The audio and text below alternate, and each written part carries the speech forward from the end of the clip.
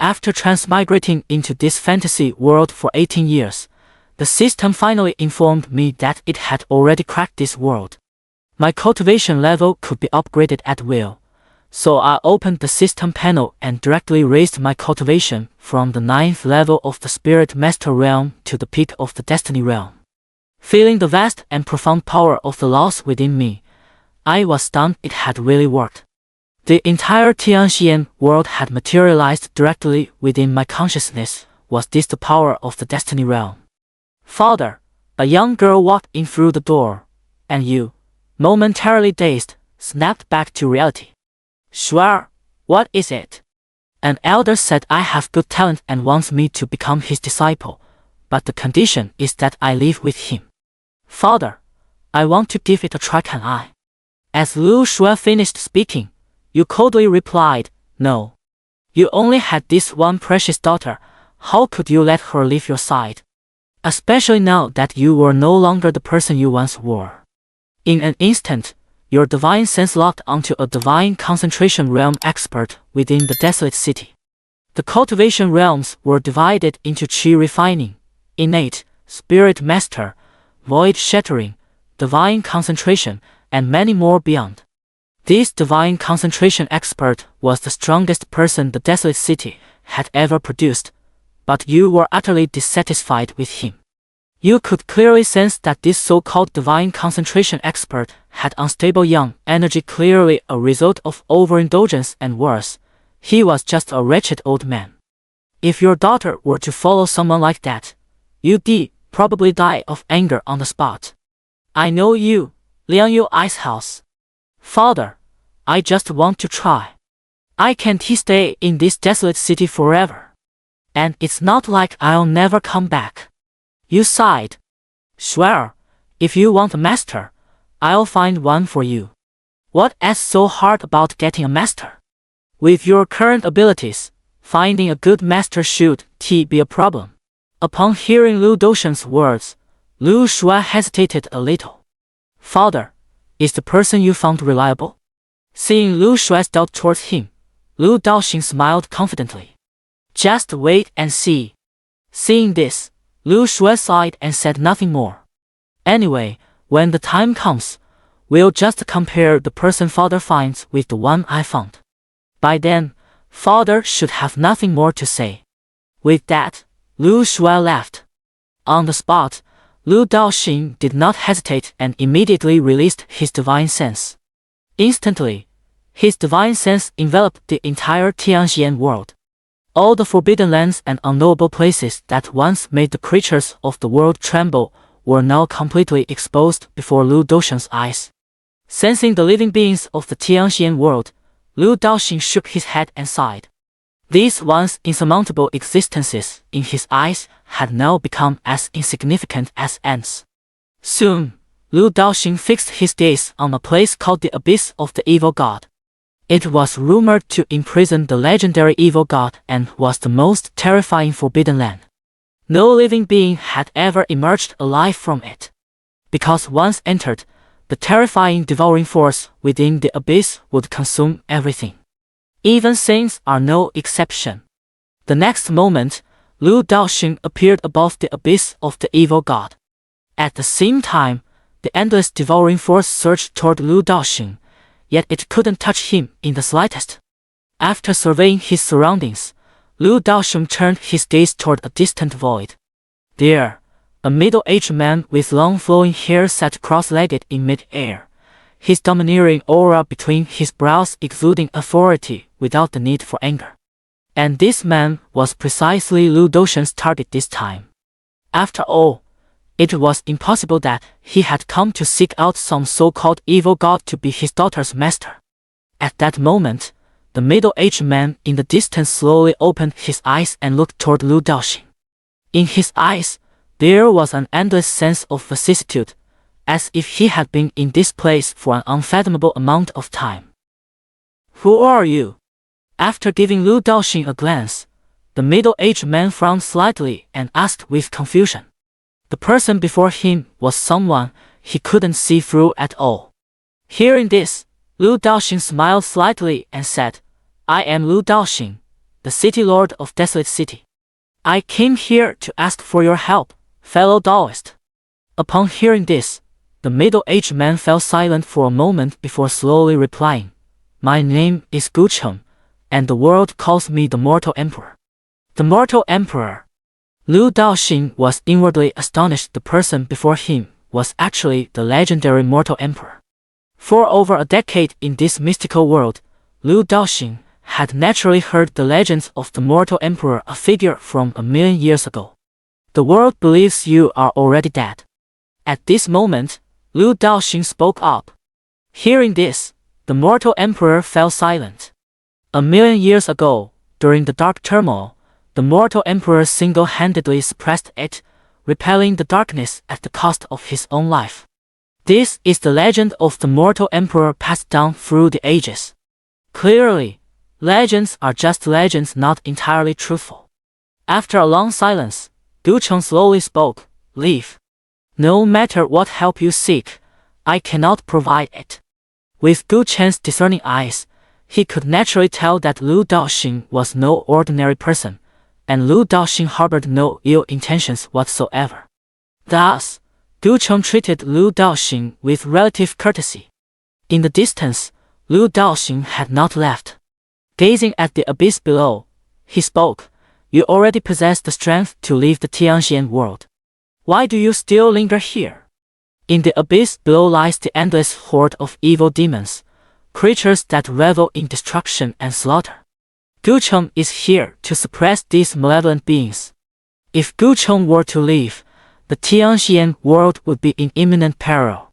It seems no one in the outside world knows of your sacrifices. At this moment, Liu Daoxing spoke up again. Alas! A heavy sigh sounded. Gu Cheng raised his head to gaze at the starry sky, his eyes filled with longing. Back then, I also thought about walking away. But if I didn't step forward, who else could? With great power comes great responsibility. I couldn't bear to watch the Xianxia world be destroyed before my eyes. Bam bam bam. Hearing this, Liu Daoxing couldn't help but start clapping. Truly worthy of being called the most promising emperor. If not for the dark turmoil back then, the current Gu Cheng would undoubtedly have achieved far more than this. At this moment, Liu Daoxing was growing increasingly appreciative of Gu Cheng. This is what my daughter's teacher should truly be like. You're the one. How about we make a deal? At this moment, Liu Daoxing said. Hearing this, Gu Cheng looked over. Liu Daoxing continued, I'll help you deal with these demons, and you come with me for a trip. How about it? Upon hearing this, Gu Cheng was stunned. Deal with these demons.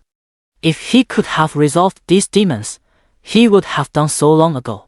But these demons cannot be killed. Once slain, they soon revive.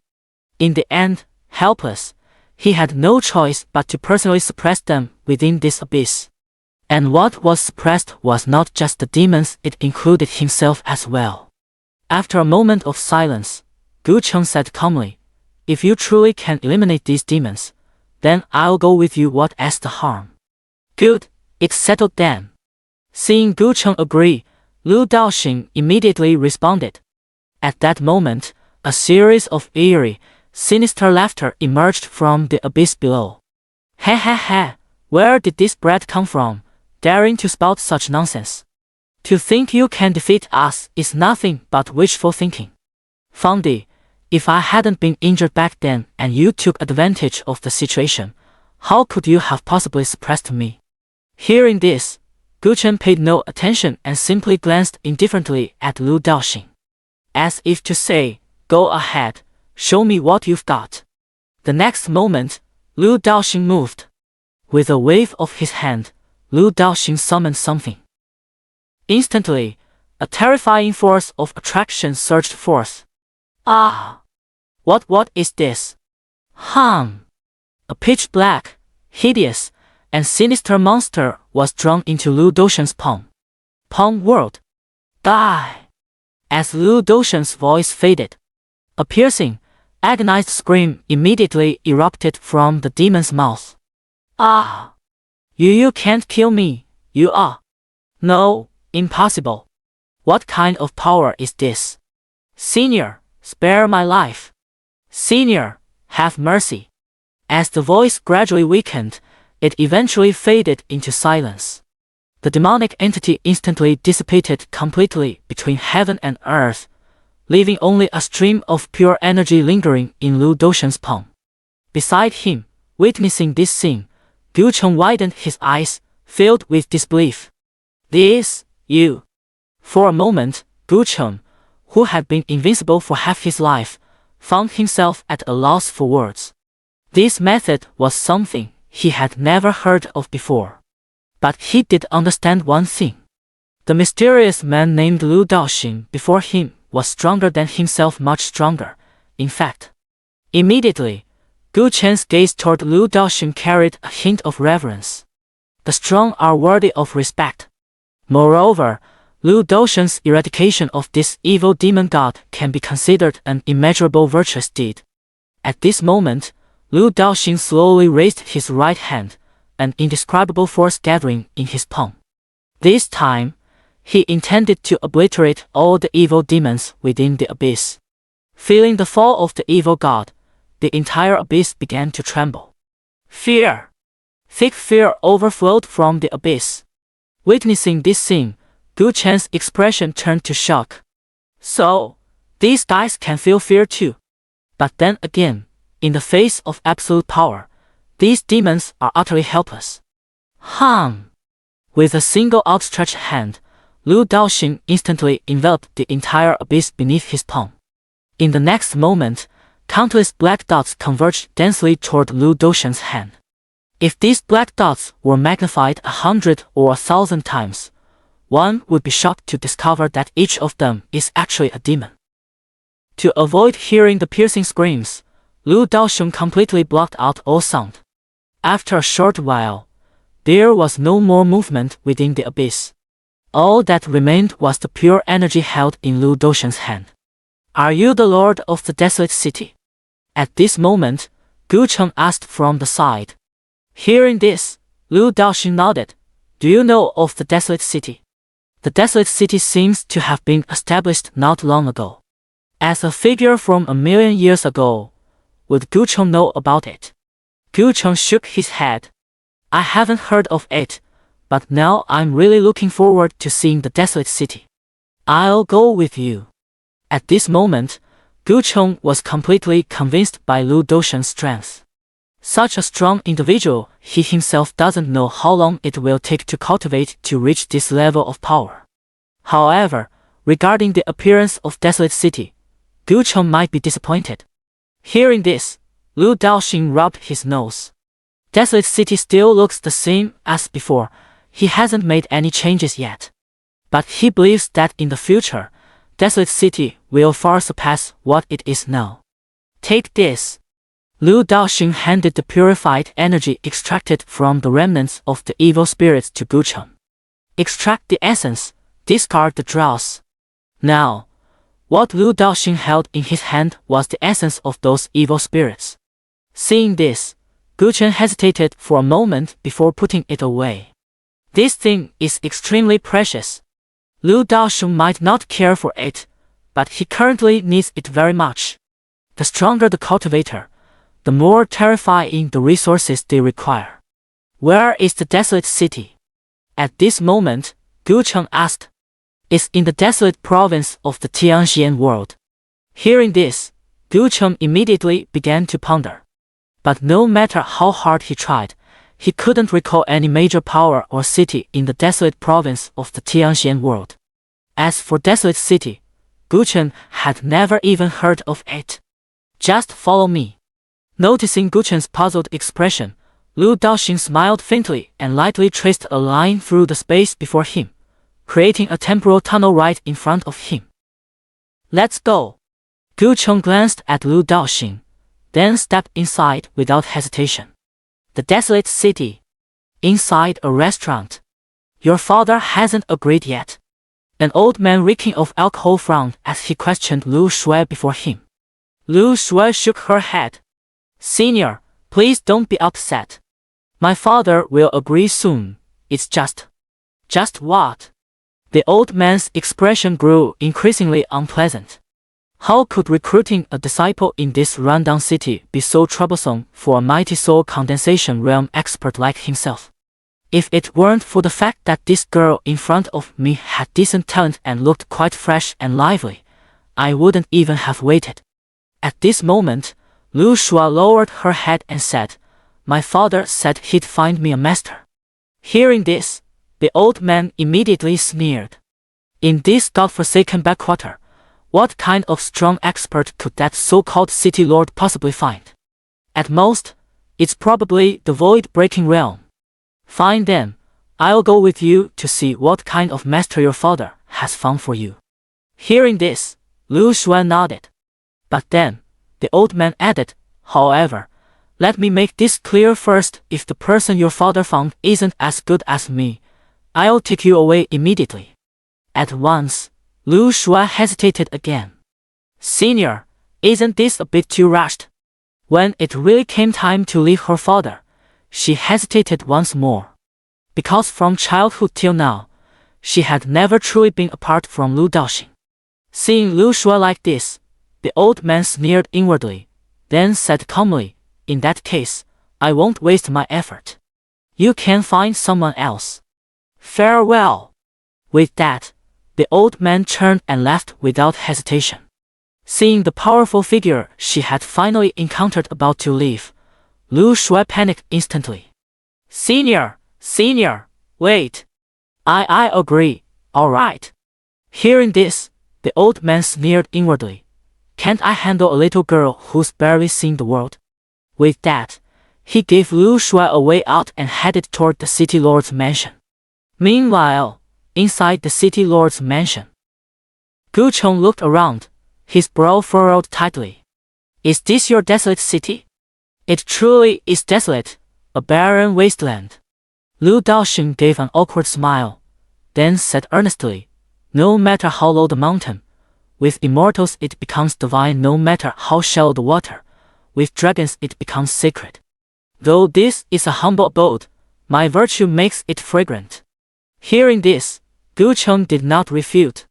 With Lu Daoxing's strength, he truly lives up to this statement.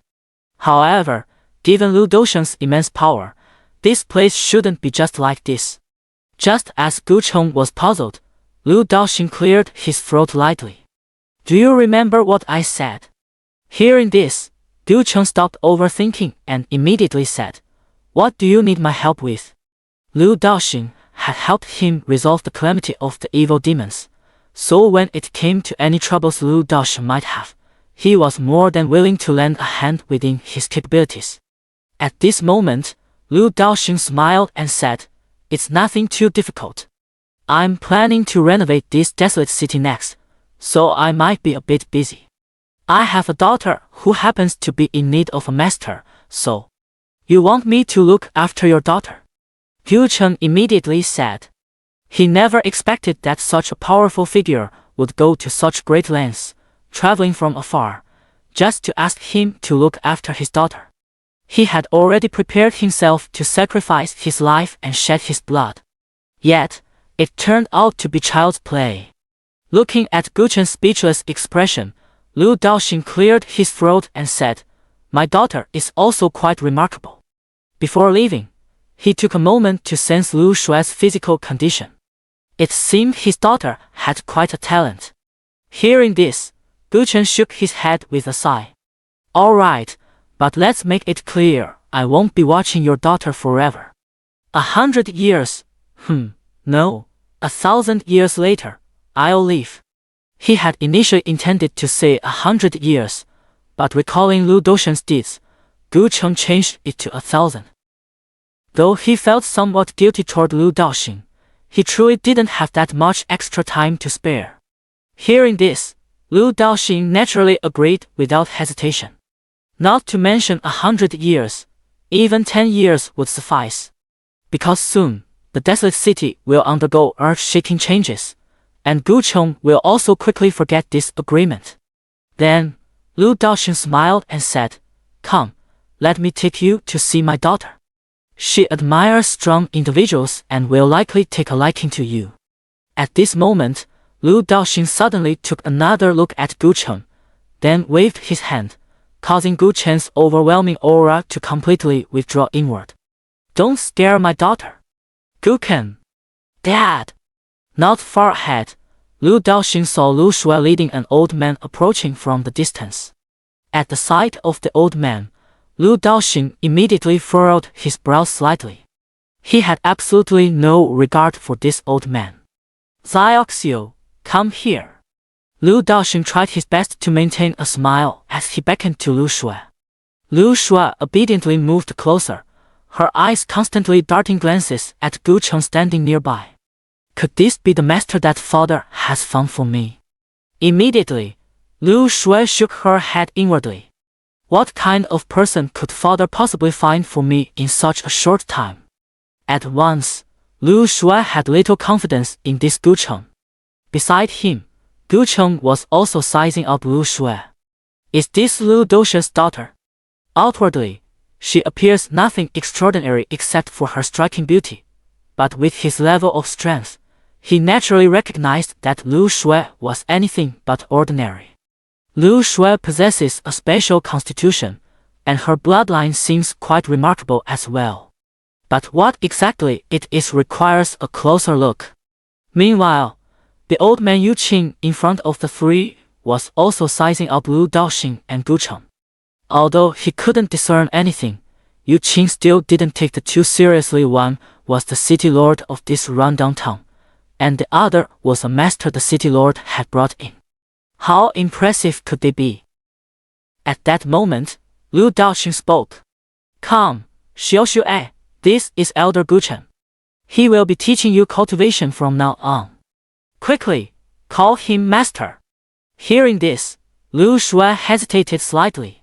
Seeing this, Lu Daoxing felt somewhat awkward. Beside them, Gu Chen's expression turned rather grim. Ever since I became an emperor, countless people have been breaking their heads to become my disciples. Yet now, a little girl who has just reached the qi refining stage is actually hesitating. Times have truly changed. At that moment, Yu Qing, standing before the three of them, sneered and said, You must be Lu Shui's father, right? This little girl has a special constitution, the rare mystic ice body. She can achieve twice the results with half the effort when cultivating ice-based techniques and martial skills. She is quite a talented genius. Not just anyone can teach her. Clearly, these words were directed at Gu Chen. Hearing this, Gu Chen immediately turned his head to look at Lu Daoxing. At once, Lu Daoxing understood the hint. Come on, Xiaoxue, these two have something to say. Let's step aside for a moment. Upon hearing this, Lu Shui was momentarily stunned. But before she could speak, Lu Daoxing simply took her away from this place. Standing in place, watching Lu Daoxing and his daughter leave, Gu Chen's gaze towards Yu Qing instantly turned ice cold. Having lived for countless years, how could he not see through the intentions of this person before him? Immediately, a terrifying pressure directly crashed down upon Yu Qing before him. You! At the last moment, Yu Qing's eyes were filled with endless fear. A moment later, inside Lu Daoxing's room in the city lord's residence, Gu Chen pushed the door open and entered. Soft! Seeing Gu Chen, Lu Daoxing smiled. Gu Chen nodded slightly without saying much, then turned his gaze to Lu Shui. This time, Lu Shui didn't hesitate and immediately stepped forward to perform the apprentice ceremony. Disciple Lu Shui pays respects to master. She might be a bit slow, but she's not stupid. She has already realized the gap between the man before her and Yu Qing. At the very least, he is stronger than Yu Qing. Besides, she wasn't particularly fond of Yu Qing to begin with. Now that there's a better option, and it's even arranged by her own father, why should she hesitate? Get up.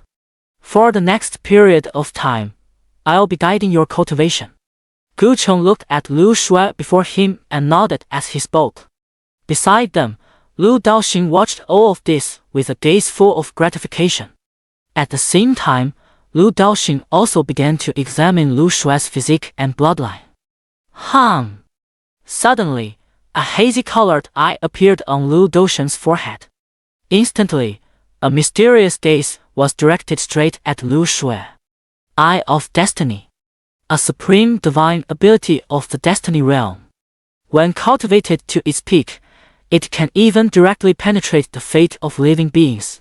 Feeling that gaze, Lu Shuai and Gu Cheng instantly felt as if they had no secrets left. Gu Cheng was fine, but Lu Shuai's face turned slightly red. After a moment, Lu Daoxing withdrew his gaze. "Dad, what were you doing just now?" Lu Shuai's face turned slightly red as she said. Hearing this, Lu Daoxing smiled and said, "It's nothing, just some minor tricks. Your father is concerned about your health." Upon hearing this, Lu Shuai merely nodded without saying anything. "All right, you may leave now. I have something to discuss with your master, Gu Cheng." Then I'll be going first, father." "Goodbye, father." "Goodbye, master." After Lu Shuai left, Gu Cheng stepped forward and said, "City Lord, did you notice her physique and bloodline?" For Lu Daoxing, Gu Cheng addressed him as City Lord. Lu Shuai's constitution was far from being as simple as the so-called profound ice body mentioned by Yu Qing. In Yu Qing's eyes, the profound ice body might be formidable, but to a powerhouse like him, it held no significance whatsoever. Hearing this, Lu Daoxing fell silent. He could tell that Lu Shuai's constitution and bloodline were extraordinary, but he couldn't pinpoint exactly what they were. He may have the strength, but his knowledge is still too lacking. When he has time in the future, he should read more books. However, even though he doesn't know, he has the all-powerful system. System. Present. Please help me examine my daughter's physical constitution and bloodline. Understood. Analyzing now. Analysis complete. Name: Lu Shuai. Constitution: Supreme Ice Spirit Body, the king among Ice-type constitutions, extremely rare, with an exceptionally high awakening difficulty requiring vast amounts of ice energy and innate Ice-type treasures to awaken. Due to its extreme difficulty, throughout the ages, only one renowned powerhouse has achieved this constitution, who once froze an entire galaxy with a mere wave of their hand. Bloodline: Nine Heavens Ice Phoenix bloodline legend has it to originate from a branch of the Phoenix clan in the Nine Heavens, the bloodline of the Ice Phoenix clan. Upon seeing the system's analysis, Lu Daoxing was instantly stunned. The physique was understandable, quite impressive. The Supreme Ice Spirit Body, which sounded incredibly powerful just by its name. But what was the deal with this bloodline? The bloodline of the Ice Phoenix clan. Where did his daughter get the Ice Phoenix bloodline? Bloodlines are inherited, he understood that much. But from whom did his daughter inherit it? Her mother's. But that didn't make sense either. Lu Daoxing clearly remembered that Lu Shuai's mother was human. How could she possibly be from the Phoenix clan? And it was even less likely to be the Ice Phoenix clan. It seems I'll need to conduct a thorough investigation in the future. At this moment, noticing Lu Daoxing's silence, Gu Cheng assumed he hadn't figured it out either and shook his head slightly. Then, Lu Daoxing finally spoke. Extreme Ice Spirit Body, Nine Heavens Ice Phoenix bloodline. Hearing this, Gu Cheng looked shocked. Although he hadn't heard of it either, it sounded impressive. Alright, from now on, I'll take care of Xiaoxiu's physique and bloodline awakening. You just focus on teaching her properly. Gu Cheng nodded, but then hesitated and said, It seems others don't know about your strengths, including your daughter. Hearing this, Lu Daoxing smiled and said, I usually keep a low profile. Wei. The next moment, Wei pushed the door open and entered. Lu Daoxing smiled and said, Arrange a place for Brother Gu Cheng to stay. Yes, City Lord. Without another word, Gu Cheng followed Wei and left. Standing in place, Lu Daoxing let out a sigh. His wife seemed quite mysterious, but he didn't mind. As long as they truly loved each other, that was enough. He would never forget those blissful times. But after all these years, she left the father and daughter to rely on each other, and Lu Daoxing still harbored some resentment in his heart. Shaking his head, Lu Daoxing stopped thinking about the woman and immediately began preparing the items needed to awaken his daughter's physique and bloodline. Now, his daughter was his everything. As for these items, they were naturally obtained from the system store. Open the system store. Instantly, a dazzling array of items appeared right before Lu Daoxing's eyes. TSK, TSK, TSK, so many good things. System, where did you get all this? Lu Daoxing muttered to himself, then began browsing through them. A massive piece of innate ice profound jade, hundreds of bottles of creation nectar, and the essence of ice. But that wasn't all. The next moment, Lu Daoxing soared into the void and made a casual gesture with his hand. Instantly, the boundless ice laws that filled the heavens and earth began to condense in Lu Daoxing's palm. Such a heaven-defying act could truly be called unprecedented and unparalleled. In mere moments, Lu Daoxing held in his hand a necklace materialized from the essence of ice laws. Finally, Lu Daoxing adorned the necklace with the essence of ice, making slight improvements that transformed it into a stunning piece of art. After examining it for a moment, Lu Daoxing smiled with satisfaction. Xiu should like it. Meanwhile, due to the significant loss of the law of ice, the Xiantian world began to experience melting glaciers and rising sea levels. And the culprit behind all this was still at home, trying to win his daughter's favor. After an unknown amount of time, Lu Daoxing returned to the city lord's mansion in the desolate city. This should be enough for Xiu to awaken her physique and bloodline. Lu Daoxing nodded, then began making preparations. First, he needed to refine the primordial profound ice jade he had obtained from the system store. A massive piece of primordial Xianbing jade appeared right before Lu Daoxing's eyes, easily dwarfing him in size. Primordial Xianbing jade is an extremely rare raw material for ice-based magical artifacts. Typically, if even a fingernail-sized fragment of primordial Xianbing jade is incorporated into an ice-based artifact, its ice power will multiply exponentially. Thus, when crafting ice-based artifacts, primordial Xianbing jade is primarily used as a supplementary material after all. It's so scarce that there's never enough to serve as the main component. And now, Lu Daoxing has a piece larger than a person. This was just Lu Daoxing buying one piece from the system store. If he had bought more, he could probably build an entire city with it. At this moment, Lu Daoxing began to work. When others craft magical artifacts or weapons, they use a forging furnace, but Lu Daoxing simply uses his bare hands. Not even a hammer is needed. As Lu Daoxing gradually exerted his strength, that massive piece of innate Xianbing jade began to transform. Boss, boss, boss. After a short while, a large vat appeared before Lu Daoxing's eyes. That's right, Lu Daoxing had crafted a giant barrel out of this piece of innate Xianbing jade. Not bad, but it seems like something's still missing. With a casual wave of Lu Daoxing's hand, a spark of spiritual intelligence emerged from the large jade ice barrel. Creating life with bare hands. Boom! Instantly, a chilling aura surged forth from within the barrel. At the same time, the temperature of the entire desolate city inexplicably dropped by a few degrees. Seeing this, Lu Daoxing quickly waved his hand to block this aura. After touching the large tub made of innate profound ice jade, Lu Daoxing nodded in satisfaction. Xiu should find it very comfortable to bathe in this. Immediately, Lu Daoxing took out those hundreds of bottles of creation nectar and poured them all in at once. Soon, the large barrel was filled to the brim with creation nectar. At that moment, in a room within the city lord's residence filled with a girlish atmosphere, Lu Shui was sitting cross-legged in meditation when Lu Doxian's voice suddenly echoed in her mind. Xianxia, come here. Father? Lu Shui opened her eyes in surprise, looking around. After a moment of silence, Lu Shui headed towards Lu Doxian's room. Inside Lu Doxian's room, with a creak, Dad, you wanted to see me? Lu Shui pushed the door open and immediately felt a bone-chilling cold.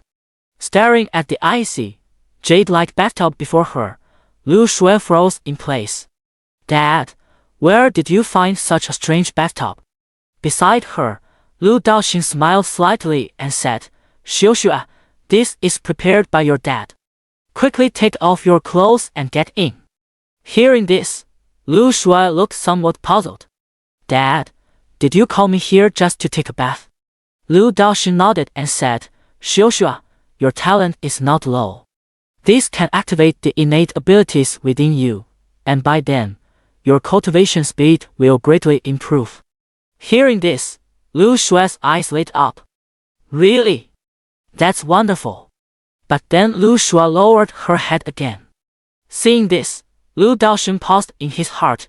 Xianxia, what's wrong? Lu Shui slowly said, Dad, are you hiding something from me? During this period, Lu Daoxing had undergone significant changes. As his daughter, how could she not notice? Something must have happened to her father. But now, her father was keeping it from her, which made her very uncomfortable. Hearing Lu Shui's words, Lu Daoxing paused, remained silent for a moment, and then said, Swear, there are indeed some things I haven't told you. Alright then, go take your bath first. After you finish bathing and awaken the talent within you, I'll tell you. Hearing this, Lu Shui nodded and said, Alright, Dad, you said it yourself, don't lie to me. Of course, when have I ever lied to you? Lu Daoxing then gave a few instructions, telling her not to leave the mystic ice jade tub, before stepping outside to wait by the door. He was determined to stay by Lu Shui's side, but since his daughter was already grown, it was naturally inappropriate for him to stay nearby while she bathed. But with just a door between them, for someone as strong as him, it made no difference. Moments later, Lu Shui plunged into the Xianbing jade barrel with a splash. At the same time, Lu Daoxing outside the door began to activate the Xianbing jade barrel. Responding to Lu Daoxing's command, the Xianbing jade barrel immediately emitted a chilling, bone-piercing cold.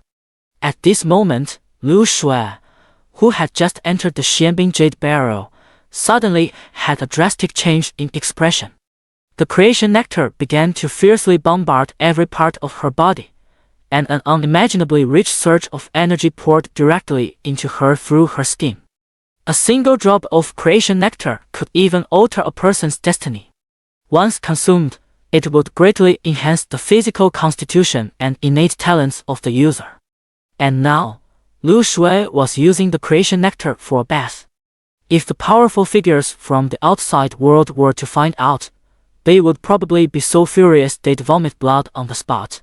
Sensing the abnormality within her body, Lu Shui immediately panicked and sat cross-legged on the ground, desperately trying to suppress the turmoil inside. But even so, Lu Shui's cultivation level began to surge uncontrollably. 6th level of Qi refining stage. Qi refining stage, 7th layer. Qi refining stage, 8th layer. Lu Shui effortlessly broke through to the innate realm, and her cultivation growth still showed no signs of stopping. Finally, Lu Shui's cultivation reached the peak of the spirit master realm. Before she could react, Lu Shui sensed something unusual again. Cold, so cold, extremely cold. Logically, cultivators usually aren't afraid of the cold, let alone someone like her who had already reached the spirit master realm. Yet now, she was shivering uncontrollably from the freezing temperature. Dad! As the temperature continued to drop, Lu Shui finally couldn't hold back and called out for her father. Outside the door, looking at his daughter's pained expression, Lu Daoxing felt deeply moved but still said, Xianxia, hold on. As long as you persevere, you'll never fear the cold again." Hearing Lu Doushen's words, Lu Xue nodded, but the agonized expression on her face remained unchanged, her entire body trembling uncontrollably from the cold. The bone-chilling cold continued to assault every inch of Lu Xue's body. I can't take it anymore, Dad. I really can't." Lu Xue's mouth was emitting cold air, and the tears streaming down her cheeks instantly turned into ice crystals, her entire body trembling uncontrollably. Seeing Lu Xue in such a state, Lu Daoxing felt his heart shatter. As someone who doted on his daughter dearly, he couldn't bear to watch any longer and immediately moved to push open the door to pick her up. Just then, a figure appeared before him, blocking his path. "City Lord." Gu Chen stood in front of Lu Daoxing and spoke to him. "City Lord, Lu Xue will be fine. The reason for this is that her constitution has reached a critical moment of awakening. If we give up now, she will never awaken again. Do you want to protect her for the rest of her life?" Hearing this, Lu Daoxing immediately calmed down. He was well aware of all this, but seeing his daughter in such agony, how could he, as a father, hold back? At worst, he would protect her for a lifetime. Could he not do that with his current self? Just then, Lu Xue's voice came from inside the room again. "Dad, I'll endure a little longer. I can do it." She had also heard Gu Chen's words. Whatever preparations her father had made couldn't have been easy, and she couldn't let down his expectations. "So what if it's cold? At worst, I'll freeze to death." Watching Lu Xue's sensible demeanor, Lu Doushen's eyes slightly reddened as he murmured to himself, "Truly worthy of being Lu Doushen's daughter." Then, hardening his heart, he turned his head away and refused to look any longer. As if struck by a thought, Lu Daoxing pulled Gu Chen to his side as well. It was unclear how much time had passed when a pain scream suddenly erupted from inside the room. The next moment, a surge of cold air, even more frigid than the ice jade barrel, rushed violently out from within the room. In an instant, the entire city lord's mansion turned into an ice sculpture. At the same time, the cold air continued to spread, moving toward the city. Seeing this, Lu Daoxing waved his hand, and all the cold air instantly dissipated, restoring peace to the scene. "Is it snowing?"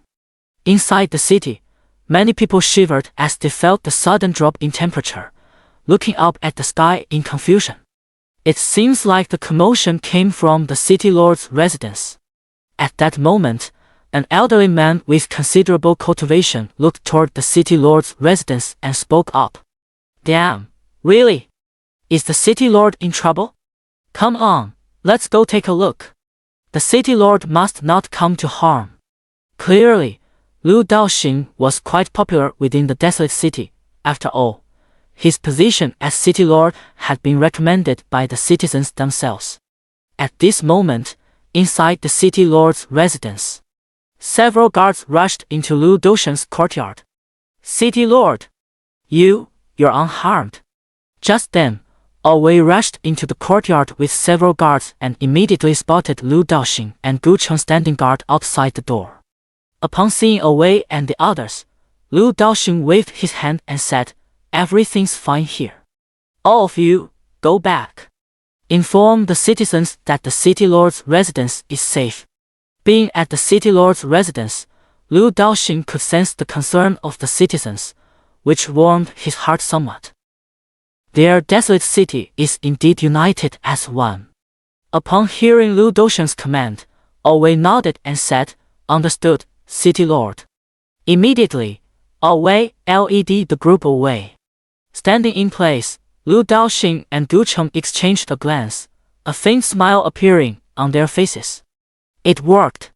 Yet as soon as the words were spoken, a phoenix cry echoed from within the house, resounding through heaven and earth. The next moment, an ethereal phantom of an ice phoenix gradually emerged above the city lord's residence. Simultaneously, the entire world began to tremble violently, as boundless spiritual energy from all corners of the Xian world converged toward the direction of Desolate City. Immediately afterwards, a bone-chilling cold surged from the Ice Phoenix's body. With a single flap of its wings, the entire barren state except for Barren City was instantly plunged into an ice age.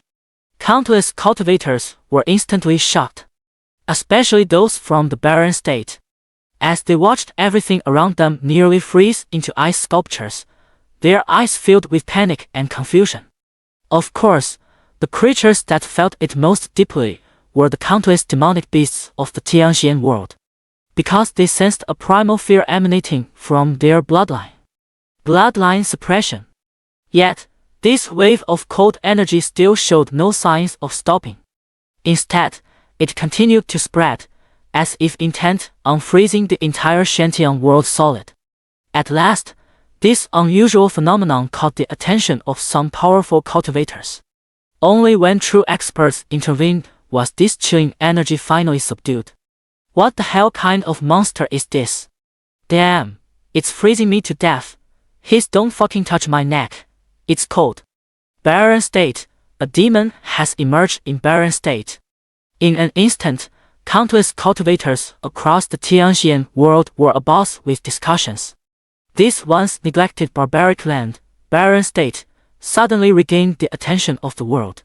Immediately, numerous powerful figures rushed straight toward the direction of barren state.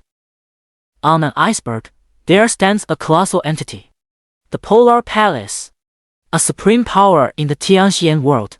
With just a single stomp, the entire Xianxia world trembles thrice. In the hall, an incomparably beautiful woman with a bone-chilling coldness gazed toward the desolate state and said icily, "Investigate for me. No matter who she is, she can only be my disciple." "Yes, Hall Master." Elsewhere, within a frigid abyss, a pair of enormous eyes slowly opened, captivating and chilling. The Ice Phoenix bloodline has our Lord descended. A hoarse voice slowly sounded. The next moment, it slowly rose to its feet and, with a tremendous dragon's roar, soared into the sky, reaching the highest heavens. Its body stretched for thousands of miles, covering the entire sky and earth. Terrifying waves of draconic might continuously poured forth from its body. It was actually a real dragon. 3 million years ago, he was punished by the powerful elders of his clan for committing a mistake and was left in the dragon-suppressing valley of the Xianxia world. Wait for the one who possesses the bloodline of the Ice Phoenix, then return to the dragon clan with them. These were the words left to him back then. And that person with the Ice Phoenix bloodline was his savior. He had once sworn an oath that whoever possessed the Ice Phoenix bloodline, no matter who it was, he would acknowledge them as his master. 3 million years had passed, and now, at last, he could return. In an instant, Ao Qing's gaze pierced through the endless void, directly fixed on the direction of the desolate province, before he soared away. Inside the city lord's mansion of the desolate city, Lu Daoxing looked at the phenomenon before him and shook his head. The commotion was quite significant, and this was merely the phenomenon of the Ice Phoenix bloodline awakening. The awakening phenomenon of the extreme ice spirit body was suppressed by him. If he didn't stop it, the awakening of the extreme ice spirit body could even freeze the entire Xianxia world. However, what surprised him was that the Ice Phoenix bloodline was activated by the awakening of the extreme ice spirit body. The two complemented each other. Perfect awakening, not bad. In the end, Lu Daoxing slowly praised. The pained expression from earlier had already vanished without a trace. By now, Lu Shue's innate constitution and bloodline had fully awakened, and her path of light had officially begun. A moment later, the door opened. Lu Shue slowly walked out of the house after getting dressed. "Father, Master." Upon seeing Lu Daoxing and the other person outside the door, Lu Shue revealed a faint smile. At this moment, Lu Shue's demeanor had undergone a dramatic transformation. Even with just a slight approach, One could feel the bone-chilling cold emanating from her. Ordinary people probably couldn't even stand being near Lu Shui. Lu Daoxing and the other nodded. Then Lu Daoxing asked, Shuer, how do you feel? Father, it really doesn't feel cold anymore. Just moments ago, she had been suffering from the intense cold, but in the next instant, the sensation of coldness vanished without a trace, replaced instead by a feeling of great comfort. Hearing this, Lu Daoxing smiled and said, Good that you're not cold anymore. At this moment, Lu Shui looked at Lu Daoxing and hesitated before saying, Father, I have many questions now. Hearing this, Lu Daoxing gave a helpless smile. Then his expression turned serious. Xianxia, you're 16 now, and I won't hide anything from you anymore. Actually, your father is a peerless powerhouse. A peerless powerhouse? So Dad, were you just pretending to be weak all this time? Lu Shui said somewhat speechlessly.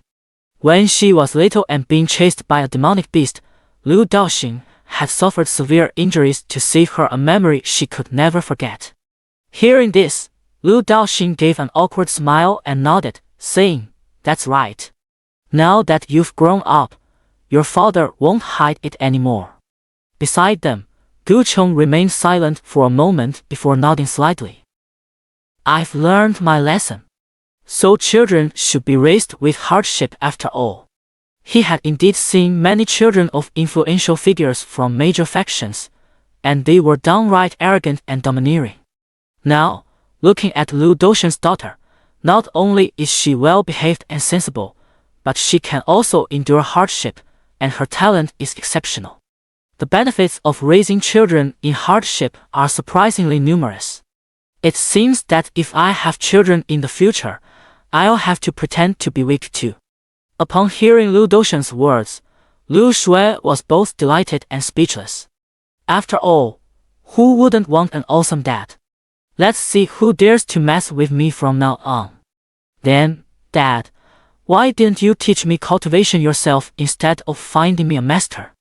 Lu Shui thought of this matter and then glanced at Gu Chong beside her, somewhat puzzled.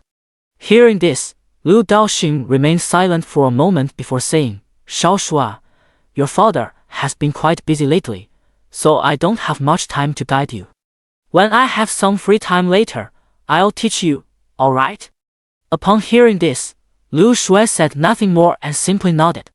All right, Xiaoxue, you go ahead and focus on your cultivation for now. Your father has some matters to attend to.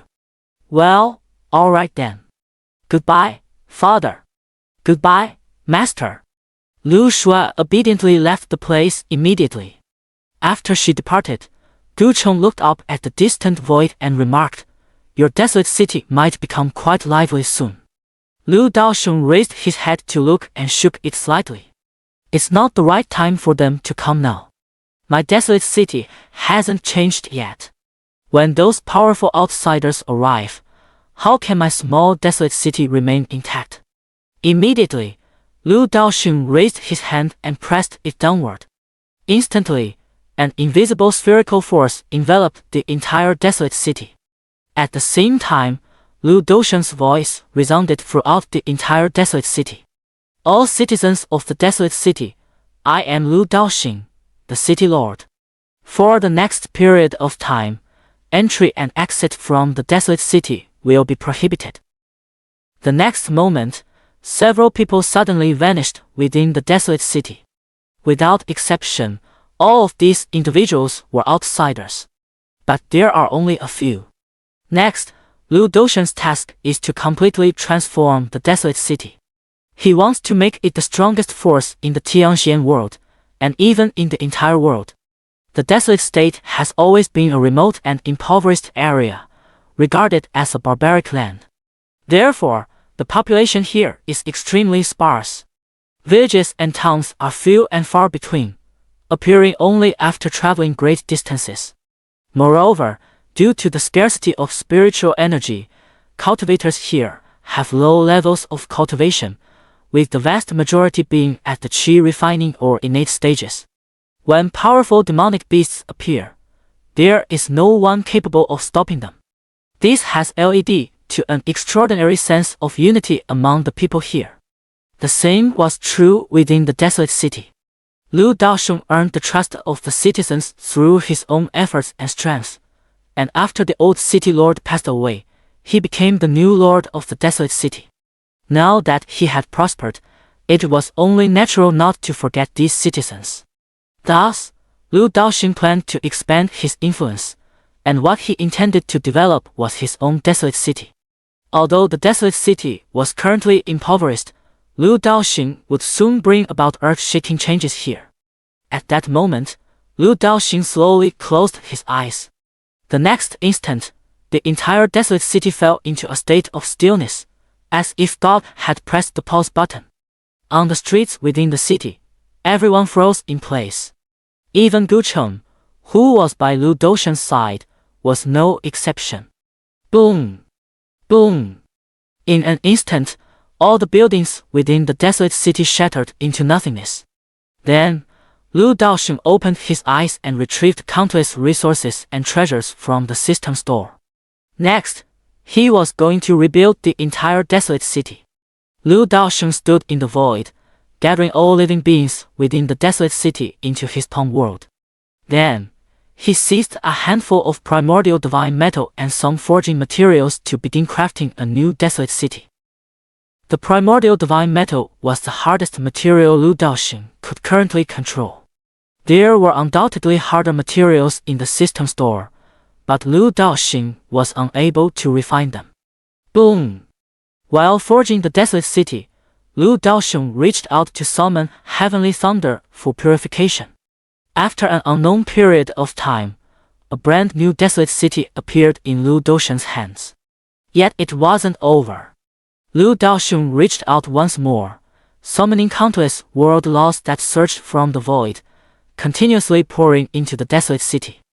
Instantly, the entire desolate city radiated golden light, containing boundless space within. Now, this new desolate city was not only indestructibly sturdy, but also imbued with world laws. Though it appeared no larger than a city, its interior could encompass an entire world. The entire desolate city was majestic and exuded an overwhelming aura.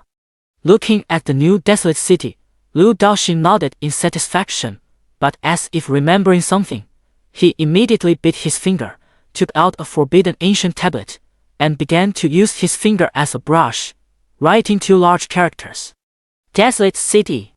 Instantly, the aura of the forbidden ancient tablet surged violently, and waves of terrifying pressure emanated from within it, causing the entire sky and earth to tremble intensely.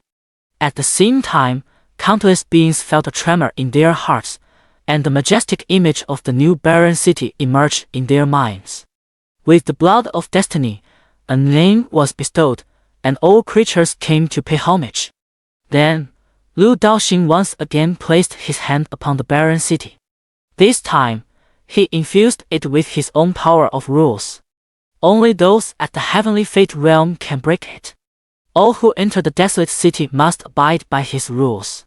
Now, this desolate city is enough to shake the heavens. Lu Daosheng smiled faintly. Throughout ancient and modern times, and into the future, there is likely no second person capable of building such a grand city on such a monumental scale. Boom! Where the desolate city once stood, a new city had emerged, yet its name remained unchanged: Desolate City. With the city in place, we can't leave its interiors empty. Lu Daosheng murmured to himself before starting to ransack the system store. In no time, giant trees and towering spires began to appear within the city center, right in the heart of the city lord's residence. Tree of Life, Chaos Ancient Tree, Soul of Life Divine Tree, Tower of Babel, Demon God Tower, Space-Time Divine Tower, followed by some other peculiar and bizarre objects. These are nearly all legendary treasures from ancient myths. And now, they have all appeared in the same place, the desolate city. Yet even after completing these tasks, it was not over. Lu Daosheng then dug a canal that ran through the entire desolate city. A meandering river thus appeared within the desolate city. a river composed of creation nectar. Its source flows from within the city lord's residence, all the way into the chaotic void. Clapping his hands, Lu Daoxing slowly let out a sigh of relief. Now, this desolate city can be considered fully completed. Next, it's time for his citizens to focus on their cultivation. Immediately, Lu Daoxing returned everyone to the city of New Wasteland. Snap! Lu Daoxing snapped his fingers, and instantly, everyone snapped back to full awareness. How? Why do I feel a bit strange? Suddenly I feel refreshed and clear-headed. Holy crap! Why are there so many more trees in the city lord's mansion all of a sudden? Not just trees, there are also a lot of towers. At this moment, the recovered members of the desolate city all exclaimed in astonishment.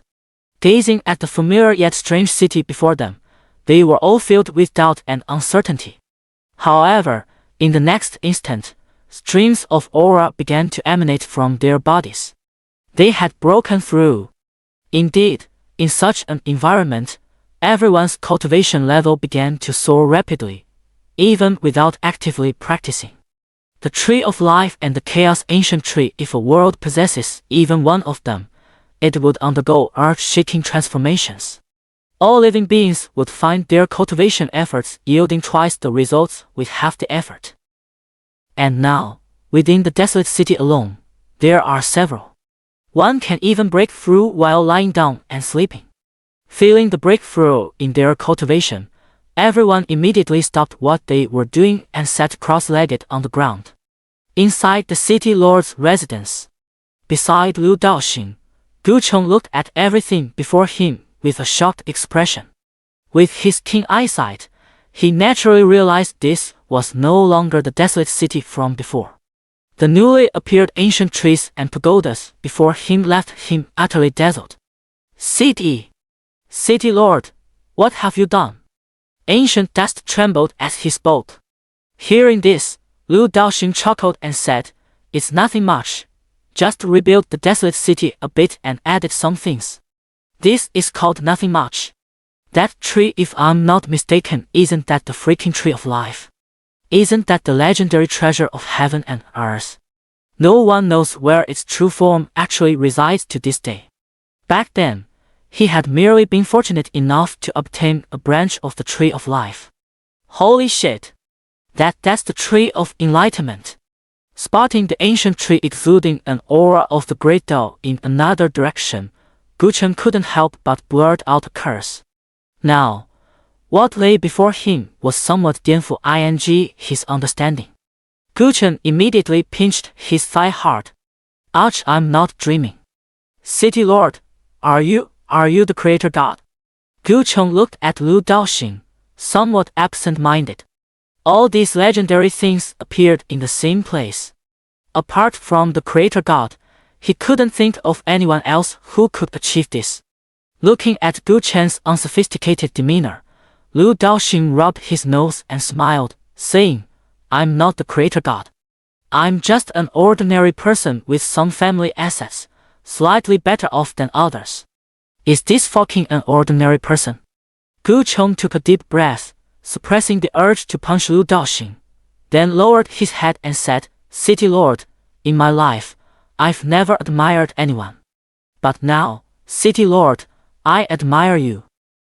At that moment, a cracking sound came from within Gu Chen's body. Having lingered at the Great Emperor realm for nearly 1,000,000 years, Gu Cheng finally took another step forward. Ascended to the Heavenly Emperor realm. Instantly, Gu Chen's aura began to surge wildly, and waves of pressure unique to the Heavenly Emperor realm erupted from his body like a tide. In mere moments, the expressions of everyone within the desolate city drastically changed. Standing in place, Gu Cheng was momentarily stunned before bursting into hearty laughter. He looked up at the sky, then turned his head and said, "City Lord, I'll trouble you." Hearing this, Lu Daoxing smiled faintly and waved his hand, causing a gap to suddenly appear above the desolate city. "Go ahead." "Thank you, City Lord." The next moment, Gu Cheng soared into the sky, flying up into the void. At the same time, the entire Xianxia world began to hum and tremble. Countless ancient monsters who had been in deep seclusion were startled awake by this anomaly. As they watched the aura of the great doll in the void of the Xianxia world continuously converging toward a single direction, their expressions were filled with utter shock. Is someone attempting to prove the Heavenly Emperor's doll? How is this possible? The Xianxia world hasn't seen a Heavenly Emperor realm cultivator in countless ages. After the initial shock, those old monsters were already in tears.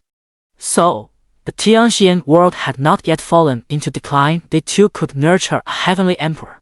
With just a slight sensing, they confirmed the location of the mysterious powerhouse who had attained the Heavenly Emperor's doll. That was the direction of the desolate province.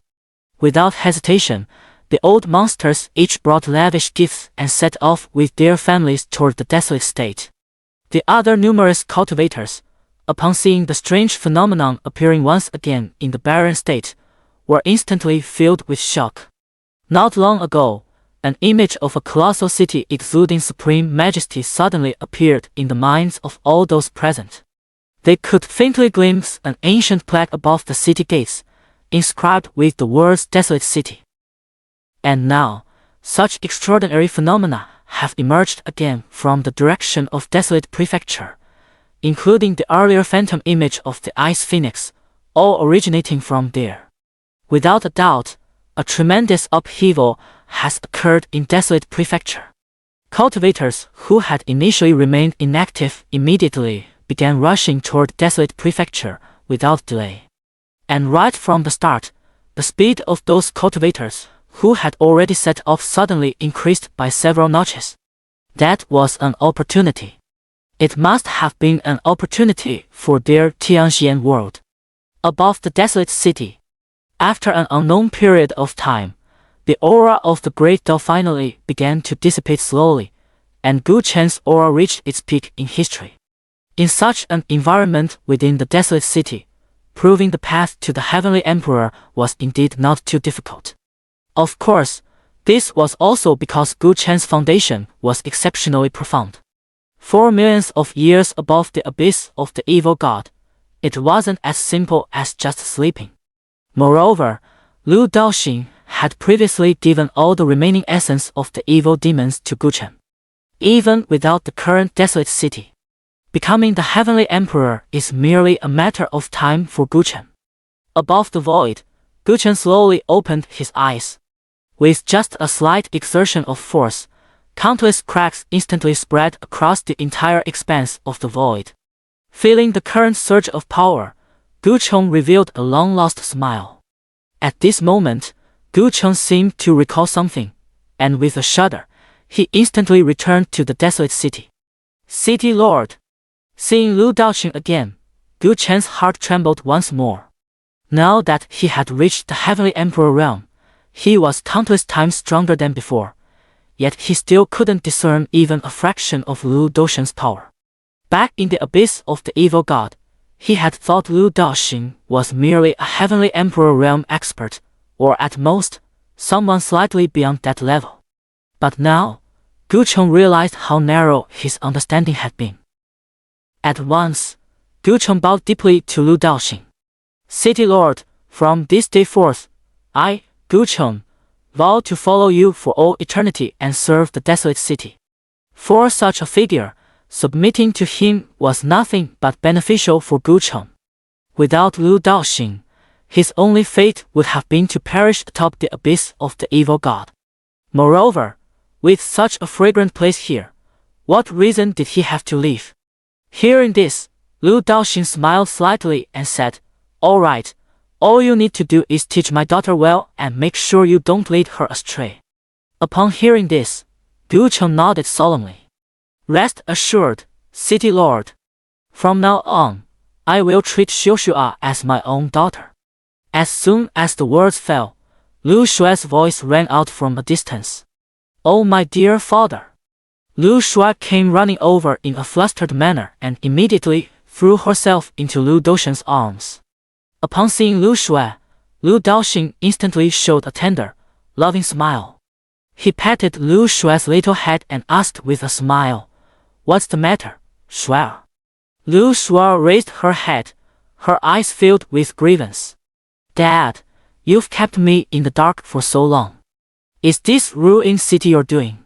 Hearing this, Lu Daoxing was puzzled but nodded and said, "Yes, it was me, your dad." Upon hearing this, Lu Shuai snorted lightly and said, "You're far more than just a peerless powerhouse. Dad, you..." "What? Dad, you're not one of those legendary sages, are you?" A sage that was a being of legend, the most powerful existence she could imagine. Hearing this, Gu Cheng, who was standing nearby, chuckled and said, "Xianxia, don't tease your father like that. What's with the sarcasm? What did I do?" Upon seeing Gu Cheng, Lu Shuai immediately toned it down a bit, but her expression remained pitiful. Seeing Lu Shuai like this, both Lu Daoxing and Gu Cheng burst into laughter. "Xiao Shuai, your father is far better than any so-called sage. But how much stronger, he didn't know. Even before he had proven himself as the Heavenly Emperor, he could already handle a saint with just one hand."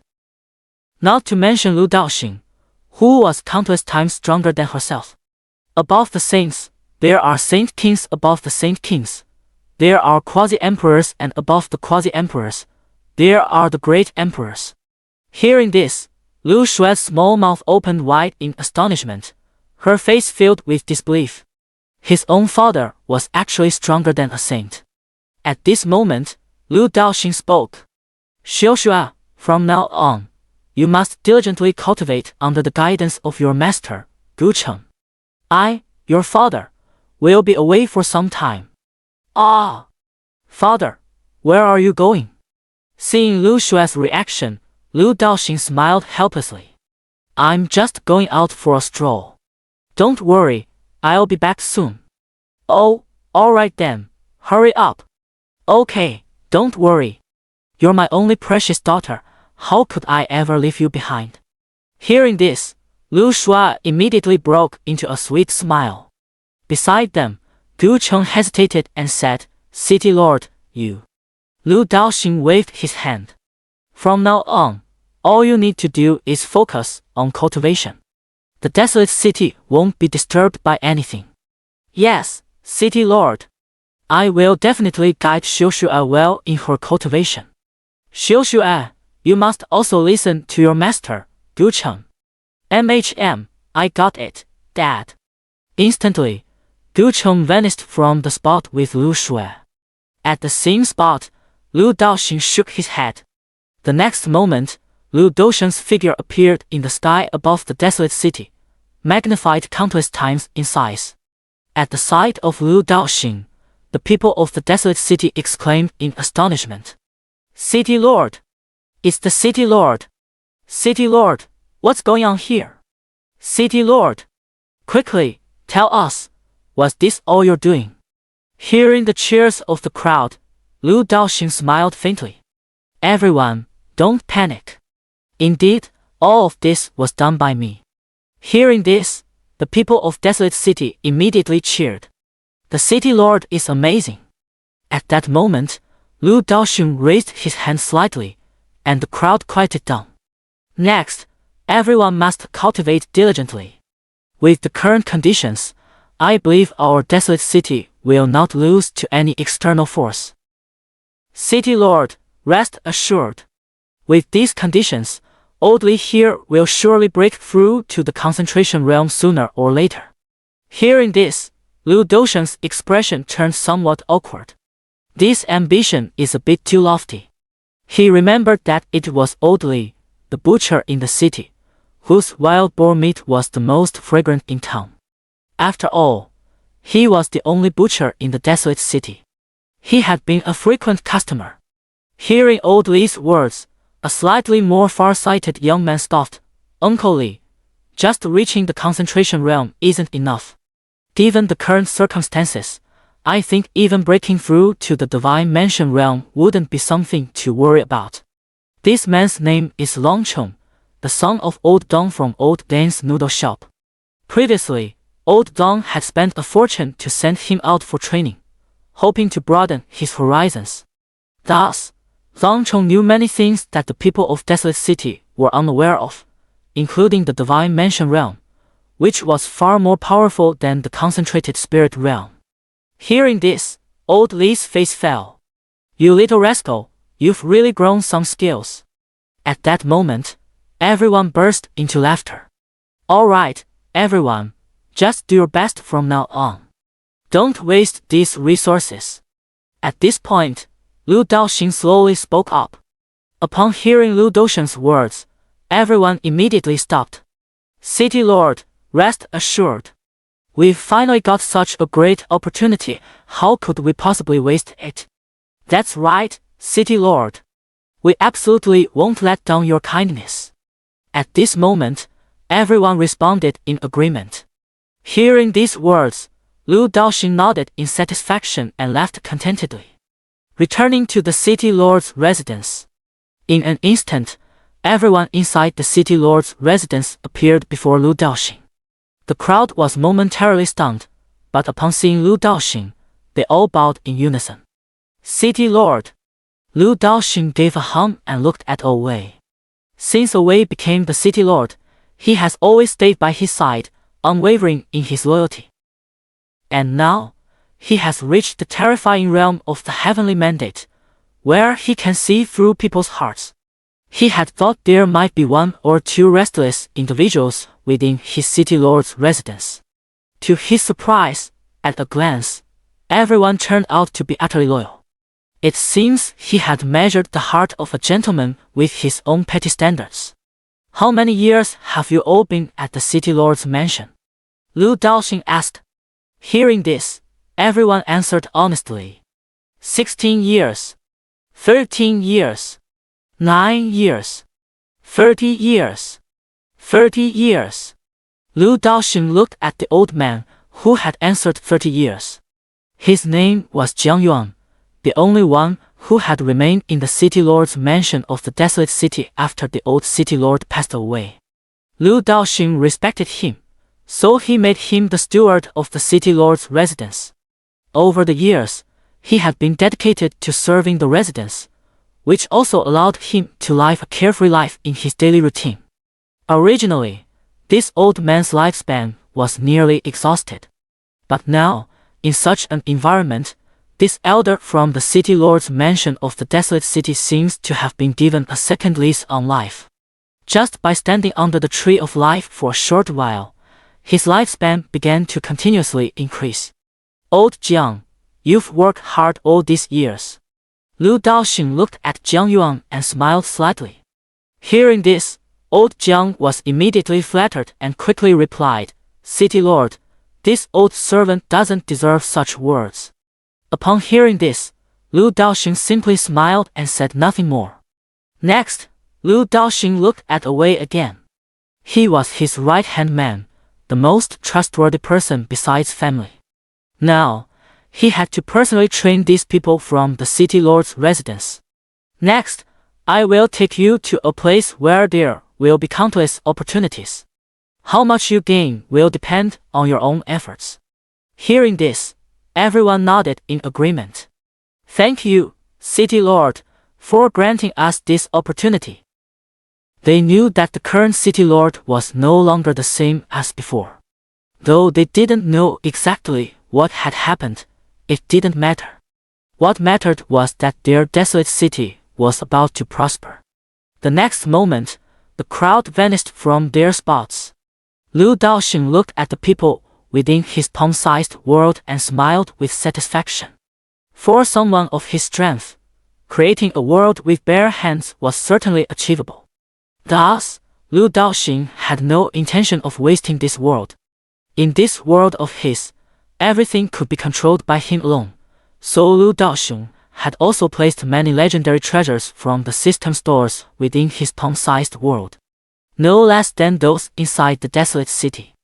After all, this is prepared for trusted confidence, so it certainly can't be too casual. After preparing all this, Lu Daoxing took one last look at the current desolate city, ensuring there was nothing left behind. then turned and left. He intended to rebuild the desolate city, transforming it into the most powerful force, a monumental city that would stand through the ages. That person was definitely indispensable. Previously, the desolate city, including the Lord's mansion, had fewer than 100 people in total. As a supreme power, having no followers would be quite embarrassing. No matter how strong one is, it's impractical to handle everything personally. Therefore, Lu Daoxun decided to venture outside to seek and nurture individuals with potential. This is precisely the reason why Lu Daoxun needed to leave the desolate city for a period of time. Meanwhile, outside the desolate city, at this moment, countless cultivators with formidable auras had completely surrounded the desolate city. Yet, no matter how they attacked, none of their methods could break through the protective barrier enveloping the city. They could only see a vague, massive city inside through this protective membrane. A faint golden glow was vaguely visible within. Who can tell me what in the world is going on here? At that moment, an old man in the crowd suddenly shouted loudly. Hearing this, someone was about to retort but immediately sensed the old man's Divine Mansion Realm aura. Divine Mansion Realm. That's a top-tier powerhouse in the Xianxian world. Better not mess with him, better not. Senior, we are also newcomers to this place and are equally unaware of the mysteries surrounding this city. At this moment, a young man dressed in luxurious attire spoke politely. Hearing this, the old man snorted coldly and said, "Who is in charge here? How can they not know about such a massive city that appeared out of nowhere? Indeed, shouldn't the person in charge here already know?" Everyone immediately thought of this and began searching in unison. As the saying goes, many hands make light work. In no time at all, a somewhat timid middle-aged man was pushed to the front of the crowd. Seeing this middle-aged man, the old man frowned slightly. "You are the person in charge of this area. In other words, the strongest in this region. After all, no matter how barren the wasteland city is, it wouldn't be ownerless." However, this middle-aged man only had the cultivation level of the peak of the void-shattering realm, which made everyone look down on him. Truly a barbaric land. The middle-aged man smiled bitterly and said, "Senior, I don't know either. There was indeed a city here originally, called the Desolate City, but that desolate city was small and dilapidated, nothing compared to this mysterious giant city before us. As for the rest, I have no idea." At this moment, everyone present was a cultivator from major regions, and those with higher cultivation levels than himself were everywhere. Even he, who was usually arrogant and domineering in the desolate province, was now trembling in fear. As for this suddenly appearing mysterious giant city before his eyes, he had no idea what was going on either. Just then, someone suddenly exclaimed, "I remember now. This mysterious giant city seems to be called the Wasteland City." Hearing this, the crowd immediately recalled. Then, they were all struck with astonishment. The image of that mysterious giant city previously appeared in everyone's minds, known to all. Just a slight recollection brought to mind the two large characters above the city gate. The Desolate City. And now this fellow mentions that there was originally a city here called the Barren City, making it hard not to associate the two cities with some connection. Could it be that this is the same city? But didn't that guy say the previous Desolate City was small and shabby? Hey, do you remember who the original lord of that Desolate City was? Hearing this, the middle-aged man paused for a moment before replying, I remember. Oh. Then speak quickly." The crowd also turned their gaze toward the middle-aged man. If they could find out who the city lord was, perhaps they could uncover some clues.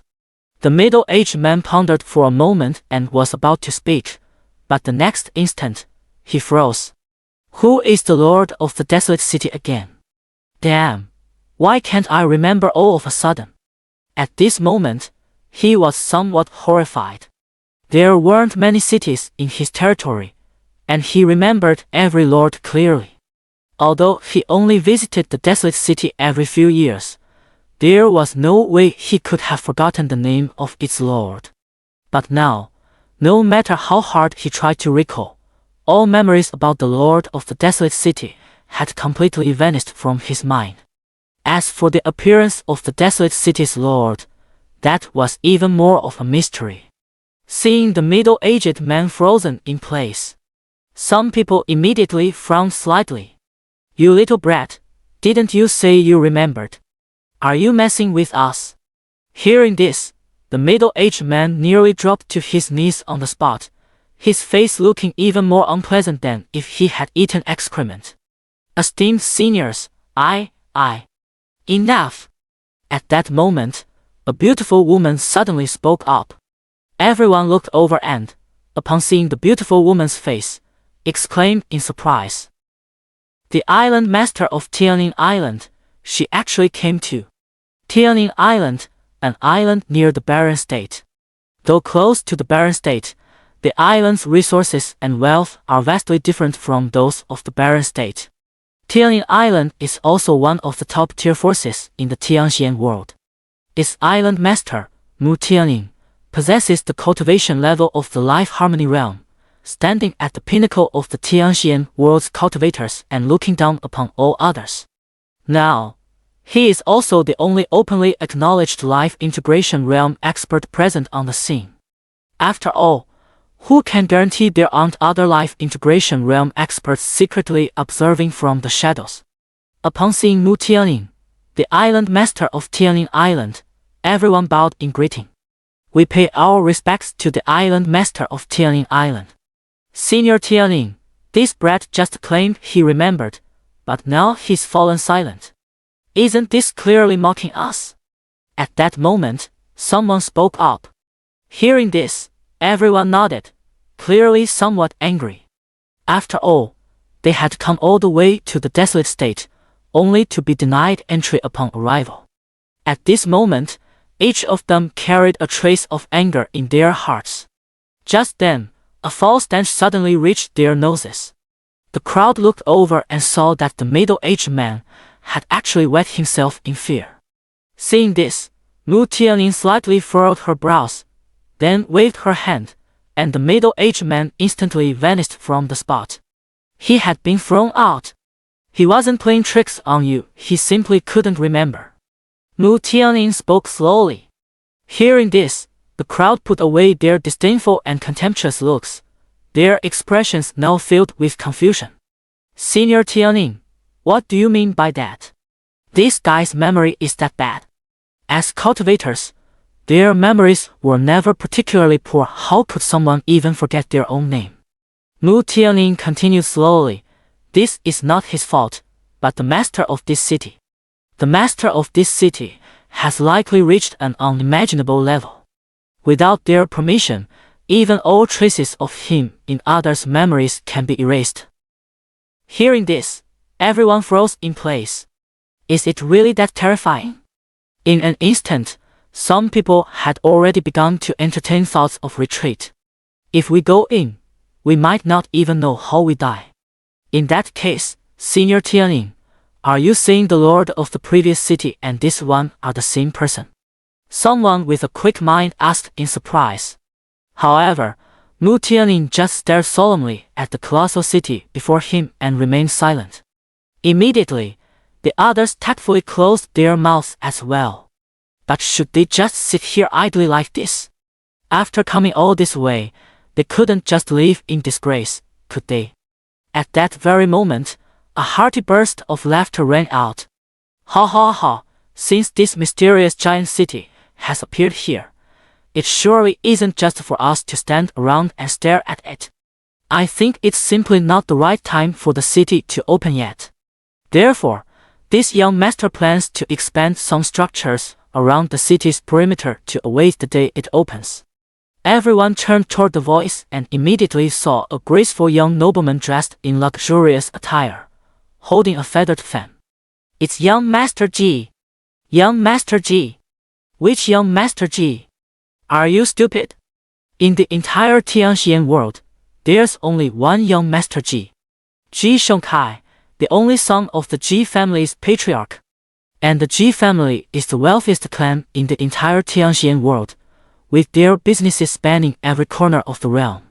His strength is unknown, but everyone knows he is very rich, extremely rich. As the future heir of the Ji family, Ji Shengkai possesses exceptional business acumen. Shortly after arriving here, he quickly detected a significant business opportunity.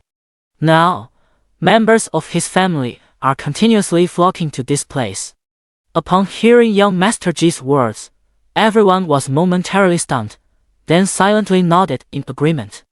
If it were someone else speaking, they would have dismissed it outright.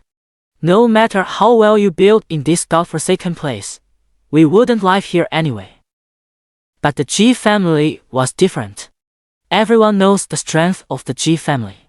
Turning this desolate land, devoid of spiritual energy, into a sacred cultivation ground is something they can achieve if they so desire. Young Master Ji, are you in need of extra hands? I'd be honored to work for you. At that moment, someone stepped forward with a cheerful smile. Hearing this, Ji Shengkai lightly waved his feathered fan and raised an eyebrow slightly. Oh, you want to work for me? Let me make it clear first, I don't have much money lately, so the pay will be very low. Hearing this, the man remained cheerful. It's all right, young Master Ji. I don't need wages. Just give me a house when it's built. Cough! Instantly, Ji Shengkai was left speechless. Looking at the grinning man before him, he felt utterly powerless for the first time. Why the hell don't you just go rob someone? Suppressing his urge to curse, Ji Shengkai snorted coldly, turned his head away, and said, "Let's discuss this matter another day." He dared not reveal his plan prematurely now, lest the amount of money he could swindle later would be reduced. Yet the man seemed utterly fearless, pressing relentlessly forward until he stood right in front of Ji Shengkai. Young Master Ji, you should think this through carefully. It's just one property, hardly a major issue, I'd say. Hearing this, Ji Shengkai's brow furrowed deeply. Did they really think he was that easygoing? I can't be bothered to argue with you. Guards, take him away. The next moment, two powerful figures with profound auras appeared beside Ji Shengkai. Divine Mansion Realm. Two Divine Mansion Realm experts acting as escorts. This alone speaks volumes about Ji Shengkai's status. Holy shit, is that guy really that dumb or just pretending? He's got some serious guts. Haha, probably blinded by greed. Blinded? Who's blinded? However, the scene of that person being thrown out was not seen. On the contrary, the scene before them left everyone dumbfounded. The two Divine Mansion Realm experts beside Ji Shengkai were now staring fixedly ahead, their faces filled with terror, their bodies tense, and sweat pouring down like rain. You. Ji Shengkai's face now showed a trace of fear as he kept backing away. Why does this unremarkable guy in front of me have such a terrifying aura? The next moment, the figure before Ji Shengkai transformed, instantly turning into a slightly comical-looking old man. Ha, little brat from the Ji family, I strongly advise you to carefully consider the proposal just made. Otherwise, upon seeing the old man's true face, Ji Shengkai's expression turned to one of terror. He is. Who was it again? For a moment, Ji Shengkai was so nervous that he couldn't recall the identity of the person before him. However, Mu Tianning below changed expression dramatically upon seeing the old man's face. You're Chengdu A. Hearing Mu Tianning's exclamation, the crowd froze for a moment before hastily retreating, their faces filled with horror. Chengdu, a figure from 100,000 years ago. He lacked any sense of justice and was a petty, vindictive villain. Yet, it was precisely such a person who stepped into the Fate Harmony realm, becoming one of the top figures at the pinnacle of the Xianxia world. Later, he simply vanished from the public eye. Everyone assumed the guy was already dead. Who would have thought he was still alive? Hearing the name Chengguo, Xianxia's face turned slightly pale. Naturally, he was well aware of Chengguo. Although his own family had no reason to fear him, he wasn't in his family's territory right now. Moreover, with someone like this, who knew if they would even care about the forces backing him? Senior Chengguo, this junior was blind and failed to recognize Mount Tai. Xianxia hastily bowed, on the verge of tears. For such a person, not to mention one apartment, even an entire building would be given without hesitation. Senior, once the house is built, I will arrange it for you immediately. Hee, really? But I've changed my mind now. I want 10 sets. Chengguo looked at the slightly trembling Xianxia before him and said coldly. Hearing this, Xianxia's expression changed dramatically. Sure enough, this old fellow isn't someone who plays by the rules. Well. Just as Xianxia was about to compromise, a cold voice suddenly rang out from the void. Chengguo, my Ji family is not so easy to bully. Boom! Instantly, a terrifying pressure swept down from the sky. The next moment, under the astonished gazes of the crowd, space split open, and the illusory figure of a middle-aged man slowly stepped out from within. Fate Convergence Realm. Dad, you finally came. Upon seeing the middle-aged man, Xianxia immediately began to sob and complain. This middle-aged man is Xianxia's father, the head of the Ji family. Ji Wuhui, one of the top experts in the Xianxian world. Seeing Ji Wuhui's true form arrive in person, a trace of wariness immediately surfaced deep in Chengguo's eyes. Hey, you're quite protective of your own, aren't you? Above the void, Ji Wuhui coldly stared at Chengguo without uttering a word. After a long silence, Chengguo sneered and turned to Xianxia, saying, Kid, don't forget about that set of apartments I mentioned. With that, Chengguo vanished on the spot. Seeing Chengguo leave, everyone breathed a sigh of relief. If these two life combination realm experts were to fight here, they would have no choice but to run. Fortunately, Chengguo compromised. After all, Chengguo was just one person, while Ji Wuhu represented an entire faction. Starting a conflict now would bring Chengguo no benefit at all. Dad! Seeing Ji Wuhui walking towards him, Xianxia gave a bitter smile. It's alright, it's just a house. Compared to your safety, 10 houses wouldn't matter. Hearing this, Xianxia's eyes immediately reddened. It's still my own dad who's the best. The onlookers watched the heartwarming scene before them, grinding their teeth in envy. Why isn't this? Then I thank Patriarch Ji for your kindness. He agreed just like that. What's going on? Beside Ji Wuhu, Xianxia also looked somewhat bewildered at his father. Father, why? Their Ji family was one of the top-tier forces in the entire Xianxian world. No matter how strong Tianlin Island was, it was merely a slightly stronger local faction. How could they possibly be worthy of collaborating with their family? Who doesn't know how lucrative this matter is now? Didn't you see how Chengguo was willing to offend the Ji family just to get a house? But now, this lucrative opportunity has been handed over to Tianlin Island so easily. Xianxia, that girl's background is not simple. Just remember, don't clash with her too much, but don't deliberately yield to her either. If possible, it wouldn't hurt for you to try winning her over. Ha! Hearing his father's words, Xianxia was instantly shocked. The feather fan in his hand had already fallen to the ground. Unexpectedly, the master of Tianlin Island, Mu Tianlin, had such a chilling background.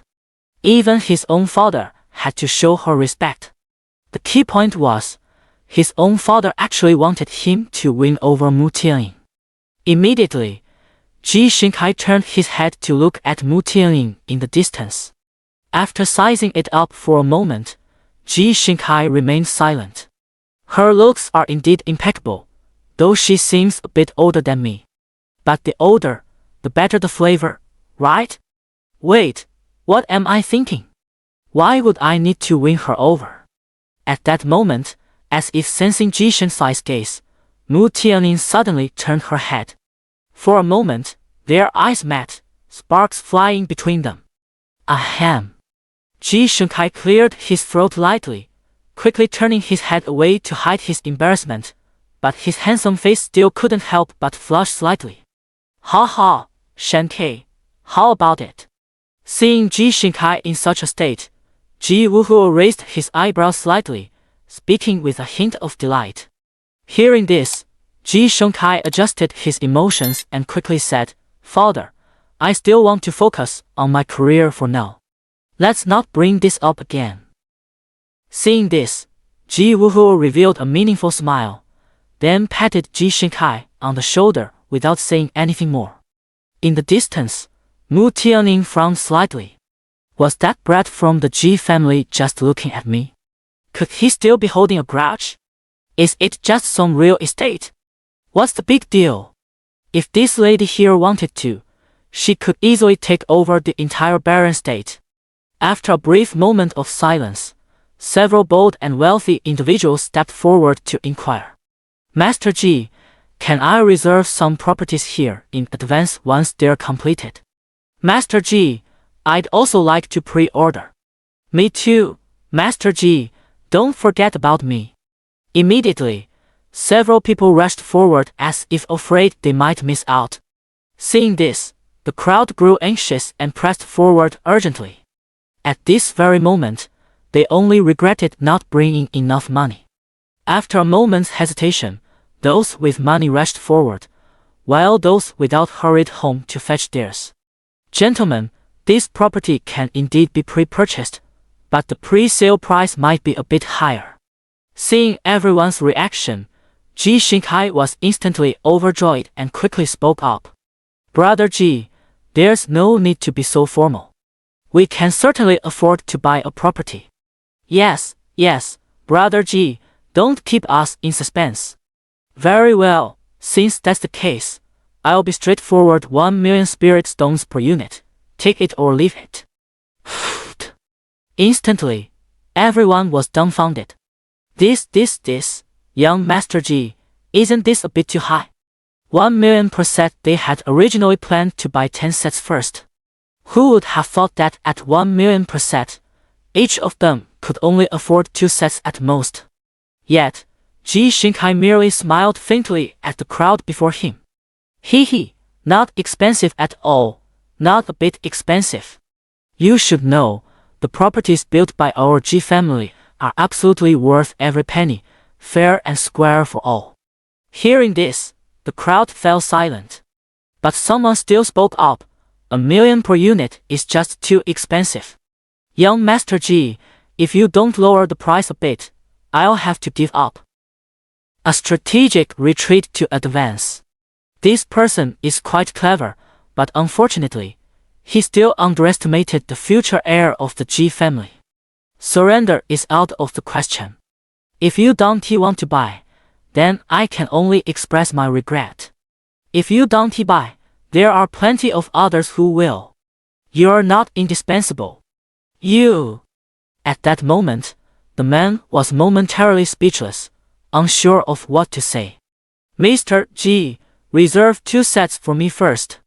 Immediately, a storage ring was handed over to Xianxia. Xianxia glanced at it and instantly broke into a satisfied smile. Someone recognized it as a prominent family from Qinzhou, whose assets were no less than those of some major factions. As one person made a pre-order, the others could no longer hold back and rushed forward one after another. Ha, don't worry, we've just started, there's enough for everyone. In the distance, seeing this scene, the person who had previously retreated to advance now wore an unpleasant expression.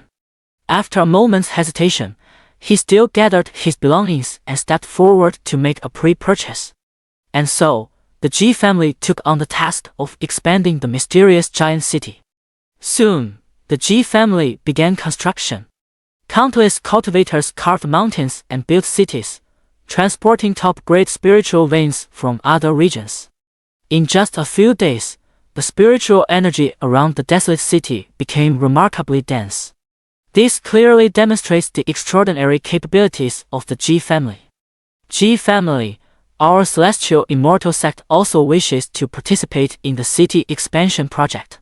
My moon god sect also wishes to join. My war sect will also participate. As the city expansion project grew increasingly significant, several factions swiftly came forward to join. And these forces are undoubtedly all on par with the Ji family, influential and prestigious throughout the entire Xianxia world. After careful consideration, the Ji family agreed to this proposal. If they refused, they would likely face a united attack from all sides.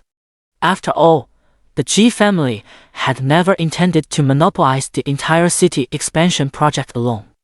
With the addition of these forces, the expansion of the city will become much easier. Meanwhile, in an unfamiliar stretch of starry sky, a man with an eerie figure was walking slowly, carrying a massive stone tablet on his back, upon which the words "seeking defeat" were boldly inscribed. The next moment, the man came to a halt and slowly raised his head to look ahead. Suddenly, another person appeared before him, unnoticed until now. It was none other than our protagonist, Lu Daoxing. This place was already extremely far from the Tianxian world. Even for a powerhouse at the Great Emperor realm, reaching here would likely take thousands of years. At this moment, Lu Daoxing was patiently observing the man before him. In terms of strength, there's nothing to say. Currently, undoubtedly the strongest I've ever encountered on my journey. A powerhouse of unknown realm. Seeking defeat. What's the name? Lu Daoxing spoke up. Boom! The massive stone tablet crashed to the ground, and in an instant, the entire starry sky began to shatter inch by inch. It was unimaginable just how heavy that stone tablet was. The dead have no right to know my name. Swoosh! A flash of sword light, an incredibly sharp longsword appeared out of nowhere, thrusting straight toward Lu Daoxing's chest. As the sword was about to pierce Lu Daoxing's chest, the eerie man's eyes showed no ripple of emotion, as if he had done something utterly insignificant. Yet the next moment, he froze in shock. Clang! Two fingers effortlessly clamped onto the longsword, rendering the man unable to move it an inch no matter how hard he tried. Witnessing this scene, the man's expression turned slightly shocked, yet also tinged with a hint of excitement. Now, do I qualify to know your name? At this moment, Lu Daoxing smiled faintly and spoke. Hearing this, the man fell silent for a moment before speaking. I have no name. Perhaps I once did, but I've long forgotten it. Upon hearing this, it was now Lu Daoxing's turn to be astonished.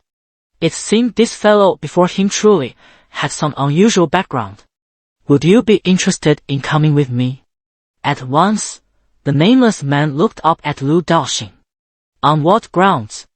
No sooner had the words been spoken than the next moment, the long sword pressed against the nameless man's forehead with an indescribable speed.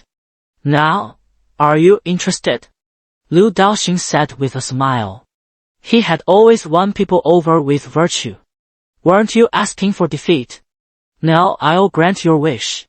This time, the nameless man's expression changed.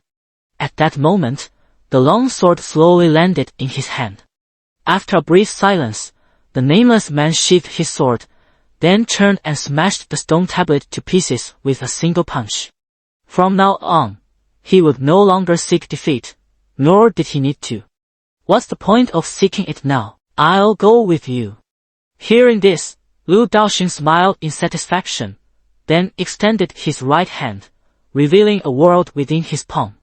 Upon seeing the world in Lu Daoxing's palm, the nameless man looked horrified. In a world of such caliber, could it be that the person before him had already taken that step? Filled with doubt, The nameless man directly entered the world within the palm. Let this guy stay and guard the city gate. In terms of strength, it is definitely sufficient at present. Lu Daoxing looked up into the distance and then vanished from his spot. After an unknown amount of time, a mysterious celestial gate suddenly appeared in the distance. Before the gate, Lu Daoxing stopped once again. Gazing at the celestial gate, crafted from an unknown material, Lu Daoxing slowly approached it with a sense of regret. Stop right there. Just as Lu Daoxing was about to approach the heavenly gate, an angry shout suddenly rang out. Boom! In the next moment, a terrifying pressure surged forth from the scene. In an instant, the entire starry sky began to rumble. Before the heavenly gate, Lu Daoxing's expression remained unchanged as he simply reached out a hand. A middle-aged man clad in tattered armor was dragged out of the void by Lu Daoxing. You! At that moment, the middle-aged man felt as if 10,000 horses were galloping through his heart. What kind of powerhouse is this? He couldn't even put up a fight. Looking at the terrified armored man before him, Lu Daoxing asked, What kind of gate is this? Senior, this is the gate of rebirth. It's said to lead to another world. The armored man answered honestly. Gate of rebirth? Lu Daoxing gazed at the heavenly gate before him and murmured to himself. Another world. Maybe I should take a look? With that, Lu Daoxing slowly began walking toward the heavenly gate. As for whether there was any danger, he couldn't care less. Invincible, after all. Seeing Lu Daoxing about to open the heavenly gate, the armored man immediately panicked. Senior! Please don't. Once the heavenly gate is opened, unimaginable consequences will follow. However, Lu Daoxing merely furrowed his brows but did not stop his steps. Don't worry, I'll bear the consequences alone. This! The armored man was speechless. At that moment, several more auras suddenly rushed toward them. If you wish to open the gate of rebirth, you'll have to get past me first. Insignificant vermin, how dare you dream of opening the gate of rebirth? Die! Instantly, countless ancient auras surged forth from the void. Sensing these auras, the armored man's face lit up with joy. Yet, in the very next moment, he was dumbfounded once again. Lu Daoxing turned around and gently pressed his palm downward. Instantly, the several mysterious experts appeared right beside the armored man, their auras completely sealed. All four stood in perfect alignment. Creak! The four of them were utterly dumbfounded. Although they wouldn't dare claim to be the strongest in this entire universe, they were undoubtedly among the top-tier powerhouses. Otherwise, they wouldn't have been assigned to guard the gate of rebirth. Yet now, the person before them could effortlessly suppress them with just one hand. Could this fucking be an existence beyond the unknown realm? Such a powerhouse shouldn't be wandering around aimlessly, right? At this moment, the four of them were in a bit of disarray. Yet, Lu Daoxing merely glanced back at them indifferently before continuing toward the heavenly gate. There was no helping it. Lu Daoxing was simply that curious. Senior, wait! The world beyond the gate of rebirth is extremely perilous. Otherwise, our ancestors wouldn't have gone to such lengths to seal it off with the gate. Senior, you must think carefully before proceeding. Upon hearing this, Lu Daoxing abruptly halted his steps. Is it really so difficult just to go in and take a look? How much do you all know about that world? Lu Daoxing turned back and asked. Hearing this, the four fell silent. How much did they know? They knew nothing at all. Those were just legends. Seeing the four remain silent, Lu Daoxing was speechless and then continued walking. It's more real to see it with your own eyes. At this moment, an old man spoke up. Senior, if you go in, there's a high chance you won't come back. Aren't there people in this universe you care about? Hearing the old man's words, the three people beside him shook their heads. How could such a powerhouse possibly care about anyone? Even people like them were already alone, let alone someone who could suppress them with a single hand. However, upon hearing these words, Lu Daoxing suddenly stopped. Can't come back. No way.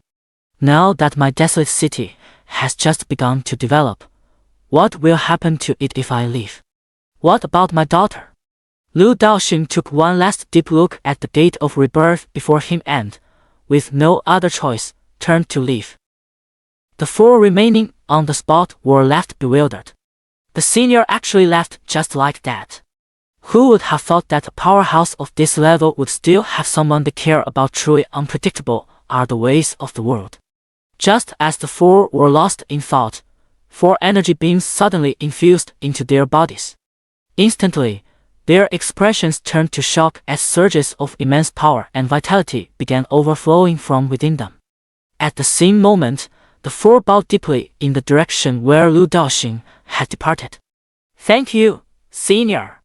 Walking through an unfamiliar galaxy, Lu Daoxing was still reminiscing about that gate of rebirth. System, is there truly another world behind that gate of rebirth? Yes. What kind of world is that? A higher level world, where stronger beings exist. System, my wife is there too, right? This time, the system did not respond. Lu Daoxing remained silent. Nowadays, he had already reached the realm of destiny, a level where there was no place in the entire universe he couldn't go. Yet now, he couldn't sense even the slightest trace of his wife's presence. There was only one possibility: his wife had already left this universe. Don't worry, host. Your wife will be found eventually. This system will help you. Hearing this, Lu Daoxing shook his head with a smile. Finding a wife wasn't really a priority for him as long as she was still alive. That was enough. For now, he still wanted to achieve something meaningful. No longer dwelling on this question, Lu Daoxing looked up and immediately discovered a new galaxy. There, the strength seemed quite impressive. At the edge of the eternal galaxy, a massive rift slowly appeared, as if it had been forcibly torn open by someone. In the next moment, Lu Daoxing slowly stepped out from within. Audacity! Who dares trespass into our eternal galaxy? Instantly, an angry shout erupted from the scene, and a hostile aura surged toward Lu Daoxing. Hearing this, Lu Daoxing frowned slightly. Why are people outside so rude? Read! The space split open, and an ancient-looking elder in Taoist robe slowly emerged. Who gave you the audacity to trespass into my eternal galaxy? The robed elder spoke coldly. At the same time, waves of terrifying pressure poured forth from the elder's body. Witnessing this scene, Lu Daoxing remained expressionless. Moments later, the elder, his aura withered, followed behind Lu Daoxing with an awkward smile. Senior, I'm just a gatekeeper from the eternal galaxy. Please don't mind me. Lu Daoxing nodded. Which faction here do you belong to? Reporting to you, senior. I'm from the Eternal Temple. You must have heard of it, right? Never heard of it. The Eternal Temple, the strongest force in the Eternal Galaxy, rules over nearly half of the Eternal Galaxy. All are beings that inspire awe at the mere sight of them. Yet this unfamiliar senior before them actually didn't recognize it. This left him utterly astonished and perplexed. Earlier, he had said he was just a gatekeeper, but that didn't mean he was truly weak. It was only in front of Lu Daoxing that he appeared so. In fact, within the entire Eternal Divine Temple, he was one of the top-tier experts. Yet, this senior before him had effortlessly suppressed him with just a wave of his hand, giving a glimpse of just how formidable Lu Daoxing truly was. Yet, such a powerhouse had no knowledge of their eternal temple. Hadn't he even heard of it? Standing in place, Lu Daoxing released his divine sense. In mere moments, it enveloped the entire eternal star system. It had to be said this place was far more prosperous than the star system his Xianxia world belonged to. The powerhouses here would likely be an overwhelming force if they went there. Lu Daosheng looked up towards the distant horizon. There lay the headquarters of the Eternal Temple. At the same time, in the deepest part of the Eternal Temple, a woman in a red dress suddenly opened her eyes and looked up. The next moment, the woman vanished from the hall. At the edge of the Eternal Galaxy, Lu Daoxing suddenly said, "Is the master of your Eternal Divine Temple a woman?" Hearing this, the old man was stunned for a moment, then laughed and said, "Senior, it seems you are familiar with our Eternal Divine Temple after all. You even know the temple master is a woman, yet claim to have never heard of it. It seems he was overthinking it. I told you, who in this world hasn't heard of my Eternal Temple's name?" However, Lu Daoxing suddenly spoke up. "It looks like she's coming over." What? As soon as the words fell, a woman in a red dress suddenly appeared in the scene. "You are not from our Eternal Galaxy." The woman in red looked at Lu Daoxing and said coldly. Hearing this, Lu Daoxing smiled slightly and replied politely, "Miss, I come from the Tianxian world and am merely passing through this place." Seeing Lu Daoxing being so polite, the woman in the red dress was momentarily stunned, unsure of what to say. She should have been wary and hostile toward Lu Daoxing before her. Because between powerful galaxies, there exists a special rule that prevents communication between them, which is the origin of the galactic barrier. And anyone capable of breaking through the galactic barrier is an extremely powerful being. Who knows what purpose such a powerhouse has for coming to their own galaxy? Lu Daoxing examined the woman in the red dress before him like the nameless man. She too was of an unknown realm. Such powerhouses are all rulers of their own galaxies, which explains why the nameless man had sought defeat for so many years. Beings of this caliber are far from common. It's just a shame that this woman is already the leader of a faction and cannot be recruited into the desolate city. A small gift, just consider it a token of our meeting." Lu Daoxing casually took out a piece of cosmic crystal and handed it to the woman in the red dress. Instantly, the woman in the red dress stood frozen in place. After holding the cosmic crystal in her hand for a moment, she waved her hand, and the old man in the Taoist robe vanished on the spot. "My name is Ouyang Yanqing, the master of the Eternal Temple. They all call me the Eternal Sovereign." Ouyang Yanqing put away the cosmic crystal and gave a slight bow as she spoke. Her attitude had done a complete 180. There was no helping it. This was the most generous person she had ever met in her life. Who would gift a cosmic crystal upon first meeting? She once had a piece about the size of a little finger, which she used when breaking through to the unknown realm. But now, this unfamiliar man before her had given her an entire piece, as big as a palm. It was hard for her to refuse. Seeing the woman's change in attitude, Lu Daoxing smiled faintly. Money really does make the world go round. Years of experience had taught him to be kind and friendly, making connections wherever he went and avoiding making enemies. This was also what allowed him to live peacefully for so many years. Even now, when he stood unmatched across the entire universe, he still maintained this habit. "My name is Lu Daoxing, the City Lord of Desolate City, from the Tianxian world." Upon hearing this, Ouyang Yanqing's expression turned thoughtful. Lu Daoxing, Desolate City, Tianxian world, none of these were familiar to her. However, from this day forward, she would forever remember these three names. Seeing Ouyang Yanqing's puzzled expression, Lu Daoxing smiled and said, "It's perfectly normal for you not to know, miss. My home is very, very far from here. If you're interested, you're welcome to visit." "All right." "Ha!" Lu Daoxing was momentarily stunned. "I said all right." Ouyang Yanqing laughed. Hearing this, Lu Daoxing was somewhat at a loss. "I was just being polite. How could you take it seriously?" Seeing Lu Daoxing momentarily stunned, Ouyang Yanqing chuckled. What? You weren't just bluffing me, were you? Hearing this, Lu Daoxing laughed heartily. A promise is a promise. Since you wish to go, I might as well take you there. However what? Lu Daoxing smiled slightly. You'll have to go alone.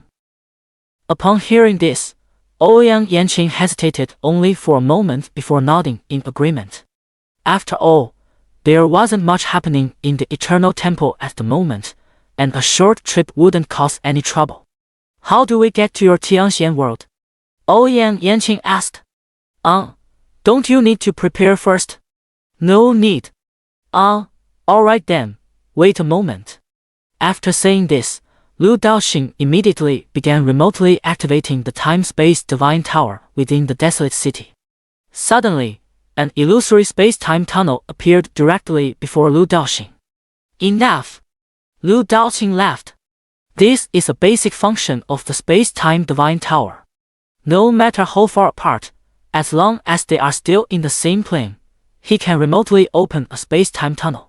This is also the reason why Lu Daoxing could leave Huang City without any hesitation. With the space-time divine tower present, no one could steal from his home.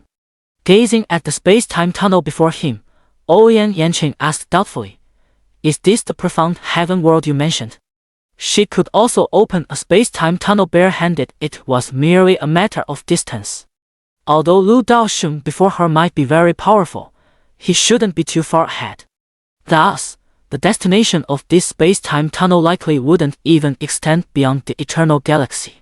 Is Lu Daoxing from the Eternal Galaxy? Definitely not.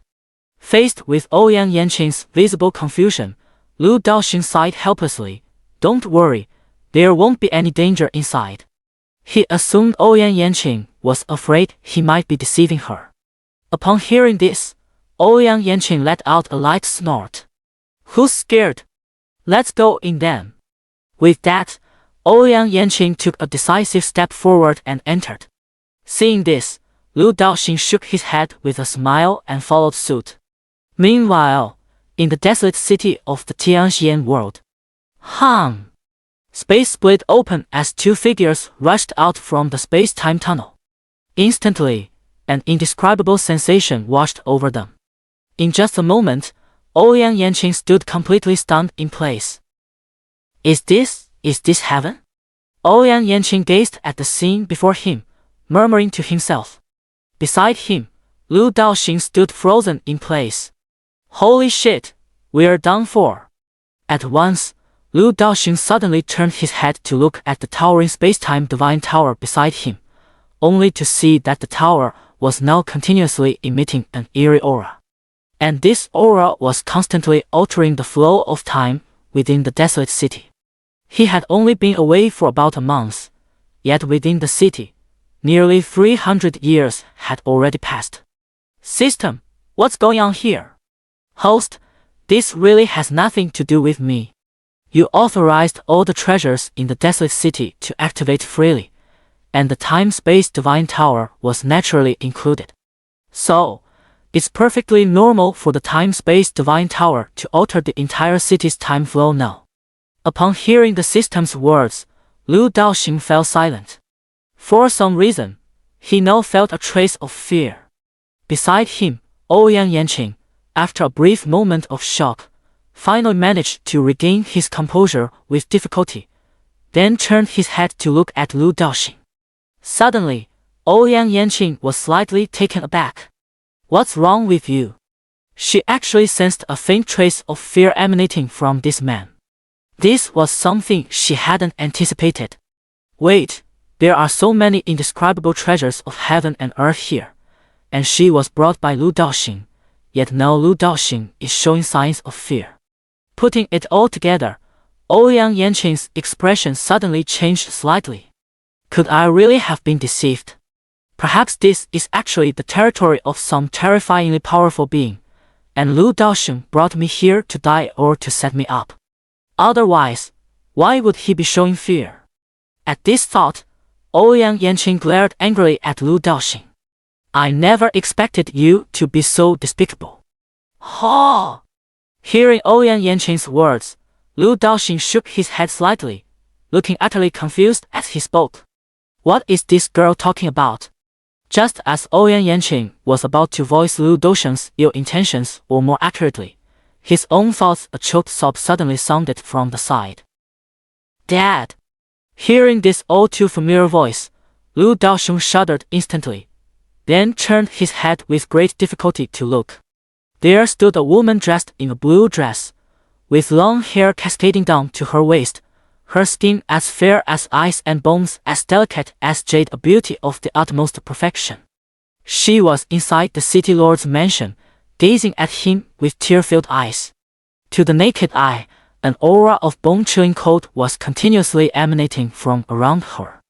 Just when you fear something, it arrives. In an instant, Lu Daoxing felt an overwhelming pain in his heart. The woman was none other than his daughter, Lu Shui. Swear, it's your father who failed you. This time. Father, don't say any more. I understand. Before Lu Daoxing could finish speaking, Lu Shui wiped her tears and spoke in a somewhat cold tone. Looking at the woman in the red dress beside Lu Daoxing, for some reason, Lu Shui felt extremely upset. Father was no longer the same father he used to be. After giving Ouyang Yanqing a deep look, Lu Shui turned and left. Zai Oxiu. Lu Daoxing quickly responded, but Lu Shui had already left without looking back. Instantly, Lu Daoxing stood frozen in place. What on earth is going on? At that moment, a small hand suddenly poked his back from behind. Is that your daughter over there? Lu Daoxing turned around, his face filled with utter despair. Yes. Ouyang Yanqing glanced around before continuing. You claim to be the lord of the desolate city. Is this the city you're referring to?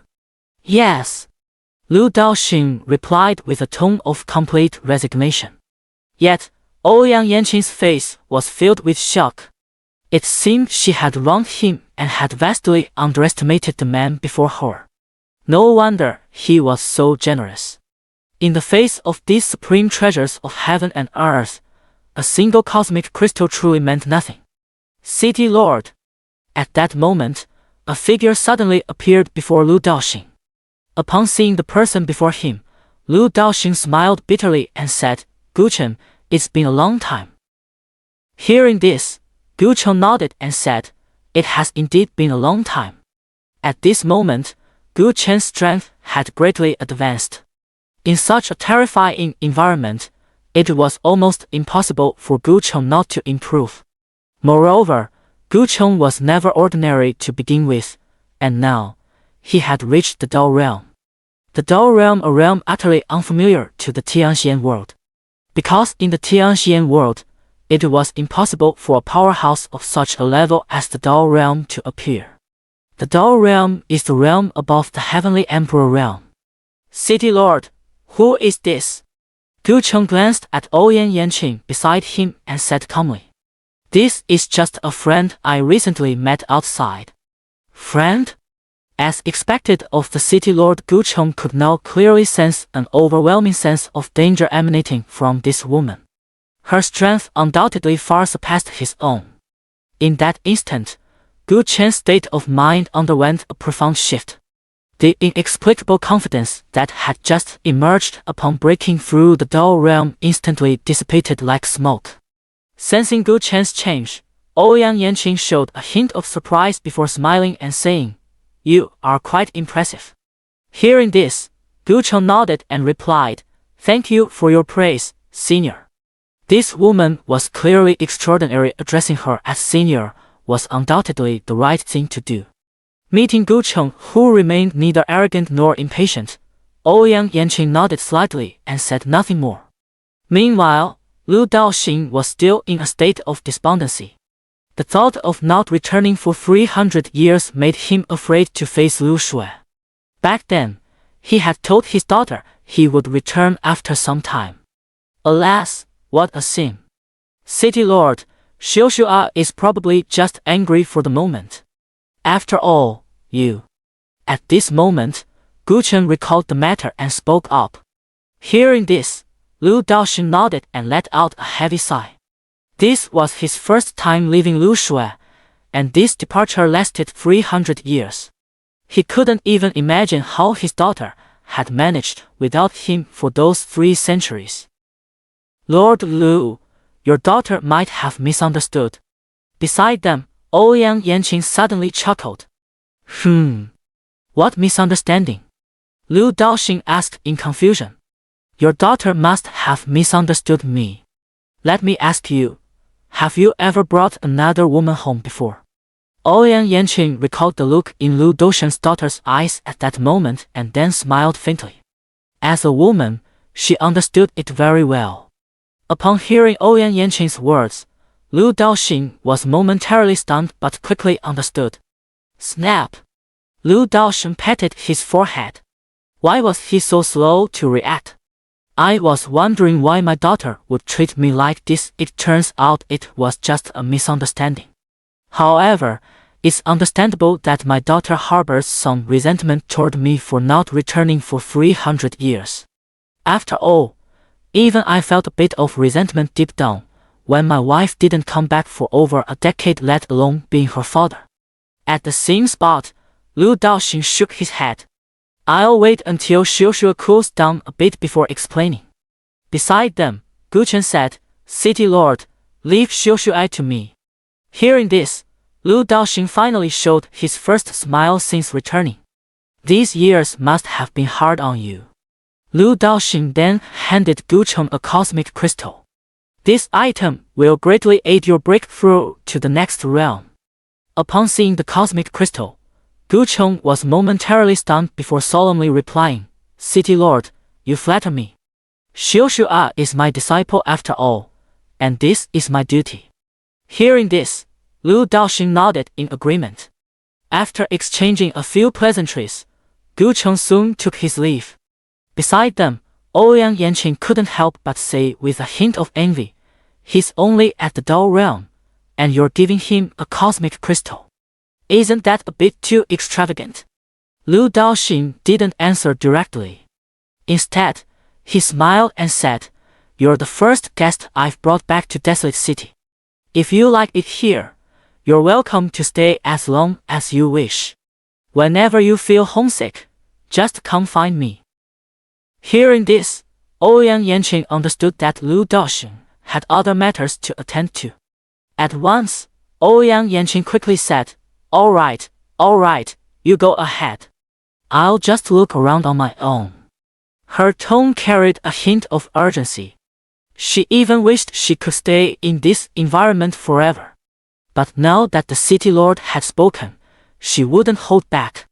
Seeing this, Lu Daoxing said nothing more. Then be careful. With that, Lu Daoxing vanished from the spot. Watching Lu Daoxing leave, Ouyang Yanqing cautiously surveyed her surroundings. After confirming there were no terrifying presences nearby, a faint smile slowly appeared on her face. If only this were my eternal temple. TSK, so many choices. Which one should I pick first? After a brief moment of contemplation, Ouyang Yanqing hopped and skipped her way to the foot of the Enlightenment ancient tree. It's hard to believe that the Eternal Lord, whose very name strikes fear across the eternal galaxy, would behave like this here.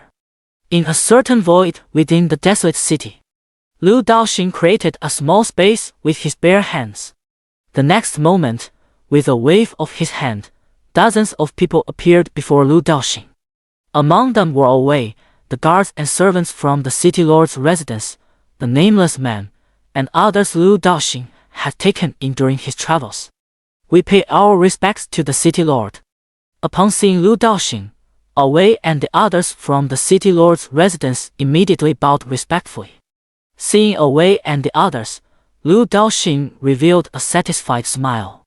You've worked hard these past days. Inside the Pong world, the flow of time differs from the outside. This was his deliberate choice, intended to help them rapidly enhance their strength in a short period. And now, the results are clearly excellent. At this point, individuals like Wei and others have all reached at least the level of a sage. Achieving such a realm requires not only the accumulation of resources but also ample time. Because in the palm-sized world, Wei and the others had already spent 10,000 years, this was the terrifying power of the Destiny realm. During these 10,000 years, Lu Daoxing would occasionally guide them. And now, it was finally time to reap the harvest. Hearing Lu Daoxing's words, Wei and the others' eyes grew slightly moist. Their current achievements are all bestowed upon them by their city lord, Lu Daoxing. This, they are well aware of. And their diligent cultivation is all for the day when they can share their city lord's burdens. Seeing the unfamiliar faces around them, they knew their city lord was about to accomplish something monumental. City lord, from now on, we will spare no effort to serve you. Wei was the first to speak. Behind him, the people from the city lord's residence quickly added, City lord, so will we. Seeing Wei, who had already reached the quasi-emperor realm, Lu Daoxing felt very pleased. In the next moment, an aggressive long blade appeared in Lu Daoxing's hand. Immediately, everyone present felt a surge of violent energy. With a gentle stroke of his hand over the blade, Lu Daoxing instantly calmed it down. This blade is named Sky Cleaver. From now on, it belongs to you. Handing the long blade to Wei, Lu Daoxing spoke. Taking the blade, Wei kowtowed deeply to Lu Daoxing. Thank you, City Lord, for bestowing this blade upon me. Lu Daoxing nodded and immediately gave a few instructions. From now on, the people of their city lord's mansion would be responsible for all matters of rules within the desolate city. Anyone who violated their rules could be executed on the spot without delay. Wei also gained some privileges, such as the ability to recruit individuals with unique talents to expand the population of the city lord's mansion, all of whom would be under his management. With a wave of his hand, Wei and the others departed. Then, only those strong and talented individuals they had recruited from outside remained. Nameless. After a long pause, the nameless man realized he was being called City Lord. Within the palm of time, he had also received Lu Daoxing's assistance, which enhanced his strength, and he came to learn of Lu Daoxing's identity. The Lord of the Desolate City, though he still didn't know what the Desolate City looked like, could guess with his backside that it was anything but simple. Just the mere existence of that palm-sized world was already beyond his comprehension. Gazing at the nameless man, Lu Daoxing pondered for a moment before saying, From now on, how about you be called Desolate Guardian? Desolate Guardian? What does it mean? I want you to be the guardian of my desolate city. From now on, you shall be its first line of defense. Hearing this, the nameless man fell silent for a moment before nodding in agreement. Very well, I accept. Without another word, the nameless man ultimately agreed. After being defeated by Lu Daoxing initially, he considered training hard to defeat Lu Daoxing. In reality, after that one defeat, his strength had significantly improved, and his own path had become even longer. But when he witnessed Lu Daoxing's world within the palm, he truly understood the vast gap between himself and Lu Daoxing. It was too distant, even impossible. He couldn't afford to be deluded. Be the city guard then. At that moment, another long sword suddenly appeared in Lu Daoxing's hand. Instantly, countless violent sword auras surged endlessly from the blade. This sword is quite sentient. This time, Lu Daoxing did not comfort the long sword but directly handed it to Huang Shou. As he took the long sword, Huang Shou's expression changed drastically. Boom! A peak unknown realm aura instantly erupted from Huang Shou's body. Sensing Huang Shou's aura, everyone around trembled uncontrollably, finding it hard to breathe. Lu Daoxing pressed his hand slightly downward, and only then did the crowd feel some relief. Inside the city lord's mansion of the desolate city, Ouyang Yanqing suddenly looked up at the void, frowning slightly.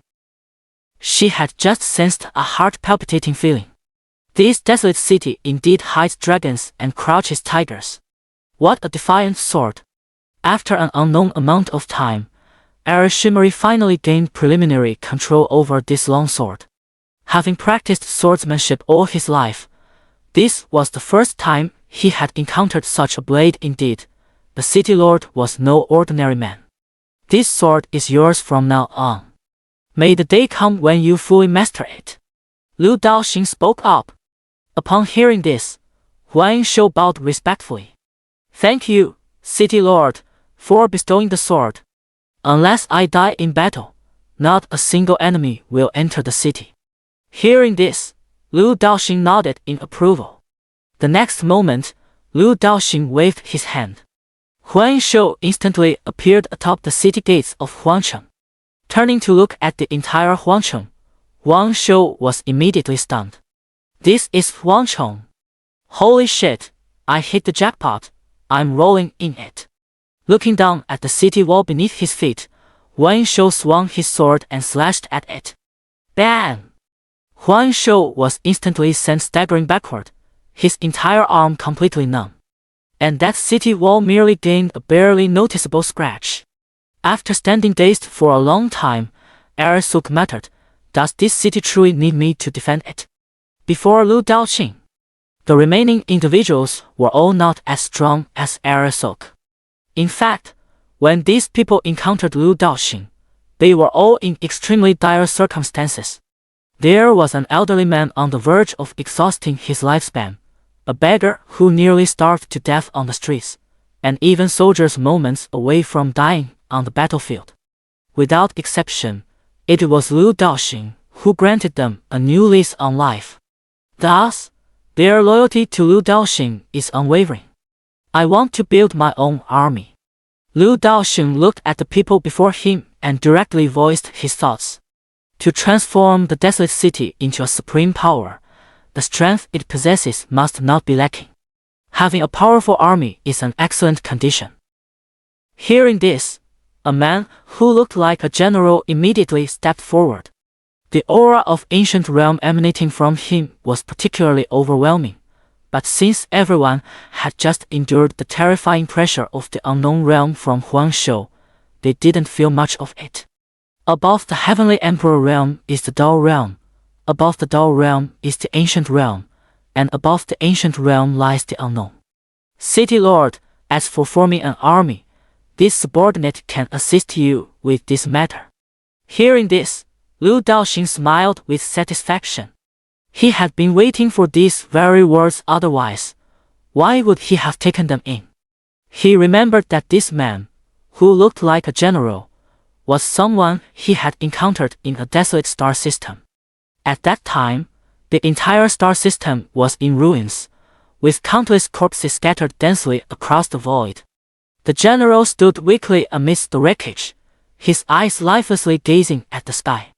The nation had fallen, families were destroyed, everyone had died, leaving only him alive. At that time, he was severely wounded, on the brink of death, until Liu Daoxing intervened and saved him, granting him a new life. From then on, this general pledged his complete loyalty to Liu Daoxing. Then I'll trouble you with this.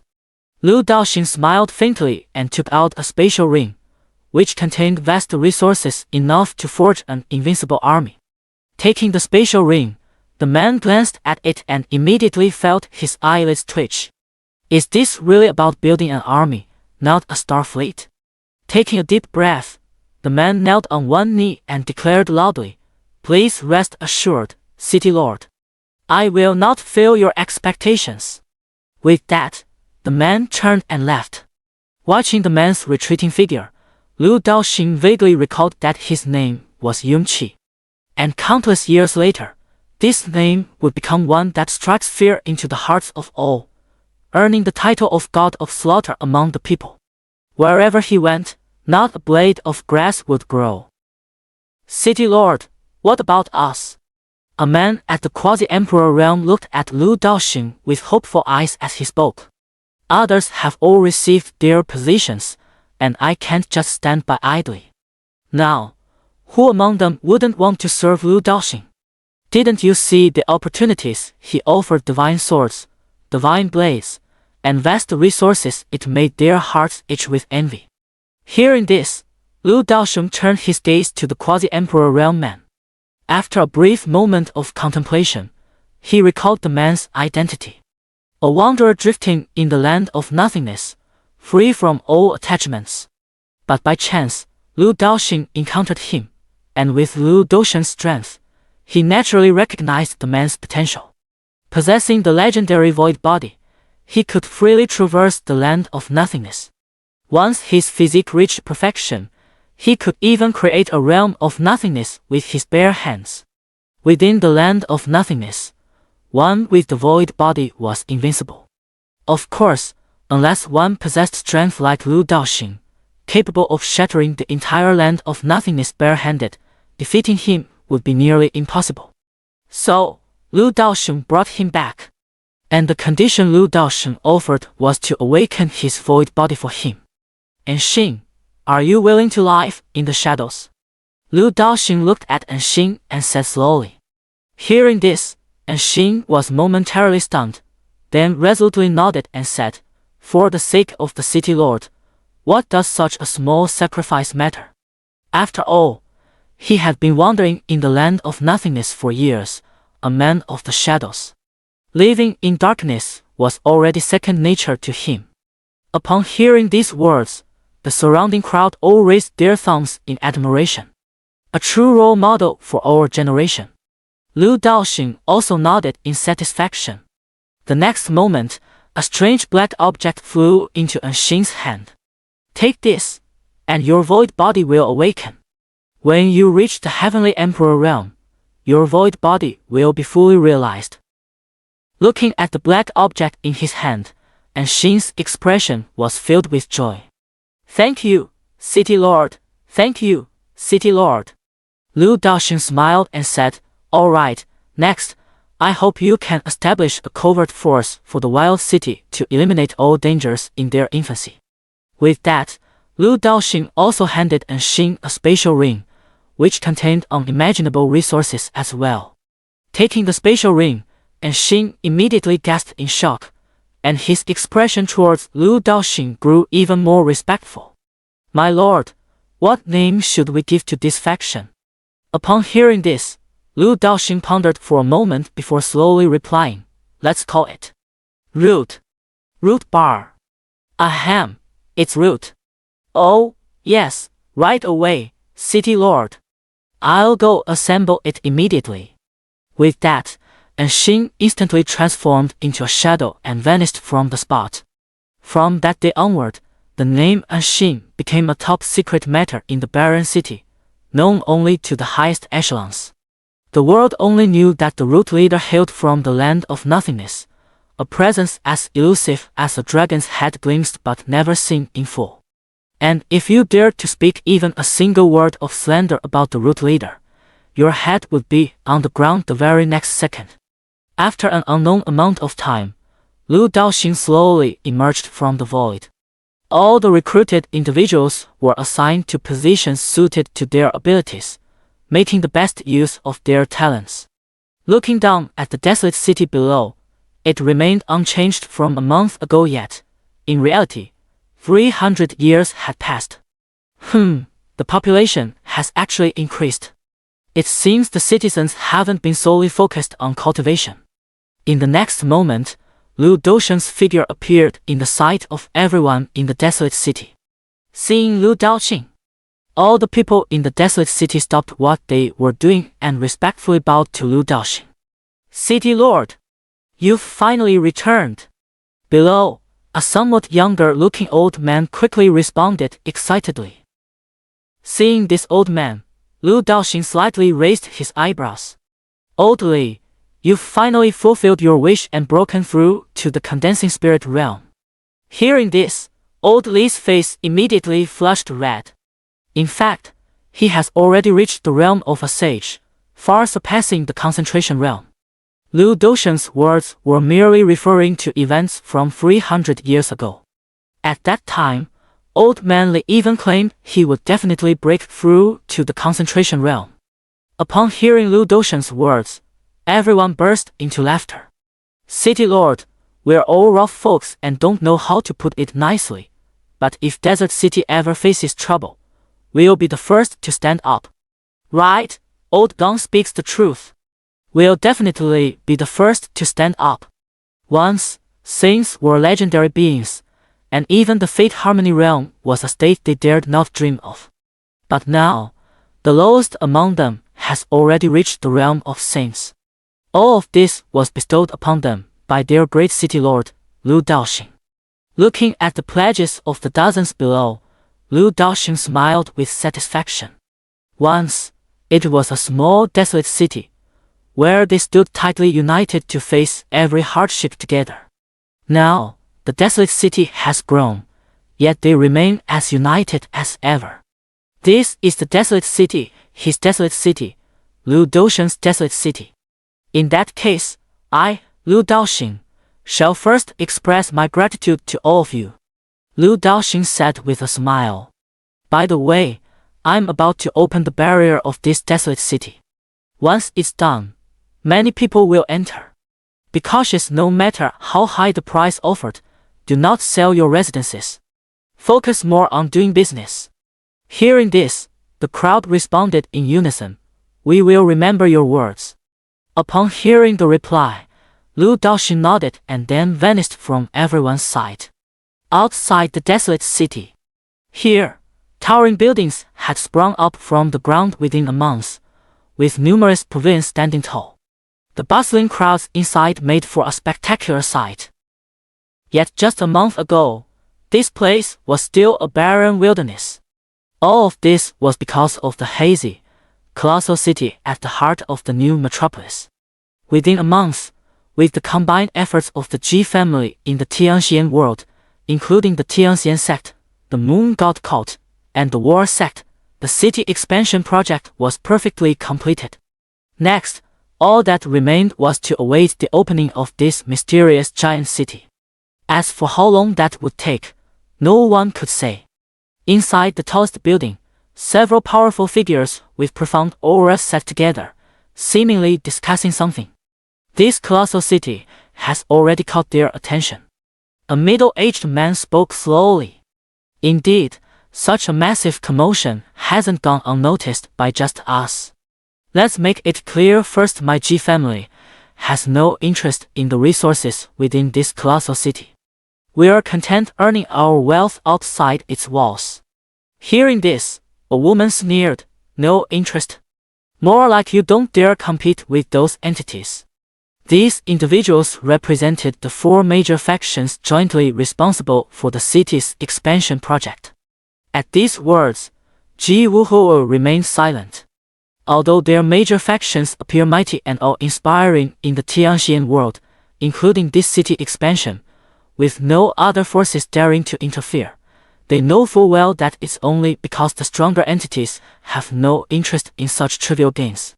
What truly captures their attention is this mysterious colossal city. Once the day comes for the great city to open, those formidable beings will undoubtedly reveal their true power. By then, there will be no share left for them. At that very moment, a deep rumbling sound suddenly erupted. Immediately, the expressions of the group changed drastically, and in the next instant, they appeared in the void. There, at the center of the new city, the mysterious colossal structure began to tremble faintly. Witnessing this scene, the group exchanged glances with one another. The city is about to open.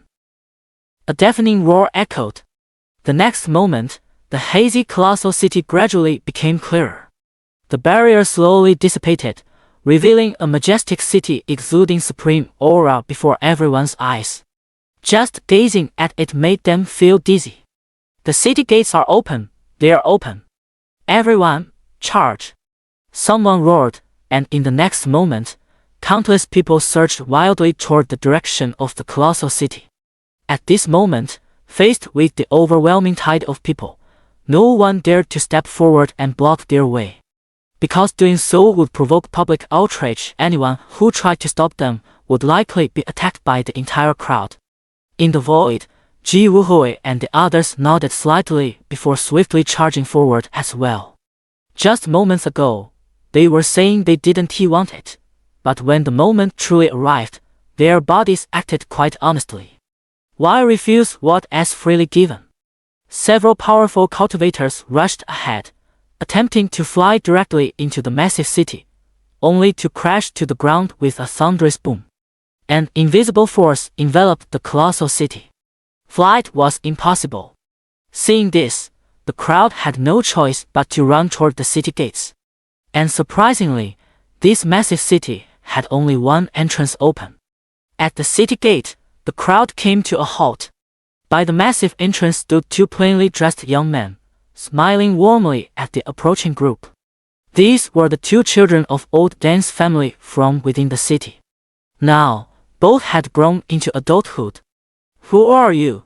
From the crowd, someone asked in confusion. At this moment, everyone was looking at the two with puzzled expressions, not daring to act rashly. They had to be cautious about this mysterious giant city. But faced with such a colossal city, they had no choice but to enter. There was simply no way around it. The temptation was too great. "Ahem, we are sent by the great lord of the wasteland city to collect the entrance fee. If you want to enter, pay up first." "Fee?"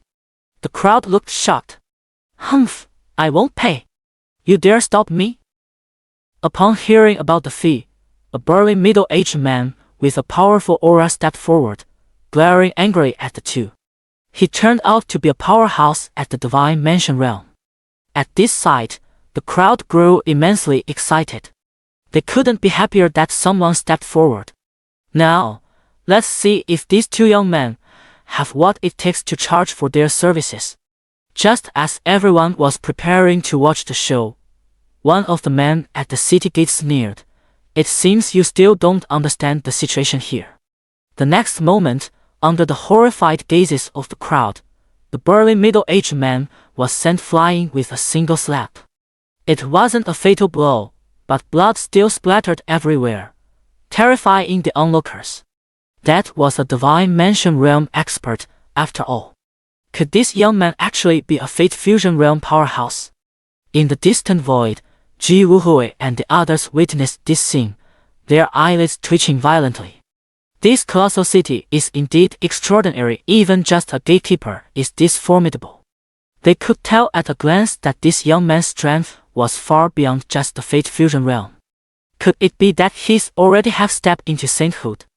At that very moment, an overwhelmingly powerful aura suddenly surged from the distance. The crowd was startled and instinctively cleared a path. A Taoist-robed elder was seen walking slowly from afar, followed by a middle-aged man who kept his head slightly lowered, walking respectfully behind him. Upon seeing this old man, everyone's eyes were filled with puzzlement. Who is this impressive figure? In the void, Ji Wuhui and the others looked at the old man with intense wariness in their eyes. These guys have indeed appeared. The hidden family of the Xianxia world, the Nangang family.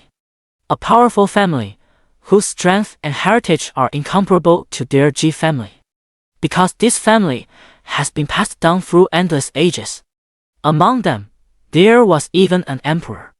At this moment, the old man had already reached the city gate. After glancing at the two figures by the city gate, the old man frowned deeply. The next moment, he raised his head to look at the plaque above the gate, which bore the two large characters, "Desolate City." In an instant, the old man felt as if he had been plunged into an endless abyss. The overwhelming pressure emanating from those two characters left him breathless, while waves of terror from the depths of his heart relentlessly assailed his consciousness. With just one look, the old man's eyes went blank as he collapsed to the ground, his body drenched in cold sweat. "Grandpa! What's wrong with you?" The middle-aged man, seeing the old man in such a state, immediately grew anxious. The surrounding crowd, witnessing this scene, some couldn't help but snicker.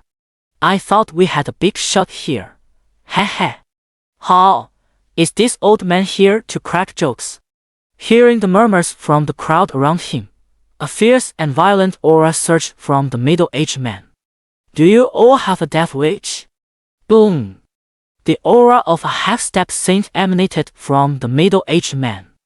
In just an instant, everyone around was overwhelmed by this terrifying pressure, collapsing to the ground. You. At this moment, the old man regained his composure and spoke. Hearing the old man's call, the middle-aged man quickly withdrew his oppressive aura and looked at the old man with concern. Grandfather, are you all right? The old man wiped the bloody tears from his eyes and said wearily, this city is extraordinary. Hearing this, the middle-aged man fell silent. Seeing his grandfather's expression, he already understood. Because his grandfather is truly a sage. He belongs to the living legends, and such a formidable figure, merely by approaching a colossal city without even entering it, has already reached this state. One can only imagine what it must be like inside the colossal city. Esteemed young friend, may I ask how much the entry fee is to enter the city? Feeling the terror of the colossal city, the old man immediately turned to the two guards at the gate and asked. Hearing this, one of them smiled and said, not much, not much. Just 1,000,000 spirit stones to enter the city. 1,000,000 spirit stones.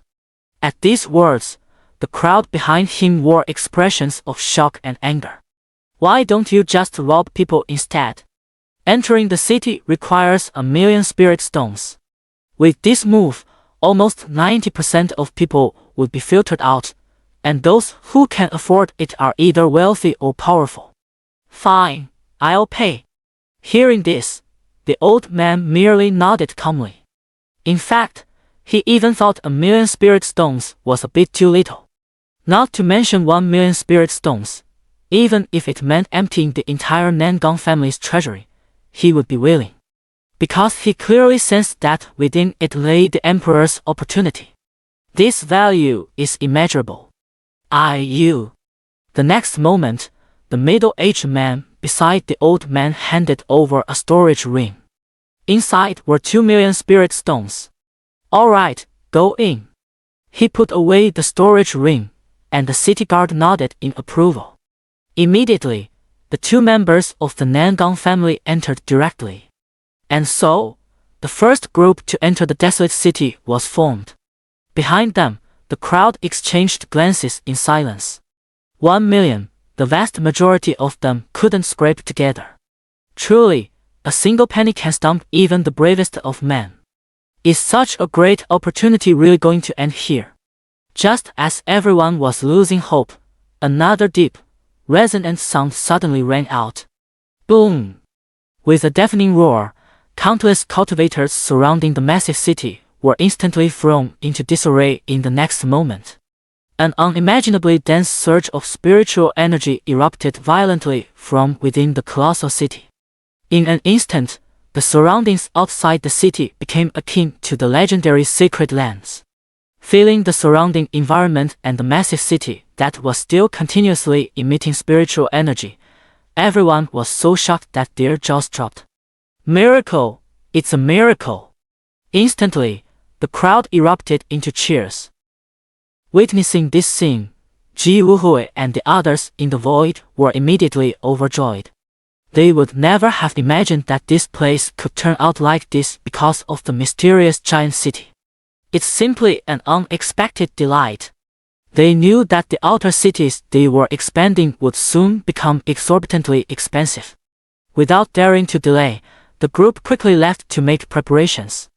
As for entering the city, that would have to wait for another day. After all, the city wasn't going anywhere. It wasn't like it could just up and disappear.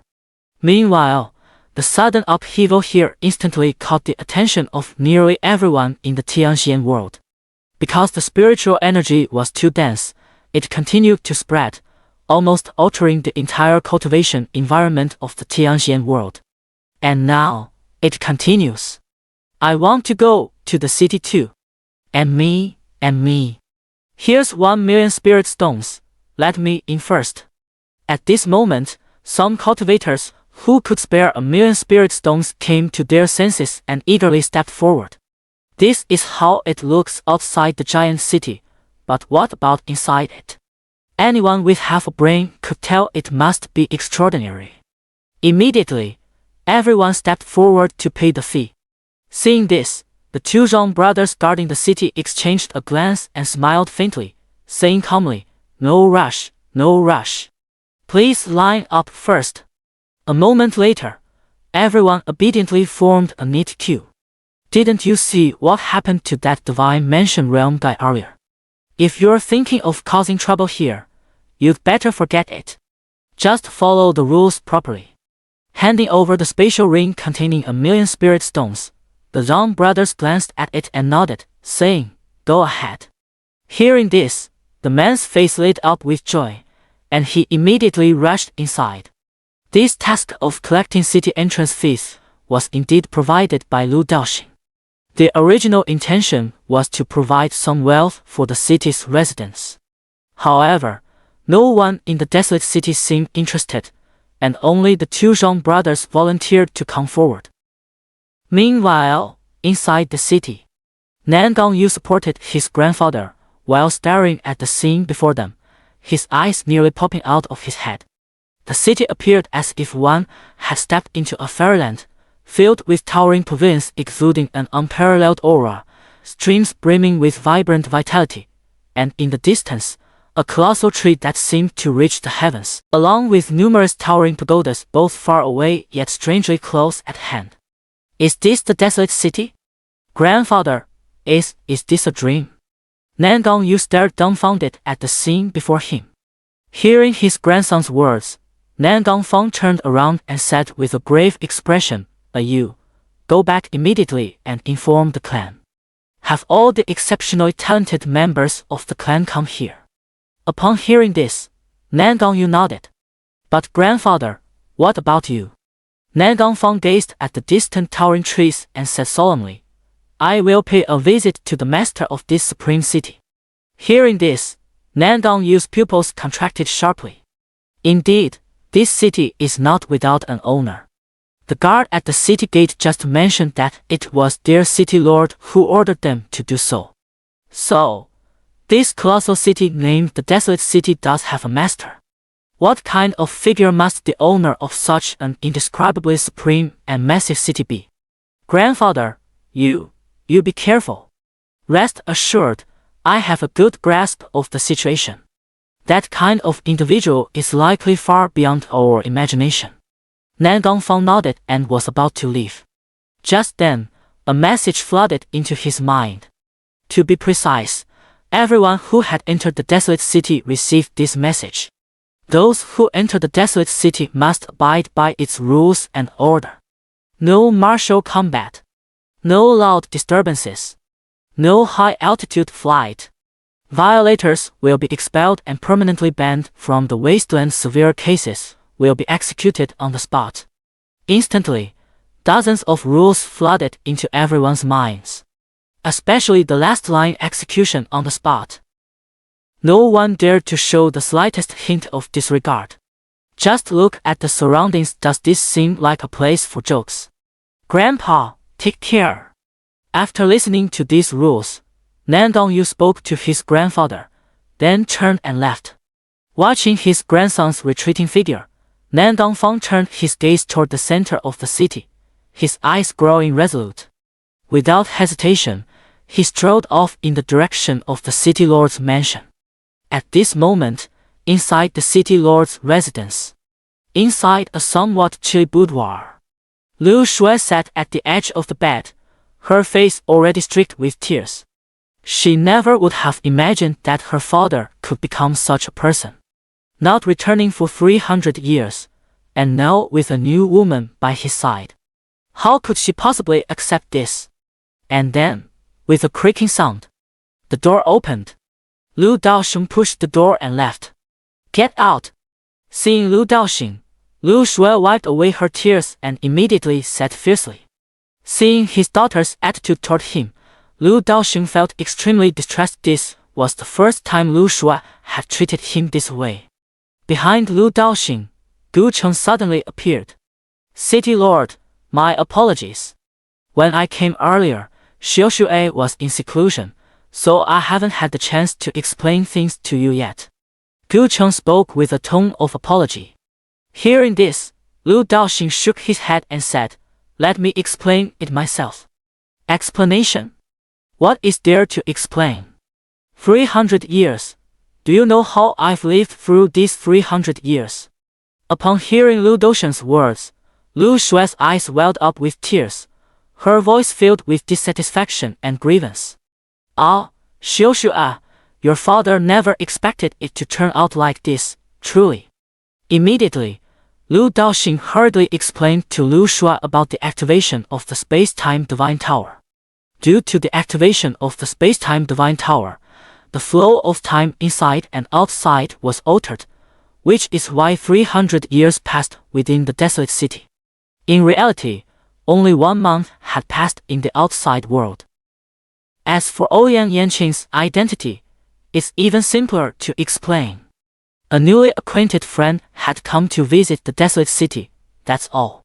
Upon hearing Lu Daoxing's explanation, Lu Shuai immediately stopped crying. Dad, you're not lying to me, are you? Hearing this, Lu Daoxing said earnestly, your father never lies. I can let you experience the flow of time and space. With that, Lu Daoxing reached out his hand and made a gesture in the air, instantly pulling over a vast and illusory river of time and space. The endless flow of temporal and spatial laws above, with the aura of the great Tao stretching for thousands of miles. As the river of time expanded, the segment where the desolate city was located visibly grew slightly longer than usual. Beside them, Gu Cheng was utterly stunned. The city lord is truly a divine being. Lu Shuai didn't understand any of this, but her small mouth was also agape in astonishment. So, Shuai, do you believe your father now? Hearing this, Lu Shuai nodded woodenly. And at that very moment, an angry roar filled with boundless pressure suddenly rang out. Who dares to interfere with the flow of the river of time without permission? Do you have a death wish? In the next moment, a surge of energy imbued with the power of time and space raced down along the riverbank from the upper reaches of the river of time, its target unmistakably Lu Daoxing. Witnessing this scene, Gu Chen's face was filled with utter horror. City Lord, is this truly the river of time? Hearing this, Lu Daoxing merely smiled without responding. Seeing this, Gu Cheng fell silent. His city lord was simply too formidable, he no longer knew how to describe it. Rumors spoke of some overwhelmingly powerful experts who could harness the power of the river of time for combat or cultivation, yet even those individuals only managed to utilize mere projections of the river. After all, its true form is no ordinary thing. That is the river of time and space. Even the slightest anomaly would affect the space-time of the entire world. And now, in order to explain to his daughter, the city lord actually put the very essence of the river of time itself over. The phantom remained visibly shaken. That scent, he would never forget it in this lifetime, and likewise, he never wanted to experience it again. A powerhouse of that level, in his eyes, left him with nothing to do but look up in awe. And if such a powerhouse were to target him or take a dislike to him, well, tough luck aside from praying they had a shred of mercy to spare him a next life, there was absolutely nothing he could do. Finally, after cautiously glancing back one last time, the shadowy figure finally let out a sigh of relief. Then, he knelt down once again. Thank you, great destiny, for sparing my life. In the eyes of others, he was the invincible guardian of the river of time and space, and all-powerful beings who needed to rely on the river of time and space had to heed his will. But in the face of such a terrifyingly powerful figure, not to mention himself, even the river of time itself is but a plaything in the other's hands. Inside Lu Shuai's room in the desolate city, Shuai, with your father here, everything will be all right. Looking at Lu Shuai, who was clinging tightly to him, Lu Daoxing said with a face full of joy. Hearing this, Lu Shui slowly raised her head, her eyes still red. Dad, can you promise not to leave me anymore? She was afraid that one day her father might abandon her. Having grown up without a mother, she was utterly dependent on her father. Sensing Lu Shui's emotions, Lu Daoxing knew that his daughter didn't blame him at all. Dad promises you, I will never leave you. Hearing this, Lu Shui finally showed a faint smile. Pinky promise. All right. Just like that, under the witness of the third party, Gu Cheng, Lu Daoxing and his daughter Lu Shui made a pinky promise. Gu Cheng, Liu. By the way, Xiu, Dad also prepared a gift for you. What is it? Immediately, Lu Daoxing took out an exquisite necklace, emanating a rich aura of ice law. This was prepared earlier for Lu Shui's physique awakening, but it was later discovered that she wasn't ready for it at the time, so it wasn't given to her. And now, Lu Shui has already reached the quasi-emperor realm, so this necklace is quite fitting. Wow, it's so beautiful. Thank you, father. Br Lu Shui took the necklace and put it on with a face full of joy. Father, does it look good? My daughter looks good in anything. Lu Daoxing laughed. Then Lu Shui turned to Gu Cheng at the door. Master, does it look good? It looks good. Gu Cheng smiled faintly and nodded. During these 300 years, while Lu Daoxing was absent, he had taken on the role of an elder to Lu Shui. He now liked this obedient and adorable disciple very much. On ordinary days, he didn't even dare couldn't bear to scold her. And so, Lu Shui's matter was perfectly resolved by Lu Daoxing. Lu Daoxing was instantly in high spirits. A moment later, Lu Daoxing walked out of Lu Shui's room with a satisfied expression. The next instant, Lu Daoxing soared into the sky and with a grand wave of his hand. Immediately, everyone within the desolate city and even those in the outer regions of the city sensed an inexplicable power. Soon after, a faint golden aura began to subtly emerge from within each person's body, gradually growing more substantial. The crowd was puzzled, wondering what was happening. However, a few top-tier experts with keen eyes were visibly shocked. This is the art of great fortune, using supreme power to elevate one's own luck. What a rare opportunity. Among the crowd, an inconspicuous old man gazed at the distant phantom in the void with deep reverence in his eyes. The surrounding crowd immediately looked shocked upon hearing this. Who is that person? He's practically our great benefactor. The crowd, both astonished and delighted, began speculating about the identity of this great benefactor. At that moment, a young man looked at the old man and asked, Old senior, do you know who that great benefactor is? Since this unfamiliar elder could name the technique, he must surely know the identity of the caster. Immediately, everyone turned their gaze toward the elder. At this moment, the elder's expression turned solemn as he slowly spoke. To enhance the fortune of a single person, one only needs power surpassing this realm's heavenly Tao. But to elevate the fortunes of so many, such a method is unprecedented and unparalleled. I dare to speculate that this is most likely the work of the master of this supreme city, none other than the lord of the desolate city. Hearing the old man's analysis, the crowd was filled with doubt and astonishment. The master of this supreme city. At this moment, everyone suddenly came to their senses. Indeed, they had been too busy marveling at how incredible this colossal city was. But wouldn't the master of such a city be even more formidable? Thank you, Lord of the desolate city. Suddenly, a man roared towards the sky. In the next moment, the golden aura around him actually began to grow. The surrounding crowd was stunned, their eyes nearly popping out of their sockets. This works too. The Wasteland City Lord is awesome.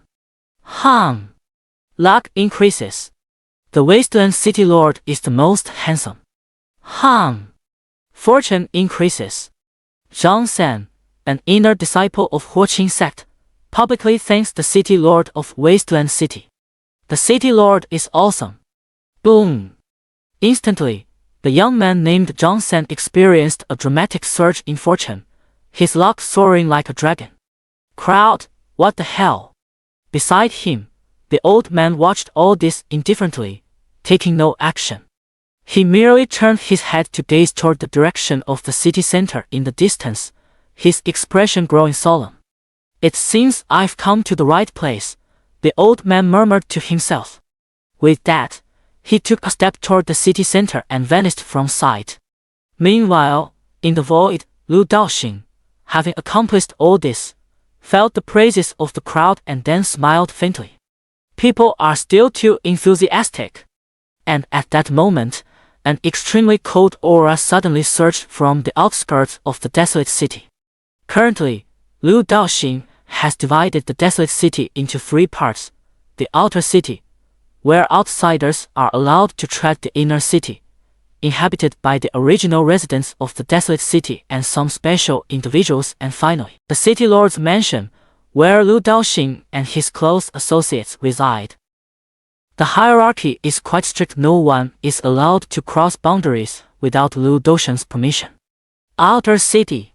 Everyone felt this chill, their expressions trembling instantly. What kind of presence has arrived now? Then, a woman of breathtaking beauty, exuding an icy aura, slowly approached from the distance. Beside him, there were several terrifyingly powerful figures. Seeing the attire of these people, some were startled in their hearts. Cold Extreme Hall. What? You mean they're from the Tianshan Cold Extreme Hall? Otherwise, which Cold Extreme Hall could it be? His! Instantly, everyone gasped in shock. This faction was not only powerful but also incredibly mysterious, residing year-round atop the Tianshan Mountains, indifferent to whatever happened in the outside world unless the Tianxian world itself faced destruction. It could truly be called a transcendent force. And now, these people had actually arrived in the desolate city. At this moment, the woman surveyed her surroundings, her expression filled with shock. She couldn't fathom how this desolate city could be so extraordinary. Gazing at the faint outlines of towering trees and the numerous high towers in the distance, Yi Hangshu's breathing grew rapid. Hall Master, what is this place? Beside them, a powerful expert from the Cold Extreme Hall mattered in a daze. Not only Yi Hang's Wang, but all of them, including everyone who had just entered Desolate City, wore the same expression, without exception. Hearing this, Yi Hang's Wang snapped back to attention and said bravely, "This place is extremely unusual. Let's not stir up trouble. Remember our purpose." She had come this time to find that prodigy with the bloodline of the Ice Phoenix. Such a genius could only belong to their Hanji Hall. A month ago, she had arrived here, but the desolate city had not yet opened. After fruitless searching outside, she had no choice but to wait for the city gates to open. And now, as soon as the city opened, she entered to begin her search. At this moment, a piece of information suddenly flooded into her mind. It was none other than the rules of the desolate city. Upon seeing these rules, Yi Hangshuang's expression turned grave. The city lord of the desolate city, should she go and pay a visit first? It's also a good opportunity to ask where that prodigy with the Ice Phoenix bloodline is. She was certain that he must be within the desolate city. Just as this thought formed in her mind, someone suddenly remarked in confusion, "This desolate city seems a bit too quiet, doesn't it?" "Where is it quiet? Aren't there so many people here?" "No, besides us outsiders, aren't there any locals in this desolate city?" Hearing this, everyone suddenly realized. When they first entered the city, they were too awestruck by the grandeur of the massive city. Now, they suddenly noticed that the city seemed eerily empty. Those pavilions and houses were actually all uninhabited. "Damn, there's a barrier in this room, can't get in." One person tried to enter the room to check, but immediately found they couldn't get in. Hearing this, everyone started trying and discovered they truly couldn't enter. What does this mean? The crowd murmured in confusion. At that very moment, a figure slowly approached from deep within the city. With just a single step, they suddenly appeared before everyone's eyes. Witnessing this scene, Xianxia's expression turned grave, shrinking the land to inches. Saint Realm expert. And this person was none other than Zhang, the son of Old Man Zhang, a native of the desolate city. The young man who mocked oddly 300 years ago. Now, 300 years have passed, and he has matured immensely. The aura of the sacred realm further enhances him, exuding the presence of a true powerhouse. Seeing Zhang, the crowd hesitated for a moment, no one daring to step forward and speak to him. Everyone, I am from Huangqing, a true native of this city. If you have any questions, I can answer them for you. At this moment, Zhang smiled slightly and took the initiative to speak. Hearing this, the crowd was shocked but also relieved, letting down their guard.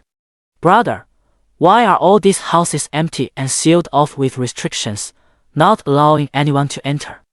As soon as Zhang finished speaking, a cultivator stepped forward and asked in confusion. This was also the question on the minds of most people present. They paid to enter the city, surely they weren't expected to sleep on the streets. Could this place be some kind of scenic area? But the scenic area does have places to stay after all. Hearing this, Zhang smiled and said, "Let me explain it to everyone." Zhang spoke calmly, yet his voice resonated clearly in the ears of everyone present, so loud that, unknowingly, people entering the city began to gather here continuously. After a short while, almost everyone entering the city had come to Zhang's location. Meanwhile, the number of people entering the city continues to grow. The desolate city is divided into 3 parts. The area we are currently in is the outer city of the desolate city. Further in lies the inner city, and beyond that, the city lord's residence. The outer city is the only area accessible to those who have paid the fee to enter. Hearing this, the person continued, "So you're saying we can only stay in the outer city?" Xianxia nodded. Exactly. The inner city's environment is even better than the outer city, but to enter the outer city, one must be recognized by the city lord's mansion, for instance, those who have made significant contributions to desolate city. All of this was told to him by Lu Daoxing. Can we just pay? Most of these people who paid to enter the city were those who didn't lack money. If they could spend their way in, that would naturally be the best option.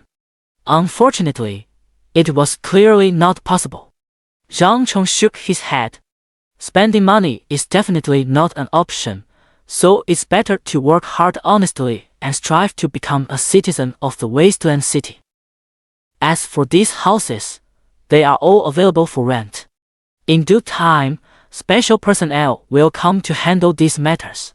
By the way, show them respect. They are from the city lord's mansion and have the authority to execute on the spot. As for the rented houses, you can live in them or use them for business. Hearing this, some of the more business-minded individuals immediately began to stir with excitement. For example, Ji Shinkai among the crowd. At this moment, Wang spoke. "May I ask, how can I meet the lord of the desolate city?" Hearing this, Zhang was momentarily stunned, then shook his head and said, "The city lord is extremely busy with state affairs and doesn't just meet anyone. If he wishes to see you, he will naturally summon you." Upon hearing these words, Xianxia frowned slightly but dared not say anything. She knew that this desolate city was beyond her reckoning. Though reluctant to admit it, everything before her eyes told her it was the truth. But since she couldn't meet the city lord, she would just have to find him herself. Moreover, the environment here was so favorable that her long-stagnant cultivation realm began to stir once again. First, she would rent a place to stay. Sure enough, moments later, a group of uniformed sword-wielding guards arrived at the outer city. These individuals each exude a terrifying aura, their faint yet overwhelming pressure making it hard for everyone to breathe. Are these people from the city lord's residence?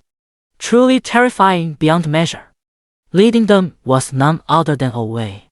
There's no choice, as Huangchong is just starting out and they're still short on staff, so they have to handle it personally. Those who want to rent, come line up. Wei said calmly. The crowd was silent for a moment before someone immediately stepped forward. Senior, I'd like to rent that building.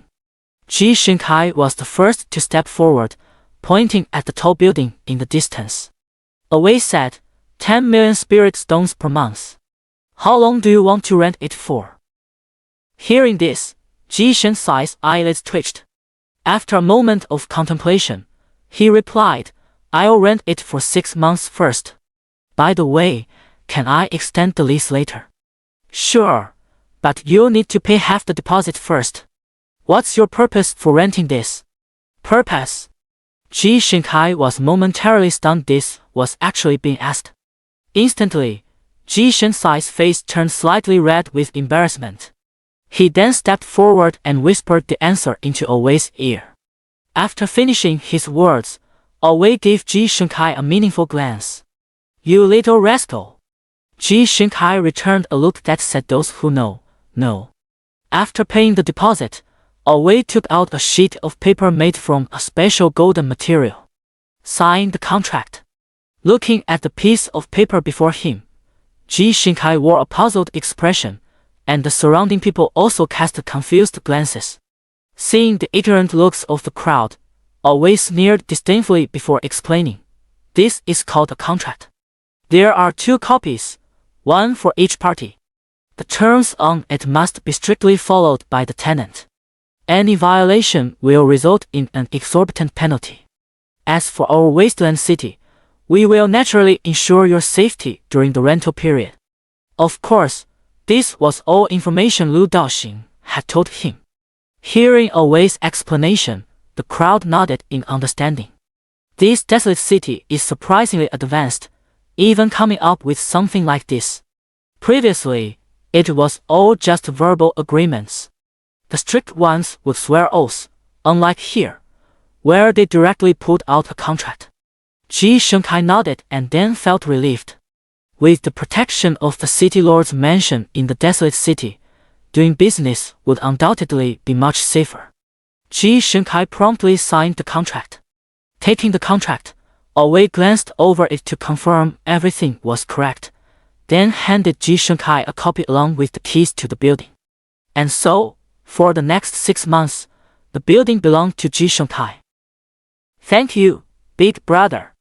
Xianxia expressed his gratitude, then immediately called for his men and headed straight toward that building. Shortly after, the rest of the group stepped forward one after another to rent the spaces. At the same time, deep within the desolate city, inside the city lord's residence, Lu Shui suddenly shuddered as the ice phoenix bloodline within her body began to stir restlessly. Lu Shui raised her head to gaze into the distance, her vision piercing through the endless void, and soon she spotted her target. Seeing this, Lu Shui immediately stepped outside. Xiao Shui. Just as Lu Shui was about to go and take a look, Gu Chen appeared by her side. Upon seeing Gu Chen, Lu Shui respectfully bowed and said, Master. Gu Chen nodded and spoke, Do not act rashly for now. Whether they are friend or foe remains unknown. Hearing this, Lu Shui looked at Gu Chen with pleading eyes and said, Master, won't you come with me? Then everything will be fine. After a moment of hesitation, Gu Chen nodded and replied, Very well. He, thank you, Master. With that, Gu Chen and Lu Shui vanished from the spot. Meanwhile, in the outer city, while everyone was orderly engaged in their own activities, a tremendous dragon's roar suddenly echoed through heaven and earth beyond.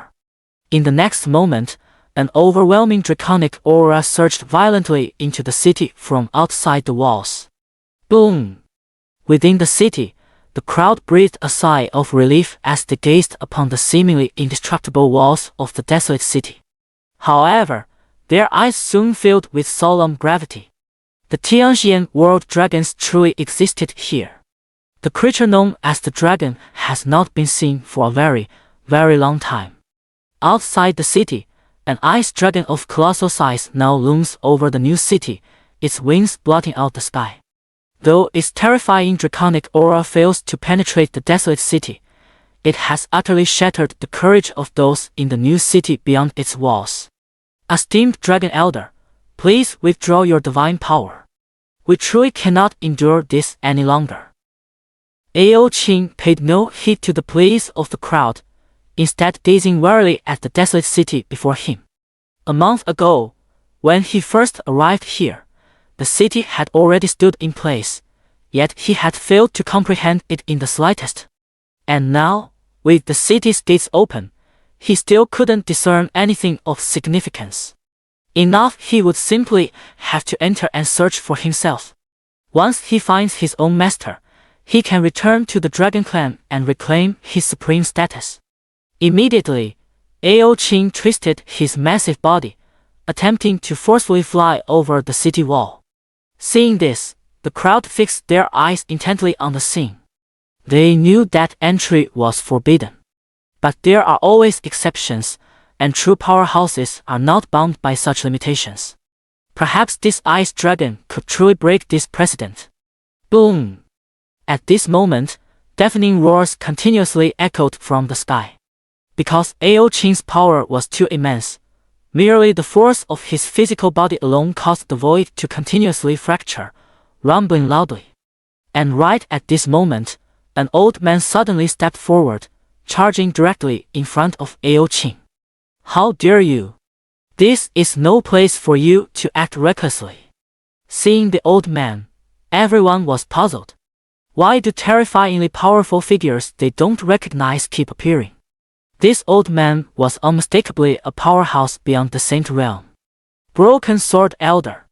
A figure from hundreds of thousands of years ago. It's normal for people not to recognize him. Back then, his broken sword technique was nearly invincible. Later, he remained stuck at the Saint King realm for tens of thousands of years and ultimately, unable to find a way to prove his path to emperorhood, he had no choice but to retreat from the world. Now, sensing the aura of the Heavenly Emperor, he has arrived here with deep reverence.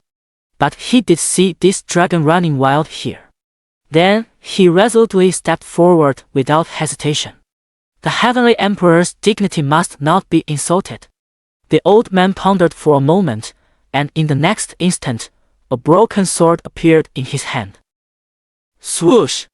Instantly, countless cracks appeared directly in the void. The next moment, countless sword auras erupted from the old man's body. It was unimaginable just moments ago. The old man had seemed like a frail, decrepit figure, but now he had unmistakably transformed into a legendary sword god. Upon seeing the broken sword, several people below immediately exclaimed excitedly, "It's him, the Broken Sword Elder." What? The Broken Sword Elder? This is a saintly figure in the hearts of countless swordsmen. It was the Broken Sword Elder who elevated the sword path of the Xianxia world by several levels, and he is also the strongest known swordsman in the Xianxia world. Instantly, the gazes of all the swordsmen below turned reverent. At that moment, the Broken Sword Elder had already thrust out his sword. Swoosh! A razor-sharp cold gleam pierced through, shattering space wherever it passed.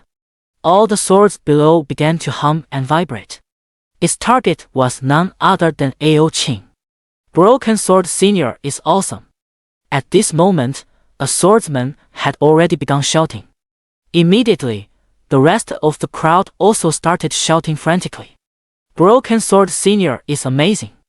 Meanwhile, Ao Qing, looking at the old man before him, showed not the slightest change in expression and didn't even pause for a moment. Bam!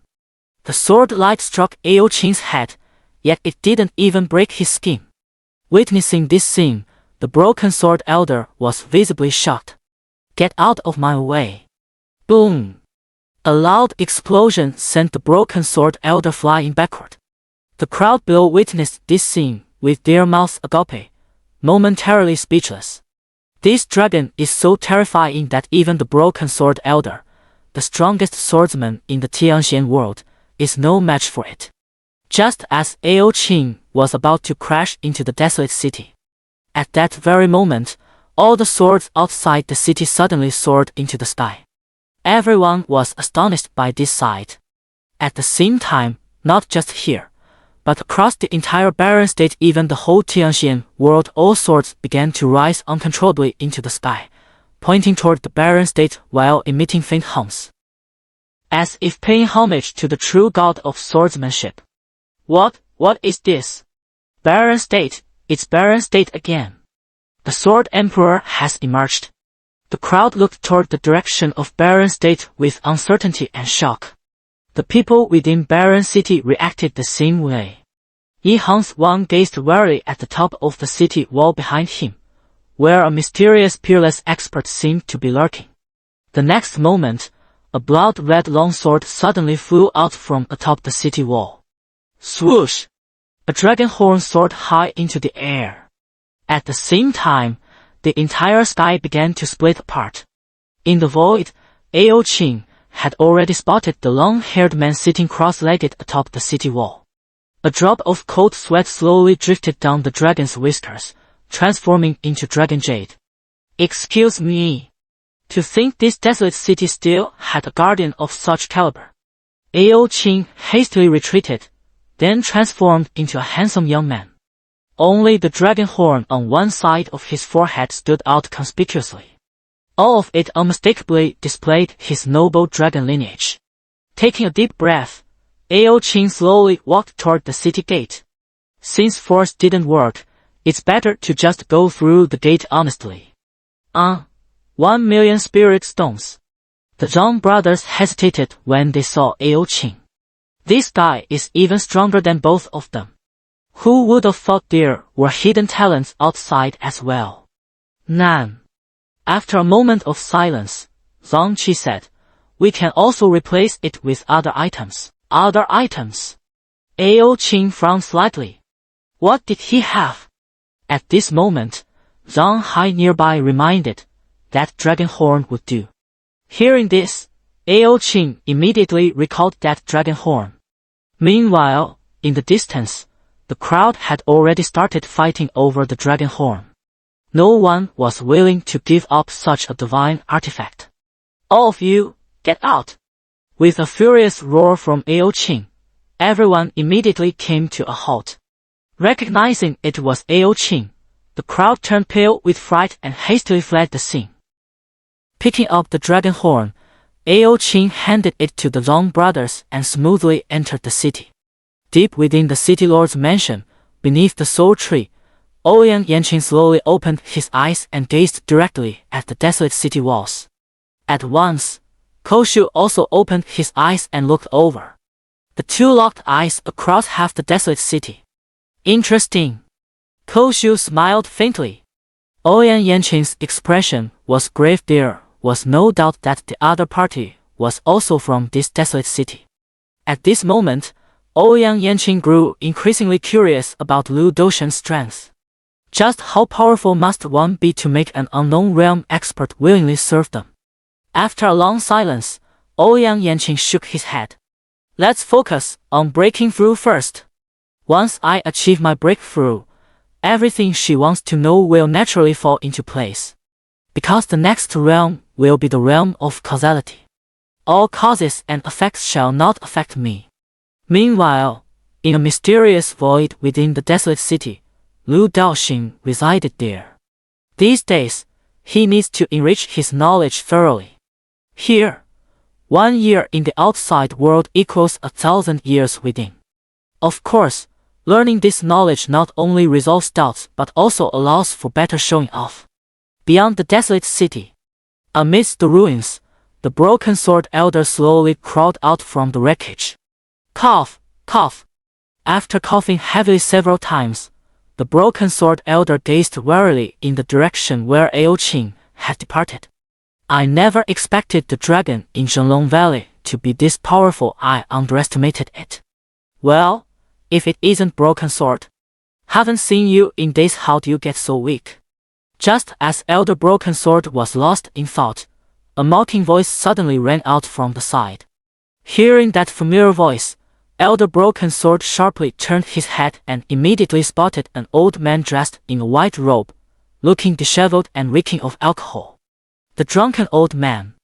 And beside him, there was also a middle-aged man. The middle-aged man wore a smile on his face, appearing very amiable. Long time no see. Upon seeing the broken sword elder, the middle-aged man smiled faintly. Hey, I knew you two would come. Brushing off the dust from his clothes, the broken sword elder snorted lightly and said. The drunken old man was also a figure from hundreds of thousands of years ago, once unrivaled across the world, who eventually retreated to the mountains and forests in pursuit of that fleeting chance to prove his path. A middle-aged man, the lord of the celestial city, the first city in the Xianxia world. Along with the broken sword elder and the drunken old man, he is at the Saint King realm. And now, all three of them have arrived here. For no other reason than the fact that an emperor of heaven has emerged here. At first, they speculated that the lord of the desolate city was the newly ascended heavenly emperor. But now, it seems things aren't that simple. Since we're all here, let's go together. At this moment, the broken sword elder spoke up. The drunken old man took a swig from his gourd and nodded. The city lord of Sky City, Xianxia, said, Then let's go together. With that, the three of them set off toward the direction of the desolate city. Meanwhile, at the border of the inner city of the desolate city, an indescribable boundary was blocking the path between the inner and outer city. Nan Dongfang stared at the inner city right before his eyes, his brow deeply furrowed. He never imagined that he wouldn't even have the right to enter. Taking a deep breath, Nan Dongfang bent at the waist and said slowly, Nan Dongfang of the Nandong clan requests an audience with the city lord of Barren City. At this moment, he clearly placed himself in an extremely humble position. It's hard to imagine that this person is the ancestral level figure of the largest reclusive family in the Xianxia world. If not for the emergence of the desolate city, he might have remained in seclusion until his death. And now, it seems his remaining lifespan is already limited. But now, as he approached the inner city, he could feel a strong surge of vitality. It was that towering divine tree. Nan Dongfang had a bold speculation in his heart. Yet it also felt incredibly unreal. It's a pity it's too far away, and there are barriers in between. If he could get closer, he could be certain. After an unknown amount of time, a faint aura slowly brushed past Nan Dongfang. The next moment, Nan Dongfang vanished from his spot. At the same time, within the desolate city, the drunken old man, the broken sword elder, Shurtenji, Qing, and Yi Hang's Wang all disappeared from their locations simultaneously. Inside a grand hall of the city lord's residence, the rebuilt desolate city incorporated spatial laws, making it virtually infinite in size. A single grand hall could easily accommodate 100,000 people.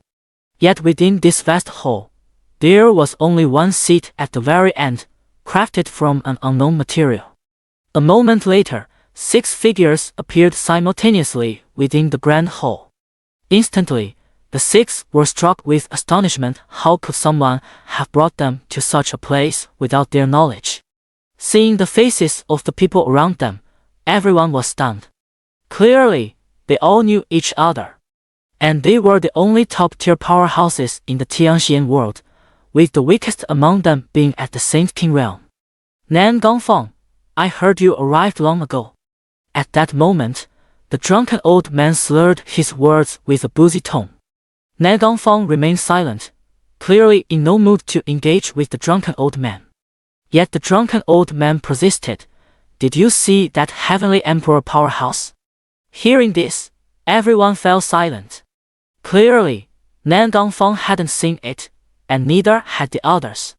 Is there still any significance to heavenly emperor realm experts? Hearing this, everyone turned their gaze towards Nan Gangfang. Nan Gangfang continued expressionlessly. I believe the current priority should be the city lord of the desolate city. At this moment, in his heart, heavenly emperor realm experts were far less important than the mysterious city lord of the desolate city. Hearing this, everyone's expressions turned solemn. Indeed, every corner of this city exudes an aura of supreme majesty. Then what kind of figure must the master of this colossal city be? It certainly couldn't be someone as simple as the heavenly emperor. Above the heavenly emperor? That's somewhat ineffable. After all, they can't even prove the existence of the emperor, let alone what lies above the heavenly emperor. In the corner, Ao Qing looked at the crowd with disdain. He was the only non-human present and the sole existence above the level of a saint king. Noticing Ao Qing, Yi Hang's Wang turned her head to glance at him. Are you from the Ice Dragon clan? Nonsense. Yi Hang Shuang's delicate brows furrowed slightly. Indeed, dragon clans all have such terrible tempers. But Yi Hang's Wang wasn't angry, because she thought of that monstrous genius with the Ice Phoenix bloodline. Do you know the whereabouts of that person with the Ice Phoenix bloodline? Yi Hang's Wang asked somewhat tentatively. Upon hearing this, Ao Qing's pupils instantly contracted. That's my master. What? Instantly, everyone in the grand hall turned their gaze towards Ao Qing. Ao Qing's strength was beyond doubt, even surpassing that of any one of them. Moreover, long before they had risen to prominence, they had known of the dragon within Zhenglong Valley. It could be said that Ao Qing was considered their senior. Master? What do you mean by this? Yi Hang's Wang asked. Her original intention was to take the person with the Ice Phoenix bloodline as her disciple, as only her Hanji Palace was qualified to nurture the Ice Phoenix bloodline to its full potential. But now, it seemed that if the person with the Ice Phoenix bloodline was the master of this ice dragon, her plan might fall through. After all, this dragon is anything but simple. Ao Qing did not respond, and just then, a crisp sound of footsteps suddenly echoed from within the grand hall. The footsteps were not loud, but they resonated deeply in everyone's hearts. In an instant, everyone tensed up, their gazes fixed intently on the depths of the grand hall. The next moment, a middle-aged man with a smile slowly walked into the grand hall. Although they couldn't sense any aura from the middle-aged man, they didn't dare to let their guard down in the slightest. At this moment, Liu Daoxing had already taken his seat. Who might you be? Seeing Liu Daoxing, the drunken old man frowned and asked. Hearing this, everyone around cast disdainful glances at the drunken old man. Is there even a need to guess this person's identity? Welcome to my desolate city. Liu Daoxing did not answer but instead spoke directly. Hearing this, everyone was startled. Indeed, is this the city lord of the desolate city? Truly extraordinary. Greetings, city lord of the wasteland. I am from the Nangang family, and my name is Nan Gangfang. Nan Gangfang was the first to introduce himself. Immediately, the drunken old man also spoke. My name is Drunken Taoist, though the world knows me as the drunken old man. My name is Shi Tianxi, city lord of the heavenly city. Yi Hang's Wang, master of the cold extreme hall. Jian Lingfeng, they call me the broken sword elder. Soon, only Ao Qing remained in the grand hall. Immediately, all eyes turned to Ao Qing, including Liu Daoxing. Facing the gazes of the crowd, Ao Qing felt quite speechless. He hadn't intended to speak up, as his only concern was his master. This city had never mattered to him from the beginning to the end, because all he wanted was to go home. Arrogant youth. Arrogant youth spoke lightly. After listening to everyone's self-introductions, Lu Daoxing nodded slightly. Lu Daoxing, City Lord of Desolate City. If you have any questions, feel free to ask me. Lu Daoxing smiled faintly. Seeing Lu Daoxing without a trace of arrogance gave people a feeling of being bathed in spring breeze. The crowd immediately felt much more at ease, and their gazes toward Lu Daoxing now held a touch more reverence. This is truly the demeanor befitting a great figure. City Lord Huang, I wish to know where is the person with the Ice Phoenix bloodline. Upon hearing Lu Daoxing's words, Ao Qing was the first to speak up. Beside him, Nian Gaofeng, who was just about to ask a question, was instantly left speechless. You were so hesitant during your self-introduction earlier, but now you're quite eager to ask questions. Phoenix bloodline. You're looking for my daughter. Is there something you need? Boom! In an instant, everyone in the grand hall froze in place. The person with the Ice Phoenix bloodline was actually the daughter of the Supreme City's Lord. At this moment, Yi Hangshuang's heart was suddenly filled with indescribable complexity. She had even thought of taking her as a disciple. How laughable. That person probably wouldn't even spare a glance at her humble Cold Extreme Hall. Indeed, the Cold Extreme Palace may be a dominant force in the outside world, but in front of this desolate city, it is like a mere child. Lord City Master, the thing is, I wish to pledge allegiance to your daughter as my master. Upon learning that his master was actually the daughter of the person before him, Ao Qing's tone and address became much more respectful. The next moment, two figures slowly approached from outside the grand hall. It was none other than Lu Shuai and Gu Cheng. It's you! Upon seeing Gu Cheng, Ao Qing exclaimed in surprise. Over 1,000,000 years ago, Gu Cheng had once visited the Dragon Taming Valley and had a brief encounter with Ao Qing. Ao Qing still remembered Gu Cheng, but he had thought that the other had long since perished. Because at that time, the other was merely a cultivator at the Divine Mansion realm. But now, not only was Gu Cheng still alive, he had even reached the Heavenly Emperor realm, and seemed to be on the verge of breaking through further. Long time no see. Seeing Ao Qing, Gu Cheng smiled slightly. Beside them, Lu Shuai curiously observed Ao Qing. She had just heard that the other party wanted to acknowledge her as their master. At the same time, everyone around also looked at Lu Shuai and Gu Cheng with curiosity. Master! I finally met you.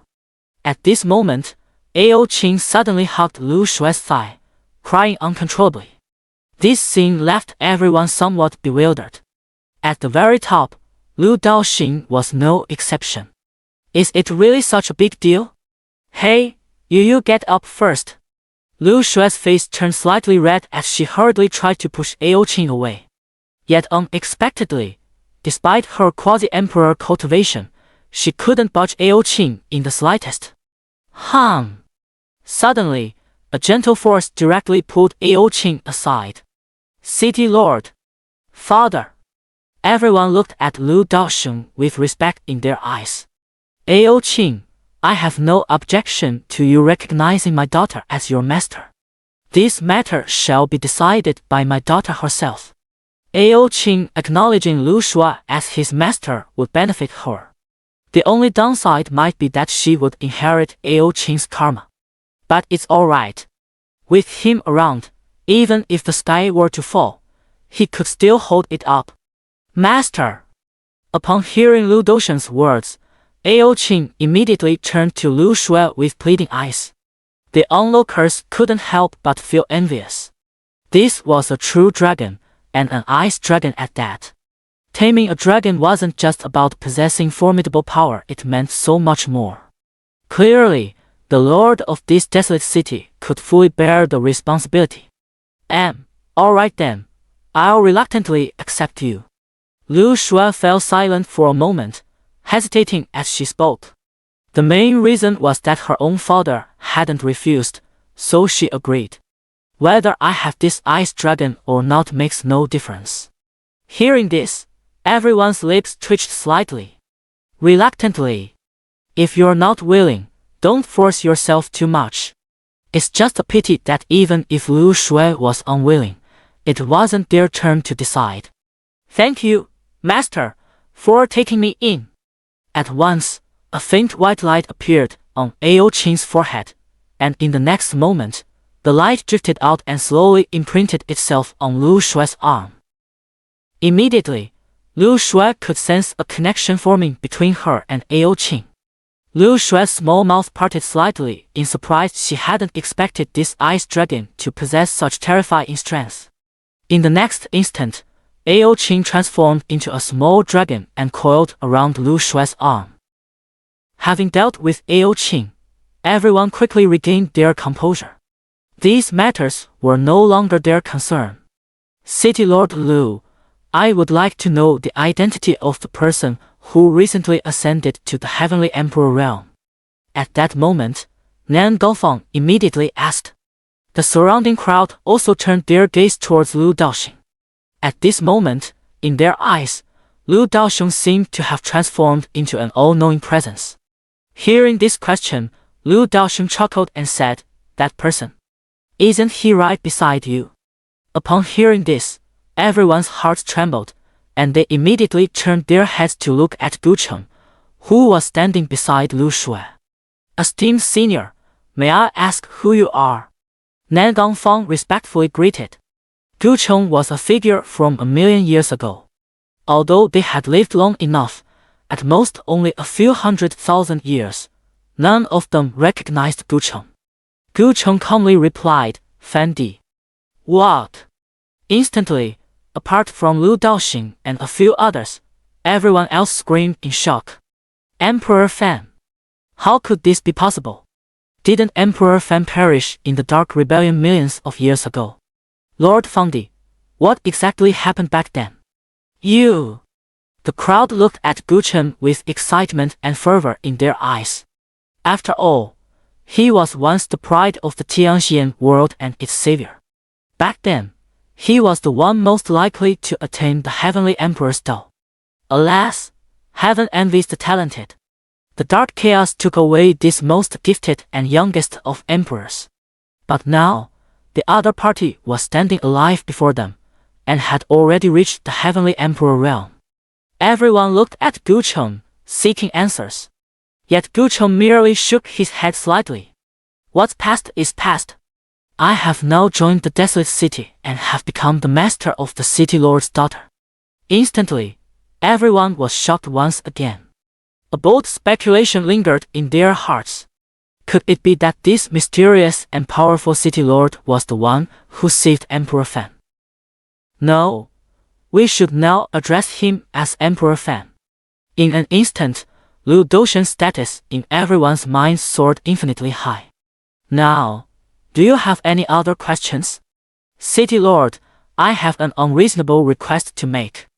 At this moment, Nan Gongfang lowered his head and said, "Let's hear it." Lord City Master, I wish to lead the entire Nan Gong family to join the desolate city. Hearing this, everyone was startled, and then inwardly began cursing in anger. This shameless old man. Lu Daoxing was also slightly taken aback.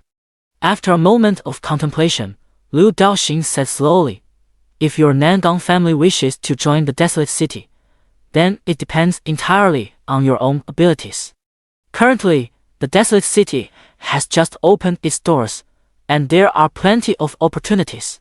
You must strive on your own." Hearing this, Nan Gongfang felt a wave of relief. As long as there's no rejection, it's fine. Thank you for the opportunity, City Lord. I have no further questions. What about you all? Lu Daoxing turned his gaze to the remaining few. The old drunkards shook their heads repeatedly.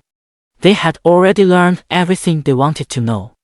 As for enlightenment or the like, there was no need to ask. They knew that as long as they remained in this desolate city, achieving enlightenment would be as easy as lifting a hand. However, they also gleaned a very useful piece of information from this. The wasteland city is just getting started, with plenty of opportunities.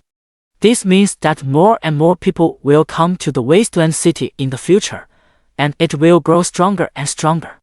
Although they are already among the top-tier powerhouses standing at the pinnacle of the Xianxia world, what lies beyond the Xianxia world?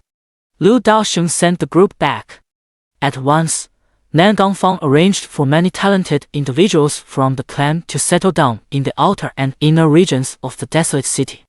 This marked the first major family to migrate en masse into the desolate city. At the same time, beyond the Xianxia world, in the endless starry void, many terrifying ancient beings who had been in slumber, with their remaining lifespan dwindling, suddenly awakened. Their gazes pierced through layers of void, fixating directly on the direction of the Xianxia world. The tree of life? Heaven aids me. Instantly, countless ancient beings set off, heading straight for the Xianxia world. On the walls of the desolate city in the Xianxia world, Desolate Guardian slowly opened his eyes, and the blood-red longsword in his hand immediately began to hum. Finally, some worthy opponents have arrived. Having sought defeat for countless years, he was clearly exhilarated by the presence of strong foes. But whether they could satisfy him remained to be seen. And so, the desolate city officially began its long journey of development. As time passed, more and more cultivators arrived from distant lands, entering the desolate city to begin their rigorous training. Gradually, the desolate city became livelier and more bustling.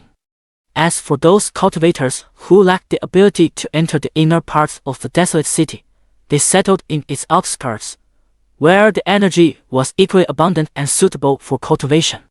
Within the desolate city, due to the influence of various divine trees and pagodas, the interior began to undergo continuous changes not only in the environment but also in the innate talents of the people. Many rare physiques and bloodlines that would only appear after countless ages emerged one after another. Monstrous prodigies rose in great numbers, and the lifespans of the older generation were temporarily secure. Everything had entered its most glorious moment. Cultivation knows no time, and soon, 500 years had passed. And these 500 years were truly 500 years in the timeline. Xianxia world, desolate city. Here, it had now become the most powerful force in the Xianxia world, and this was beyond doubt. Countless major forces would break their heads trying to squeeze into the desolate city. At this moment, in the outer city, the bustling streets were crowded with people, lively and vibrant. And the most famous landmark in the outer city was that exceptionally tall building, Bai Wall Tower, the only legal pleasure house in the desolate city. Those who enter here can all enjoy the joys of family life. The owner of this 100 Flowers Pavilion is none other than the heir of the Ji family, Ji Shengkai. 500 years ago, he leased this building, and from then on, his fortunes soared. It is said that even people from the city lord's residence frequently come here to spend. The landlord Ji Shengkai also had close connections with people in the city lord's mansion. On this day, the 100 Flowers Pavilion was packed again. Get lost. I was here first, damn it. Heh, booth 666 has always been mine, and this time is no exception.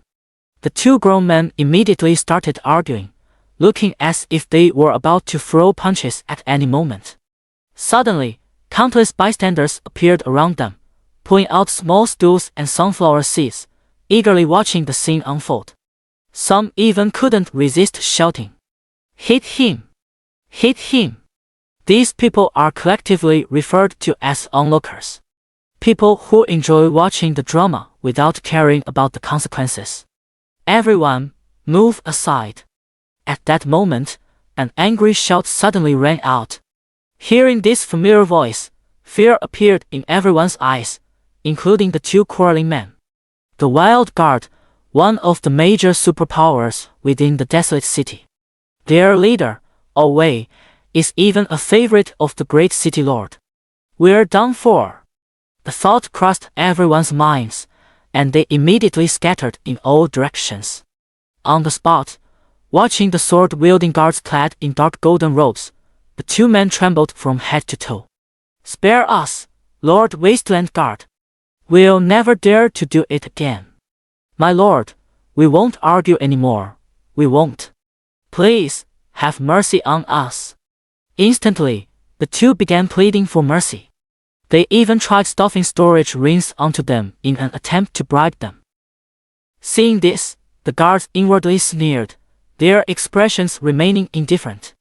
The treatment of the guards was beyond what outsiders could imagine. How could they possibly be tempted by such trivial trinkets? "Take them away. Whatever you have to say, you can say it in the dungeon." Hearing this, the two trembled all over and collapsed on the spot. Dungeon. It was just established a few hundred years ago. It is said that once you enter, if you want to come out, you'll definitely lose a layer of skin. Soon, the two were taken away without any resistance. The onlookers couldn't help but sigh at the sight. "You two should be secretly happy. Clearly a newcomer who knows nothing." Luckily, it was the wild guard who came this time. If it had been the root, you two wouldn't even know how you died. Root, one of the most mysterious factions within the desolate city. It belongs to the shadowy underworld. They are virtually omnipresent. The vast majority of Root's members operate under strict confidentiality. It's possible that the good buddy chatting with you or gaming alongside you right now is actually from Root. Complain about something related to the desolate city to him during the day, and by nightfall, it will have reached Root headquarters.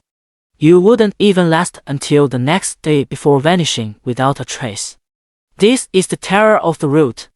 As for their leader, that's classified information within classified information. In any case, apart from high-ranking figures within the city lord's residence, no one has ever seen the true face of the Root's leader.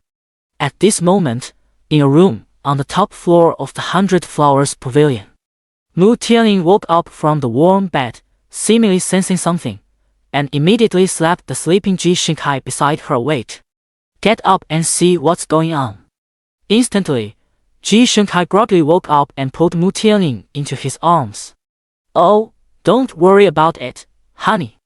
They're just some nobodies.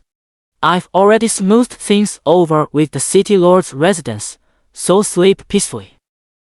Hearing this, Mu Tianling rolled her eyes directly. Indeed, 500 years had passed, and the two were already together. Yet hundreds of years ago, they had still been rivals. Mu Tianling started a tea house business in the desolate city. However, people all flocked to the 100 Flowers Pavilion, leaving Mu Tianling's place with very few customers. This made Mu Tianling quite annoyed, so she went to confront Ji Xingkai about it. After several encounters, Ji Xingkai somehow ended up developing feelings for this older sister. He immediately began pursuing her relentlessly. At first, Mu Tianling looked down on Ji Xingkai's way of making money, but she never expected his business to be so successful that he was raking in huge profits. In the end, Ji Xingkai essentially won Mu Tianling over by throwing money at her. She, Mu Tianling, truly didn't care about money, but every single thing that moved her heart cost a fortune. Back then, it left countless people in the desolate city sighing with regret. The inner city of the desolate city. It wasn't as bustling as the outer city, but the population had grown significantly compared to 500 years ago. Many of the original inhabitants of the desolate city had even seen their great-grandchildren born. According to City Lord Lu Daoxing, the more branches and leaves you spread, the better things will turn out. As for marrying and having children, it couldn't be simpler. Once the news was out, women wanting to marry into the inner city or men seeking to join as sons-in-law formed a line stretching from the desolate city all the way to the ends of the Xianxian world. There's no helping it, the conditions for residing in the desolate city are just too stringent. So far, apart from the original inhabitants of the desolate city, no one has truly moved into the inner city.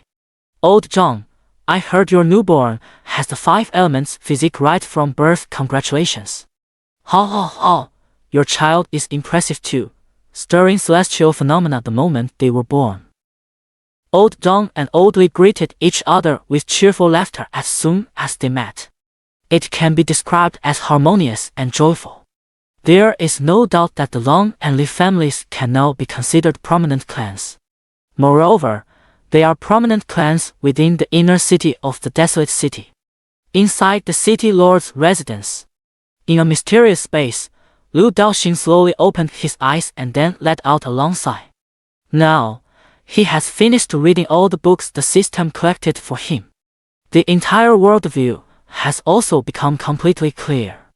The universe he resides in is called the primordial universe, which is divided into countless galaxies. Some galaxies are extremely powerful, with the strongest among them even reaching the realm of the unknown. Such galaxies are referred to as first-tier galaxies. Some galaxies are relatively weaker in strength, with their strongest beings only at the ancient realm, which is lower than first-tier galaxies. Hence they are called second-tier galaxies. The rest are ranked accordingly in descending order. The galaxy where the Xianxia world is located is called the Shuanggu Galaxy, which belongs to the lowest 4th-tier galaxy. The highest realm there is merely the Destiny realm. Of course, that was all in the past. Now, the Shuanggu Galaxy where he found himself could truly be called a legendary top-tier galaxy. Beings beyond the unknown realm still existed here. However, Lu Daoxing hadn't been idle all these years. He had ventured out occasionally. Moreover, after some deduction, he discovered that the Shuanggu Galaxy seemed to have once possessed an extraordinarily glorious history, long ago. However, that segment of history was erased from the river of time by certain entities. Lu Daoxing slowly rose to his feet, then took a single step forward, arriving directly within the city lord's residence. At the same time, beneath a divine tree, Ouyang Yanqing suddenly experienced a surge in aura, with the resonance of the great Tao continuously reverberating throughout his body. In an instant, the entire desolate city took notice of this commotion. However, everyone seemed to have grown accustomed to this phenomenon and simply carried on with their usual activities. Boom! At this moment, the sky began to tear apart continuously. If not for these divine artifacts within the city lord's residence of the desolate city over the years, not only have they greatly benefited cultivators, but they have also elevated the entire Xianxia world. Otherwise, this commotion alone would likely have been enough to destroy the entire Xianxia world. Seeing this scene, Lu Daoxing understood that Ouyang Yanqing was about to break through, and the next realm would be the karmic realm. Beside him, Gu Cheng and Lu Shuai appeared next to Lu Daoxing. Father! City Lord! Looking at the two, Lu Daoxing revealed a faint smile. At this moment, Lu Shuai had already reached the heavenly emperor realm, and Gu Cheng had also attained the ancient realm. The higher the realm, the more difficult it is to break through, and the longer the time required. Ouyang Yanqing's current breakthrough to the karmic realm wasn't solely due to these 500 years of cultivation. The accumulation over countless years was even more crucial. On the walls of the desolate city, Koshu is in a special space. This was specially prepared by Lu Daoxing for Huang Shou. Here, the environment he was in was no different from that within the city lord's mansion, and he could still enjoy the effects of those divine artifacts. How? Too slow. By this time, Wang Shou had already reached the karma realm. Facing Ouyang Yanqing's breakthrough now, Wang Shou's eyes were filled with nothing but mockery. Behind him stood none other than the city lord of Huangcheng. Nowadays, he often felt fortunate to have met Lu Daoxing and joined Huangcheng. Otherwise, how could he be living as comfortably as he is now? Boom! Another loud explosion resounded. The entire sky suddenly changed color, as countless streams of light continuously fell from the starry expanse. Some of these luminous streams entered the bodies of cultivators, causing them to instantly enter a state of enlightenment on the spot. Witnessing this scene, the crowd erupted in exclamations of astonishment. Thanks to the gifts of nature. Yet this was not the end. Within the city lord's mansion, several divine trees, authorized by Lu Daoxing, began to tremble. In an instant, a heavy rain began to fall over the desolate city. But this rain was not ordinary, it was condensed from the essence of the great divine trees. Once absorbed, the benefits are boundless. Instantly, the entire desolate city erupted in cheers, with people continuously shouting "City Lord" in reverence. After what seemed like an eternity, the commotion finally began to fade away. Beneath the ancient tree of enlightenment, Ouyang Yanqing opened his eyes. Feeling the power surging within him, he couldn't help but burst into hearty laughter. "Miss Ouyang." At this moment, Lu Daoxing's voice rang out. Hearing this, Ouyang Yanqing was momentarily stunned, and the next instant, she appeared before Lu Daoxing, still wearing that same vibrant red dress. Meeting Lu Daoxing, Ouyang Yanqing felt a mix of emotions within her. Now, she had become stronger, and she could more clearly sense the terror that Lu Daoxing exuded. "Thank you." Ouyang Yanqing expressed her gratitude sincerely. "If Huancheng ever faces any difficulties in the future, I will certainly do my utmost to help." She had nothing to repay Lu Daoxing with, as it seemed he lacked nothing. So this was all she could do.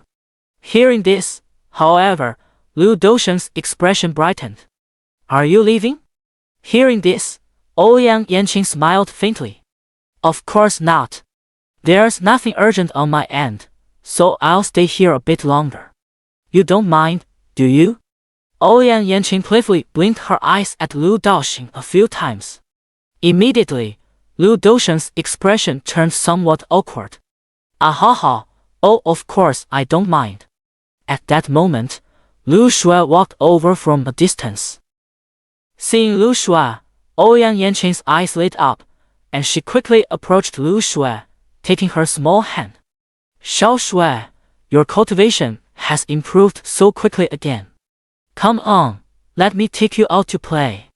Hearing this, Lu Shui hesitated slightly, then turned her head to look at Lu Daoxing. Seeing this, Lu Daoxing smiled helplessly and said, "Go ahead, but be careful."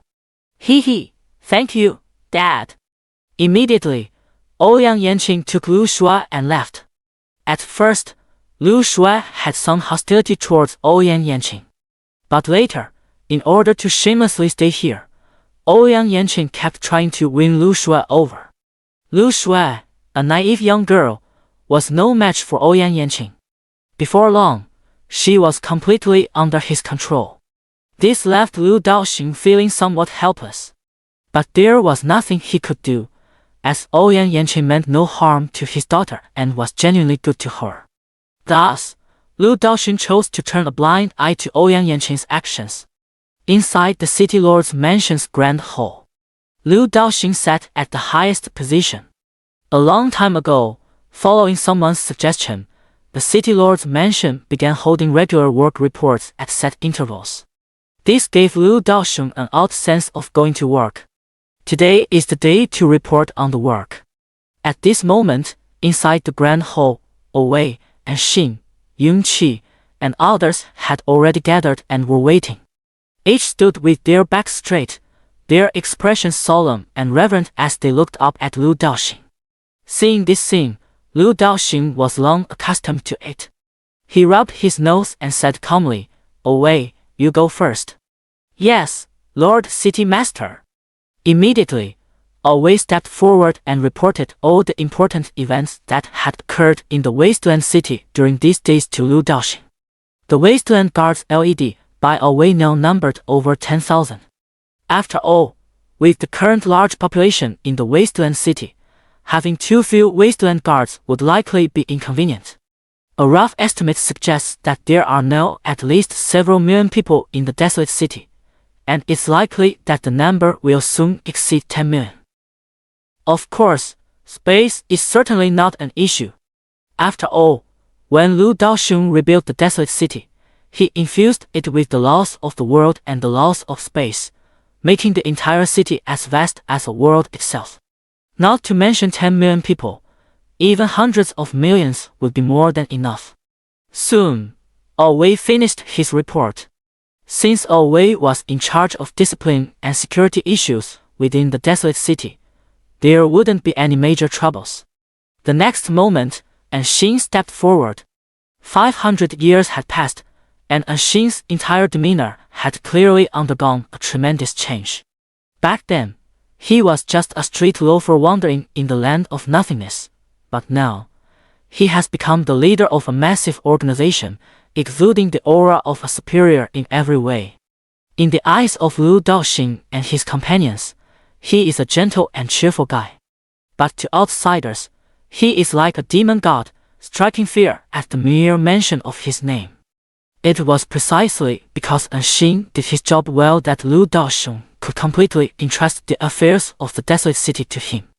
Because the roots had almost completely infiltrated the entire desolate city, numbering 400,000. Anyone who harbored even the slightest ill intent toward the desolate city would be instantly eradicated by Xin. Since the roots led by Xin operated in the shadows, handling intelligence gathering, assassinations, and many other tasks, their report took a bit longer than Wei's. It wasn't until the afternoon that Xin finished reporting. City Lord, that's all for these matters. Hearing this, Lu Daoxun nodded in agreement. If he continued speaking, he would fall asleep. At this moment, Yunqi stepped forward. Over the course of 500 years, Yunqi had lived up to Lu Daoxun's expectations, forging an exceptionally formidable army for him. Lu Daoxun named it the Lu Family Army. The entire army now numbers as many as 300,000 and is still growing. Every soldier is even armed to the teeth, which can be described as extravagantly equipped. City Lord, everything in the army is currently normal, except... Just what? Hearing this, Yunqi's expression immediately turned somewhat bitter. My lord, the army has been established for hundreds of years, yet not a single battle has been fought. The brothers in the army are already restless with pent-up energy. In fact, it wasn't just the people in the army, he felt the same way too. He had poured his heart and soul into building the army for Lu Daoxun, only to find there were no battles to fight. It was like a man who had just taken a stimulant but had no outlet to unleash his energy, utterly frustrating. Hearing this, Lu Daoxun didn't know whether to laugh or cry. It turned out to be something like this. Then, he couldn't possibly initiate a war himself. His principle was, if others don't provoke me, I won't provoke them. But if anyone truly dares to provoke him, he will make sure they pay the most painful price. On the spot, Lu Daoxun used his great divine power to perform a divination. A moment later, Lu Daoxun's expression changed slightly, and he then smiled, saying, "All right, continue training the troops diligently. In a while, you'll have plenty to keep you busy." Hearing this, Yunqi's face lit up with joy. Very well, I will train the troops diligently and will not let the city lord down. I take my leave now. With that, Yunqi took his leave first and departed directly. Watching Yunqi leave in excitement, Lu Daoxun shook his head with a smile before continuing to listen to the reports from the others in the hall. On the walls of the desolate city, Huan Shou slowly rose to his feet, and on the wall beside him, 6 telemarks were clearly written. TSK, TSK, TSK, it's been so long since any enemies came. My sword is practically thirsting for battle. At once, the blood sword in his hand began to hum, as if echoing its master's sentiment. Over the course of 500 years, many powerful individuals, sensing the presence of a rare treasure within the desolate city, had rushed there in an attempt to seize it. Yet, he couldn't even enter the city gate and was directly slain with a sword outside the gates. Among them, the strongest even included those at the ancient realm. At that time, Wang Shou was somewhat surprised to see the ancient realm expert, because Lu Daoxing had told him that many powerful figures from the Xiangu star system would come in these days to attempt seizing the treasure. As for the experts from beyond the Xiangu star system, it would still take some time before they arrived. So, the Shuanggu galaxy shouldn't have had ancient realm powerhouses in the first place. He knew that the Shuanggu galaxy was originally just a fourth-tier galaxy, and it only began to change after the arrival of the desolate city. It wasn't until he slashed the opponent with his sword that he realized it was just someone who had accidentally sneaked into this place through a passage. Originally, that person should have been invincible in the Shuanggu galaxy. Yet the outcome led him to a desolate city. Gazing up at the endless starry sky, Wang Shou's expression remained calm. No matter who came, he would simply eliminate them with a single sword strike. Meanwhile, at the edge of the ancient profound star system, although the Shuanggu galaxy is only a fourth-tier galaxy, its border barrier is not something ordinary powerhouses can break. However, with a loud explosion, the sturdy boundary barrier was suddenly blasted open, leaving a massive hole. The next moment, a black warship filled with an eerie aura slowly emerged from within. I never expected such a galaxy to actually produce a supreme treasure. On the bow of the ship, a man dressed in black surveyed the mysterious ancient galaxy before him with a sinister smile, his eyes filled with disdain. Beside him, an old man with barely any teeth left said, "Young master, we should act quickly. Such a treasure surely hasn't been discovered only by our evil cloud sect." Hearing this, the black-clad man nodded and immediately ordered, "Full speed ahead." Instantly, the black warship accelerated sharply. The evil cloud sect, the strongest force in the dark star system.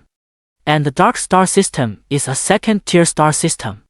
However, even among star systems of the same tier, there can be significant disparities in strength. Among second-tier galaxies, some can be called second-tier even if they have only one ancient realm powerhouse. Yet, there are other second-tier galaxies with many ancient realm powerhouses more than one but lacking any powerhouses beyond the ancient realm, and these are still classified as second-tier galaxies. The Dark Nebula Galaxy is one of the elite among second-tier galaxies. Within their malevolent cloud sect alone, there are openly 3 ancient realm powerhouses. This time, the evil cloud sect has directly brought 2 ancient realm powerhouses, clearly determined to obtain the mysterious treasure that suddenly appeared in the Tianxian world. At the same time, within another boundary barrier, yet another enormous rift abruptly appeared. In the next moment, an immense colossal sword slowly emerged from within it. The colossal sword was as massive as a small planet, and upon it, countless living beings were densely packed. Is this what a lower-tier star system looks like? At the head of the giant sword, a middle-aged man in a robe spoke coldly. Gazing at the Shuanggu galaxy, his eyes filled with disdain, as if he stood far above it all. Master of swords, the Shuanggu galaxy is doomed. This time, a supreme treasure has appeared in the Shuanggu galaxy, but unfortunately, they lack the strength to protect it.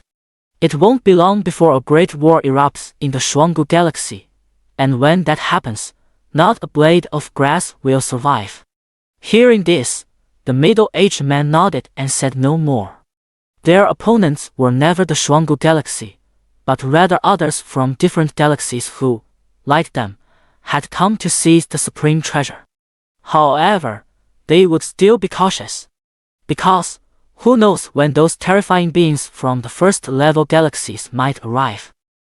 Inside the city lord's residence, Lu Daoxing looked up, his expression unchanged. Since I dare not conceal it, I'm not afraid of others coming to take it. The next moment, at Lu Daoxing's call, high-ranking members like Wei and Xin and Yunqi appeared before him. City Lord. The group bowed respectfully to Lu Daoxing. In the coming days, our desolate city will face many enemies. When that time comes, maintain order and security within the city to prevent any chaos. At once, Wei said directly, City Lord, leave this matter to me. Liu Daoxing nodded slightly, then continued, Yunqi, at your service. Show no mercy to those enemies. If they dare to come, not a single one should be spared. Yes. City Lord, your subordinate will ensure they never return. Hearing this, Liu Daoxing smiled with satisfaction. At this moment, Enxing spoke up, City Lord, what about me? Liu Daoxing turned his gaze to Enxing and fell into contemplation. Now Enxing has already reached the Dao realm, and because I often give him extra training, his strength is by no means weak. Unless facing an ancient realm expert, Enxing is practically invincible. Moreover, Enxing possesses the void body, which has long been perfected. Within the void space, Enxing is even more unbeatable, elusive, and extremely troublesome to deal with. Here's what we'll do. Go investigate the identities of those people on the other side. If conditions permit, try to capture a few key figures alive. Hearing this, Enxing nodded and said, Yes, Lord City Master. At this moment, Gu Cheng also arrived here. Lord City Master, I'll go too. Now, Gu Cheng is on the verge of breaking through, and the next realm is the ancient realm. All right. Father, I want to go too. No. Hearing Lu Shuai's words, Liu Daoxing immediately grew anxious. That was a major battle. What if by some mishap, his own daughter got hurt? Instantly, Liu Shuai's little face fell. Beside them, Gu Cheng also spoke up, Shuai, you'd better listen to your father and stay here quietly. Hearing this, Liu Shuai had no choice but to comply. Very well. Just like that, the group left directly. In the next moment, a massive bell toll resounded from the desolate city. Hearing the bell, everyone stopped what they were doing. They knew this was the sound only raised when enemies attacked. The desolate city is about to be attacked by enemies. Instantly, everyone was on high alert as if facing a formidable enemy. Now, they are bound to the desolate city, sharing both honor and disgrace. While some were ecstatic. For example, the Nangong family. Great, the opportunity has come. Ha ha ha ha.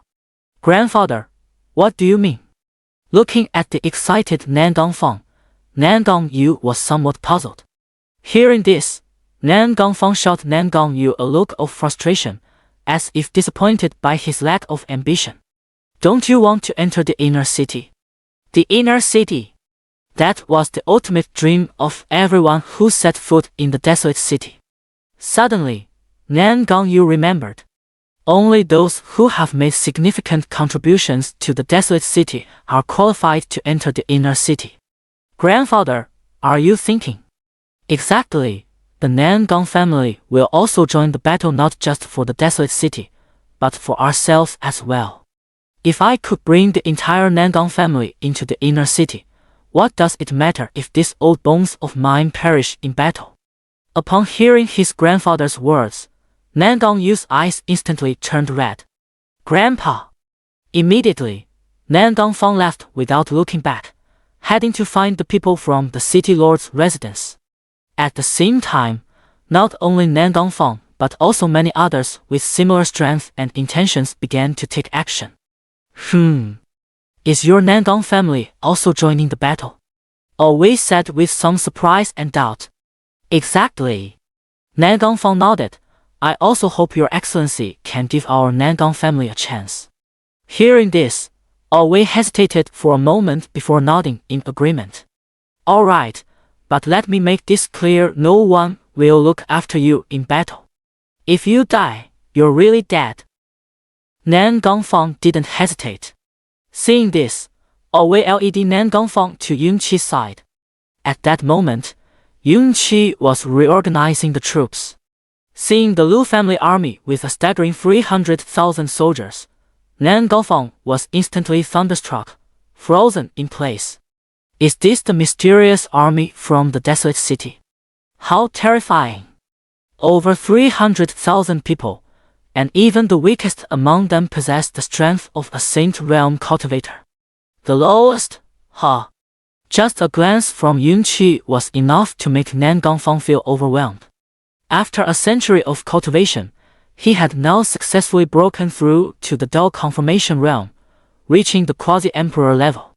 It wouldn't be long before he fully ascended to the emperor realm. He had thought himself a formidable expert within the desolate city, but now realized how narrow his perspective had been. Looking at the uniformly disciplined and high-spirited Lu family army, Nan Gongfang's expression was filled with reverence. In this battle, I don't seek to achieve merit just to avoid dragging this army down. At that moment, several thunderous roars echoed from beyond the sky. The next instant, a massive black warship enveloped the entire desolate city, blotting out the sky. At the same moment, another thunderous roar echoed. An enormous sword pierced through the void, appearing not far from the black warship. Dark Star System. Giant Sword Star System. Both parties were clearly somewhat surprised to see each other. But at that moment, the old man on the black warship exclaimed, "Young master, look quickly." Instantly, everyone in the void turned their gaze toward the desolate city below. Hiss! A collective gasp of astonishment rang out. Ha ha ha ha, we're rich, we're rich. The young master of the evil cloud sect immediately exclaimed in excitement. The members of the heavenly sword sect were also overjoyed. They had thought it was a single treasure, but it turned out to be a whole pile of treasures. And they are all legendary treasures. Looking at one of the towers below, the leader of the giant sword sect said fervently, "That tower is a must-have for our heavenly sword sect." Sword Tower. It contains countless sword wheels, and all talented individuals with the aptitude for sword cultivation will enter the sword tower to train. Of course, the privilege to enter the sword tower is only granted to those from the city lord's mansion and the inner city. Upon hearing the words of the heavenly sword sect, the evil cloud sect scoffed disdainfully. Children are the ones who make choices. I want it all. Let's each rely on our own abilities to seize it. Immediately, the powerful experts of the evil cloud sect rushed out together. Seeing this, the members of the heavenly sword sect also changed their expressions and followed suit, charging forward. The next moment, bang! Everyone was met with a closed door.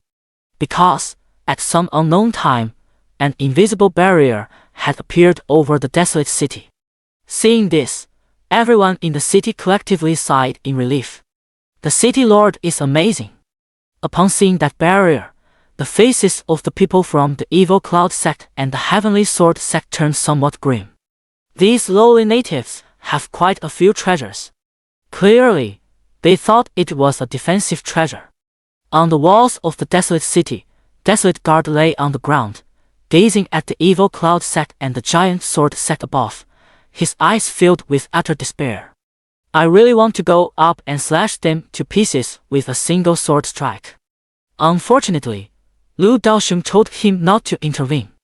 Now, all he can do is stand here and watch helplessly. All you trash inside, get the hell out here now. Hand over all your treasures to me, or else, ha ha ha. The young master of the evil cloud sect gazed at the lands beyond the desolate city, his eyes brimming with madness, watching the utterly arrogant evil cloud sect. Immediately, someone couldn't hold back anymore. They saw several people fly directly over the desolate city's barrier into the void beyond. You worthless scum, just wait and see how I deal with you today. The arrivals were none other than members of the Long and Li families from the inner city. At this moment, they all possessed the realm of great emperors. Hey, looks like a few bugs have crawled out. The young master of the evil cloud sect sneered. Hearing this, Zhang Chen's face flushed with anger. If you want to attack Wild City, you'll have to get past me first. With that, Zhang Chong charged straight at them. The others followed suit upon seeing this. Charge with the Dawn Kid. Watching these people charge forward, the members of the Evil Cloud sect, including those from the Heavenly Sword sect, were filled with disdain in their eyes. A low-tier galaxy is just a low-tier galaxy. All are trash. In the next moment, a Heavenly Emperor Realm expert stepped forward. With that, he threw a punch. Boom! The immense force directly sent the Long family and others staggering backward. However, the young master of the Evil Cloud sect frowned slightly and said, "What's going on? Why are you holding back?" But that Heavenly Emperor Realm expert was momentarily at a loss for words. He hadn't held back, he had truly gone all out. Logically speaking, all of them should have been blasted into dust by now. Just as he was about to continue his attack, a terrifying aura suddenly descended. "Fellow villagers, please step back for now." Boom! The next moment, a middle-aged man clad in dark golden battle armor appeared in the void above. It was none other than Junke. At the same time, over 300,000 troops also emerged behind Junke. For a moment, the entire void began to tremble incessantly. In just an instant, the members of the Evil Cloud sect and the Heavenly Sword sect realized that the person before them was no ordinary figure. "You are not from the Shuanggu galaxy." An extraterrestrial powerhouse spoke in a deep voice. Hearing this, the people from both sects immediately understood. None of them could see through the strength of this armored man before them. It turned out that, like them, he was also from outside the Shuanggu galaxy. However, Junke merely gazed coldly at the crowd and spoke indifferently. "Those who dare to invade my barren city, no matter how far they flee, shall be punished." In the next moment, the 300,000 soldiers behind him roared in unison and charged directly toward the people of the two sects. Momentum is unstoppable. For a moment, the entire void began to crumble endlessly. Quantitative change leads to qualitative change. Meanwhile, Junke had no intention of taking action himself and silently directed from behind. Because he had already reached the unknown realm. Unless a powerhouse of the unknown realm made a move, he wouldn't intervene. If he were to act, it would be a case of overwhelming superiority. These trained troops still need more honing. Charge with the Lu family army. Brothers, let's go together. Long life the deserted city. Instantly, several auras surged into the sky from the desolate city, rising into the void to join the Lu family army in confronting the extraterrestrial foes. "Young master, what should we do?" On the black warship, the old man asked with some concern. Hearing this, Mo Shitian, the young master of the Evil Cloud sect, said coldly, "What should we do? What else can we do? Charge forward. All of you, charge. Kill these natives." The next moment, the members of the Evil Cloud sect rushed straight toward the army of the desolate city. Not far away, the Heavenly Sword sect was no exception. "All members of the Heavenly Sword sect, heed my command, show no mercy with your blades." At last, the two forces collided. Boom! With a deafening roar, a massive black hole suddenly appeared in the void. A terrifying suction force frantically pulled in everything around it, creating an eerie and unsettling scene. Below, within the city lord's mansion of the desolate city, Lu Daoxing sat in the courtyard, watching the fierce battle above with satisfaction. These people, none of them, were trained in vain. After investing so many resources, he certainly was raising idle hands. If even such matters required his personal intervention, then what was the point of establishing a faction in the first place? It would be better to travel the mountains and rivers with my daughter, roaming through the myriad realms. Moments later, Xin suddenly appeared in the courtyard, carrying a black burlap sack. Then, Xin slowly walked up to Lu Daoxing and knelt on one knee. "City Lord, as expected, I have captured their leader." "Oh!" That was quick, quite efficient indeed. Liu Daoxing immediately cast an appreciative glance at Anxing, then smiled and said, "Rise." "Thank you, City Lord," Anxing exclaimed excitedly. He knew that from now on, he would rise to fame and fortune. Although he had already achieved great success, he didn't mind climbing even higher. Immediately, Anxing stood up and threw the sack onto the ground. "City Lord, these two groups are the Evil Cloud sect from the Dark Star system and the Heavenly Sword sect from the Great Sword Star system." Hearing this, Liu Daoxing nodded in agreement. He had actually deduced all this long ago. Sending Anxing was merely to test the strength of this leader. Clearly, Anxing did not disappoint him. "Open it." Immediately, the sack opened, and Mo Shitian's figure appeared before Liu Daoxing's eyes. At this moment, a terrified expression still lingered on Mo Shitian's face, as if he had witnessed something utterly horrifying. The next moment, Liu Daoxing flicked his finger. Mo Shitian immediately returned to normal. "Ah! Who dares to ambush me?" Mo Shitian immediately shouted in a flustered manner, but soon realized the scene had changed. Looking up at the middle-aged man before him, who emitted no aura, Mo Shitian's heart skipped a beat. His years of experience told him that the person before him was anything but ordinary. You. At this moment, Mo Shitian noticed the sky again. Witnessing the battle in the void, Mark Xiong suddenly understood. He had been captured and brought to the enemy's lair. Weren't they supposed to be a force from a low-level star system? Why were they so powerful? This was utterly abnormal. Mo Shitian. At this moment, Liu Daoxing spoke slowly. Hearing the other party utter his name, Mo Shitian couldn't stop his body from trembling. "Why you? What do you want?" Hearing this, Liu Daoxing laughed. "It should be me asking, what do you want to do?" At that moment, Mo Shitian came to his senses. "Senior, as long as you're willing to let me go, I'll leave immediately and promise never to invade the ancient profound galaxy again." Mo Shitian immediately responded. However, Liu Daoxing merely smiled without saying anything. "What took you so long?" "Take him away." "Yes, City Lord." Then, Anxing gave Mo Shitian a sinister smile. This smile instantly made Mo Shitian's scalp tingle, and an extremely ominous premonition surged in his heart. "What do you want to do?" "I warn you, if anything happens to me, the Evil Cloud sect will be irreconcilably opposed to you." However, Anxing did not respond to him and instead directly disappeared into the courtyard with him. "Father, will you kill him?" At this moment, Liu Shui, who was standing nearby, asked. Hearing this, Liu Daoxing patted Liu Shui's head and smiled. "What do you think would happen to you if you fell into their hands?" At once, Liu Shui fell silent. The outcome was predictable. It certainly wouldn't be anything good. Liu Daoxing smiled, then said earnestly, "Shui, you must develop the ability to distinguish right from wrong yourself. Your father can protect you forever and always stand up for you, but I don't want you to become a foolish person, do you understand?"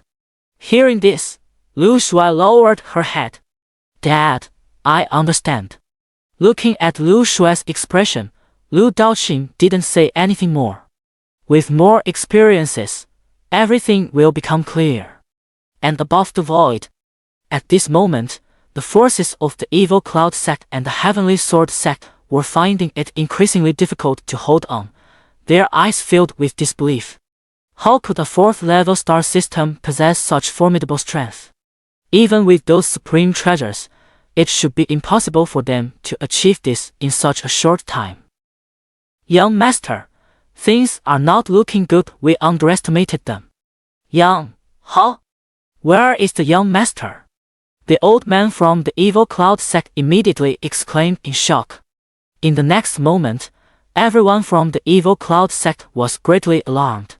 In their moment of carelessness, a large number of their elite fighters were directly slain by the Lu family army and the numerous powerful experts within the desolate city. Ah, damn it! Retreat! Retreat quickly! Retreat! A powerful ancient realm expert from the evil cloud sect said with an ugly expression. Beside him, another ancient realm expert from the evil cloud sect also wore an extremely grim expression.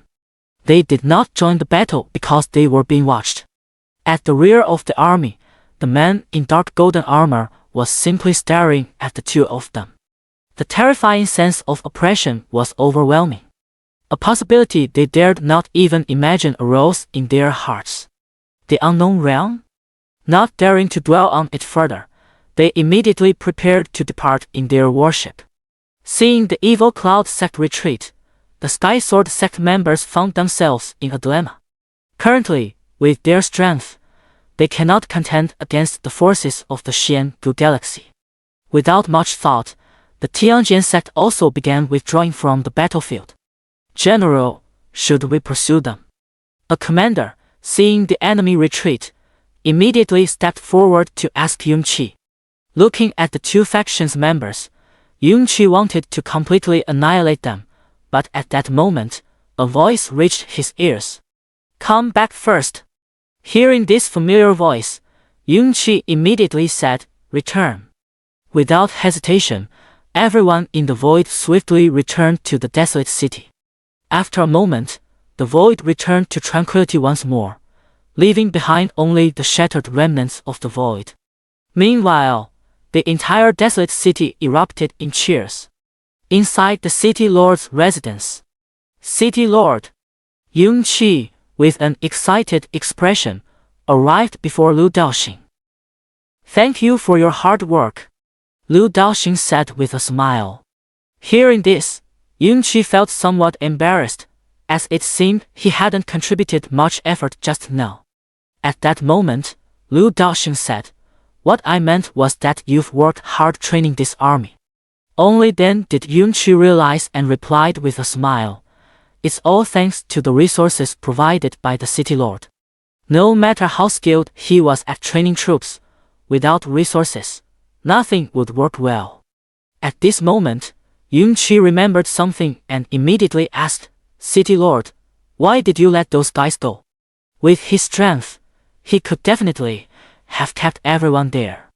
Hearing this, Lu Daoxing said, They will return, and when they come again, they will be stronger and more numerous than before.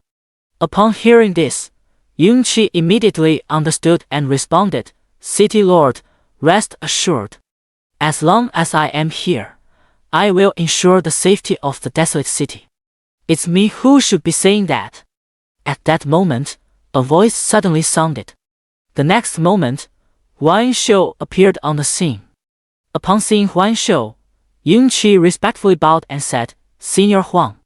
Arrow nodded, then looked at Lu Daoxing. City Lord. What is it? City Lord, next time the enemy comes, can you let me fight too? Watching the great battle in the void, he truly couldn't contain his restlessness. Hearing this, Lu Daoxing couldn't help but feel helpless. Why were all his subordinates such battle maniacs?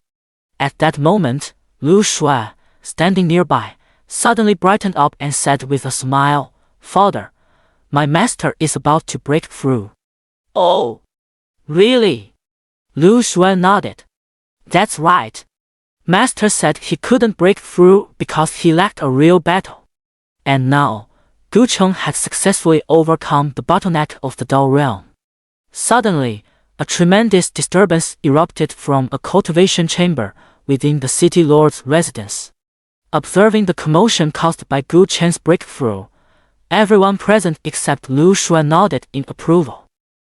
Such extraordinary phenomena clearly indicate Gu Chen's exceptional talent. The city lord indeed possesses discerning judgment. Sure enough, not long after, an aura of the ancient realm surged forth from a corner of the city lord's residence. In the next moment, Gu Chen's figure appeared before everyone's eyes. Congratulations on breaking through to the ancient realm. Upon seeing Gu Cheng, Lu Daoxing smiled faintly and spoke. Old brother, congratulations. Congratulations, congratulations. Master, congratulations. Instantly, the crowd followed with a chorus of congratulations. Hearing the congratulations from everyone, Du Cheng couldn't suppress the smile on his face. This is all thanks to the City Lord. Without the City Lord, I wouldn't be where I am today. As time passed, his gratitude towards Lu Daoxing grew deeper and deeper. He often felt fortunate to have met Lu Daoxing. There was no doubt that Lu Daoxing had changed his fate. Hearing this, Lu Daoxing smiled and said, "Opportunities are seized by one's own efforts." And so, the crisis in the desolate city was perfectly resolved. Of course, this was under the circumstance that Lu Daoxing and some of the other powerful figures had not yet intervened. And this also made Lu Daoxing act with even greater caution. The power of the desolate city is still somewhat insufficient. A true supreme force cannot rely solely on superficial strength. Behind the scenes, there must also be terrifying power capable of intimidating enemies. After a moment, everyone left to prepare for the next defense. According to Lu Daoxing's words, they are very likely to counterattack. After all, they can't just sit and wait to be defeated. In a vast abyss of the universe, here, there is not a trace of life, as if it were already the end of the universe. At this moment, a faint, corrosive black mist slowly began to seep from the abyss, accompanied by eerie, unsettling sounds. Suddenly, a figure appeared above the abyss. Upon seeing the abyss in such a state, their expression changed drastically. "Get back!" With a powerful strike, the man pressed his palm down into the abyss. In an instant, the entire abyss began to tremble. Yet, the dark energy did not dissipate. Instead, it grew thicker and more intense. Seeing this scene, the man's face turned extremely grim. "Damn it! How could this happen?" Just then, a shrill voice suddenly echoed from the abyss. "Ha ha ha! You cannot stop our clan's advance." Hearing this, the man gazed solemnly into the abyss below, and in the next moment, all color drained from his face. Below, at the bottom of the abyss, a hideous fissure was rapidly expanding. And from within it, an endless stream of dark energy surged forth without pause. At that moment, a pair of eerie purple eyes suddenly appeared within the crack, staring fixedly at the man above the abyss. When you gaze into the abyss gazes also into you. Without hesitation, the man turned and ran. The situation had clearly spiraled beyond his control. And near the abyss, in the direction the man had fled, there stood a massive barrier, stretching almost across the entire universe, as if defending against something. Are they really coming? Within the defensive line, an aged sigh slowly sounded. And as this voice echoed, countless terrifyingly powerful figures surged out from behind the defensive line. Darkness descends, the universe unites as one to overcome this calamity together. Victory means the universe will be free from worry. Defeat means the universe will perish. Somewhere in the Xianxia world, in a deep, secluded alley. Run! Why aren't you running? Damn it, you little brat! I'll beat you to death today. A burly man looked down at a skinny little beggar huddled in the corner, his eyes filled with malice. Without hesitation, the man began to rain down punches and kicks. Under the overwhelming force, the little beggar had no chance to fight back. After who knows how long, the burly man seemed to have tired himself out from beating. He spat and then walked away cursing. On the spot, the little beggar struggled to get up from the ground, then leaned against the wall again. Blood continuously flowed from his mouth, and his consciousness began to blur. He knew he was going to die. But he really didn't want to die. Why must the world treat him this way? The little beggar, with endless resentment in his eyes, looked up at the sky. "I refuse to accept this." Enduring the excruciating pain in his body, the little beggar gritted his teeth and exerted all his strength, managing to stand up once again. But the next moment, bam! The little beggar fell flat on the ground. At the same time, more and more blood flowed out. At this moment, the little beggar had clearly reached the limit of his life. His mouth opened, wanting to say something, but no sound could come out anymore. "Do you want to live?" Just then, a tall figure appeared before the little beggar. The next moment, the little beggar miraculously regained some strength again. "I want to live, I don't want to die." Lu Daoxing looked at the little beggar lying in front of him, seeing much in the child. Not only did he see the unwillingness in the little beggar's eyes, but also a strong, unyielding will. How strong is this willpower? Lu Daoxing could clearly feel it even at home. And this was precisely the reason he had come here. "I can save you. What can you give me in return?" Lu Daoxing slowly asked. Hearing this question, the little beggar fell silent. He truly had nothing left to his name. Watching the little beggar remain silent, Lu Daoxing seemed somewhat disappointed, then slightly shook his head and turned to leave. Just at that moment, a faint voice from the little beggar sounded behind him. I can give you someone who will never disappoint you. I will definitely do my best with whatever you ask of me. Please, save me." By the end, the little beggar's voice had gradually choked up with sobs. Hearing this, Lu Daoxing halted his steps and then turned around. "Remember what you said today." The next moment, a streak of light flashed by. The little beggar's injuries healed instantly, as surges of power continuously improved his body. "Do you have a name?" After a moment of silence, the little beggar slowly replied, "My name is Kong." This name had not been spoken for a very, very long time. So long that he had almost forgotten his own name. Hearing this, Lu Daoxing nodded and said, "I have now preliminarily improved your physique, making it possible for you to cultivate." Upon hearing this, Kong was instantly overwhelmed with excitement. He knew that the person before him was undoubtedly the legendary cultivation master. "I never thought I'd finally be able to cultivate." He used to dream of cultivation, believing it would mean no one could bully him anymore. But reality dealt him a harsh blow. With his constitution, cultivation was simply impossible. Due to prolonged malnutrition, the 12-year-old looked no older than an 8-year-old child. There wasn't an ounce of flesh on his entire body. "Thank you, kind benefactor." Kong knelt on the ground and kowtowed to Lu Daoxing. Yet Lu Daoxing pulled Kong up. The next moment, a miniature world appeared in the palm of Lu Daoxing's hand. Inside, there are countless opportunities. How much you can obtain depends on your own fortune. Remember your words don't disappoint me. Upon hearing this, Kong's expression instantly became resolute. "Rest assured, my benefactor, I will not let you down." Immediately, Kong was directly drawn into Lu Daoxing's palm world. 1 year in the outside world equals 1,000 years within.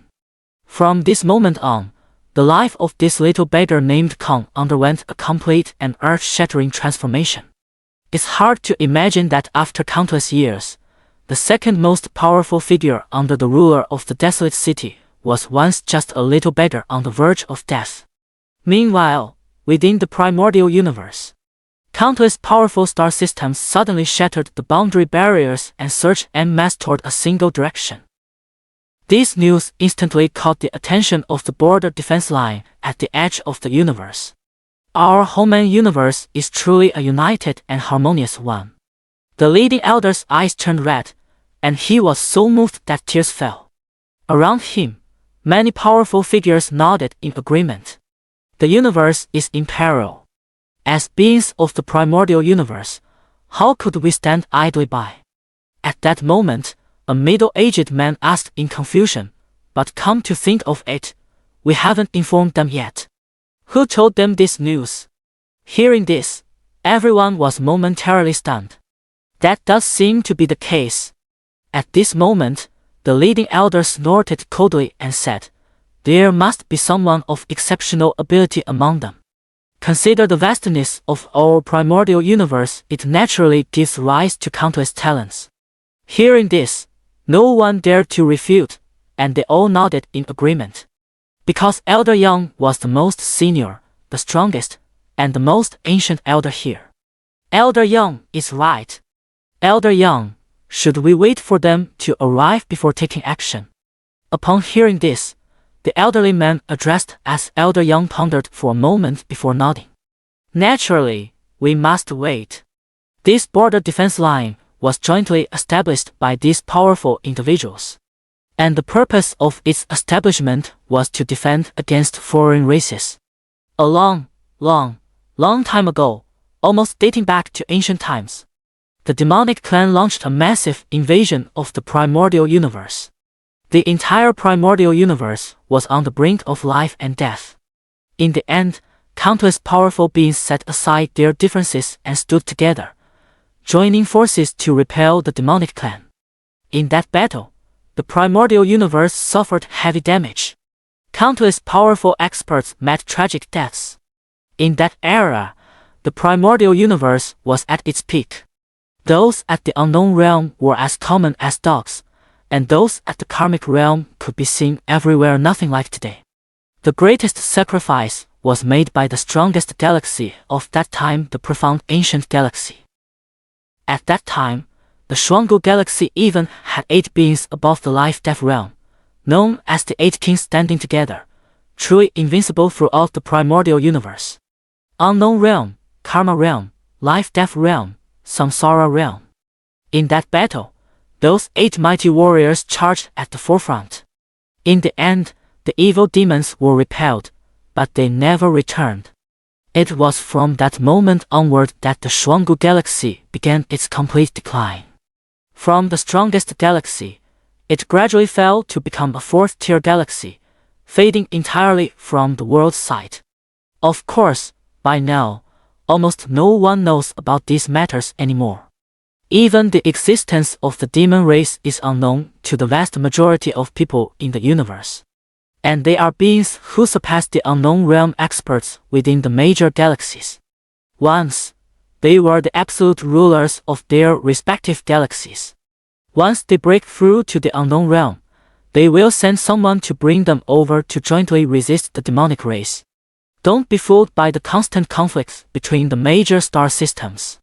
But in reality, the forces at their highest levels are extremely united. Once major conflicts erupt across the galaxies, they will secretly intervene to resolve them. And now, it seems the abyss can no longer hold them back. The primordial universe must unite once again. Old Duan, when exactly will that girl you mentioned break through to the karma realm? At this moment, an old man approached Duan Hong and asked. Duan Hing, the former strongest cultivator of the Eternal Star System and also the previous master of the Eternal Temple. He broke through to the karma realm 40 million years ago and was brought to this cosmic boundary. Hearing this, Duan Hong hesitated and said, perhaps it will take some more time. After all, the universe today is far less prosperous than it used to be. Upon hearing this, the old man sighed. We don't have much time left now. Indeed, they all knew that the abyss wouldn't hold for much longer. Once the abyss collapses, their last line of defense will be the border they have built. Although countless formations, even ancient ones, have been inscribed upon it, it is still not as stable as the abyss. Therefore, the only ones they can truly rely on are themselves. Every bit of strength they can muster counts. After a moment of silence, Duan Hong cupped his hands and said, in that case, I will go back and take a look. If possible, I'd like to bring her here directly. Perhaps staying here will help her achieve a breakthrough more quickly. Hearing this, the old man nodded. The others also said, be careful on your way. Duan Hong smiled. In the entire universe, isn't the most dangerous place right here? Immediately, the others burst into laughter as well. Then, Duan Hong clasped his hands in farewell and left directly. All right, enough looking. Let's continue the suppression.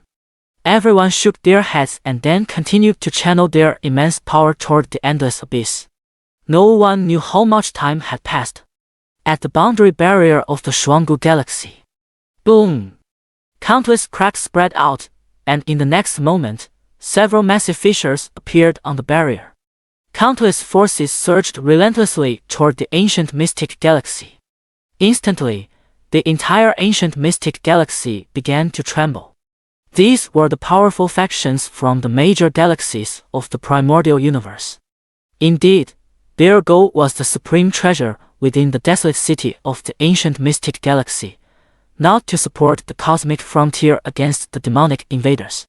Is this the Shuanggu galaxy? Truly a low-tier galaxy. Heh, what galaxy it is doesn't matter to me. I'm just here for treasure. Treasure naturally belongs to the capable. Without further hesitation, the various factions immediately set off toward the direction of the Xianxia world. It's hard to imagine that the strongest forces from various galaxies would gather together today. Among them, some are sects, some are clans, and some are sacred lands, each standing at the pinnacle of their respective galaxies. The vast majority of these are second-tier galaxies. First-tier galaxies are few and far between. As for third-level galaxies, there are none at all. Because breaking through the galactic barrier is already difficult for a third-tier galaxy, and crossing the vast void consumes an astronomical amount of resources, only galaxies above the third tier can afford such expenses. In the desolate city of the Xianxia world, have they arrived? Lu Daoxing once again looked up at the void. This time, his eyes were filled with coldness. Among the arriving forces were none other than the two major factions from last time, the Evil Cloud sect and the Heavenly Sword sect.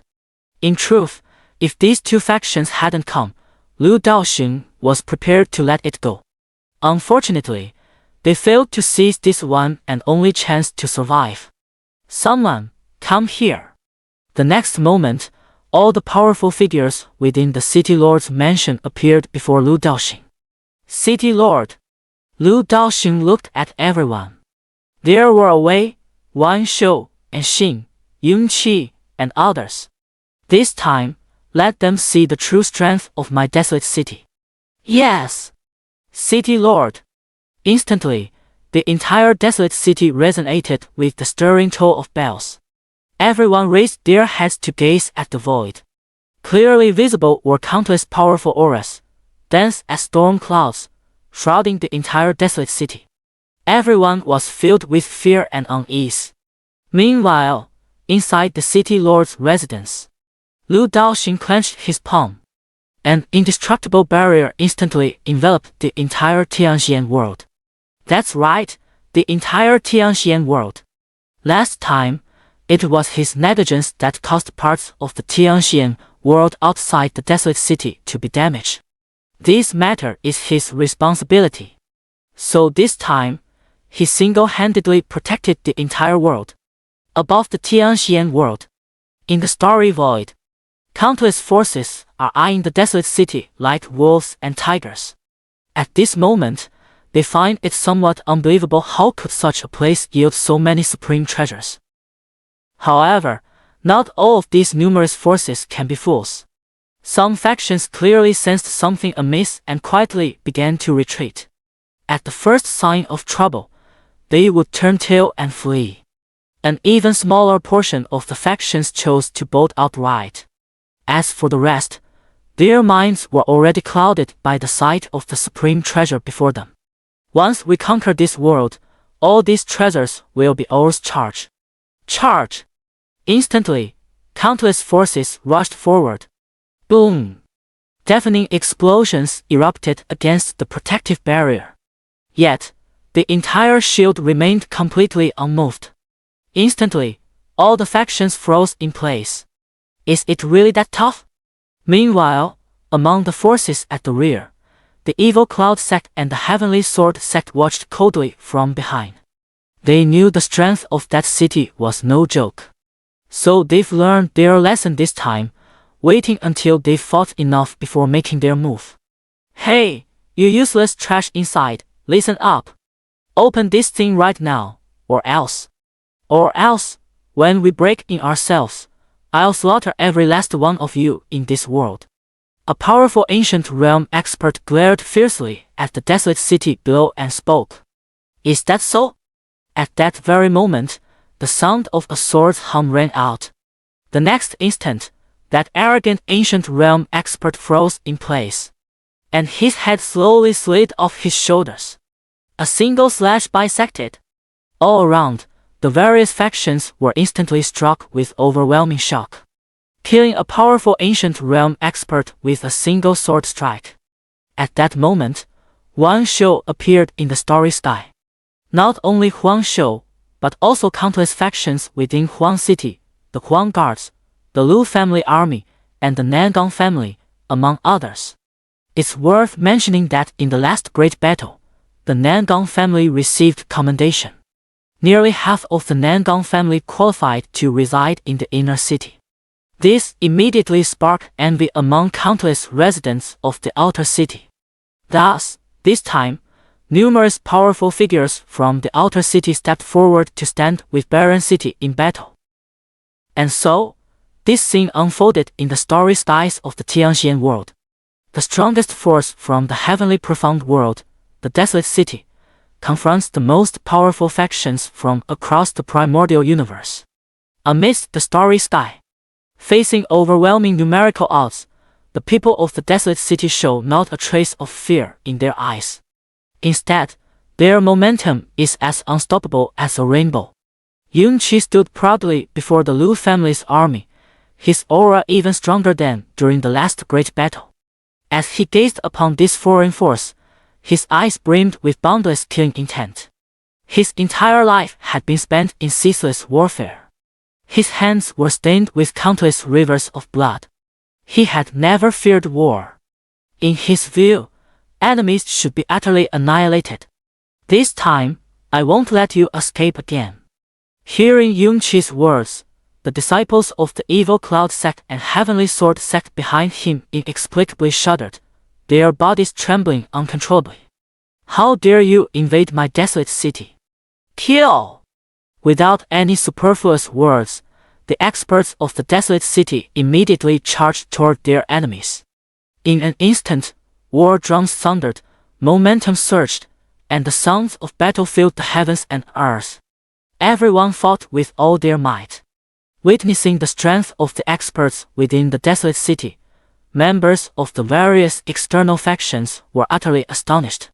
They realized they had underestimated this low-level star system. The faction before them possessed strength not inferior to any of their own forces. Yet, that was all there was to it. Besides, having come this far, could they simply turn back now? Obviously, it's impossible. Don't be afraid, we outnumber them. Kill them, and those treasures will be ours. Immediately, the various factions hesitated no longer and charged forward in unison. Faced with such supreme treasures, not a single faction could resist the temptation. Boom! The powerful force continued to pour out, causing the entire starry sky to shatter inch by inch under its overwhelming might.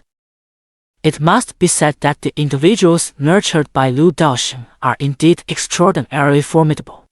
Each one of them is capable of facing 10 opponents alone. Yunqi alone was seen engaged in fierce combat with 6 other ancient realm beings, and he was overpowering them. On the other side, Guchen was equally formidable. No one in the arena could withstand him. Boom! Another massive explosion resounded. An overwhelmingly powerful force surged directly toward Guchen amidst the crowd. Instantly, Guchen's expression changed as he crossed his arms in front of him to block. Bang! Guchen was sent flying tens of thousands of feet backward, shattering the entire starry sky, in the process a testament to the sheer power of the impact. Unknown realm. Guchen stared intently at the distant figure, his expression grave.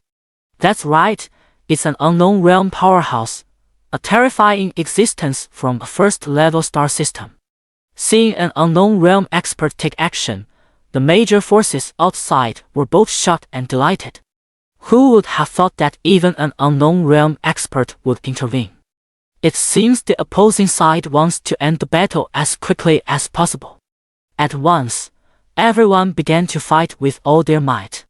At this moment, that unknown realm powerhouse was also staring coldly at Gucheng. Do you think you're strong? Without entering the unknown realm, you remain nothing more than an ant. The unknown realm powerhouse said coldly.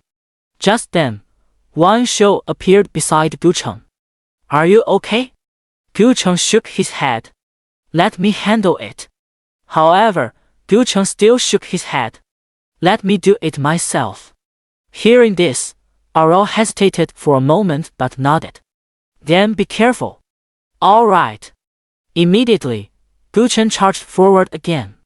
Witnessing this scene, the unknown realm expert in the distance sneered mockingly. An ant trying to shake a tree, how ignorant of the immensity of heaven and earth.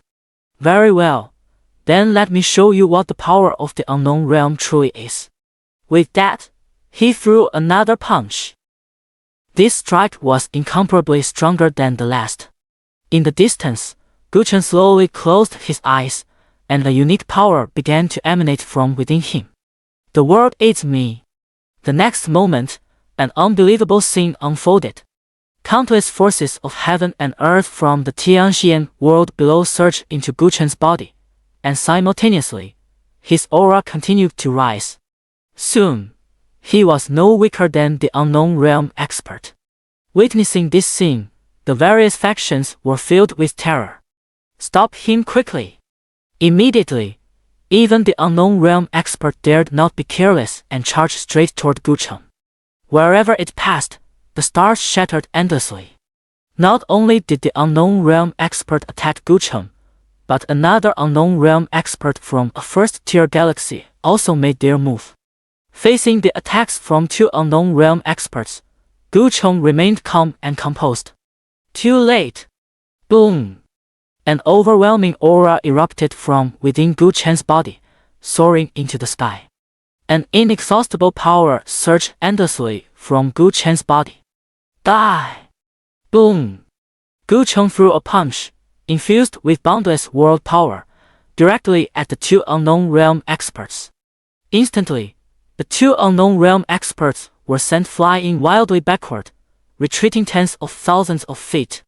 Hiss! In that moment, countless gasps of shock echoed through the starry void. Ha ha ha! Well done, Brother Gu! Within the desolate city below. Wow! Dad, how did Master suddenly become so powerful? Lu Shua gazed at Gucheng in the sky, her eyes sparkling with admiration. Hearing this, Lu Daoxing smiled and said, Your master is a native of the Xianxia world. Moreover, he sacrificed himself to suppress the evil spirits and protect the entire Xianxia world. This must be the world's blessing upon him. What do you mean? Hearing this, Lu Shui was somewhat confused. Well, simply put, your master is the chosen one of the Xianxia world. At that moment, Lu Shui nodded somewhat blankly. And at this moment in the starry sky, Gucheng had seemingly become an invincible existence. No one could stop him anymore. For a time, the major forces began to retreat one after another. Just as the various forces entertained the thought of retreat, another terrifying aura suddenly erupted in the battlefield. At the same time, at the edge of the Shuanggu galaxy, a massive rift in space-time surged forth. The next moment, a warship as colossal as a planet slowly emerged from within it. On the ship's banner, two mighty characters were engraved. Eternal! What's going on? It seems another first-tier galaxy is coming. Really? That's great news. Great my foot. With so many first-tier galaxies around, when will it ever be our second-tier galaxy's turn? We can only pick up the scraps.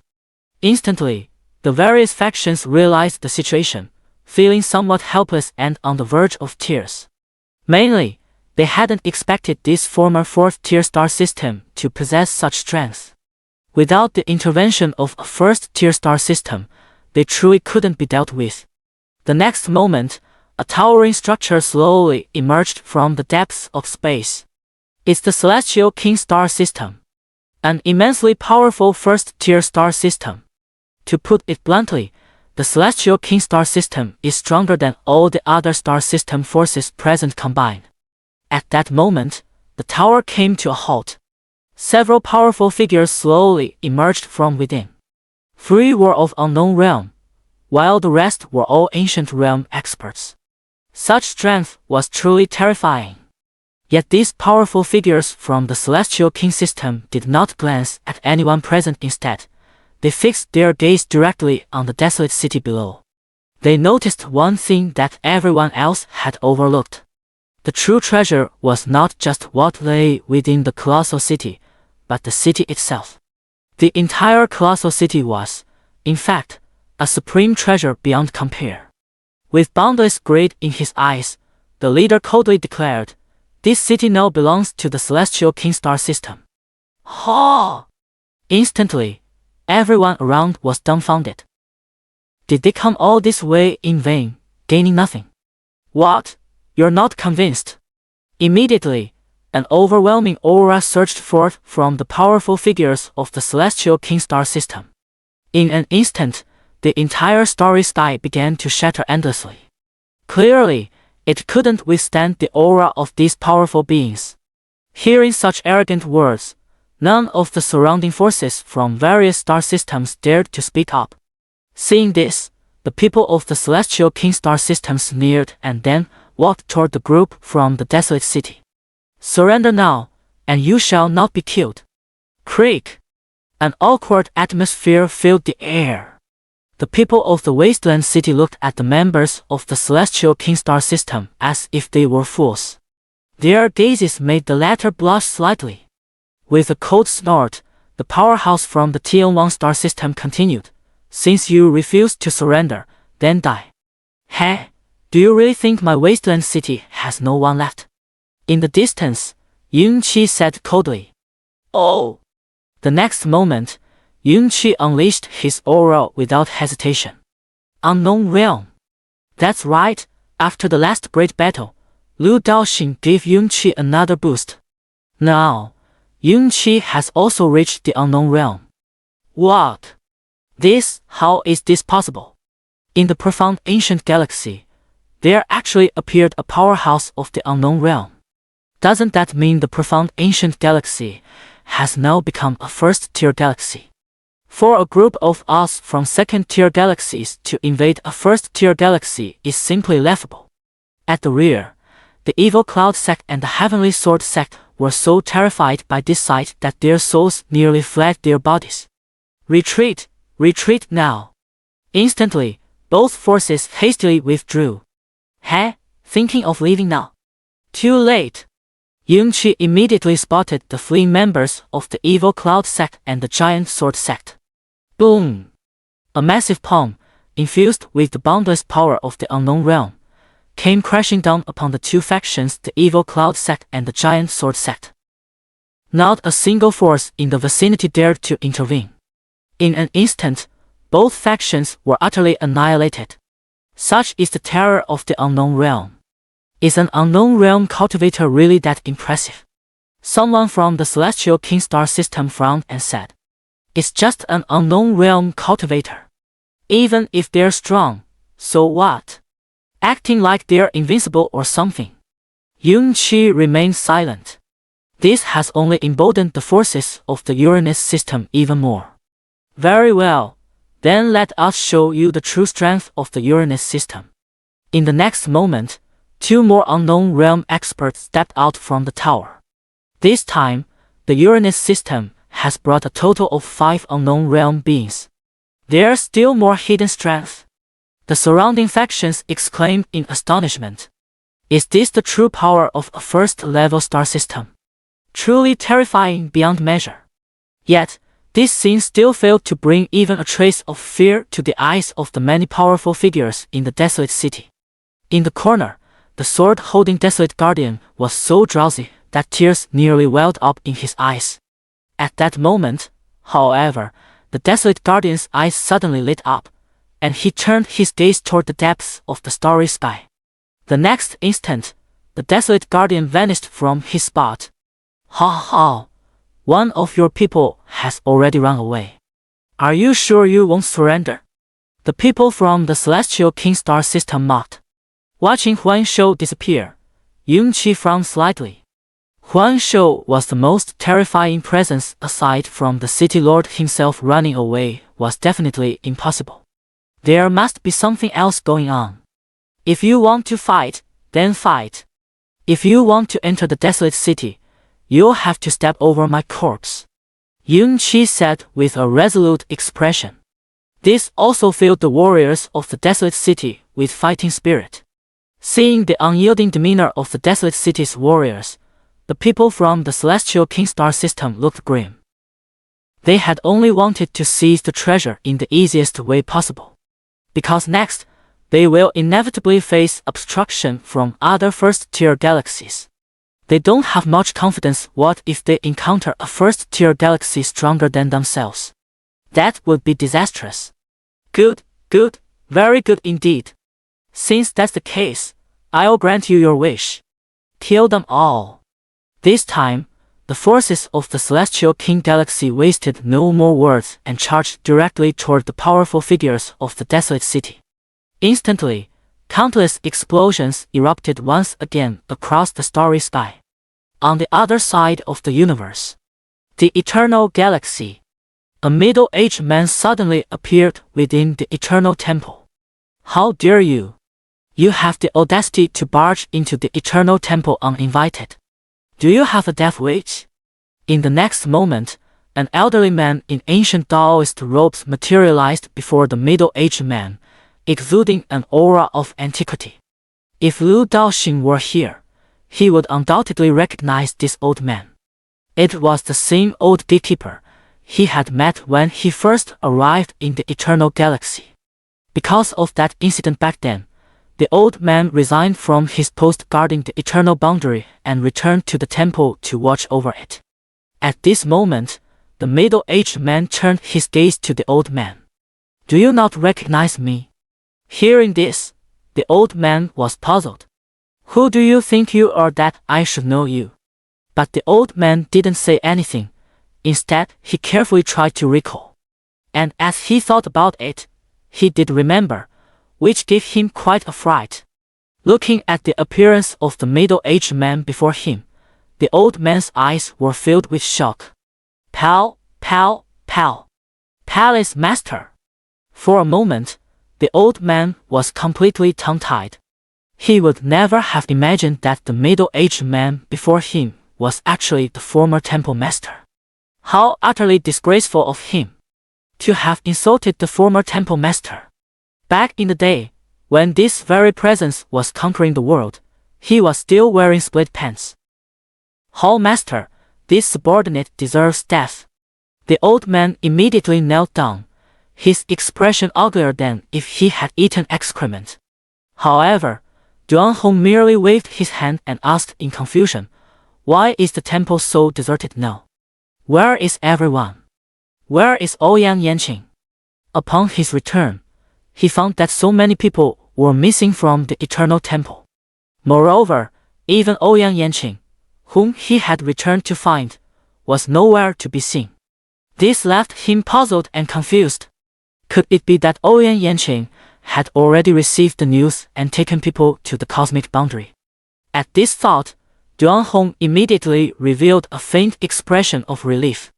Truly worthy of being the successor I've chosen. Observing Duanheng's expression, the old man was puzzled and then hesitated before speaking. Hall Master, the Divine Lord has already left the Eternal Galaxy for some time, likely several hundred years. As for where she went, this subordinate only knows it was a place called the Tianxian world.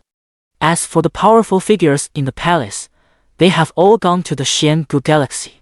It's said that the aura of a heaven-defying treasure has appeared there.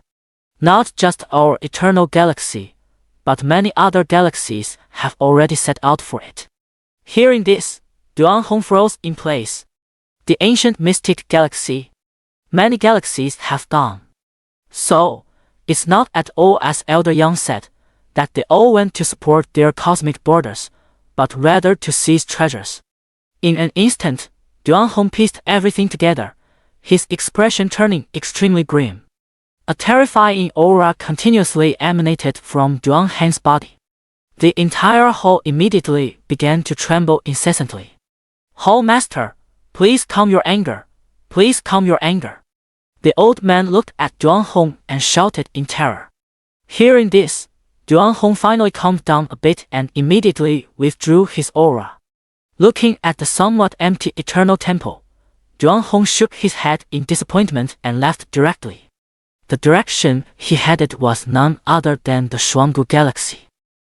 Now, the universe is at a critical juncture of life and death, yet those galactic factions are still thinking of infighting and seizing treasures. He must stop all of this.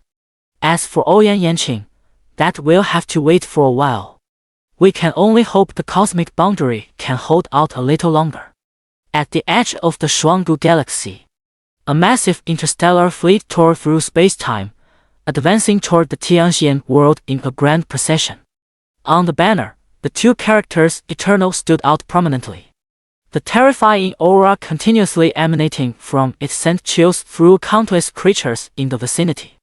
Just then, a man holding a sword appeared before the fleet, blocking their path. Seeing the words on the banner, Huang Shou frowned slightly.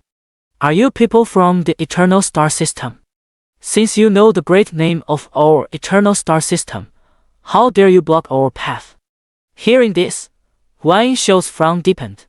If he hadn't accidentally learned earlier that Ouyang Yanqing was from the Eternal Star System, he would have long since sliced this fleet to pieces with a single sword strike.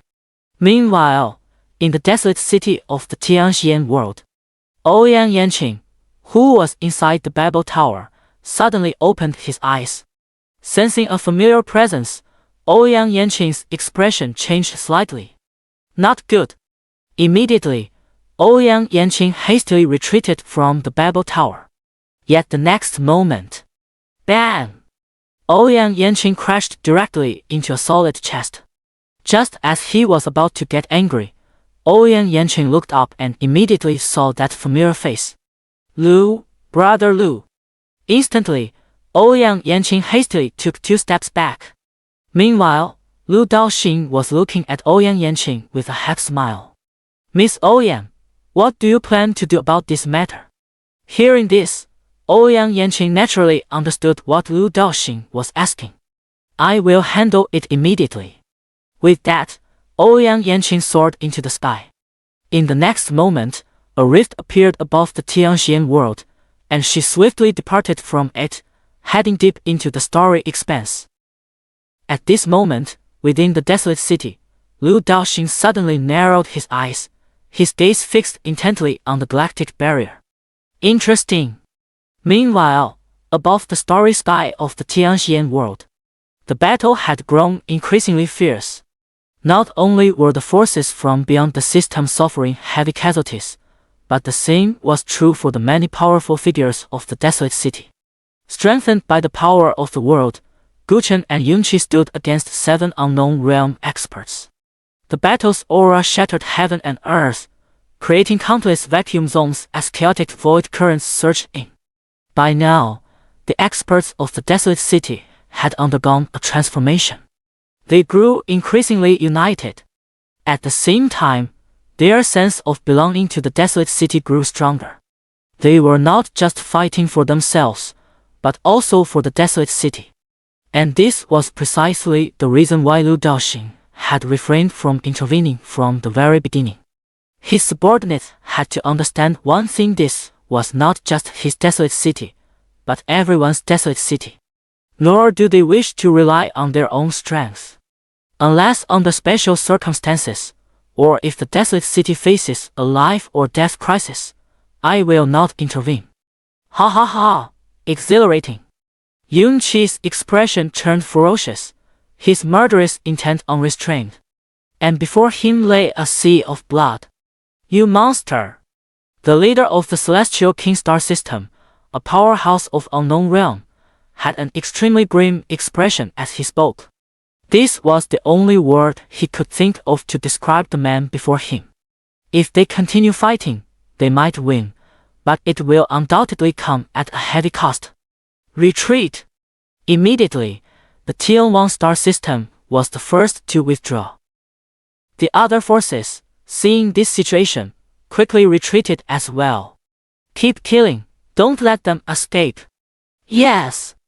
The entire Lu family army immediately shouted in response. At this moment, the once 300,000 strong Lu family army had been reduced to a mere 80,000, a testament to the brutality of the battle. In the endless years to come, these 80,000 would become the elite of the elite among the Lu family army, renowned throughout the myriad realms. Kill! The remaining 80,000 Lu family soldiers, their morale high, pursued the enemy alongside Yunqi. Without hesitation, Gu Cheng also followed from his position. The other powerful figures, seeing this, also followed suit. Sect leader, they are chasing us. What? These lunatics! And at that very moment, a terrifying surge of power suddenly rushed toward them from the edge of the galaxy. In an instant, not only these external forces but also the pursuers from the desolate city were thrown into chaos, with many weakened cultivators fainting outright. What is this? Countless powerful figures came to a halt, their eyes filled with terror as they stared ahead. There, before them, a massive black hole had appeared. It was the collapse of the starry void, caused by overwhelming force. Swoosh! Deep in the starry sky, a sword's cry resounded through heaven and earth. Sensing one of the auras, the ancient dust crowd exclaimed in shock, "It's Senior Huang." What kind of opponent could it be, to force Huang Shou to unleash such power? After all, Huang Shou had long since broken through to a realm beyond the unknown. Just as they were puzzled, a sudden force pulled them backward. The next moment, the sounds of fighting abruptly drew near. A surge of overwhelming power erupted directly. In an instant, those extraterrestrial forces that hadn't reacted in time suffered heavy losses. Among them, there were even two unknown realm powers. Ah! Retreat! Retreat quickly! We should have never come to this ancient profound galaxy. Boom! In the distance, Gu Cheng and the others were still unsettled with lingering doubts. The group exchanged glances, then bowed deeply toward the direction of the desolate city. Thank you, City Lord. The power that had just manifested was none other than Lu Doshen's doing. At this moment, everyone could clearly see the two figures engaged in battle. One of them, a swordsman, was none other than Huang Shou. The other was a middle-aged man whom they did not recognize. General Yunqi, who is that man? He can actually fight evenly with Senior Huang. This. Yunqi also looked puzzled. He didn't recognize this person either. And he had never seen him before. At that moment, a graceful figure appeared before the crowd. Upon seeing this figure, Yunqi and the others were momentarily stunned before quickly bowing respectfully and saying, "Senior Ouyang, what brings you here?" In the entire desolate city, only a handful of people knew Ouyang Yanqing, and even fewer at Yunqi's level recognized him. Those few were aware that he was a guest of the city lord and had a close relationship with Miss Lu Shui. More importantly, Ouyang Yanqing was incredibly strong, on par with the legendary figure, Elder Huang. Yet at this moment, Ouyang Yanqing was watching the figure engage in battle with Huang Shou with a complicated expression. Observing Ouyang Yanqing's expression, Gu Cheng hesitated and asked, "Senior Ouyang, do you recognize that person?" Ouyang Yanqing nodded. Immediately, everyone fell silent. Boom! At that moment, Ouyang Yanqing suddenly made his move. The target was precisely those extraterrestrial forces preparing to seize the opportunity to flee. Under the absolute crushing force of the karmic realm, those forces were wiped out without a single survivor, not even having the chance to let out a scream. Thus, all these extraterrestrial forces perished in the Shuanggu galaxy. Of course, with the exception of the Eternal Galaxy. In the distance, sensing Ouyang Yanqing's aura, the powerful figures from the Eternal Temple within the Starfleet were instantly stunned. The next moment, the massive Starfleet bypassed the black hole and arrived before the crowd. Gazing at the Starfleet before them, Yung Chi's expression was wary, yet brimming with excitement. Because he also wanted to build such a Starfleet. However, creating such a Starfleet requires not only resources and strength, but also technology. In any case, he didn't possess this technology and had originally planned to ask the City Lord about it after this great battle. At this moment, countless powerful figures from the fleet began rushing toward this location.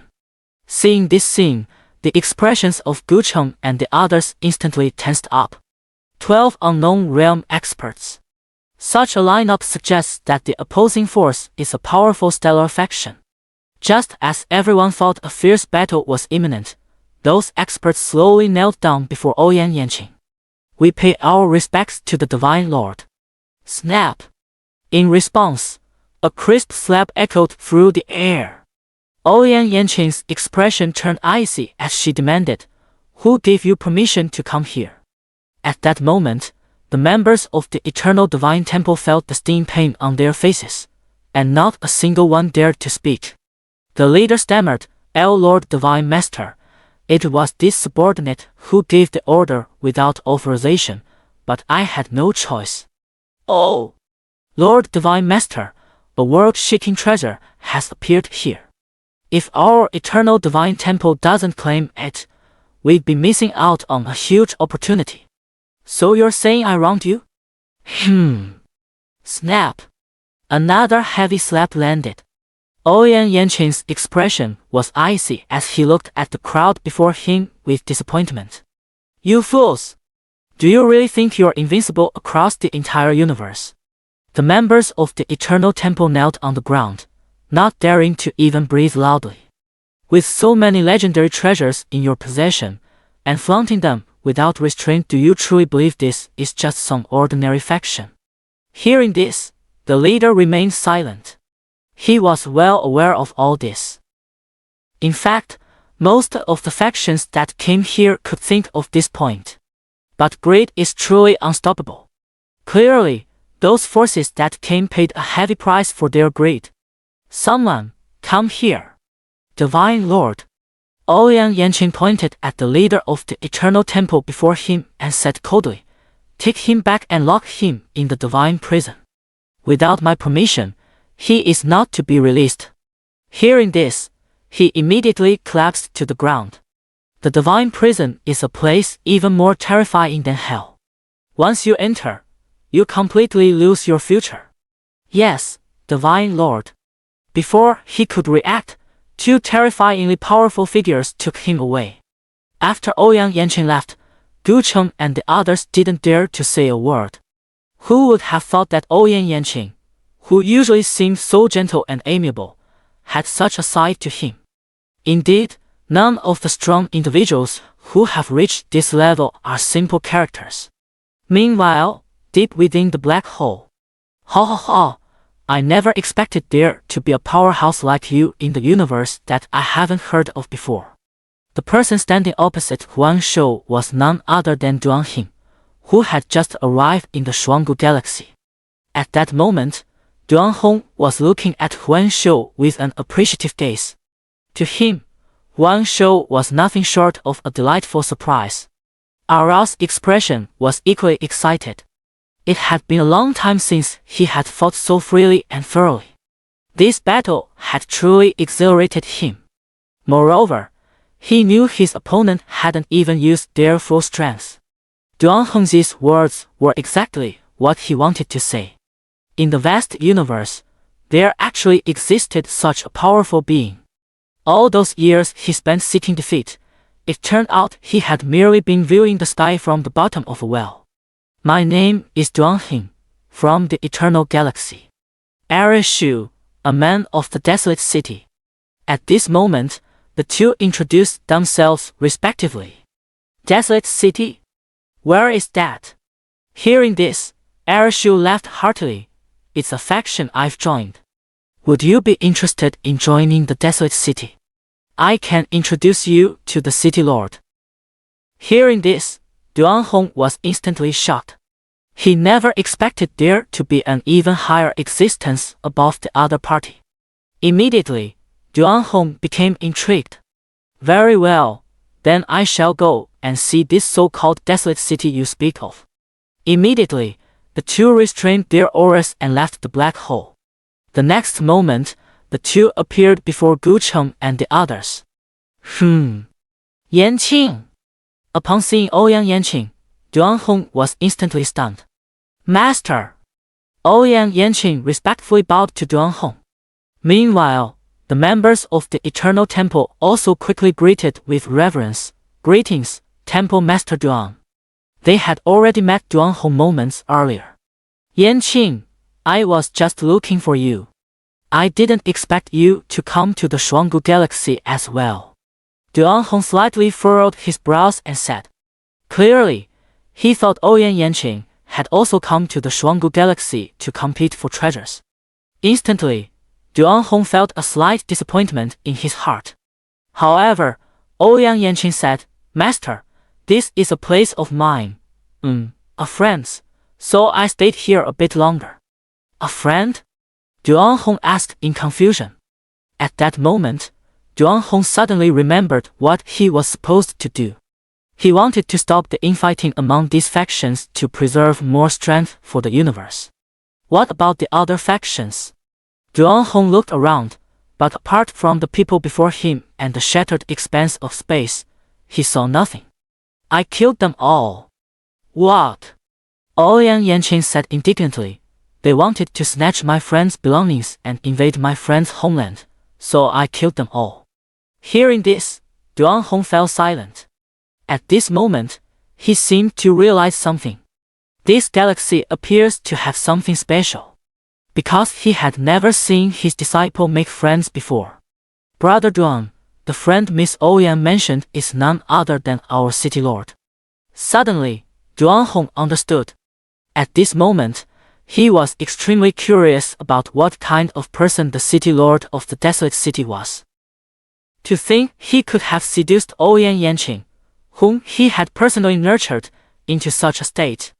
His gaze swept over everyone present as Duanhong said calmly, Then I shall pay a visit to your City Lord. Please. Immediately, the people of the barren city led Duanhong back to the city in a grand procession. Meanwhile, the members of the Eternal Temple remained stationed in the starry void. Father, is it over? Inside the desolate city's Lord's mansion, Lu Shuai looked up at the starry sky where all movement had ceased and immediately asked. Hearing this, Lu Daoxing smiled and said, You could say that. Raising his head to gaze at the starry sky, Lu Daoxing slowly stood up. Let's go. We have another guest arriving. A guest? Lu Shuai was puzzled, but Lu Daoxing had already walked far ahead. Seeing this, Lu Shuai pouted and jogged to catch up with him. Dad, wait for me. At the gate of the desolate city, Duanhong stared at the majestic and imposing giant city before him, his mouth agape wide enough to swallow an egg whole. Originally, one could enter the desolate city directly without passing through the city gates. The desolate guardians and others had this privilege. But when Duanhong saw this colossal city in the void, he was so awestruck that he couldn't help himself and insisted on entering through the gates. It was a sign of respect for this great city. At this moment, Duanhong looked up at the plaque above the city gate. It bore the two large characters, Desolate City. In an instant, Duanhong felt as if he were trapped in an endless abyss, unable to escape. Bang! Duanhong collapsed to the ground. When he came to his senses, he was drenched in cold sweat, with everyone around staring at him, and only Ouyang Yanqing supporting him. Immediately, Duanheng's face flushed red with embarrassment, realizing he had made a fool of himself, and quickly stood up. Why didn't you remind me? Duanhong muttered softly to Ouyang Yanqing with a hint of complaint. Upon hearing this, Ouyang Yanqing also felt somewhat aggrieved. I didn't know either. She had arrived directly in the desolate city with Lu Daoxing and hadn't left since entering. How could she have known there was such a terrifying plaque above the city gate? Fortunately, she hadn't looked at it just now. Brother Duan, let's go. At this moment, Huan Shou said with a smile. Hearing this, Duanhong cleared his throat lightly. All right, let's go. With that, the group entered Huan City directly. As soon as he entered the desolate city, Duanhong was startled once again. To his surprise, he sensed a long-lost feeling, a sign of his cultivation realm loosening. A sacred land. A true sacred land. Indeed, under the influence of countless divine treasures within the city lord's mansion, the entire desolate city had undergone a complete transformation. In the vast expanse of the primordial universe, there was no place more suitable for cultivation than this. No wonder countless outsiders are scrambling to break into the desolate city. It's just a pity that times have changed. The entry fee is no longer as simple as 1,000,000 spirit stones like in the old days. And the housing prices inside the city have been driven to astronomical heights. Those who were the first to enter the city back then have now all made a fortune and become wealthy beyond measure. Especially Xianxia nowadays, anyone in the city who sees him has to address him respectfully as Master Ji. Yanqing, is the lord of this city really your friend? At this moment, Duanhong asked in a dazed voice. Upon hearing this, Ouyang Yanqing hesitated slightly, recalling all the moments she had shared with Lu Daoxing. Seems like there's nothing. I guess so. Hearing this ambiguous answer, Duanhong shook his head. An existence like that probably wouldn't even spare a glance at a disciple like me. With that, Duanhong continued on his way toward the city lord's residence. Along the journey, countless people bowed respectfully to the members of Yunqi, while Xin remained unrecognized by anyone. The bustling scenes within the desolate city repeatedly shattered Duanheng's preconceptions. The entire city was teeming with experts. Although apart from Huang Shou, he had yet to encounter a second powerhouse like himself. In such an environment, the emergence of a karma realm expert was only a matter of time. At the thought of time, Duanhong felt anxious once more. He hoped the master of this city would not disappoint him. Soon, the group passed through layers of restrictions and finally returned to the city lord's mansion. Inside the grand hall of the city lord's mansion, Duanhong took a deep breath and then stepped inside. Upon entering the hall, it felt as if he had been transported into a starry sky. Every corner of the grand hall exuded an aura of mystery. Deep within the hall, a man of transcendent demeanor slowly emerged. Witnessing this scene, Duanheng's reverent expression was already evident beyond words. He couldn't see through the other party in the slightest. A true powerhouse. Moreover, he faintly sensed an even more terrifying aura from the person before him than even Elder Yang. Your subordinate greets the city lord. City lord, we have fulfilled our mission. All enemies have been slain. Hearing this, Lu Daoxing nodded in satisfaction. Well done. At this moment, Duanhong also bowed respectfully.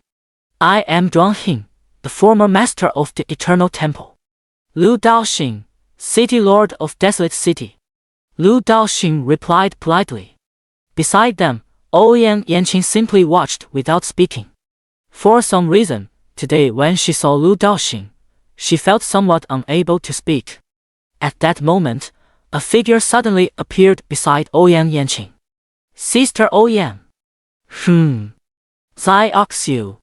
Upon seeing Lu Shui, Ouyang Yanqing immediately broke into a smile. Soon after, Ouyang Yanqing was pulled aside by Lu Shui.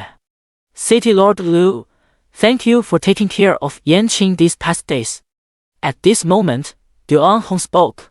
Hearing this, Lu Daoxing smiled and said, it was nothing. Upon hearing this, Duanhong immediately hesitated. Seeing this, Lu Daoxing said, "Fellow Daoist, if you have something to say, feel free to speak." Immediately, Duanheng's expression brightened. "City Lord Lu, since you've said so, I won't beat around the bush. City Lord Lu, are you aware of the Demon Clan?" The Demon Clan. Suddenly, the ancient dust beside Duanhong trembled slightly. Lu Daoxing also came to his senses. The demonic race, the very one he had annihilated in the abyss of the evil god. Of course, that wasn't all. In the primordial era, there had even been a cosmic level war, a battle where the primordial universe stood against the demonic race. These are all learned from ancient texts. However, the records are not very detailed. Continue. Duanheng then went on, "City Lord Lu, now the demonic race is about to break through the cosmic barrier and invade our primordial universe once again. When that happens, the entire universe will be plunged into an abyss of eternal suffering. So, I would like to ask for your assistance to lend a helping hand to the primordial universe." Upon hearing this, the entire hall suddenly erupted in commotion. At the highest seat, Lu Daoxing remained silent. In other words, the demonic race is about to descend upon the primordial universe once again. Immediately, Lu Daoxing raised his head, his gaze sweeping over Yunqi and the others from Guchen. "What are your plans?" Yunqi was the first to step forward and say, "Lord City Master, the alien races must be exterminated." Wei tightened his grip on the long sword at his waist. This subordinate is willing to contribute to the primordial universe. Huan Shou stroked the long sword in his hand and said slowly, "A true man born in turbulent times should wield his sword to achieve unparalleled feats." Du Chen's expression was resolute. The primordial universe is in peril. As its people, it is our duty to contribute. And Xin smiled and said, "City Lord, I feel the same." Hearing the responses of his subordinates, Lu Daoxing was extremely satisfied. "In that case, my desolate city will also join the battle against the demonic race." Hearing this, Duanheng's eyes were already red with emotion. Immediately, Duanhong bowed deeply to everyone present. "I, Duanheng, on behalf of the primordial universe, extend my deepest gratitude to all of you here. Senior Duan, you flatter us too much. We are all people of the primordial universe." Hearing this, Duanhong immediately beamed with joy. With the addition of such a powerful force, their chances of victory increased yet again. Shortly after, Duanhong took his leave. Declining the pleas of the crowd, she resolutely set off toward the edge of the universe. Lu Daoxing also promised that once the demonic race invaded, his desolate city would be the first to arrive on the scene. However, although Duanhong had left, Ouyang Yanqing still remained in the desolate city. In the starry sky, the Eternal Temple received Ouyang Yanqing's order and promptly scurried back to the Eternal Galaxy in disgrace. "Father, will you take action when the time comes?" Inside the Grand Hall, Lu Shuai asked curiously. Since the transformation of the desolate city, it seemed she hadn't seen her father take action. All external threats had been resolved by the subordinates her father had trained. Hearing this, everyone in the Grand Hall turned their gaze to Lu Daoxing. Indeed, isn't the city lord going to take action? Gazing at the hopeful looks from the crowd below, Lu Daoxing remained silent. After a moment of contemplation, Lu Daoxing slowly said, "If you all cannot resolve it, then naturally, I will step in." If he were to intervene directly, there likely wouldn't be much left for the others to do. He didn't want it this way. Hearing this, everyone immediately felt relieved. Because this way, the primordial universe would surely be safe. In their hearts, Lu Daoxing was already an invincible existence. In fact, Lu Daoxing was indeed invincible. "City Lord, grant me 10 million troops, and I will surely slaughter through the demons." At this moment, Yunqi stepped forward and said. Hearing this, Liu Doushan's lips twitched slightly. An army of 10 million. You make it sound easy. Although I could indeed master one, in such a short time, the quality wouldn't be very high. According to my earlier deductions, the demonic race will completely shatter the cosmic boundary barrier in 100 years and directly invade the primordial universe. 100 years is enough time for me to prepare properly. Immediately, Liu Daoxing swept through the system store and handed Yunqi a storage ring. The resources inside are enough for you to build an army of 1 million. Taking the storage ring, Yunqi's breathing instantly became rapid. With a quick glance, he noticed what seemed to be 1 million top-grade treasures inside. 1 million top-grade treasures. What does that even mean? Back when I led troops into battle, the best I had was a Dao artifact. Rank 1 to rank 9, sacred artifacts, quasi-imperial artifacts, Dao artifacts, supreme imperial artifacts, treasures, top-grade treasures. At that time, I was in the ancient realm. But now, the city lord actually gave him 1 million top-grade treasures directly. In an instant, he felt like a country bumpkin who had never seen the world. Indeed, I am nothing like the city lord. Thank you for your trust, my lord. I will surely forge an invincible army, ensuring that the demonic race will never return once they come.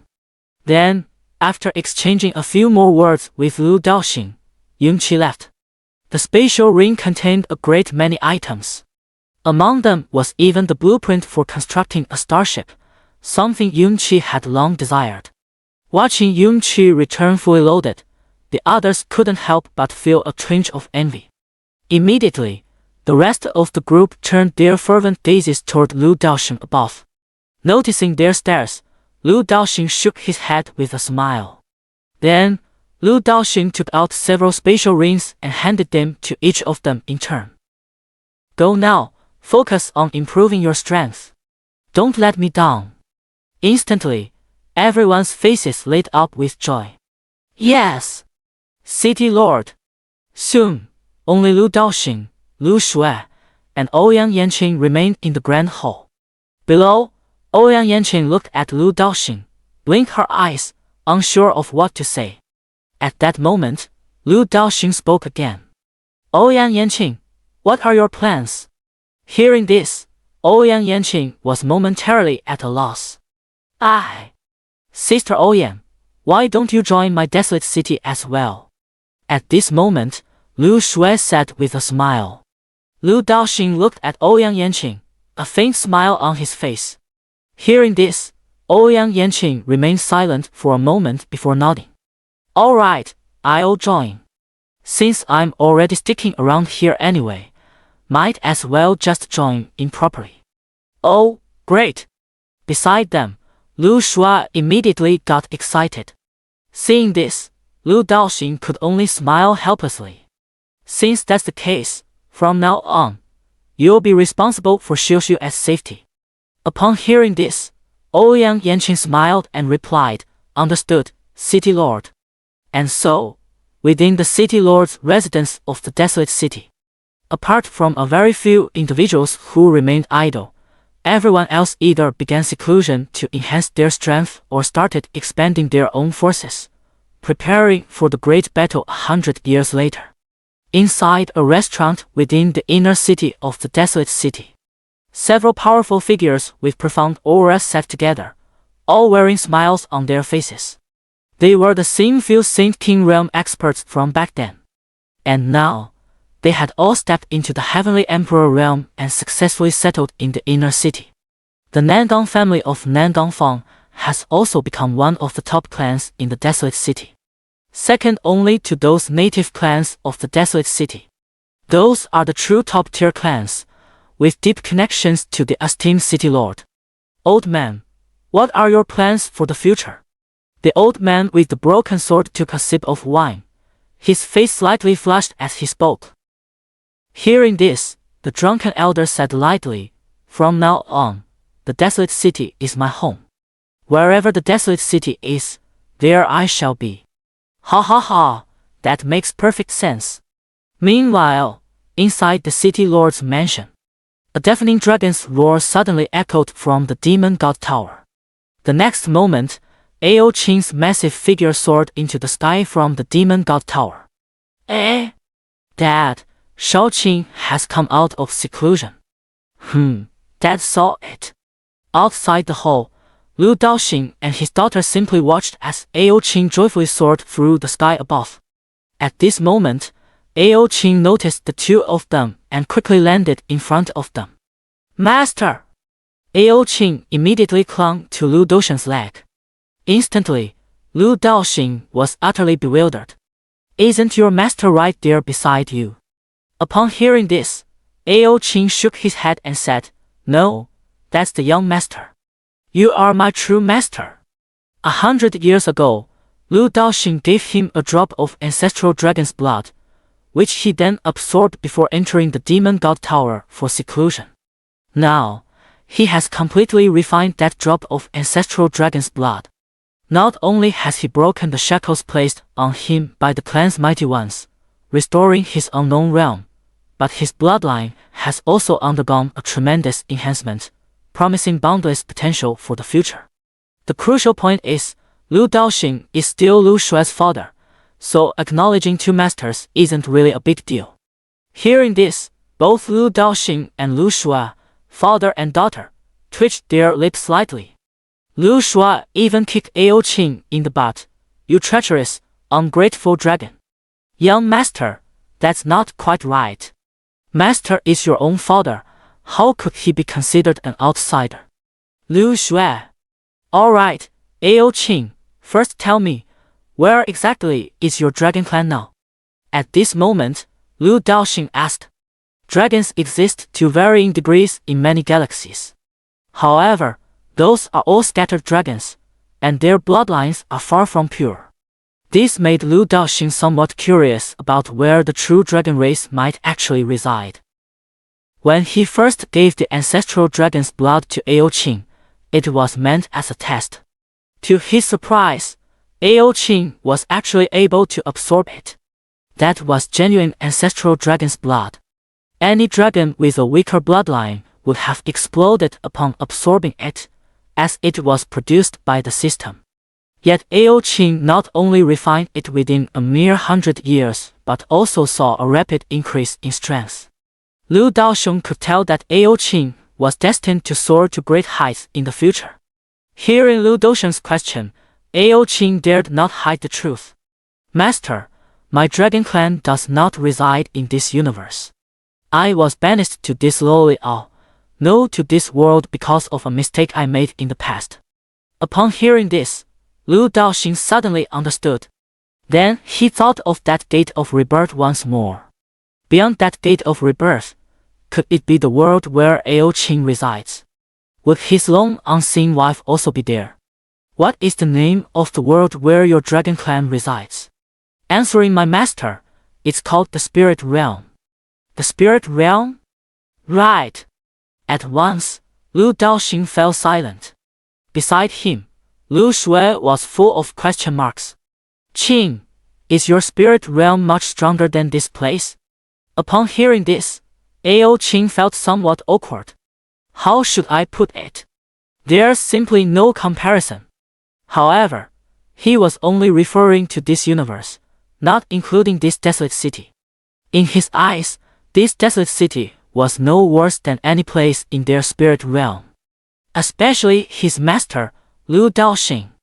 He felt his master was even more impressive than his own father. Young master, I suspect that this universe of yours is a world confined by certain clans from the 10,000 spirit realm. What? Lu Shuai was instantly somewhat incredulous. Beside her, Lu Daoxing also slightly furrowed his brows. Continue, he said. Yes, master. Master, do you remember the demonic race from the abyss of the evil god? Hearing this, Lu Daoxing nodded in agreement. Ao Qing continued, that demonic race is one of the clans in the realm of 10,000 spirits.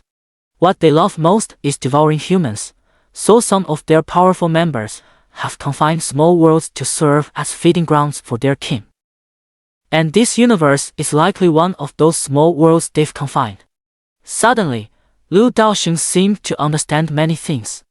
After pondering for a moment, Lu Daoxing thought inwardly, System, the purpose of the Gate of Rebirth is to prevent the demon clan from entering the primordial universe, right? Yes, host. That is the gate through which the demon clan enters the primordial universe. Later, this world was discovered by a powerful being from the myriad spirit realm, who took pity and sealed the entrance. But the demon clan doesn't want to give up on this world, so they chose to forcibly break through the boundary barrier to invade, correct? The host is truly brilliant. So that's how it is. Lu Daoxing murmured. At this moment, his smile carried a hint of mockery. The world I inhabit is merely their feeding ground. How laughable. Instantly, Lu Daoxing's hatred for the demonic race reached its peak. Just wait. The first thing I'll do upon entering the spirit realm is annihilate the entire demonic race. He has the capability. Father, what should we do? At this moment, Lu Shui voiced her concern. The enemy they were facing was so powerful, completely out of their league. What could they possibly do? Seeing his daughter's worried expression, Lu Daoxing patted Lu Shui's head and reassured her, Don't worry, with your father here, those beasts won't stand a chance. Hearing this, Lu Shui nodded. Okay, I believe in you, Dad. Beside them, Ao Qing also chimed in, Young mistress, there's no need to worry. With the master in this world, nothing unexpected will happen. MHM.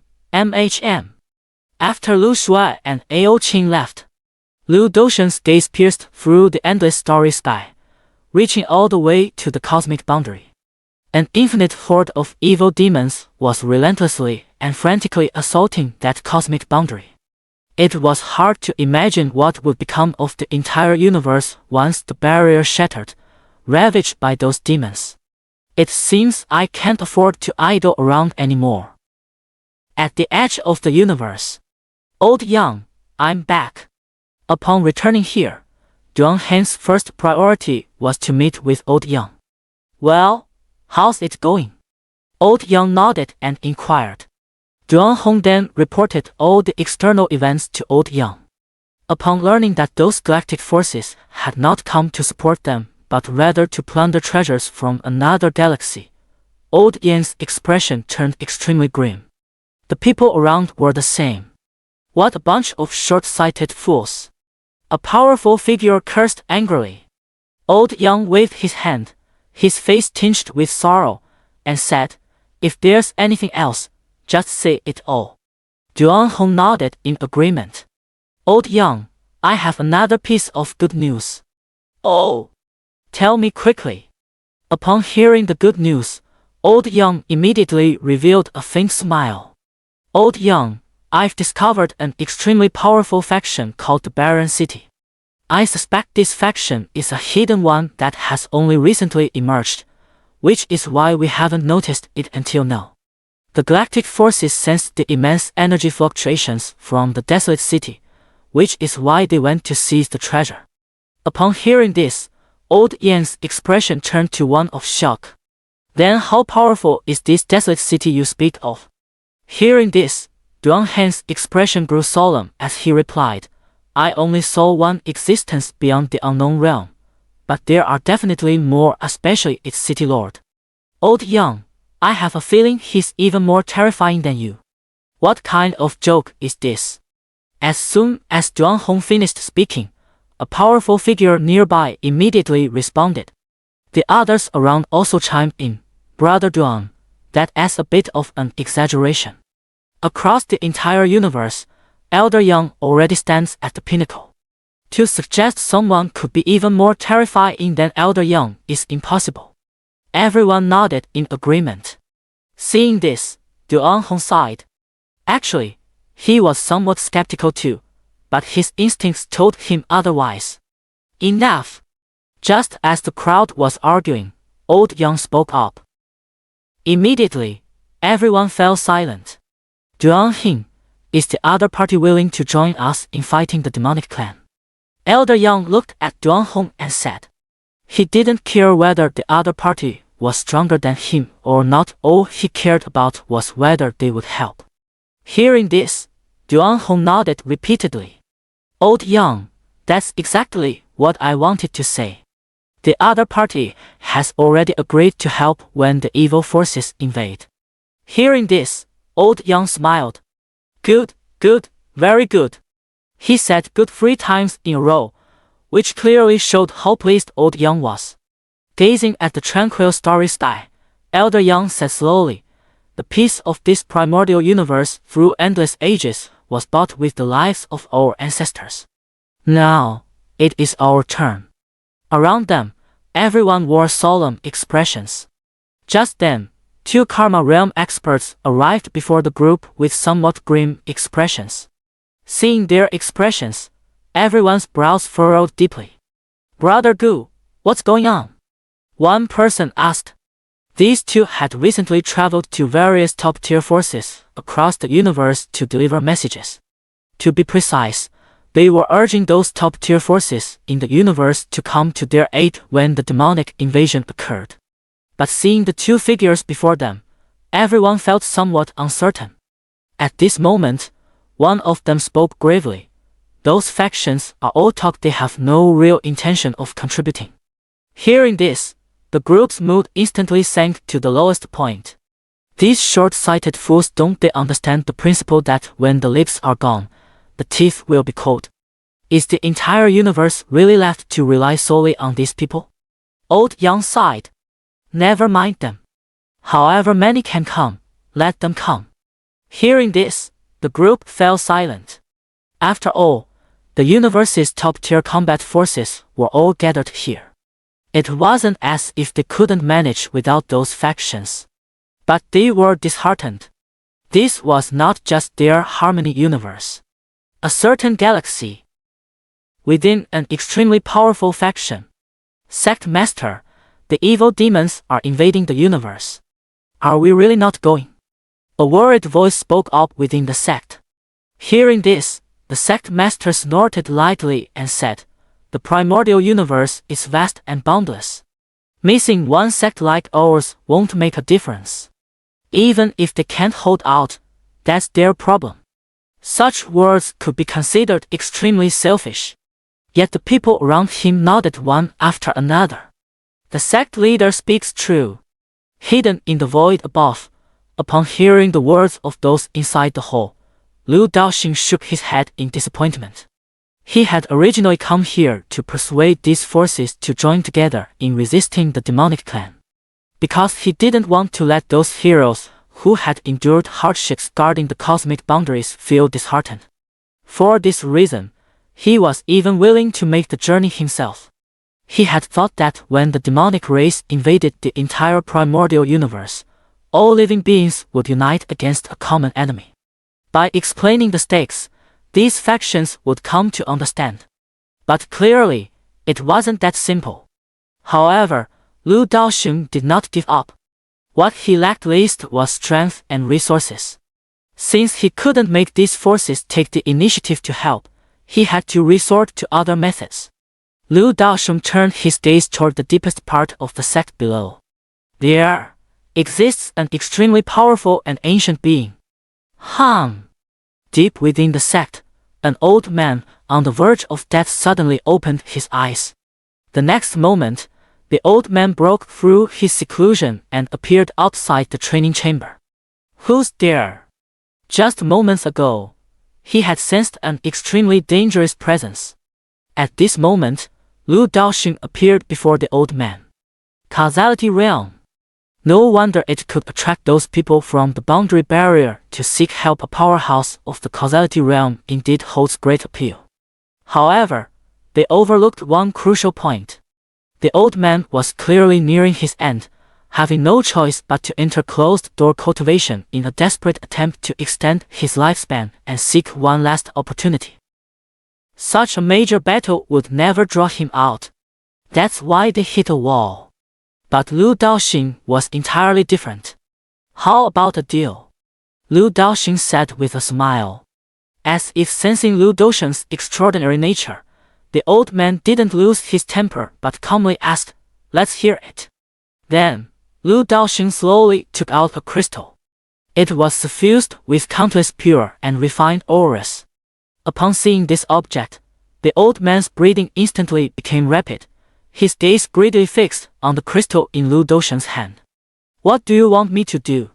the old man urgently asked. Seeing this, Lu Daoxing smiled faintly. "To fight against the demonic race." Hearing this, the old man immediately hesitated. The object before him was indeed very tempting, but if he were to engage in a battle with the demonic race, even the slightest mistake could cost him his life. Seeing the old man still hesitating, Lu Daoxing took out another item. It was a pill exuding a faint, fragrant aroma. In an instant, the old man nearly drooled. Just a whiff of it made his cultivation realm stir. What if he were to eat it? "Fine, I agree," the old man exclaimed.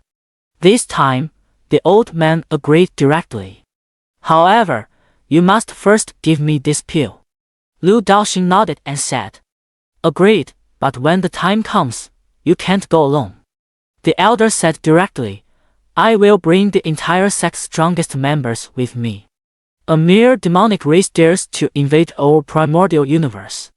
Hearing this, Lu Daoxing smiled and said nothing more, then handed the pill and crystal to the elder.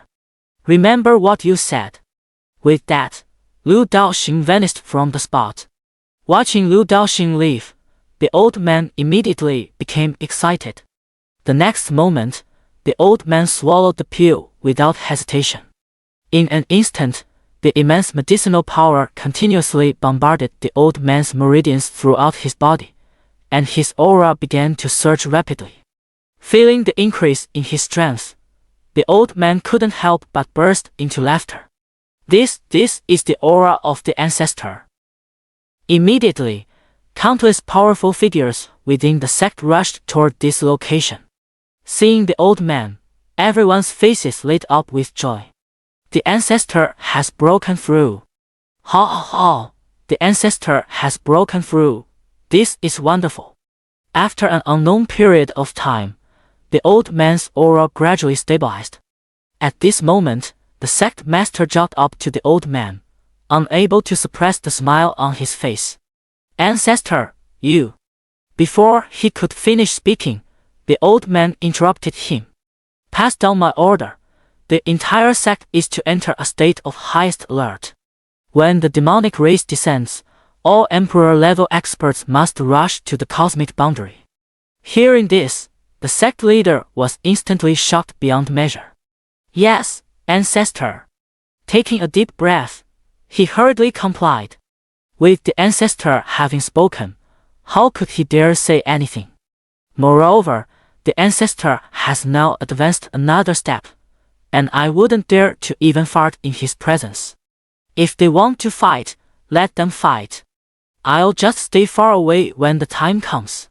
Meanwhile, the old man stared at the spot where Lu Daoxing had stood, his eyes filled with solemnity. He knew nothing about Lu Daoxing, yet the man had been so extravagantly generous. Clearly, that was someone he absolutely could not afford to provoke. Therefore, he gladly agreed to fight against the demonic race. It wasn't confidence in himself, but rather confidence in Lu Daoxing. He believed that when the time came, the other party would never stand by and watch the primordial universe suffer defeat. Amidst the starry sky, Lu Daoxing was once again searching for the next faction. That pill was purchased from the system store, with extremely potent effects enough to help the old man break through to the life and death realm. However, all medicines have some toxicity. The realm achieved through drug use is ultimately not the optimal one. This is why Lu Daoxing didn't directly use elixirs to forcibly elevate his subordinates' realms, but instead chose to let them cultivate on their own. However, shortly before the demonic invasion, Lu Daoxing would still give them intensive training. This level of strength is far from enough when facing the demonic race. Soon, Lu Daoxing arrived at another place of formidable power. Apologies, but our sect has no intention of plunging into peril.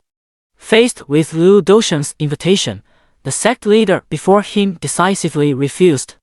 Hearing this, Lu Daoxing frowned deeply. You must understand, the demonic race is invading the entire primordial universe, including your Great Flame Galaxy. So what? The Great Flame sect's leader said calmly. Observing the man's attitude before him, Lu Daoxing shook his head. In the next moment, a trace of terrifying aura emanated from Lu Daoxing's body. Yet it vanished in the blink of an eye. But even for that brief instant, the entire Great Flame sect had clearly sensed it. Before Lu Daoxing, the face of the Great Flame sect's leader showed a hint of terror. The opponent's strength was actually this terrifying. You! And at that very moment, another aura surged from the depths of the sect. It's the ancestor. The members of the sect sensed this aura and exclaimed in unison.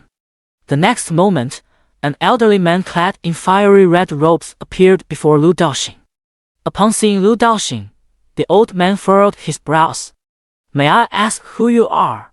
Lu Daoxing glanced at the old man and said, Who I am doesn't matter. The real question is your Great Flame sect truly unwilling to join forces with the primordial universe to fight against the demon clan? Hearing this, the old man's pupils constricted. The demon clan is about to descend again. Beside them, the sect master of the Great Flame sect kept his head tightly lowered. Seeing this, Lu Daoxing also understood. It turned out the old man was still unaware of this matter. 100 years from now, the demonic race will break through the cosmic boundary barrier and invade the primordial universe completely. Hearing this, the old man's expression instantly darkened. Taking a deep breath, the elder said solemnly, When the time comes, my Great Flame sect will spare no effort to assist you. Seeing the elder's resolute gaze, Lu Daoxing was momentarily stunned, then suddenly smiled. All right. Immediately after, Lu Daoxing handed the elder a spatial ring. This should be enough for you to break through to the life and death realm. With that, Lu Daoxing left the place. Standing there, the old man froze in place as he looked at the spatial ring in his hand. And when he saw what was inside the spatial ring, the old man's breathing instantly became rapid. Ancestor! Shut up! From now on, you are no longer the sect master of the Great Flame sect. Ah! Guards! Take him away! Immediately, two powerful figures dragged him away. The old man put away the storage ring, looked up at the starry sky, and murmured, Ancestor, your descendants will surely avenge the grudge from back then. In the Xianxia world, within the desolate city. Tianlin, I feel something major is about to happen soon. Top floor of the 100 Flowers Pavilion. The wealthy landlord Ji Shenkai held Mu Tianlin in his arms, his expression somewhat grave. Seeing Ji Shenkai like this, Mu Tianlin also became cautious. It had been a long time since she had seen Ji Shenkai with such an expression. What happened? Mu Tianlin quickly asked. Upon hearing this, Ji Shenkai said, Many people in the city lord's residence have lost contact. Haven't you noticed? The guards in the city have become very few, with only a handful remaining. Hearing this, Mu Tianlin was stunned and immediately grew tense. What do you think could have happened? Ji Shenkai looked up out the window. The desolate city must be facing another great battle, and this time, even the city might not be confident of victory. That's why the city lord's residence is in such a hurry. This can't be possible. Mu Tianlin found it hard to believe. Having lived in the desolate city for so long, she had developed a sense that the city was invincible in the world. Not just her, everyone living within the city walls shared the same belief. Ji Shenkai shook his head and didn't bring up the matter again. Instead, he asked, Tianlin, has your master come out of seclusion yet? Hearing this, Mu Tianlin sighed helplessly, not yet. The old man said he won't emerge until he's invincible. What? Xianxia was dumbfounded. Then he might as well stay in seclusion for the rest of his life. Mu Tiannin's master was one of the few Heavenly Emperor realm experts within the Shuanggu star system. Of course, that was in the past. At that time, Mu Tiannin had a Heavenly Emperor realm powerhouse backing her. In the Xianxian world, where not a single Heavenly Emperor realm existed, one could imagine how terrifying this was. This was also the reason why Ji Wuhui had feared Mu Tiannin's background back then. It's just a pity that times have changed. When Mu Tiannin's master arrived in the Xianxian world, especially within the desolate city, it was truly a gathering of countless experts. In an instant, he became utterly insignificant. Thus, not long after arriving in the desolate city, Mu Tiannin's master went into seclusion and has remained in retreat to this day, still not emerged. Inside the city lord's residence. Old Jiang, where's my father? Lu Shua wandered aimlessly through the city lord's mansion, but apart from the ubiquitous guards, there was no one else to be found. This left Lu Shua somewhat bewildered. Where are the people? Upon seeing Lu Shua, Jiang Yuan promptly bowed respectfully. This old servant greets the young miss. The city lord is extremely busy with state affairs. Perhaps he has gone to attend to some very important matter. You mean to say my father has gone out again? Jiang Yuan smiled bitterly but did not answer. Seeing this, Lu Shua waved her hand. All right, I understand. Immediately, Jiang Yuan stepped back and withdrew. My father is out, and everyone in the city lord's residence is busy, so it's just me left. Lu Shua tied it up and suddenly smiled. Then wouldn't I be able to do whatever I want? He. Soon, Lu Shua returned to her residence to make some preparations, then went to Lu Doshan's dwelling to leave a letter before heading outside. Xiao Qing. A single call, and the next moment, Ao Qing appeared before Lu Shua. Young mistress, what are your orders? It's fine, I need to go out. You come with me. Little master, where are you going? Upon hearing this, Lu Shua was momentarily stunned. Now, she had already reached the ancient realm. Although she loves to have fun in her daily life, when it comes to cultivation, she is more serious than anyone else. But now, it seems she hasn't been anywhere except the desolate city. She hasn't even left the desolate province, let alone ventured beyond. Wow, I don't even know where to go. I'm so miserable. No way, it's all Dad's fault. He never lets me go out, saying it's too dangerous outside. Now look, when I finally have to go out, I'm acting like a complete fool. At this moment, Ao Qing said, Master, it's simple. We can just pick any direction and keep walking. Hearing this, Lu Shua's face lit up with joy, and she immediately patted Ao Qing. Not bad. I didn't expect you to look so silly but actually be quite clever. Ao Qing thought to himself, Little master, it seems you're the one who looks silly. I feel like you're secretly insulting me. Little master, heaven and earth bear witness. How would I dare to insult you? Soon, Ao Qing transformed into his true form, becoming a giant dragon. Lu Shua didn't stand on ceremony and immediately mounted it. In an instant, the duo soared into the sky, reaching the starry expanse above the Xianxian world. Just as they were about to take action, a crimson figure appeared before them, blocking their path. Xiaoxiu, where are you going? Ouyang Yanqing looked at Lu Shua and Ao Qing with a furrowed brow. Back then, Lu Daosheng had instructed her to protect Lu Shua, preferably without leaving her side for even a moment. She couldn't let Lu Shua leave her range of perception. Sister Ouyang, I just wanted to go out for a walk. Seeing Ouyang Yanqing, Lu Shua felt inexplicably guilty. Hearing this, Ouyang Yanqing immediately said, No way. Your father entrusted me to protect you properly. What if you encounter danger outside? Well, you can come with me then. My dad didn't say I couldn't go out. This. Hearing Lu Shue's words, Ouyang Yanqing was momentarily at a loss for words. It sounded quite reasonable. At that moment, Lu Shue ran straight to Ouyang Yanqing's side, tugging at her arm and acting coquettishly. Sister Ouyang, please come out for a walk with me. I've never even stepped outside in all my years. Besides, Sister Ouyang, you're so strong. How could there possibly be any danger around you?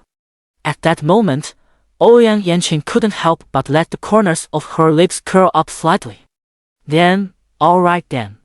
But you mustn't leave my side, understand? Seeing Ouyang Yanqing agree, Lu Shue immediately revealed a captivating smile. Good, good, Sister Ouyang is the best. Immediately, the team of one person and one dragon became two people and one dragon. Moreover, with Ouyang Yanqing's extensive knowledge, the team was no longer like a headless fly wandering around aimlessly. Soon, thanks to Ao Qing's incredible speed, the three of them quickly left the range of the Shuanggu galaxy. Woohoo! Faster! Faster! On Ao Qing's back, Lu Shue felt the speed and excitement, shouting excitedly. Hearing this, Ao Qing suddenly accelerated even more. Hold on tight, young master. Boom! The speed was so fast that it left spatial scars wherever it passed, which took a long time to heal. Xiu, if your father finds out, will he be angry? Beside Lu Shue, Ouyang Yanqing wasn't as engrossed as the other two, instead wearing a somewhat worried expression. Hearing this, Lu Shue froze. Probably, maybe, perhaps, it will. At this moment, Lu Shue could even imagine Lu Daoxing lecturing her with a stern face and earnest words. The mere thought of that scene made Lu Shue instantly feel uneasy all over. It's fine. At worst, I'll get scolded. My dad won't do anything to me. I'm his only precious daughter after all. Such is the pride of an only child. Moreover, Lu Daoxing was a complete doting father to his daughter. Seeing this, Ouyang Yanqing sighed and said nothing more. Just then, an angry shout suddenly rang out. How dare you? Who gave you the audacity to act so recklessly in the 10-month star system? In the next moment, a figure brimming with ancient aura stood in front of Ao Qing. Yet, Ao Qing didn't even glance at this figure. Bam! The figure was sent flying 108,000 miles away. What was that just now? Lu Shue looked at the dazzling galaxy in confusion and scratched her head. It's nothing, young master. It was probably just a fly. Oh, all right. Beside them, Ouyang Yanqing helplessly facepalmed. One fears neither heaven nor earth, the other knows neither heaven nor earth. Fortunately, I was there to keep an eye on them, or who knows what chaos they might have caused. No one knew how much time had passed. One day, a weary Lu Daoxing finally returned to the desolate city. Phew, that was quite the journey. Xiao Shui. Ha! Zai Oxiu. Someone, come here. The next moment, Jiang Yuan suddenly appeared before Lu Daoxing. City Lord, you've returned. However, Lu Daoxing looked somewhat flustered, his brows furrowed as he asked, Where's Xiu? City Lord, the young lady left with Lord Ouyang and Lord Ao Qing. As for where they went, this old servant does not know. What? Who let her leave? Why didn't you stop her? Hearing that his daughter had left without a word, Lu Daoxing was instantly filled with anger. Immediately, Jiang Yuan quickly knelt on the ground. My lord, please calm your anger. This was the first time he had ever seen Lu Daoxing so furious. Taking a deep breath, Lu Daoxing regained some composure, realizing it wasn't Jiang Yuan's fault. Elder Jiang, you may withdraw. Yes, Lord City Master. As Jiang Yuan left, Lu Daoxing looked up at the starry sky, his heart filled with immense worry. Although Ao Qing and Ouyang Yanqing, both of considerable strength, were accompanying her, Lu Daoxing still couldn't rest easy. Of course, it wasn't that he doubted Lu Shui's safety, rather, he feared his precious daughter might encounter unsavory characters who could lead her astray. As for Lu Shui's safety, the backup plan he left on Lu Shui could even wipe out an entire galaxy. As long as the opponent's strength isn't greater than his, then his daughter would be absolutely safe. And right at this moment, Jiang Yuan returned. Jiang Yuan respectfully held out a letter and presented it before Lu Daoxing. My lord, this is an envelope I found at your doorstep. I believe it must have been left by the young lady. Hearing this, Lu Daoxing's eyelids twitched, and he quickly took the envelope to read its contents. Father, your daughter wishes to see how vast the world outside is. Consider this as my birthday gift. Do not worry about me. Holding the envelope, Lu Daoxing remained silent for a long time. Birthday? Since the system descended, it seemed he had never celebrated a birthday again. He had even forgotten his own daughter's birthday. In an instant, Lu Daoxing's heart was filled with indescribable complexity. It seems I need to reflect on myself. Fine, I'll let you indulge this once. Lu Daoxing shook his head with a smile, then slowly stepped inside. Cultivation knows no passage of time in the blink of an eye. Only the final decade remained in the 100-year countdown to the demonic invasion.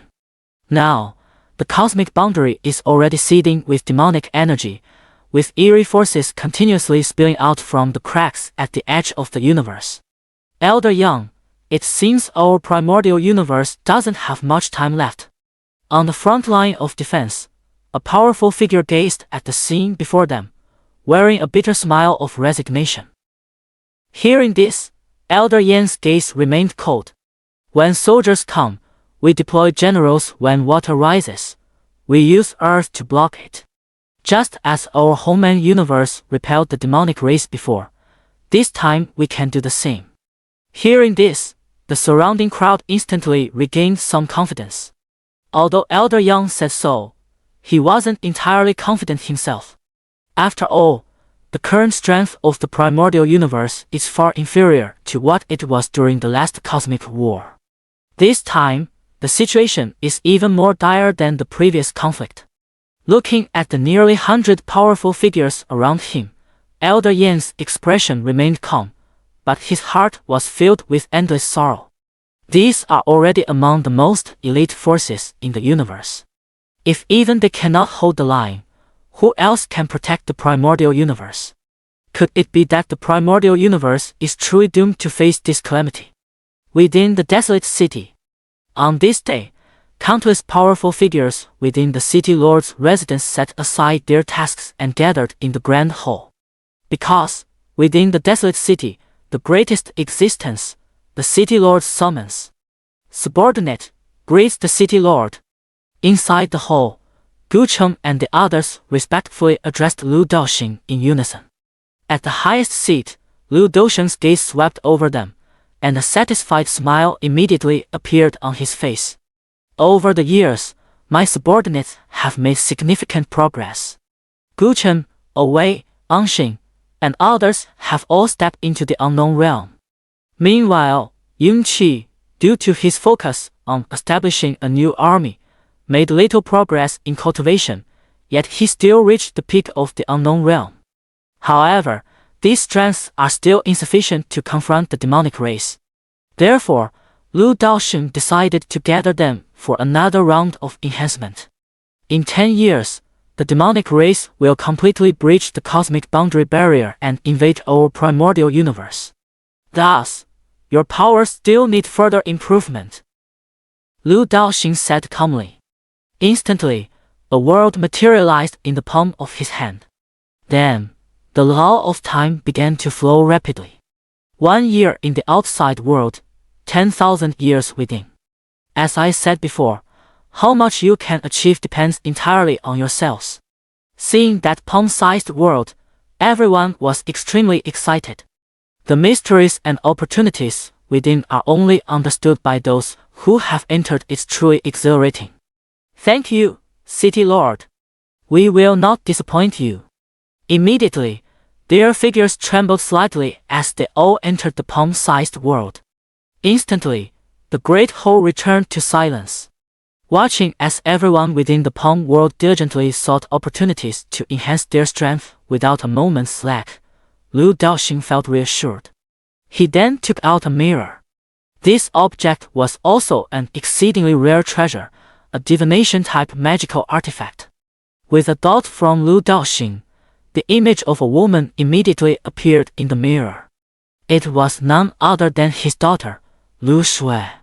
So many years had passed, and Lu Shui still hadn't returned, but Lu Daoxing wasn't angry. Because at this moment, Lu Shui was sitting in a mysterious dojo, surrounded by countless pure energies and inheritances that were continuously flowing into her body. This was Lu Shui's opportunity. Lu Daoxing had also deduced that it would indeed benefit Lu Shui. So Lu Daoxing did not interfere, though the duration was somewhat longer than expected. Not far from Lu Shui, Ouyang Yanqing sat quietly, as if she were invisible. But she would instantly act if there was any danger nearby. As for Ao Qing, he had clearly fallen asleep by now. However, his massive, winding body encircled the entire training ground. Inside the main hall of the city lord's residence, Lu Daoxing put away the dull mirror and sat in contemplation. His strength was undoubtedly unrivaled throughout the entire primordial universe. But what about those beyond it? For example, the spirit realm. Could there be beings beyond the destiny realm in the spirit realm? In an instant, Lu Daoxing became intensely curious about the strength of the spirit realm. He knew that shortly after dealing with the demon race, he would set off for the spirit realm. Before that, it wouldn't hurt to get a heads up. Ao Qing, currently the only being from the myriad spirit realm in the Homeland universe. Wait, how could I have forgotten about that guy? The guy guarding the river of time and space. That guy clearly recognized his own strength and even accurately pinpointed the power of his destiny. Thinking of this, Lu Daoxing immediately reached into the void and gave a firm pull. In the next moment, a river brimming with endless laws of time and space and the aura of the great Tao appeared before him. Yet, the river of time and space was eerily silent, not a single soul in sight. This made Lu Daoxing slightly furrow his brows. Without hesitation, Lu Daoxing stepped directly into the river of time, moving upstream against its current, an act that could truly be called unprecedented. As is well known, the river of time records all events that have occurred throughout history. So, when Lu Daoxing went against the current, he also witnessed countless events from before the primordial universe. For example, when his desolate city was just being rebuilt, his wife left. Lu Shui was born. He met his wife for the first time. Just arrived in this world. Further ahead, Lu Daoxing saw many more things. The primordial universe gradually declined. Seeing this, Lu Daoxing slightly furrowed his brows and then abruptly increased his speed by a few notches. Instantly, Lu Daoxing caught sight of a towering figure. It stood above the Xianxia world, using an indescribable method to conceal a legacy in a certain corner of the Xianxia world. And that place is none other than the present-day abyss of the evil god. Seeing this scene, Lu Daoxing was somewhat shocked. But he didn't speculate further and continued forward. The demonic race fought against countless top powerhouses of the primordial universe. Among them was the figure he had just seen. Ancient texts record that during the primordial era, in the profound ancient star system, 8 kings stood in dominance. Later, when the evil demons invaded, the 8 kings joined the battle and ultimately all perished.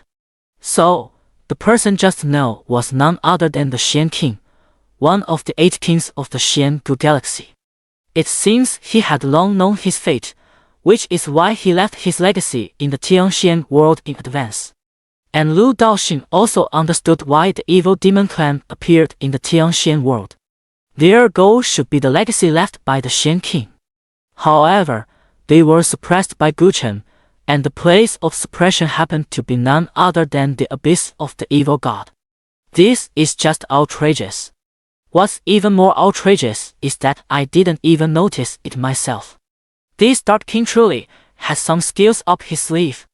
Moreover, even though he knew his own fate, he still resolutely chose to fight against the evil demons. On this point, Lu Daoxing was filled with immense admiration. Just as Lu Daoxing was about to take another step forward, a bitter voice suddenly rang out from the scene. "Senior, please do not proceed any further." In the next moment, a faint shadow appeared before Lu Daoxing. Seeing this, Lu Daoxing laughed and said, "I thought you weren't coming." Hearing this, his expression turned somewhat awkward, and then his figure gradually solidified, transforming into a middle-aged man dressed in white robes. When Lu Daoxing first entered the River of Time, he had already sensed it. But he didn't dare to show himself. There was no way he could ever forget the terrifying aura of Lu Daoxing. That was a supreme expert at the Destiny Realm, after all. Yet in the end, he still emerged, because guarding the River of Time and Space was his duty. Lu Daoxing's actions had severely violated the rules, and by protocol, he was supposed to mete out punishment. But as the saying goes, rules are rigid, and people can be just as rigid. If not handled well, it might be him who dies. Big shout, "Is there something you need?" At this moment, the man in the white robe cautiously spoke up.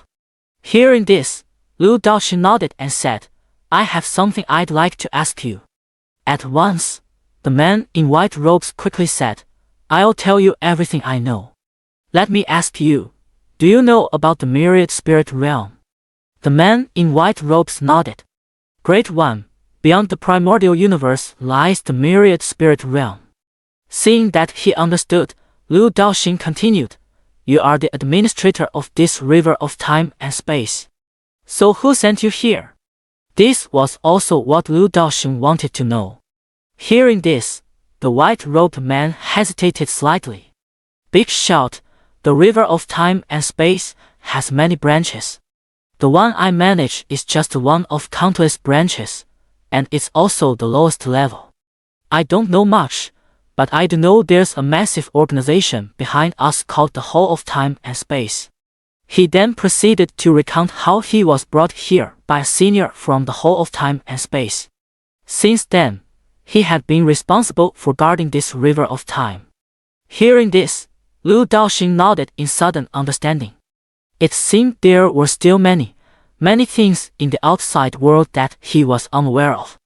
And he knew about the spirit realm only because the River of Time in the spirit realm was very close to this one, so the two had communicated once, nothing more.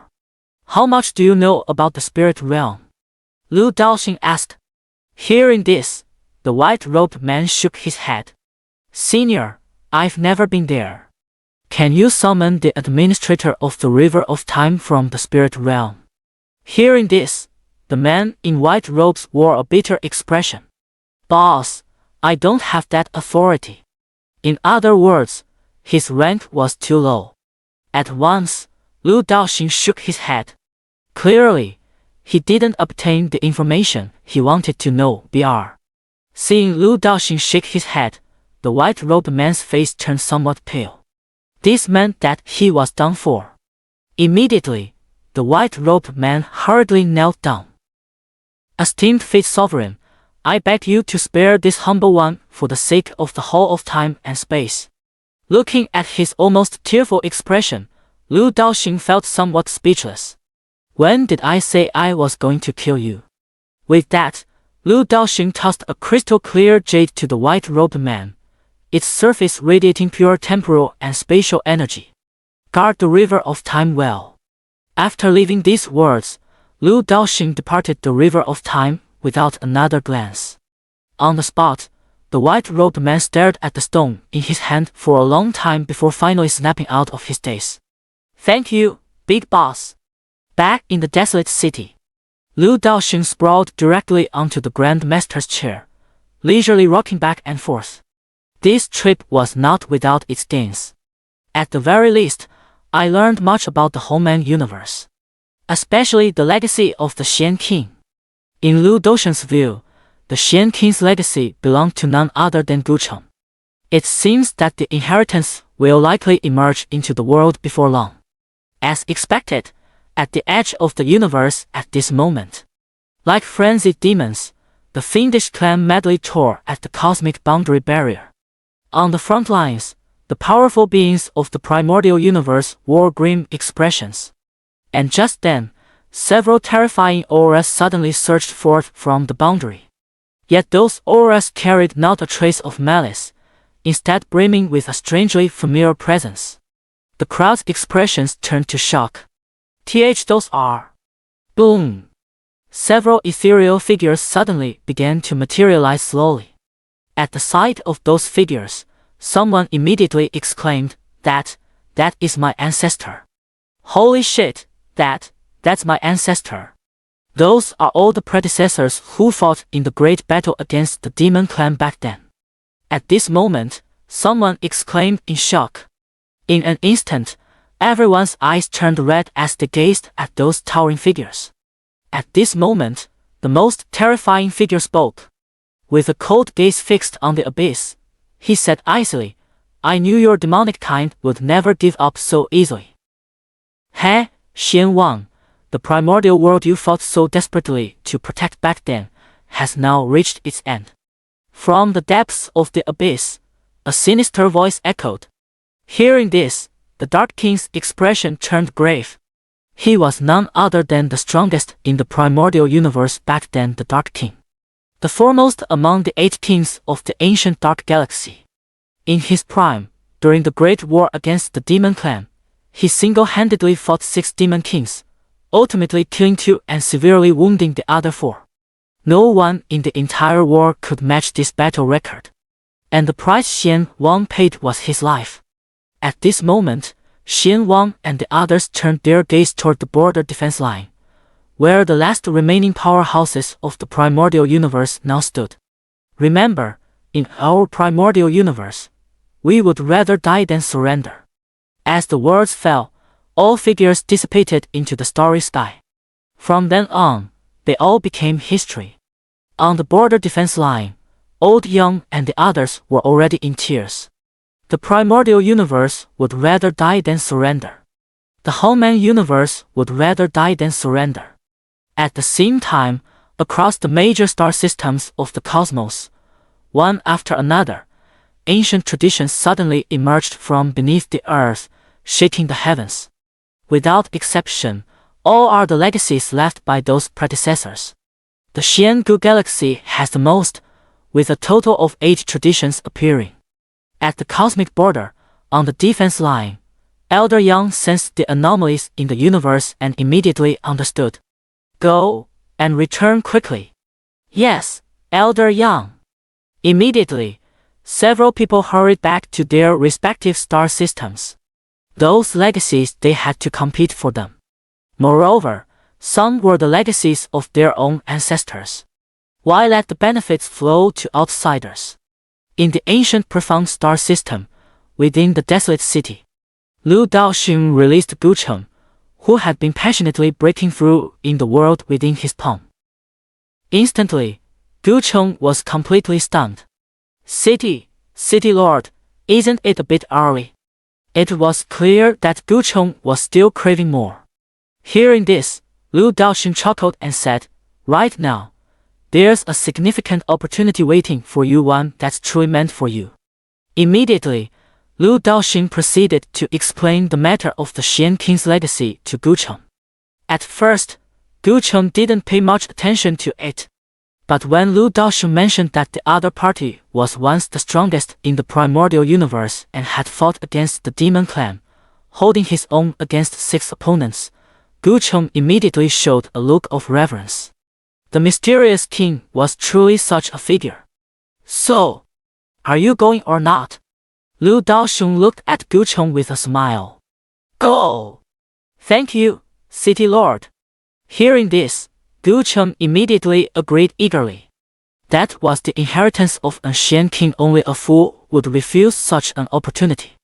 Liu Daoxing also nodded in agreement. The next moment, Liu Daoxing grabbed Guchen, tore open a rift in space-time, and hurled him inside. If you are fortunate enough to meet the Mystic King, tell him on my behalf that the primordial universe will no longer face any dangers from now on. Yes, Lord City Master. The final sound was stretched infinitely long. And Guchen also smoothly entered the Mystic King's lineage.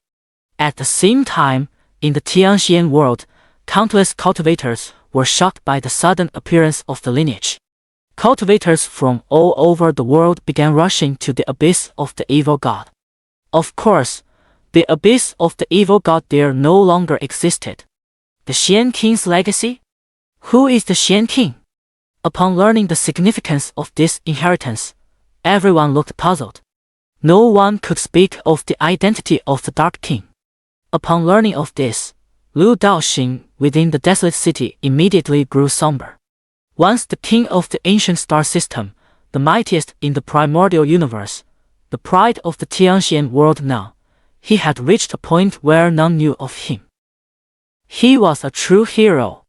Immediately, Liu Daoxing soared into the void and personally recounted the deeds of the Mystic King. Instantly, the sound of the great bell resonated throughout the entire Xianxia world, and even beyond it, everyone could hear Liu Daoxing's voice. Before long, everyone was utterly astonished, and some were already moved to tears. As the crowd turned their gaze back to the legacy of the Mystic King, an overwhelming sense of reverence welled up within them. Turns out, our Xianxia world was once so glorious, even producing a peerless figure like the Xian King. The Xian King, a true role model for our generation. I will inherit the legacy of the Xian King and drive back the demonic race. How? I almost don't have the heart to expose you. Upon learning of the Dark King's power, some immediately rushed to his lineage without delay. A figure like the Dark King, just how extraordinary must his legacy be? Surely enough to propel oneself to soaring heights. With such thoughts in mind, the number of cultivators heading to the Dark King's lineage steadily grew. However, they were unaware that the inheritance had already been reserved by someone else in advance. Fortunately, within the profound king's legacy, there are countless opportunities. If one is lucky enough to stumble upon some treasure, it would be more than sufficient. At the same time, the entire profound ancient galaxy began to boil with excitement the moment the 8 great legacies appeared. Endless streams of spiritual energy continuously surged forth from the depths of the earth. This powerful galaxy, silent for countless eons, has finally awakened. Inside the city lord's mansion of the desolate city. System, what is the highest cultivation level in the spirit realm? After toiling for most of the day, Master Liu ultimately chose the simplest method, directly asking the omnipotent system. Reply to host, Destiny Realm. Instantly, Liu Daoxing was dumbfounded. He knew the Destiny Realm was impressive, but he had no idea it was this impressive. Not only was it invincible in this primordial universe, invincible even in the spirit realm. He had originally planned to level up 10 more times after reaching the spirit realm, but now it seems unnecessary. Immediately, Liu Daoxing lay down again, hugging a wine jar in his arms, and began to drift into a drowsy state. Outside the desolate city, within the city walls, a shop named Tiansheng Ice Cream suddenly became wildly popular. Rumors say that not only is the ice cream here beneficial for health, but it also greatly enhances the practice of ice-based cultivation techniques, instantly drawing crowds to form long queues. Don't push, line up properly. Everyone will get their share. Inside the shop, several fair-skinned young girls were cheerfully calling out to customers while collecting money, their faces brimming with smiles. Hall Master, you are truly brilliant. From now on, our Hanji Hall is going to prosper. Hearing his subordinate's flattery, Yihang's Wang felt somewhat awkward. The once top-tier Hanji Hall had now switched to selling ice cream. How absurd it seemed when he thought about it. If her ancestors were to find out, they wouldn't know how to reprimand her. However, thinking of the money she had earned, Xianxia immediately became excited. In this desolate city, which business isn't highly profitable? Not to mention her wildly popular merchandise. She could even imagine standing shoulder to shoulder with the major bosses from the outer city in the future. Just then, a couple walked toward them with cheerful smiles. Upon seeing the couple, the surrounding crowd was startled and quickly made way for them. The two were none other than the owner and proprietress of the 100 Flowers Pavilion. Xianxia admired the heavenly music. "Boss Ji, what brings you here today?" Upon seeing Xianxia, Xianxia personally came out to greet him. 1,000 years ago, this would have been unthinkable, but now, even Xianxia, who had reached the heavenly emperor realm, had to greet Xianxia politely. This is the status of the big boss of the desolate city. "Haha, I heard there's a newly opened ice cream shop here, so I came purely out of curiosity. I never expected the owner to be Senior Yi. It's an honor to meet you." Br. Seeing Xianxia without a trace of arrogance, Xianxia also began to admire him somewhat. There's a reason why his business is so successful. Xianxia immediately ordered someone to send a box of ice cream to Xianxia. "Boss Ji, if you ever crave ice cream in the future, I'll have it delivered directly to Baiwa Tower for you," Xianxia said with a smile. Hearing this, Xianxia's smile grew even brighter. But immediately, Xianxia took Xianxia aside. "Senior Yi, I won't beat around the bush. Actually, I came this time to propose a collaboration with you." As he spoke, Xianxia took out an ice cream bar, took a bite, and his face lit up with delight. "Darling, try a bite, it's really delicious." Mu Tianning took the ice cream and took a bite directly, her face showing a hint of surprise. "Very good." Beside them, Xianxia smiled. "May I ask, Boss Ji, what kind of cooperation you have in mind with me?" At this moment, Xianxia was also somewhat pleasantly surprised. Although her ice cream is currently a huge hit, being a small shop, it would still take some time to expand. However, with the help of a major establishment like Baiwa Tower, the benefits would naturally be immense, especially in terms of building reputation. "Senior Yi, I'd like to supply your ice cream in my Baiwa Tower. How about we split the profits 30-70? Hearing this, Xianxia responded with a half smile. "Boss Ji, who gets the 30 and who gets the 70? "Well, naturally it's 70-30 for me and you," Xianxia said somewhat awkwardly. Hearing this, Xianxia decisively shook his head. 50-50? What? How is this possible? Senior Yi, you can't do this. A 50-50 split, buying the stock yourself, selling one portion, and having to return half, that just won't do. If Xianxia hadn't recognized the market potential of these ice creams, he would have left long ago. Yet Xianxia remained silent. Beside them, Mu Tianning's eyes darted around before she spoke up. "A 60-40 split is our final offer. We take 60, you get 40. Deal!" Immediately, Xianxia agreed without hesitation. This collaboration is a win-win situation for both parties. Thus, the 100 Flowers Tower in the desolate city also began offering Tianshan ice cream.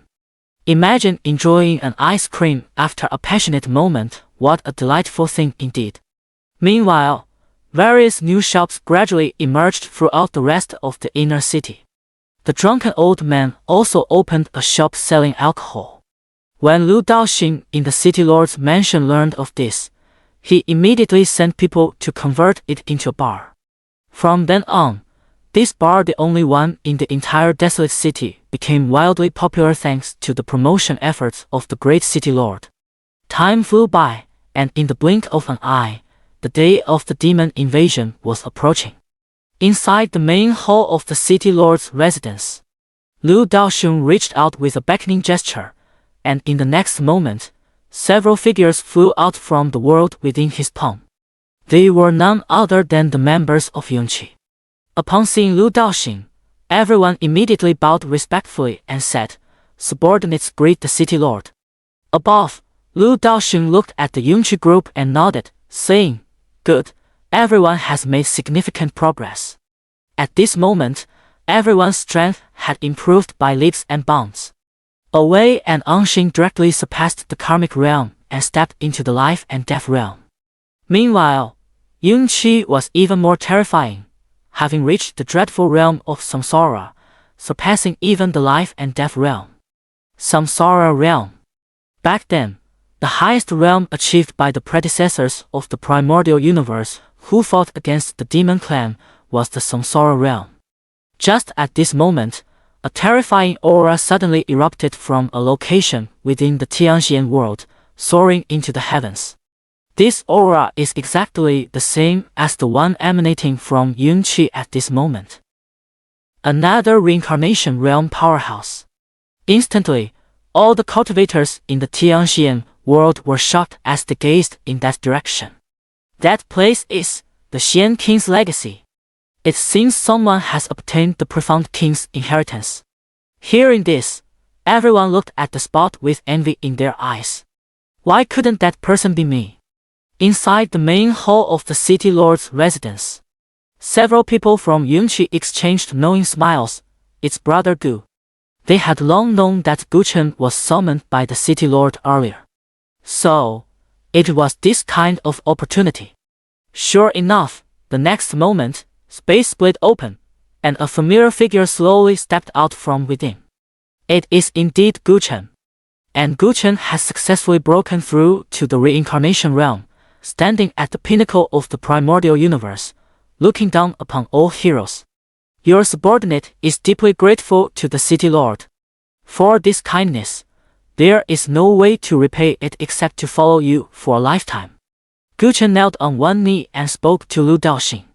Beside them, everyone else also expressed their stance towards Lu Daoxing in turn. Seeing everyone like this, Lu Daoxing laughed and said, "Then you'll have to put in more effort during the great battle. Don't make me step in personally in the end." His words carried a teasing tone. The crowd also burst into laughter. City Lord need not worry. With the long blade in my hand and the carved bow beneath my saddle, 1,000 may come, 1,000 shall fall. As long as I stand, these demons shall not breach the primordial universe. Well said, General Junke. Having now broken through to the reincarnation realm, Junke was practically brimming with arrogance. In his eyes, those demons were nothing more than chickens and dogs, utterly insignificant. Seeing Junke in such a state, Lu Daoxing's smile carried a hint of helplessness. After all, even the invincible Xian Wang of the universe had perished in that great battle. Underestimating those evil demons would only lead to grave consequences. Thus, Lu Daoxing still cautioned, none of you should underestimate those evil demons. The world they come from is far more powerful than the primordial universe. Hearing this, everyone's faces showed some surprise. It seems the city lord knows something. Just then, a tremor suddenly came from the edge of the universe. Instantly, this tremor spread throughout the entire primordial universe. Coming! Everyone's expressions instantly turned grave. Lu Daoxing's gaze pierced through the endless starry sky, directly fixing upon the cosmic boundary. There, a massive rift was being torn wider and wider by a terrifying force. Countless sinister and eerie energies surged forth from the fissure. Immediately, Lu Daoxing issued the order, "All cultivators in the desolate city who have reached the heavenly emperor realm or above shall proceed to the cosmic boundary. Those with weak strength would only serve as cannon fodder if they went. They might not even qualify as cannon fodder." "Yes, Lord City Master." At once, the entire desolate city sprang into action. Countless experts, no matter what they were doing, all set aside their tasks and went to assemble. In the void, a 1,000,000-strong army officially gathered. From within the army, an overwhelming battle intent continuously surged forth. This was none other than the new army forged by Junke. Among them were the previous 80,000 Lu family troops, the elite of the elite, while the rest were also geniuses handpicked from all corners of the world, 1 in 10,000. In terms of equipment, it was utterly extravagant. They wore top-tier armor and wielded weapons of supreme treasure-grade quality, practically armed to the teeth. Across the entire primordial universe, no more elite army could be found. Soon, another force numbering in the hundreds of thousands arrived in the void. The Desolate Guards. The leader is none other than Away. After so many years of development, the Desolate Guards have grown increasingly powerful. Moreover, Away has a close relationship with the City Lord, reaping immense benefits as a result. Each member of the Desolate Guards wears specially tailored uniforms, with long sabers at their waists, exuding an overwhelming aura. At this moment, a force of tens of thousands clad in eerie cloaks suddenly appeared in the void. Rude. Under the effect of those strange cloaks, their figures flickered in and out of visibility. Witnessing this scene, Away and Junke couldn't help but shake their heads with a wry smile. That guy is being mysterious again. My lords, wait, there's still us. At that moment, a shout rang out. Immediately after, a group of people soared up from the desolate city and arrived in the void. Those are the residents of the inner city of the desolate capital. Each possesses formidable strength, all at the heavenly emperor realm or above. Among them were people from the Long and Li families, as well as some who had recently moved into the inner city. Seeing them, Junke's expression turned solemn. Everyone, this journey will be extremely perilous. You must be fully prepared. Hearing this, the group responded, the primordial universe is in peril. Naturally, we must act. How can we stand by and watch as foreign invaders attack? Hearing this, Junke immediately became solemn. Just like that, Junke took them and headed toward the edge of the universe. Within the desolate city, Lu Daoxing gazed into the void, his face filled with a gratified smile. At that very moment, his expression suddenly changed drastically, and a sense of crisis instantly enveloped his heart. Xianxia. The next moment, Lu Daoxing vanished from his original location. Somewhere in the universe, Lu Shui was originally in the midst of receiving an inheritance. But at the last moment, a terrifying suction force suddenly appeared out of thin air, attempting to swallow her whole. Beside her, Ouyang Yanqing's expression also changed drastically. Xianxia, get out now. Ao Qing, awakened by the commotion, immediately rushed forward in an attempt to rescue Lu Shui. At that very moment, there was a sharp crack. The space around Lu Shui suddenly split open. In the next instant, an invisible force yanked her inside. Ah! With a piercing scream, Lu Shui vanished completely from the spot. Boom! A deafening roar resounded. Lu Daoxing suddenly appeared in the field. Behind him, an endless spatial scar stretched menacingly, a testament to the terrifying speed he had used to arrive here. Yet, he was still a step too late. Where is Xiu Shui? Lu Daoxing roared in anger. Upon hearing Lu Daoxing's words, Ouyang Yanqing trembled instantly, lowering her head and stammering, "It seems, something took Xiu Shui away." Beside them, Ao Qing shrank back even more, trying his best to make himself as inconspicuous as possible. Hearing Ouyang Yanqing's response, an unimaginably terrifying pressure suddenly surged forth from Lu Daoxing's body. In an instant, the entire dojo shattered into pieces. Several pitch-black fissures, centered around Lu Daoxing, began spreading outward in all directions. The entire primordial universe actually began to tremble at this very moment. At the edge of the Homeman universe, everyone's expressions instantly turned to shock as they hurriedly turned to look. What is that? Having lived for so long, I've never encountered such a terrifying aura before. Old Young also stared at that aura with a grave expression. Within the Human universe, such an existence still remains. Why would it appear at this very moment? At this moment, Old Young kept praying in his heart, hoping desperately that it wasn't a hostile entity.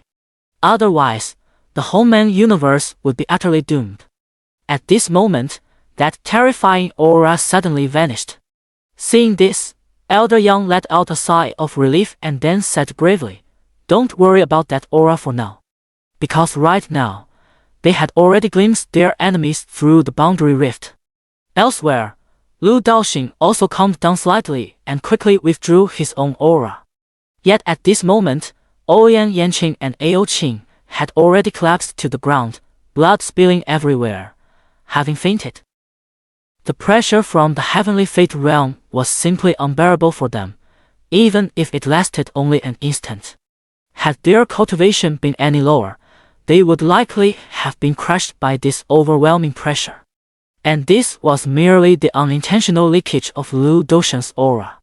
Taking a deep breath, Lu Daoxing reached out his hand, and two streams of pure energy instantly restored Ouyang Yanqing and Ao Qing. The next moment, the two of them slowly regained consciousness. Upon seeing Lu Daoxing, they were stunned and immediately knelt on the ground. "My lord, I am guilty. Master, please spare me for the sake of the young master's safety." Ao Qing and Lu Shui had a contract, so he could sense that Lu Shui was still unharmed at this moment. Lu Daoxing also knew this, which was why he didn't completely lose his temper. Don't be fooled by Lu Daoxing's usual amiable demeanor. If anything were to happen to Lu Shui, the consequences would be truly unimaginable. Nothing could quell Lu Daoxing's fury. Ignoring the two, Lu Daoxing demanded directly, "System, where is my daughter now? What exactly is going on?" "Host, your daughter has now arrived in the spirit realm. Due to some special circumstances, your daughter was summoned and transported to the spirit realm. Reminder, host, your daughter will be safe and may even encounter some excellent opportunities, though none as great as those by your side." After all, the opportunities by Lu Daoxing's side are practically limitless. How could those worthless scraps outside compare to the resources Lu Daoxing possesses? Hearing the system's words, Lu Daoxing also breathed a sigh of relief. He hadn't expected his daughter to have already made her way to the 10,000 spirit realm ahead of him. Still, as long as his daughter was safe, that was all that mattered. "I originally planned to rest in the Human world for a while longer before heading to the 10,000 spirits realm, but it seems I might have to go earlier now. There's no other way. With father and daughter separated by an entire world, he truly couldn't rest easy. Rise. This matter is not your fault." At this moment, Lu Daoxing spoke up. Hearing this, Ouyang Yanqing and Ao Qing exchanged a glance before shakily rising to their feet. At the same time, they would never forget this terrifying pressure for the rest of their lives. It was as if it was something they could never reach in their lifetime. Ao Qing also realized that his chief master was truly more formidable than his own father. So, did he still need to return to his clan? On the spot, Lu Daoxing pondered for a moment before turning his gaze toward the direction of the cosmic boundary. At this moment, the demons there could no longer restrain their impatience. "Let's go." Lu Daoxing grabbed Ouyang Yanqing and Ao Qing in one swift motion, then took a step forward, heading straight for the cosmic boundary. Meanwhile, at the cosmic boundary, a deafening roar. The boundary rift was completely torn open. In the next moment, countless sinister figures surged through it. "They're coming." At the border, Elder Young and the others immediately tensed up, staring intently at the scene before them. Countless demons surged across the endless abyss, charging toward them, their eyes filled with madness. "Ha ha ha ha, we can finally taste the deliciousness of humans again. Lowly humans, how dare you defy our kind? Die!" At this moment, the number of evil spirits has grown increasingly large. On the border defense line, Elder Yang and the others faced these evil spirits like a lone fortress at the frontier, isolated and without support. Hold the line. Immediately, countless ancient formations along the border defense line activated one after another. For a moment, they actually managed to keep those demons at bay. However, it was all just an illusion. In less than a moment, countless cracks appeared along the defensive line. Seeing this, Elder Yang and the others wore grave expressions, but soon, a look of fearless determination appeared on their faces. For the Harmony Universe, the crowd roared in unison. Just as everyone was ready to fight to the death, a terrifying aura suddenly surged from behind them. Desolate City has arrived to lend you a hand in repelling the evil demons together. Immediately afterward, a massive warship exuding an aura of terror slowly emerged from the void. The mysterious, glowing material covering its surface made it clear that this warship was of immense value. On the ship's flag, the words Desolate City were boldly engraved. It's the Desolate City, they've really come. At the sight of the battleship, the crowd exclaimed in shock. The next moment, the Lu family army led by Yun Qi stepped out from the battleship and stood in the starry void. Upon seeing this million-strong army, everyone on the border defense line was utterly dumbfounded. This Desolate City actually possesses such terrifying power. Yet this was not the end, as away led the Desolate Guards out of the warship one by one. Clad in uniform attire, the long blades at their waists gleamed with a sharp edge. Finally, there were the powerful individuals who had voluntarily come from within the Desolate City. Without exception, everyone glared with shared hatred at the demonic race at the edge of the universe. Follow me, comrades, and slay these alien foes. With a furious roar from Yun Qi, the countless warriors behind him erupted into frenzied battle cries. Their momentum had already reached its peak. Slay the alien races. On the border defense line, everyone was also inspired by this momentum, their faces brimming with frenzy. Let these beasts witness the might of our primordial universe. The next moment, the entire border defense line completely collapsed. Yet the demons failed to see any trace of fear in the eyes of the primordial universe's inhabitants. Instead, they were met with gazes brimming with killing intent. In an instant, the demons sensed something amiss. But the arrow had already left the bow. There was no turning back now. Charge! In an instant, the forces of the primordial universe's beings and the demon clan collided directly. The entire boundary began to tremble incessantly. Countless black holes emerged continuously under the terrifying force. However, facing the overwhelming numbers of the demon clan, the primordial universe's side quickly fell into a disadvantage. At once, Awei charged forward with the Desolate Guards in tow. Don't forget, we are here too. From the shadows, a faint voice whispered. Suddenly, tens of thousands of faintly visible experts emerged like assassins, swiftly reaping lives across the battlefield. With each flicker of dark light, a demon falls. It was one of the most mysterious forces in the Desolate City route.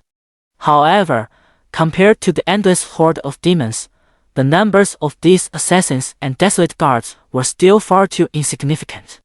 Soon, the demons surged forward again, relying on sheer numbers. At the rear, Gucheng and Yun Qi witnessed this scene. They exchanged a glance and nodded in unison. The next moment, two terrifying reincarnation realm auras erupted from behind, instantly freezing the entire battlefield. THDs, are these the legendary reincarnation realm powerhouses? Oh my! There is actually a reincarnation realm powerhouse in my homeland universe. Ha ha ha ha, the heavens have not forsaken my homeland universe. Instantly, the powerful figures on the border became excited. Yuan Hong looked at the scene before him, a bitter smile on his face. This desolate city has deceived me so cruelly. Faced with two supreme reincarnation realm experts, the countless demonic creatures instantly became mere cannon fodder, all perishing without exception. In an instant, not a single demonic creature remained in the entire primordial universe. Is it over? Of course not. Everyone stared intently at the rift, not daring to relax for even a moment. Because they knew this was only the first wave of the assault. Sure enough, after a brief lull, the cosmic boundary began to seed once more. Countless demons with even more terrifying auras surged forth from the boundary fissures. After all these years, I never expected such a powerful being could still emerge within your little world. The next moment, several demons with fearsome auras stood atop the starry sky, looking down at the denizens of the primordial universe with disdain. Their auras were unmistakably at the Samsara realm. It's the Demon King. At this moment, Elder Yang spoke up. Back then, the six that the Mystic King fought against were beings of this level. And now, in the starry sky, there are as many as 10 Demon King level entities. The disparity in strength is too vast. The powerful figures at the border defense line immediately turned extremely grim-faced. If they were the only ones here, the consequences would be unimaginable. Gazing at the ever-increasing horde of things in the starry sky, Elder Yang took a deep breath and then said solemnly, "They should wake up now." Instantly, everyone's expressions turned to shock. Then they nodded in agreement. Yang Lao charged into the starry sky, shouting, "Seniors of the past, the primordial universe is in peril. We beg for your aid to overcome this calamity." As soon as his voice faded, the entire starry sky suddenly began to tremble. The people of the desolate city also watched this scene with bewildered expressions. A glimmer of light flashed in Guchen and Yunqi's eyes.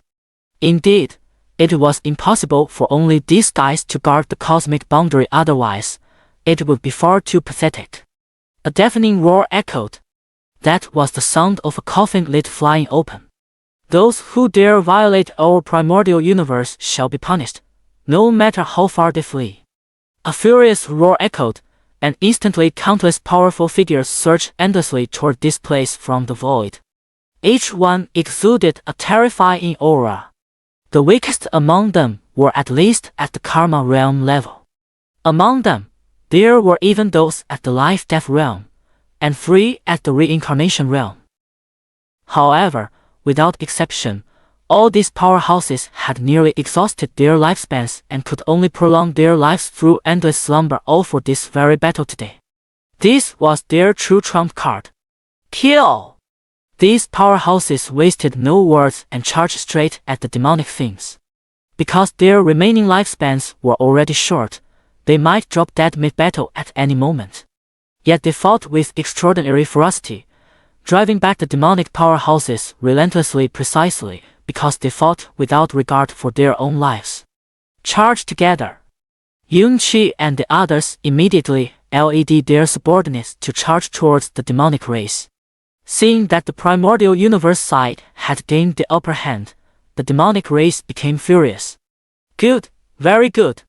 You have thoroughly enraged our race. Let us show you the terror of our demonic race." The next moment, over a dozen demon kings of the highest level charged out directly from the cracks at the edge of the universe. At the same time, the number of lower-tier demons began to surge at an exponential rate. Witnessing this scene, everyone from the primordial universe wore expressions of dismay.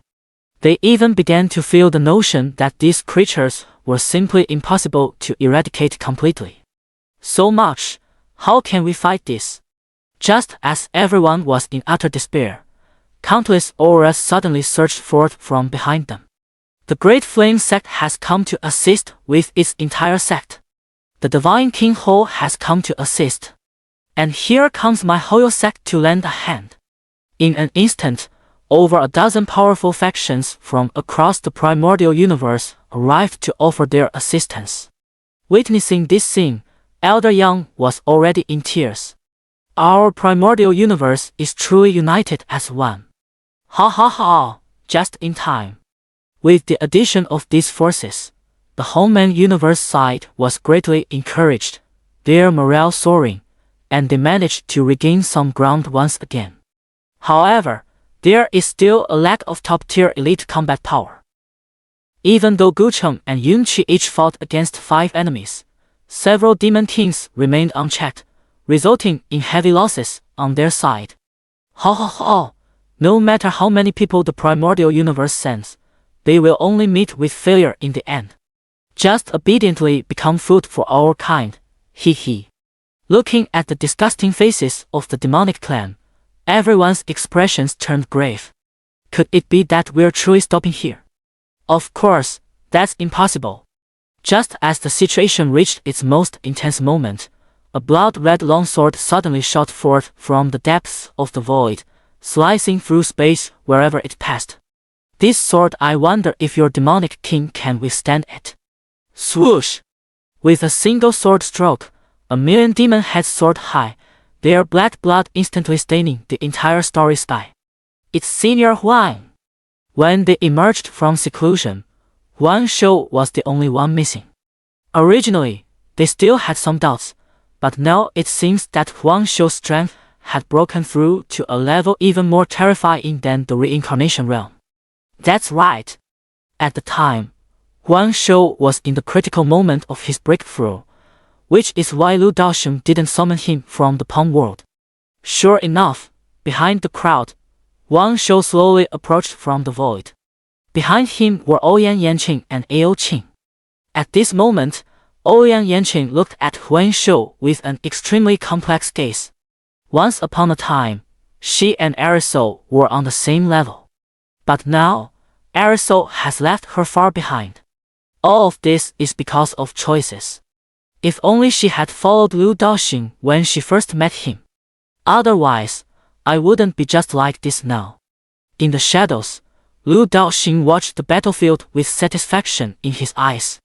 After all, my desolate city is the strongest. However, when Lu Daosheng saw the silent battleship in another void, the corner of his mouth twitched slightly. That was a battleship blueprint he had obtained from the system store.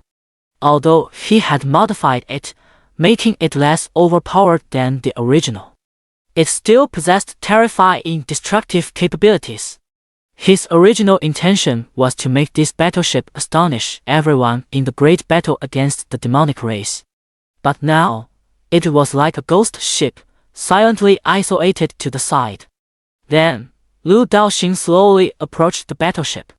Suddenly, a dull sound came from within, as if it were lamenting its own misfortune. Little ship, you've been wronged. Lu Daosheng gently stroked the bow of the warship, and in an instant, the entire vessel began to tremble. Meanwhile, on the battlefield, with Huang Shou's arrival, the tide of battle swiftly turned. Impossible! Impossible! How could a mere lower world like yours produce a D-realm powerhouse? What nonsense about Emperor Realm experts! I've already reached the life-death realm. Take this strike from me. The great flame sex ancestor paid no heed to the roars of the demonic race's expert, only fighting more fiercely. Damn it! Quick, report this matter to the higher-ups immediately. The evil demon king roared in anger. Immediately, the entire demon army began to gradually retreat. Witnessing this scene, all beings in the primordial universe were filled with excitement. They had successfully repelled the demon race. In the void, only Yunqi, Gucheng, and Huang Shou wore solemn expressions. They stared intently at the dark rift, their eyes filled with a trace of gravity.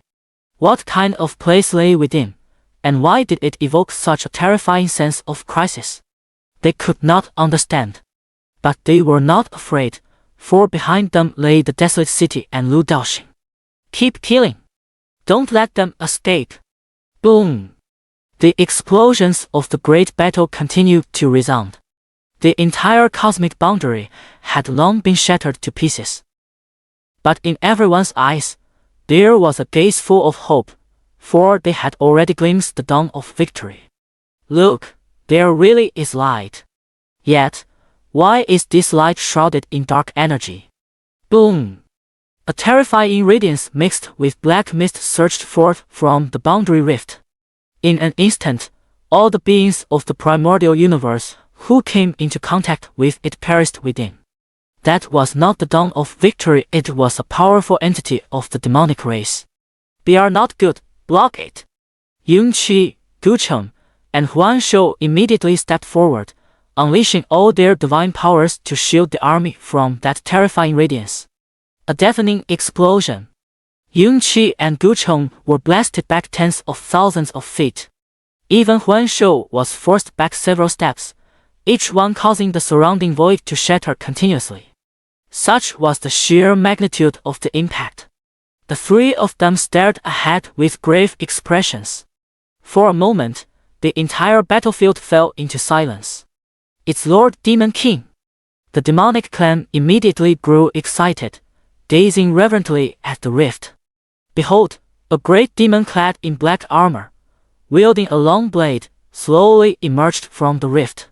A terrifying aura continuously radiated from it, shaking the entire cosmic boundary to the point of collapse. The sheer intimidation factor was off the charts. Such lowly creatures dare to act insolently before our noble demon race. The demon lord slowly opened his mouth to speak. His icy gaze swept across all living beings in the primordial universe. Instantly, all creatures felt as if they had fallen into an abyss of eternal ice, chilled to the bone. Huan Shou stared at the demon lord, his grip on the sword tightening unconsciously. This is a powerhouse who stands above the entire battlefield. Why would such a powerhouse appear? The demonic race can't handle losing. But since the demonic race can't play fair, don't blame a certain hidden entity for not playing fair either. Snap! A crisp snap of fingers rang out. Instantly, the entire battlefield fell into silence, as an utterly irresistible force suppressed all living beings present, including the demon lord. For a moment, everyone was stunned. But the people of Barren City were overjoyed. In the void, a man clad in a long robe was slowly walking towards this place with unhurried steps. It was none other than Lu Daoxing. "We pay our respects to the city lord." Yunqi and the others immediately shouted excitedly. In an instant, everyone looked at that figure in disbelief. Some people know, some people don't. In the desolate city, everyone without exception looked at Lu Daoxing with reverent gazes. Among them, many were seeing Lu Daoxing for the first time. So this was the great lord of the desolate city. Truly beyond comparison with ordinary mortals like them, he was practically a deity. "Who are you, sir?" In the void, the demon lord's face was also filled with disbelief, as a deep fear gradually surged within his heart. How could such a powerful being appear in this small world? However, Lu Daoxing paid no attention to the demon lord. With a mere wave of his hand, all the beings of the primordial universe were restored and appeared behind him. "It's time to end this now."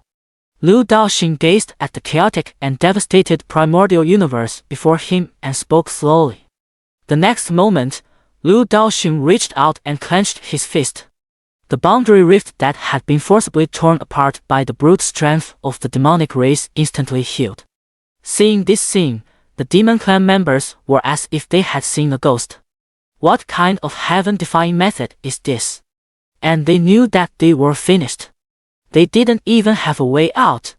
The demon lord, knowing his death was certain, stared fixedly at Lu Daoxing and said, "You will surely face the judgment of my demon race. If you have the guts, never leave this place for the rest of your life."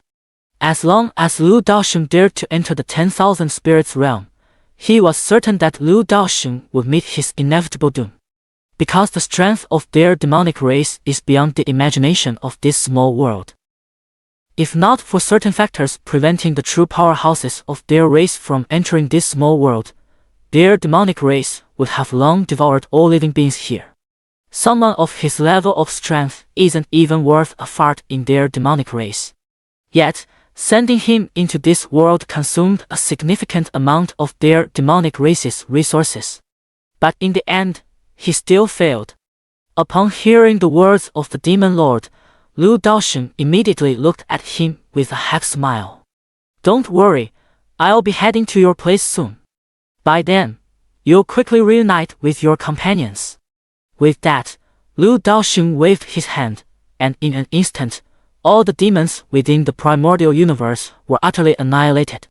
Witnessing this scene, the crowd behind Lu Daosheng was utterly dumbfounded. Bam! Old Yang directly knelt before Lu Daosheng, tears welling up in his eyes as he said, "Thank you, Senior, for saving the entire primordial universe." Seeing this, Lu Daosheng's expression changed slightly, and he hurriedly pulled Old Yang up. "This is not appropriate at all.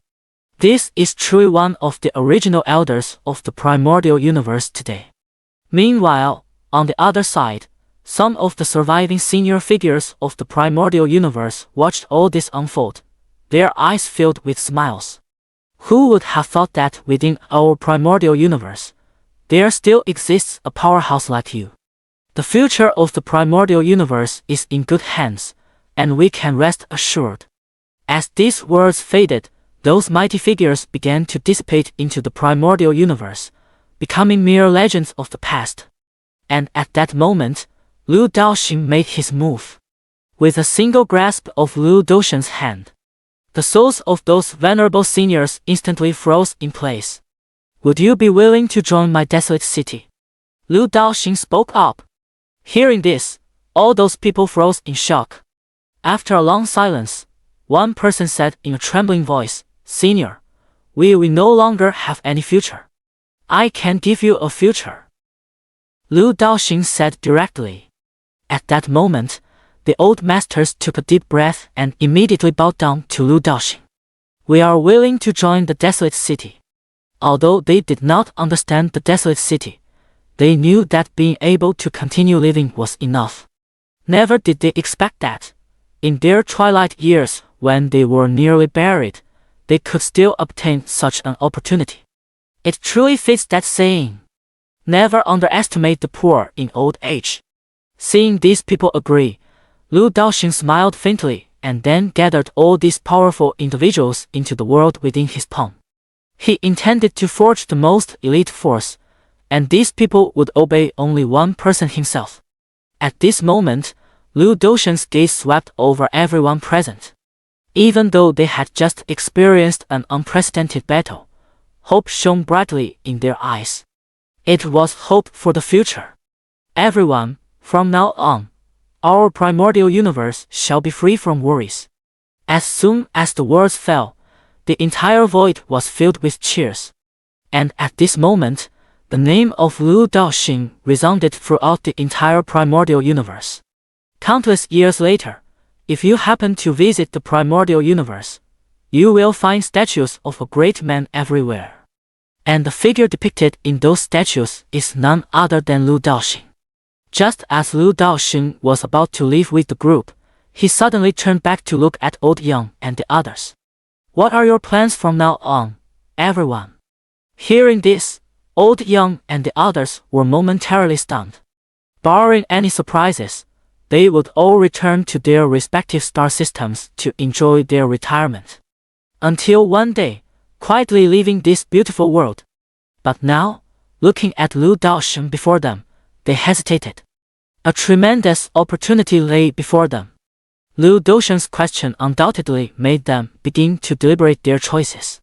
After a moment of silence, soon, someone stepped forward respectfully and said, "City Lord Lu, I wonder if I may join the desolate city." Hearing this, Lu Daosheng immediately smiled. "Welcome. In this world, those who have reached their level are aged best in their own galaxy. What they lack is merely resources and opportunities. And Lu Daosheng can provide them with all of these." As the first person stepped forward, the others also came forward one after another, saying, "City Lord Lu, I too wish to join the desolate city." "I feel the same way." To these individuals, Lu Daoxun expressed a warm welcome to each one. Soon, the powerful figures who had guarded the borderlines for endless years dwindled to just a handful remaining. Among these few were Elder Yang and Duanhong. Master! Behind Lu Daoxun, Ouyang Yanqing looked at Duanhong with a complicated expression. Upon seeing Ouyang Yanqing, Duanhong laughed heartily. Yanqing, from now on, stay close to City Lord Lu and don't do anything foolish. This is as far as your master can accompany you. I think I'll stay in the Eternal Star System after all. After all, the Eternal Temple can't be without its leader. Upon hearing this, Ouyang Yanqing's eyes gradually grew moist. Master, it's not like you've spent much time with me either. However, Duanhong paid no further attention to Ouyang Yanqing. Instead, he looked at Lu Daoxun with a solemn expression and said, City Lord Lu, from now on, I entrust Yanqing to your care. Lu Daoxun, what are you doing? It feels a bit weird. Around them, everyone was looking at Duanhong with strange expressions. It has to be you, huh? Meanwhile, Ouyang Yanqing's face turned slightly red as she kept her head down, not daring to look at Lu Daoxun. Noticing this scene, Lu Daoxun's lips twitched slightly. Your master is like this, yet you're still fooling around behind her back.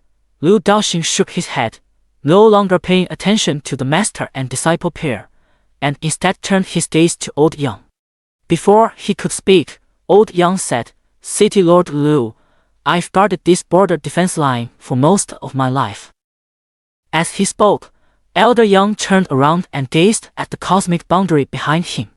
At this moment, the defensive line there had already been ravaged by the Great War, reduced almost to ruins. This old man will stay here from now on. This. For a moment, everyone around looked at Elder Yang with complex expressions. Old Yang, why must you insist on this? Indeed, Old Yang, the demons have retreated. There's no point in staying here any longer. Old Yang, why not join us in joining the desolate city? Listening to the persuasion of his former comrades, Old Yang shook his head and said, My mind is made up. Say no more. From now on, do your best to serve under City Lord Lu. Hearing this, everyone had no choice but to give up. Beside them, Lu Daoxun looked at Elder Yang, the old man who had devoted almost his entire life to the primordial universe. At this moment, Lu Daoxun wondered if the primordial universe had neither Elder Yang nor him. Would its fate truly be destruction at the hands of the demon clan? No, of course not. In an instant, Lu Daoxun understood. Old Yang was not just a person, but a spirit of selfless dedication and unity. With that, Lu Daoxun no longer hesitated. Old Yang, the gates of my desolate city will always be open to you. Hearing this, Old Yang also smiled. Then this old man shall thank City Lord Lu for his kindness. Afterwards, the major galactic forces exchanged a few casual words with Lu Daoxun, who then led the people of Wasteland City on their journey home. Ha! City Lord, where's my battleship? It said it doesn't want to deal with you. Ah! Within the desolate city. On this day, the Xianxian world witnessed its most bustling moment. The news of Lu Daoxun saving the entire primordial universe quickly spread throughout the cosmos. And the name of the desolate city became known to the world. For a time, the number of people arriving at the mystic ancient star system reached an unprecedented peak. As for the celestial mystery world, it was nearly overflowing. Even within the desolate city, despite the entry fee soaring to astronomical prices, the Zong brothers were still overwhelmed, collecting money until their hands cramped. As the crowd continued to grow, Lu Daoxun quickly infused more of the world's laws, expanding the space within the desolate city a bit further. This prevented the city from becoming overcrowded. Holy shit, this is the legendary desolate city. I've lived this long, and it's the first time I've seen such a luxurious place. Who isn't? Oh my god, Look at these floor tiles, they're harder than the finest treasures. And take a look at this rushing stream. Oh, this is simply unbelievable. Without exception, everyone wore an expression of shock the moment they entered the desolate city. Could there truly be such a sacred place within the primordial universe? And once again, the ancient star system became the center of the entire universe, reclaiming its position as the strongest, just as it had been in ancient times. Inside the grand hall of the city lord's mansion. 100 years from now, we shall set off, leaving the primordial universe behind, and journey to the realm of all spirits. Lu Daoxing said calmly. This was his decision after careful consideration. Truth be told, he wished to move even faster, for his daughter was currently alone and helpless in the realm of all spirits. But suddenly arriving in the realm of all spirits, which is vastly more powerful than the primordial universe, he feared his subordinates wouldn't be able to endure it. Daughter, just wait a little longer. When the time comes, I will make up for all the grievances you've suffered. Hearing Lu Daoxing's words, the crowd below from Yunqi was instantly shocked. And it was also the first time they learned that beyond the Homeland universe lies a world called the Wanling Realm. Lord City Master, what kind of place is the Myriad Spirit Realm? At this moment, Gu Cheng spoke up and asked. Hearing this, Lu Daoxing looked down at Ao Qing below. Ao Qing. Hearing his master call him, Ao Qing immediately perked up. The spirit realm is much stronger than here. Even someone with Huan Shou's strength wouldn't make the public rankings there. Hearing this, everyone was instantly shocked. That place is actually so terrifying. Why are you so weak then? Arasumi suddenly asked, striking at the soul. Ao Qing. Watching Ao Qing being left speechless, everyone burst into laughter. It was only when Lu Daoxing waved his hand that everyone stopped. Ao Qing, continue. Ao Qing glared at Huan Shou before continuing. Yes, master. The spirit realm is a world dominated by clans and factions, a realm where countless races thrive. Among them, the powerful clans are innumerable. At this point, Ao Qing raised his proud head and declared with pride, among them, there is my dragon clan. Then how does our human clan compare in strength? I believe our human clan's strength in the myriad spirit realm shouldn't be low. Yunqi and the others thought to themselves. But Lu Daoxing didn't think so. Because if the human race in the myriad spirit realm were truly powerful, how could they stand by and watch the demonic race treat humans this way? Sure enough, Ao Qing's answer immediately left everyone dumbfounded. There are no humans in the myriad spirit realm. What? No humans? How is this possible? Is there really no one in the spirit realm? Ao Qing, why is this? Ao Qing shook his head. I'm not entirely sure about this either. In any case, there truly are no humans in the spirit realm, though there are some people. They are very few, and even fewer live decent lives. Hearing how miserable humans are living in the spirit realm, everyone felt a pang of sorrow in their hearts. 100 years from now, the name of the human race will resound throughout the entire spirit realm. At this point, Lu Daoxing slowly spoke up. Upon hearing this, everyone was stunned for a moment, then instantly felt their blood boiling with excitement. It seems our city lord is about to make a grand display of his prowess in the spirit realm. What should we do, city lord? At this moment, Xin, who had remained silent by the side, spoke respectfully. Upon hearing this question, Lu Daoxing glanced at everyone present and then said, within 100 years, each of you must advance at least 8 realms. Immediately, Lu Daoxing activated the Palm World technique, unleashing a powerful surge of time law. As if sensing it wasn't enough, Lu Daoxing opened his left hand, and the space-time divine tower suddenly appeared in his palm. Can dance? Instantly, the flow of time within the Palm World underwent a drastic change. This time, One day in the outside world equaled 10 years inside. 8 realms. It must be understood that the further one progresses, the slower and more difficult it becomes to break through each subsequent realm. Now, Lu Daoxing was asking them to break through 8 realms in the time ahead. Needless to say, this was challenging, extremely challenging. But when they looked up and saw Lu Daoxing's serious and somewhat somber expression, their hearts instantly grew solemn. Lord City Master, we will surely succeed. Immediately, everyone entered the palm-sized world, including Ao Qing and Ouyang Yanqing. Seated on the throne, looking at the empty grand hall, Lu Daoxing's expression darkened slightly. Ever since learning that people were not faring well in the primordial universe, Lu Daoxing had been feeling vaguely uneasy. Because his own daughter is in the spirit realm, he worries whether she might face setbacks everywhere due to her human identity. Moreover, he himself is also human, and seeing his fellow humans living in such conditions pains him. Therefore, he feels it necessary to do something for the humans in the spirit realm. Somewhere in the spirit realm, Lu Shuai woke up groggily, only to hear whispers around her. Chief, why has a human been summoned? Exactly, Chief. Didn't you see this ritual would summon a creature with great fortune to protect our clan? Well, I'm not entirely sure about this either.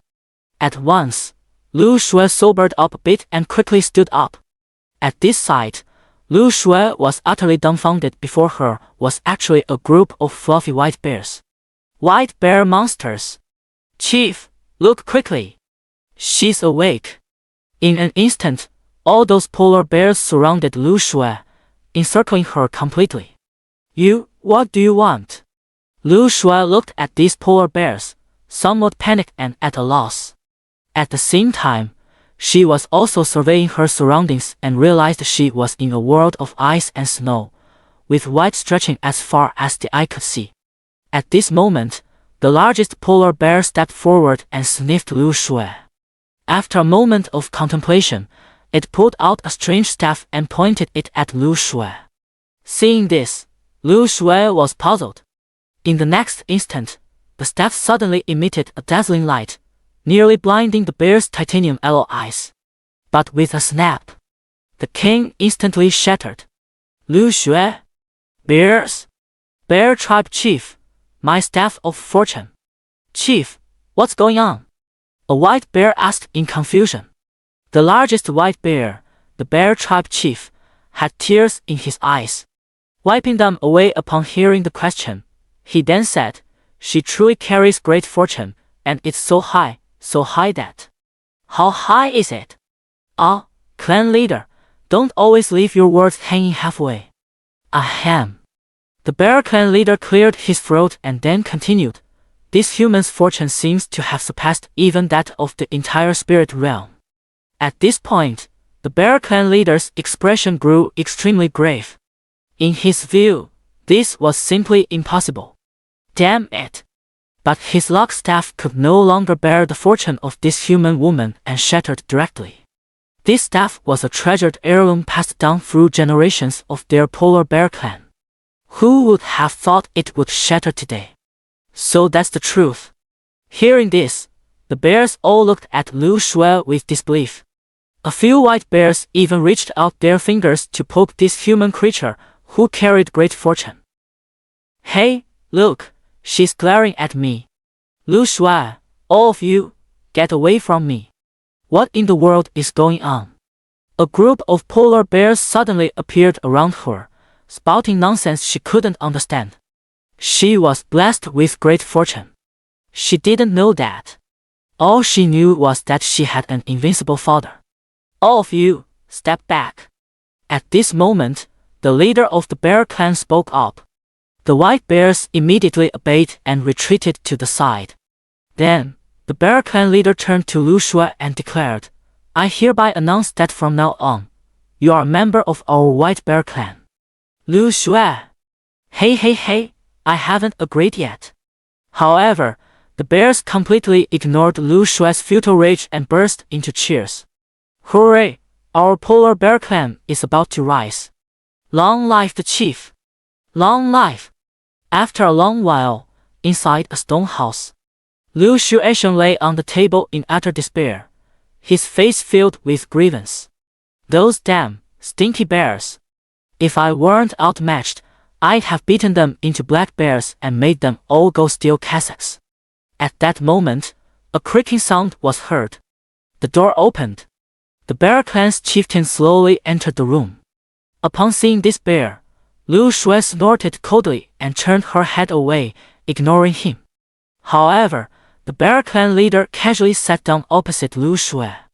You were summoned by this clan leader. From now on, you must lead the bear clan to glory.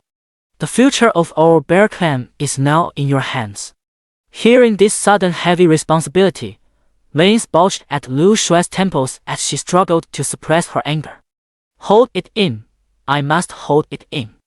Hold back a moment, and the storm will pass. Dad will definitely come to save me. At this moment, the bear clan leader continued, By the way, you don't have a name yet, do you? From now on, you'll be called, Looking at Liu Shui's light blue attire and her decent appearance, he slowly said, From now on, you'll be called Broccoli. Take a step back, and the more you think about it, the angrier you get. Enough is enough. No need to endure any longer. You're the one called Broccoli. Your whole family is called Broccoli. In an instant, Liu Shui leaped right onto the head of the bear clan's chief, her tiny fists flailing non-stop. 0 damage. But it was extremely insulting. How dare you? I am the clan leader. Ouch, let go of my nose. After a long while, Liu Shui collapsed beside him, panting heavily.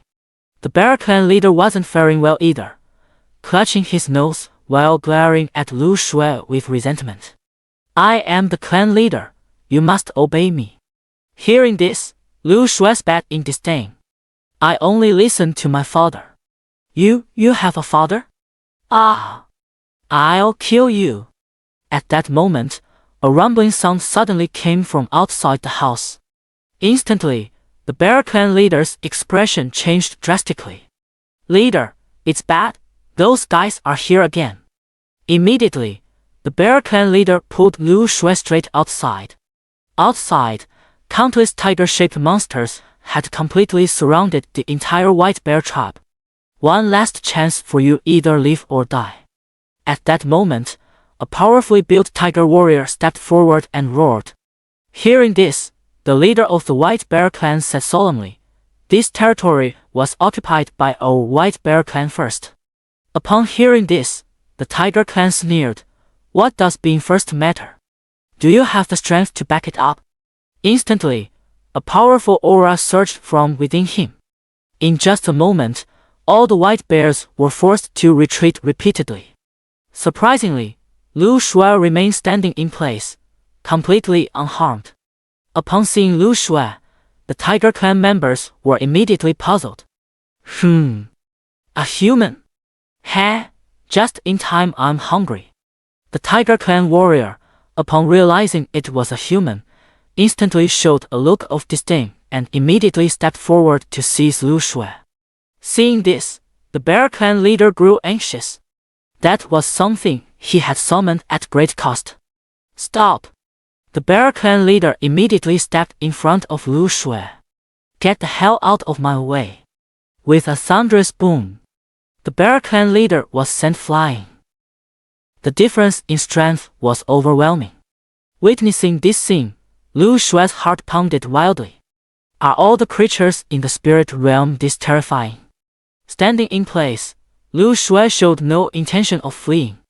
To their eyes, it seemed she was already paralyzed with fear. Heh, truly useless. But the next moment, just as the Tiger Clan expert was about to touch Liu Shui, a terrifying force suddenly surged from within her. Boom! Instantly, the Tiger Clan expert was utterly annihilated, leaving not even a trace behind. Yet, that terrifying force did not stop. Instead, it soared upward, tearing through the sky and shattering the entire void with a deafening explosion. Creak! For a moment, everyone present, whether from the Tiger Clan or the White Bear Clan, was left dumbstruck. That was a third-stage Earth Realm expert, just gone like that. Moreover, is this power really so terrifying that it shattered the sky itself? Watching the fragments of the void continuously falling from the sky, all living beings present were utterly horrified. On the spot, Lu Shui also let out a sigh of relief. That is indeed the most reliable. Hee, Dad, love you. Extending her hands and sensing this power, Lu Shui raised her eyebrows slightly before throwing a punch at those tiger clansmen. These tigers actually dared to eat her. How could she possibly let them off? Boom! A tremendous explosion sound rang out. A massive mushroom cloud erupted from the area where the Tiger Clan experts had gathered, dissipating into smoke. The place had already turned into ruins. A few faint tiger hairs seemed to silently testify that several Tiger Clan experts had once been here. The remaining Tiger Clan members, witnessing this scene, dared not stay a moment longer. Ran away. In an instant, the powerful warriors from the Tiger Clan were either dead or fleeing in disarray. Seeing this, Lu Shui did not continue her attack. Instead, with a triumphant smirk, she turned around to face the adorable members of the White Bear Clan. He. All bears, trembling with fear. My lord, are you comfortable? The Bear Clan leader carefully massaged Lu Shui's shoulders and legs, occasionally offering delicious fruits to her lips. Not bad. Enjoying these services, Lu Shui revealed a satisfied smile. At this moment, Lu Shui suddenly said, By the way, you don't have a name yet, do you? My lord, my name is. From now on, your name will be Broccoli. Ha! What? You don't like it? Yes, my lord. From now on, I shall be called Broccoli. Hearing this, Lu Shui nodded in satisfaction. That's more like it. Polar Bear Clan leader, you can't bully a bear like this. After enjoying herself for a while, Lu Shui stretched lazily and then stood up. Since she was now in another world, it was best to first establish a firm footing. After all, her father wasn't here to rely on. At the first moment, Lu Shui thought of Ao Qing. Although Ao Qing isn't by her side now, seeking the protection of the Dragon Clan shouldn't be a problem, right? After all, her relationship with Ao Qing is so good. But where should she go to find the Dragon Clan? This place is unfamiliar to me. Watching Lu Shui lost in thought, the Polar Bear Clan leader hesitantly asked, My lord, what are you thinking about? Hearing this, Lu Shui paused briefly before replying, Do you know where the Dragon Clan is located? At the mention of the Dragon Clan, the Polar Bear Clan leader's fur instantly bristled all over, clearly showing significant agitation. Dragon Clan? My lord, why are you asking about the Dragon Clan? The White Bear Clan leader trembled as he spoke. Seeing his reaction, Lu Shui slightly furrowed her brows. Was this response really necessary? Why are you so scared? Were you bullied by dragons or something? Hearing this, the White Bear Clan leader shook his head repeatedly. Sir, the Dragon Clan is one of the top-ranking great clans in the entire spirit realm. Any random strong individual from the Dragon Clan could wipe out our White Bear Clan 1,000 times over. Moreover, the Dragon Clan is notoriously temperamental and looks down the most on lowly races like ours. Upon hearing this, Lu Shui's expression darkened slightly. Although this guy's answer was completely off the mark, I realized that seeking the protection of the Dragon Clan might be a bit difficult. Didn't you see how even the Tiger Clan looked down on me? So what should I do now? Should I just wait here until my dad comes to rescue me?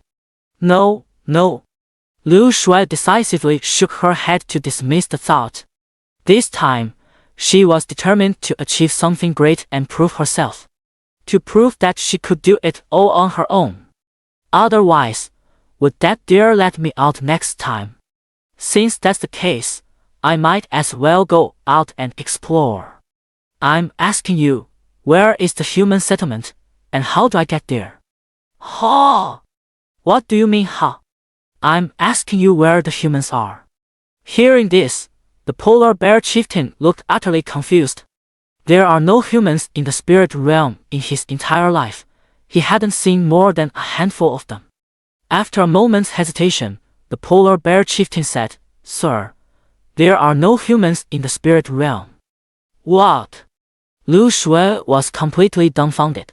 The spirit realm actually has no human race. Does that mean the spirit realm is entirely composed of other races?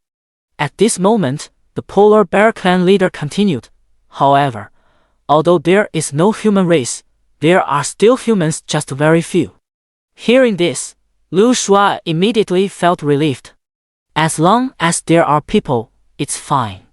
If this spirit realm truly had only her as the sole human, she might have burst into tears right then. It would have been tears of loneliness. Since that's the case, I'm leaving. Ha! My lord, where are you going? Lu Shui gazed at the distant horizon, mimicking Lu Doshan's demeanor, and slowly said, To see the magnificent landscapes of this world, to roam the mountains, rivers, lakes, and seas, to conquer. Conquer what? The White Bear clan leader asked in confusion. However, he discovered that Lu Shui had already run away. Because she was out of words. Chief, why did the lady run away? Who will protect us from now on? At this moment, a member of the White Bear tribe stepped forward and asked with concern. Instantly, the wise expression on the White Bear chief's face vanished, replaced by an extremely grave look. Watching Lu Shui's retreating figure, he said solemnly, This person carries a fate that defies the heavens. It is not something our tribe should meddle with. Since she has dealt with that tiger tribe, she has already done us a favor. Let her go. Of course, even if he wanted to stop her, he couldn't. Far, far away. Lu Shui suddenly came to a halt. The myriad spirit realm is fraught with danger. It's better to be cautious. Lu Shui immediately began rummaging through her storage ring. Inside, a dazzling array of treasures nearly blinded her big, sparkling eyes. All of these were things Lu Daoshun had stuffed into her hands long ago. A father's love, overflowing. Oh, this is quite nice. A small bell instantly appeared in Lu Shui's hand. The next moment, the small bell flew straight into her sea of consciousness. At the same time, an indescribable force enveloped her entire body, shielding it from external harm. A defensive treasure. And the name of this treasure surfaced in Lu Shui's mind. The Chaos Bell. Meanwhile, somewhere in the myriad spirit realm, an ancient azure hall suddenly began to tremble. The next moment, a dull sound slowly echoed. The aura of destiny. Instantly, a gaze brimming with aggression pierced through the endless void, directly fixing upon a certain location in the spirit realm. Yet, apart from a group of pitifully weak white bears, nothing else could be seen there. Was my perception mistaken? Or is he deliberately avoiding me? Meanwhile, Lu Shui gradually made her way from the desolate lands to a more prosperous city. Gazing at the city before her, Lu Shui was suddenly reminded of the desolate city. The feeling of homesickness goes without saying. Soon, Lu Shui entered the massive city known as Skyhawk City. Upon entering the city, all sorts of bizarre and peculiar creatures came into view. However, among them, many humanoid beings caught Lu Shui's attention. In her eyes, those creatures were no different from her, just appearing a bit more robust. And the creatures within the city didn't pay much attention to Lu Shui, a human, at most giving her a malicious glance. Taking a deep breath, Lu Shui slowly began walking toward the city. Unbeknownst to her, a pair of piercing eyes were fixed tightly on her from the shadows. Moments later, Lu Shui stopped in front of a tea house. Because at this moment, inside the tea house, an old man was sitting there quietly drinking tea. That was a human. Senior, are you human? Lu Shui sat down opposite the old man and asked nervously. This was the first human she had seen in the spirit realm. Upon hearing Lu Shui's words, the old man nearly choked. Young lady, why are you insulting people? Seeing that the old man was indeed human, Lu Shui was overjoyed. Finally, she had met a person. All along the way, she had encountered nothing but strange and bizarre creatures. It had made her feel quite nauseated. Senior, are you alone? Lu Shui asked. The old man nodded calmly, then glanced at Lu Shui and said, Is this your first time traveling? Lu Shui nodded.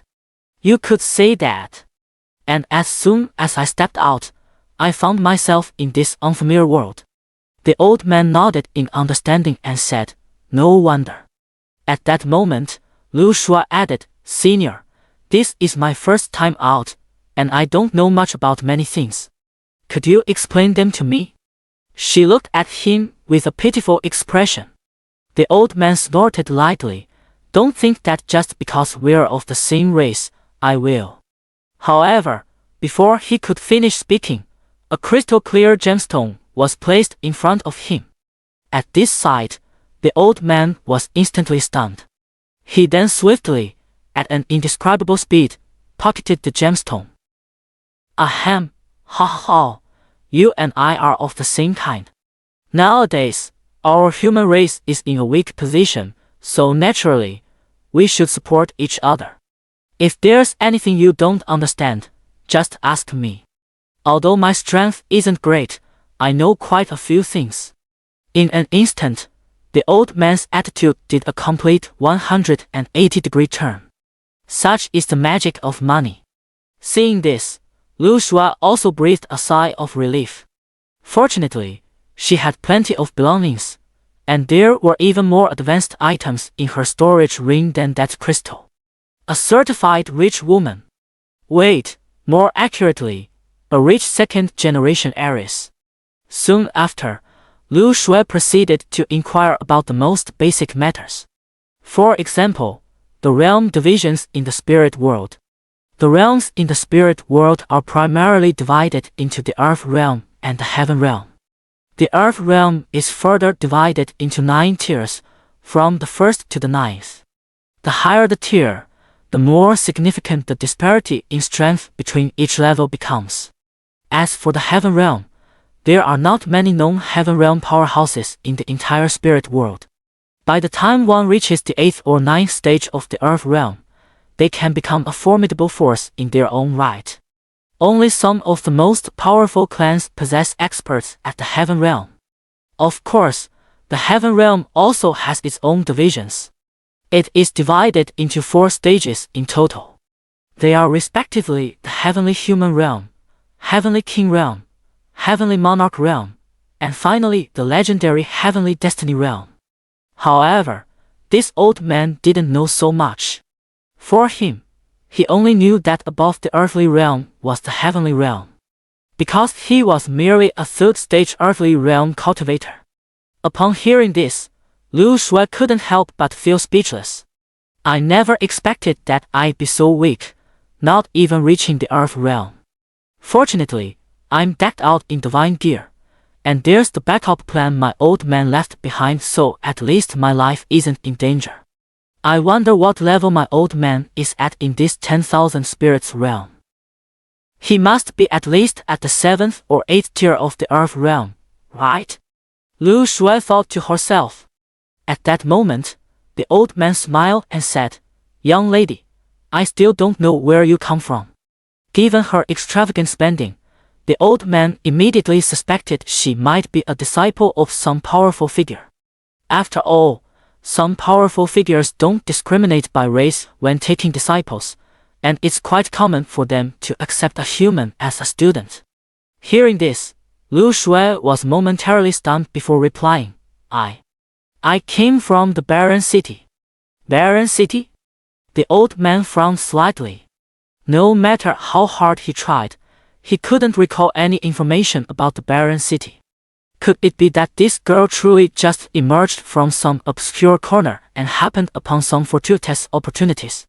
If that's the case, then she might be in grave danger. However, the possibility that she's lying cannot be ruled out either. The old man took a sip of tea and immediately fell into deep thought. At that very moment, a figure suddenly appeared beside the two of them. It was a three-eyed humanoid creature. A three-eyed clan member. Old man, I'll buy this human. Name your price. He spoke directly to the old man, clearly assuming Lu Shui was one of the old man's people. After all, the old man was at least a third-stage Earth Realm cultivator, no pushover. As for Lu Shui, he didn't spare her a second glance. With such unstable energy fluctuations, how strong could she possibly be? Hearing this, the old man was taken aback for a moment before replying, "Apologies, but this girl is not one of mine. I've only just met her."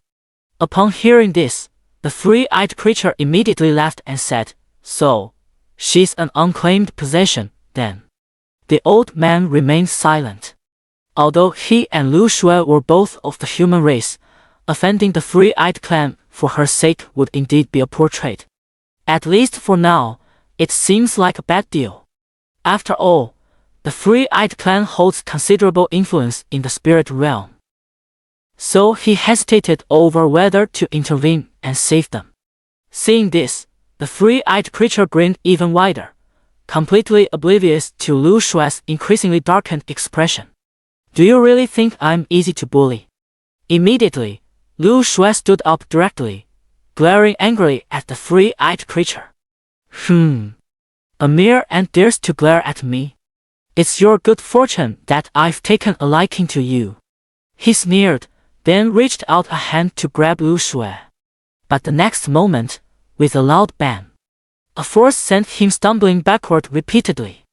Then, an indescribable power perfectly enveloped Lu Shui. She actually possesses a rare treasure as well? The three-eyed creature looked astonished. Beside them, the old man secretly breathed a sigh of relief. It seemed he had overthought things. This woman of their kind was truly remarkable. At that moment, Lu Shui had already begun rummaging through the storage ring again. At this moment, the three-eyed creature had no idea that his death was imminent. "Good, it's you." Lu Shui immediately drew out a sharp sword, its exquisite runes shimmering continuously. In the next instant, the long sword floated up on its own, swirling around Lu Shui in a lively manner, clearly showing great affection for her. This sword has a spirit, and an extremely high one at that. Clearly, the onlookers around also noticed this, their faces filled with astonishment. A weak human actually possesses such a divine sword.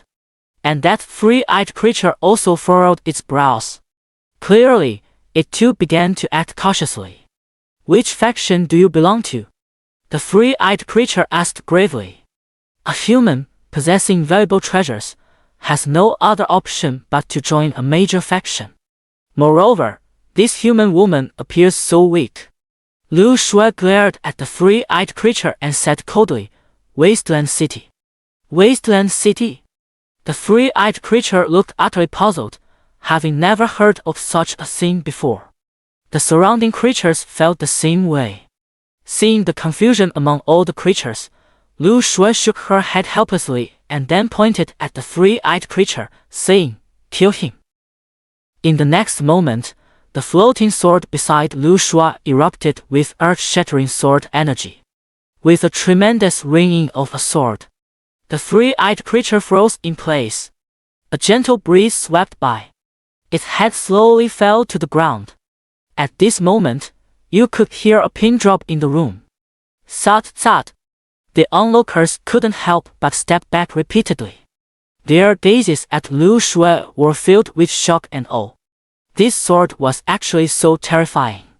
Yet what was even more terrifying was that such a divine sword had actually acknowledged this human woman as its master. In an instant, all the creatures present looked at Lu Shui with deep weariness and solemnity in their eyes. As for the old man, he was so shocked that he couldn't even close his mouth. This fellow clanswoman they had encountered by chance was truly extraordinary. I really misjudged this time. Seeing them like this, Lu Shui snorted coldly. Let's see who dares to bully me so blatantly now. And at that very moment, a terrifying aura suddenly descended. A chill ran through the crowd as they all looked up in unison. A colossal shadow blotted out the sky, enveloping everyone beneath it. It was a giant eagle. Its terrifying aura sent tremors through every living being present, leaving them trembling in fear. It's over, the Lord of Skyhawk City has arrived. With such a commotion, it's only natural the city lord would come. The surrounding creatures whispered among themselves.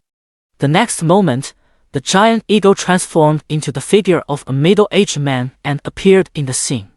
Immediately, the Lord of Tianning City turned his gaze directly toward Lu Shui. Did you kill him?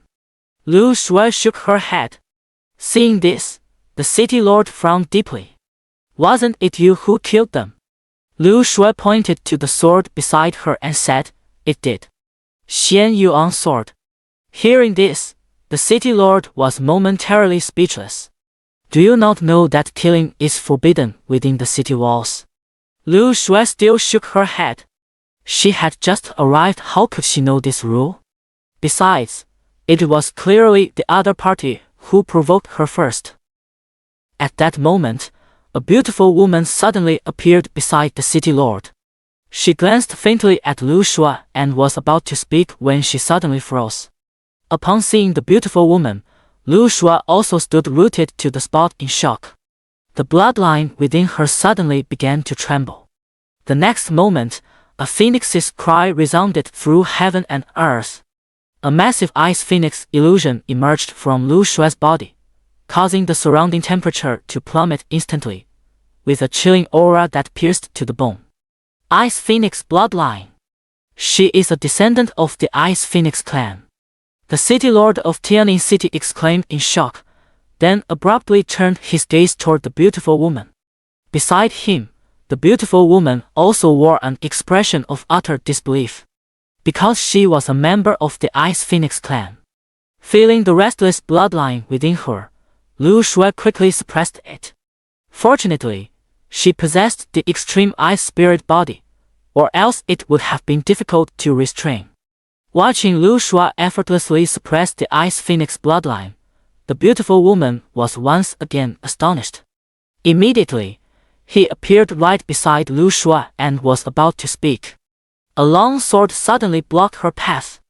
If she dared to take even one more step forward, the Xianxia sword would not hesitate to sever her head from her body.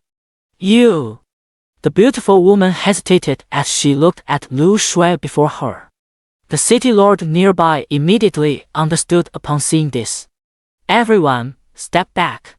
With an angry shout, all the beings present scattered in a rush. Only the old man remained seated there. Looking at the old man, the city lord frowned slightly. Are you deaf when I speak? The old man hesitated and said, My lord, I live here. An awkward atmosphere instantly filled the air. The beautiful woman looked at Lu Shui and said softly, Can we talk? Lu Shui sensed the familiar aura within the other person and hesitated for a moment before finally nodding. With that, the three of them headed toward the city lord's residence. Inside the city lord's residence. My name is Yan Luo, a member of the Ice Phoenix clan. The beautiful woman introduced herself. Beside her, the city lord of Tianning City also spoke up. My name is Yin Qi, city lord of Tianning City. Seeing this, Lu Shui also said, I'm Lu Shui, from Huangcheng. Huangcheng? Both of them were very puzzled. As for this kind of reaction, Lu Shui was already used to it. In this realm of 10,000 spirits, no one recognized Huangcheng, because Huangcheng was in the primordial universe. Seeing Lu Shui offer no explanation, the two of them didn't say anything either. Lu Shui, what kind of people are your parents? At this moment, Yan Luo asked somewhat anxiously. Hearing this, Lu Shui hesitated and said, My father, is the city lord of Wasteland City. Then what about your mother? I've never seen my mother. From the time she could remember, there was only Lu Daoxing by her side. Since childhood, it had just been the two of them, father and daughter, relying on each other for survival. Hearing this, Yan Luo slightly furrowed her brows. Then, Yan Luo took a deep breath and finally asked, "Then do you know, is your mother even human?" "Ha!" Lu Shui was completely stunned. She couldn't help but feel like the other person was insulting her. But she had no evidence. After a moment of silence, Lu Shui said, "Why yes, I think so." Her father had never said her mother wasn't human. Hearing this, Yan Luo took several steps back, her face filled with shock. "Miss Yan, what's wrong with you?" Inchi asked with concern. At this moment, Yan Luo's eyes were already bloodshot. "Lu Shui, can you give me a drop of your blood?" Yan Luo looked at Lu Shui with pleading eyes. This scene left Lu Shui utterly bewildered. What on earth was going on? Clearly, her not-so-bright little brain still hadn't grasped what was happening. But she still gave it. Yan Luo caught that drop of bright red blood and immediately took a drop of her own. After a series of actions, the two drops of blood instantly resonated with each other. At this moment, Yan Luo burst into tears. Beside them, Inchi keenly grasped the nature of the situation. "Masaka! Keep it be!" Inchi glanced at Lu Shui, then at Yan Luo. "It seems it really is highly possible." Lu Shui froze for a moment before finally reacting. Instantly, her eyes turned red as she looked at Yan Luo. The next moment, Lu Shui stepped forward and embraced Yan Luo. "Mom, why did you abandon Dad and me all those years ago?" Lu Shui burst into tears, burying her face directly into those towering, sacred peaks. At this moment, Yan Luo was stunned. "Oh, well, Xiu, I'm not your mother." "Meow." The atmosphere instantly became extremely awkward again. "Lu Shui." Hearing this, Lu Shui quickly let go of Yan Luo. "Ahem, well, that was just a joke, haha." Lu Shui forced an awkward yet polite smile before quickly stepping aside. But then Yan Luo added, "I may not be your mother, but I am indeed your family." Yan Luo took a deep breath and then said slowly, "I'm your aunt, your mother's younger sister." "Ha!" After a long while, Yan Luo briefly explained to Lu Shui about her mother. Lu Shui's biological mother, named Yan Lingyun, was also a human like Lu Shui and possessed the bloodline of the Ice Phoenix. Back then, because Lu Shui's mother was of the human race, despite possessing the bloodline of the Ice Phoenix, she faced discrimination from the Ice Phoenix clan. Meanwhile, Yan Lingyun's mother held a lowly status, merely a maidservant. Ultimately, under pressure from the clan, Yan Lingyun's father Lu Shui's grandfather exiled Yan Lingyun to a lower-tier minor world. Hearing this, Lu Shui remained silent for a long time. Her mother's fate had been so tragic. Where is she now? Why did she leave her and her father back then? Lu Shui was puzzled. Auntie, do you know where my mother is now?" Lu Shui asked. Hearing this, Yan Luo remained silent. In fact, this was also her question. "I thought my sister was still in that small world, but now it seems that might not be the case." But given her cultivation level, it should be impossible for her to leave that small world on her own. Seeing the worry on Lu Shui's face, Yan Luo sighed inwardly and then comforted her, saying, "Your mother, she should be fine." Lu Shui nodded. She believed this, for with her father's temperament and abilities, if something had happened to her mother, he would have likely stormed in by now. How could he still be peacefully pursuing his career within the Homeman universe? "Xiu, how did you end up here?" At this moment, Yan Luo asked again. Hearing this question, Lu Shui sighed. "Good question, I don't know either." It seems like the White Bear clan's leader summoned me here, saying I have great fortune. Upon hearing this, Yan Luo was clearly surprised but didn't dwell on it. It seems like it should be a coincidence. Then is your father in this world? Lu Shui shook her head. My father is still in the primordial universe, but I believe he will come looking for me soon. As she said this, Lu Shui's eyes were filled with determination. Seeing this, Yan Luo also nodded. Xianxia, come back to the Phoenix clan with me. It's too dangerous outside.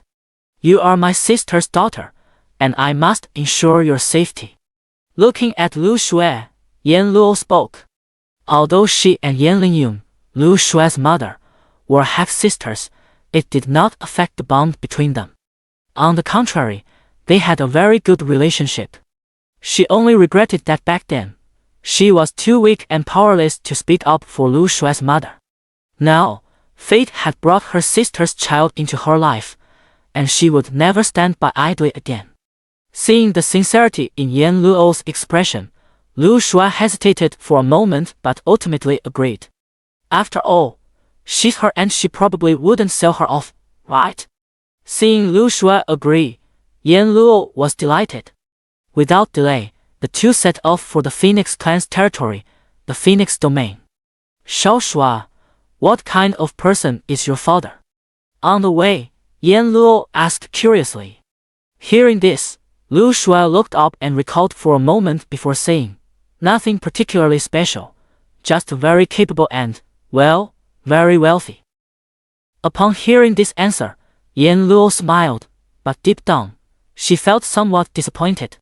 Never expected that her own sister would eventually marry and have children with such an ordinary person. What Lu Shui described as impressive and wealthy, in her view, was merely because Lu Shui was still young, inexperienced, and hadn't seen the wider world. As for that divine sword, it does look impressive. Presumably, Lu Shui must have obtained it by chance. Shaking her head, Yan Luo continued heading toward the Phoenix domain with Lu Shui. Yan Luo, why did you bring a human woman back? After an unknown amount of time, Yan Luo finally arrived at the Phoenix domain with Lu Shui. As soon as they entered the Phoenix domain, they encountered a 5th-tier Earth Realm Fire Phoenix, its eyes fixed intently on Lu Shui behind Yan Luo, its expression extremely hostile. Seeing this, Yan Luo frowned slightly. None of your business. Move aside. I need to see my father. Yan Luo said coldly. The next moment, a 6th-stage Earth Realm aura surged from within, and the surrounding temperature rapidly dropped under the Ice Phoenix's oppressive might. Instantly, the Fire Phoenix's expression changed slightly, and it hastily moved aside. Seeing this, Yan Luo let out a cold snort before continuing deeper with Lu Shui. Left behind, the Fire Phoenix watched Yan Luo's departing figure with a grim expression. It's the humans again. Humph, if the clan leader finds out, let's see how you'll end up. He sneered coldly before leaving. Where is my father? As soon as she returned to her residence, Yan Luo immediately asked the guards. Miss, Lord Yan is currently in seclusion. He has given orders not to be disturbed. The guard replied respectfully. Hearing this response, Yan Luo frowned slightly but said nothing. Xianxia, I'll take you to your quarters first. Ah, never mind, you'd better stay with me. Yan Luo held Lu Shui's hand, expressing some concern. Hearing this, Lu Shui nodded obediently. This place was unfamiliar and strange. However, perhaps due to her Ice Phoenix bloodline, Lu Shui didn't feel much aversion to this place. However, unbeknownst to the two of them, the news of Lu Shui's arrival in the Phoenix clan quickly spread throughout the clan. Did you know? Another human has appeared at Lord Naoyan's place? Seriously? Didn't the clan leader order that no outsiders are allowed in the clan anymore? Haha, let me tell you, this time, it was Yan Luo herself who brought her back. Truly, like father, like daughter. Back then, because of the incident involving Yan Luo's mother, her father, Yan Fengtian, was utterly humiliated within the clan.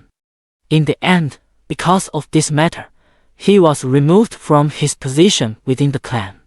Soon, the matter reached the ears of the Phoenix clan leader. Instantly, the Phoenix clan leader's expression turned furious, and he immediately led the crowd toward Yan Luo's residence. Yan Luo, you've brought a human back to our clan without permission. What punishment do you deserve? Someone, take that human away. The Fire Phoenix clan leader arrived at Yan Luo's residence and immediately berated him angrily. This action instantly terrified Lu Shui. Yan Luo also had an unpleasant expression. Clan leader Guang, she is not an outsider. She carries the bloodline of our Ice Phoenix clan. Hearing this, everyone present was instantly stunned. What did you say? The Fire Phoenix clan leader said with some disbelief. I said, she carries the bloodline of my Ice Phoenix clan, not that of an outsider. Yan Luo spoke word by word. Hearing this, the Fire Phoenix clan leader immediately understood and looked at Lu Shui with a somewhat unpleasant expression. This person has a deep connection with that woman from back then. Rules are rules. She is a human and should not appear among my Phoenix clan.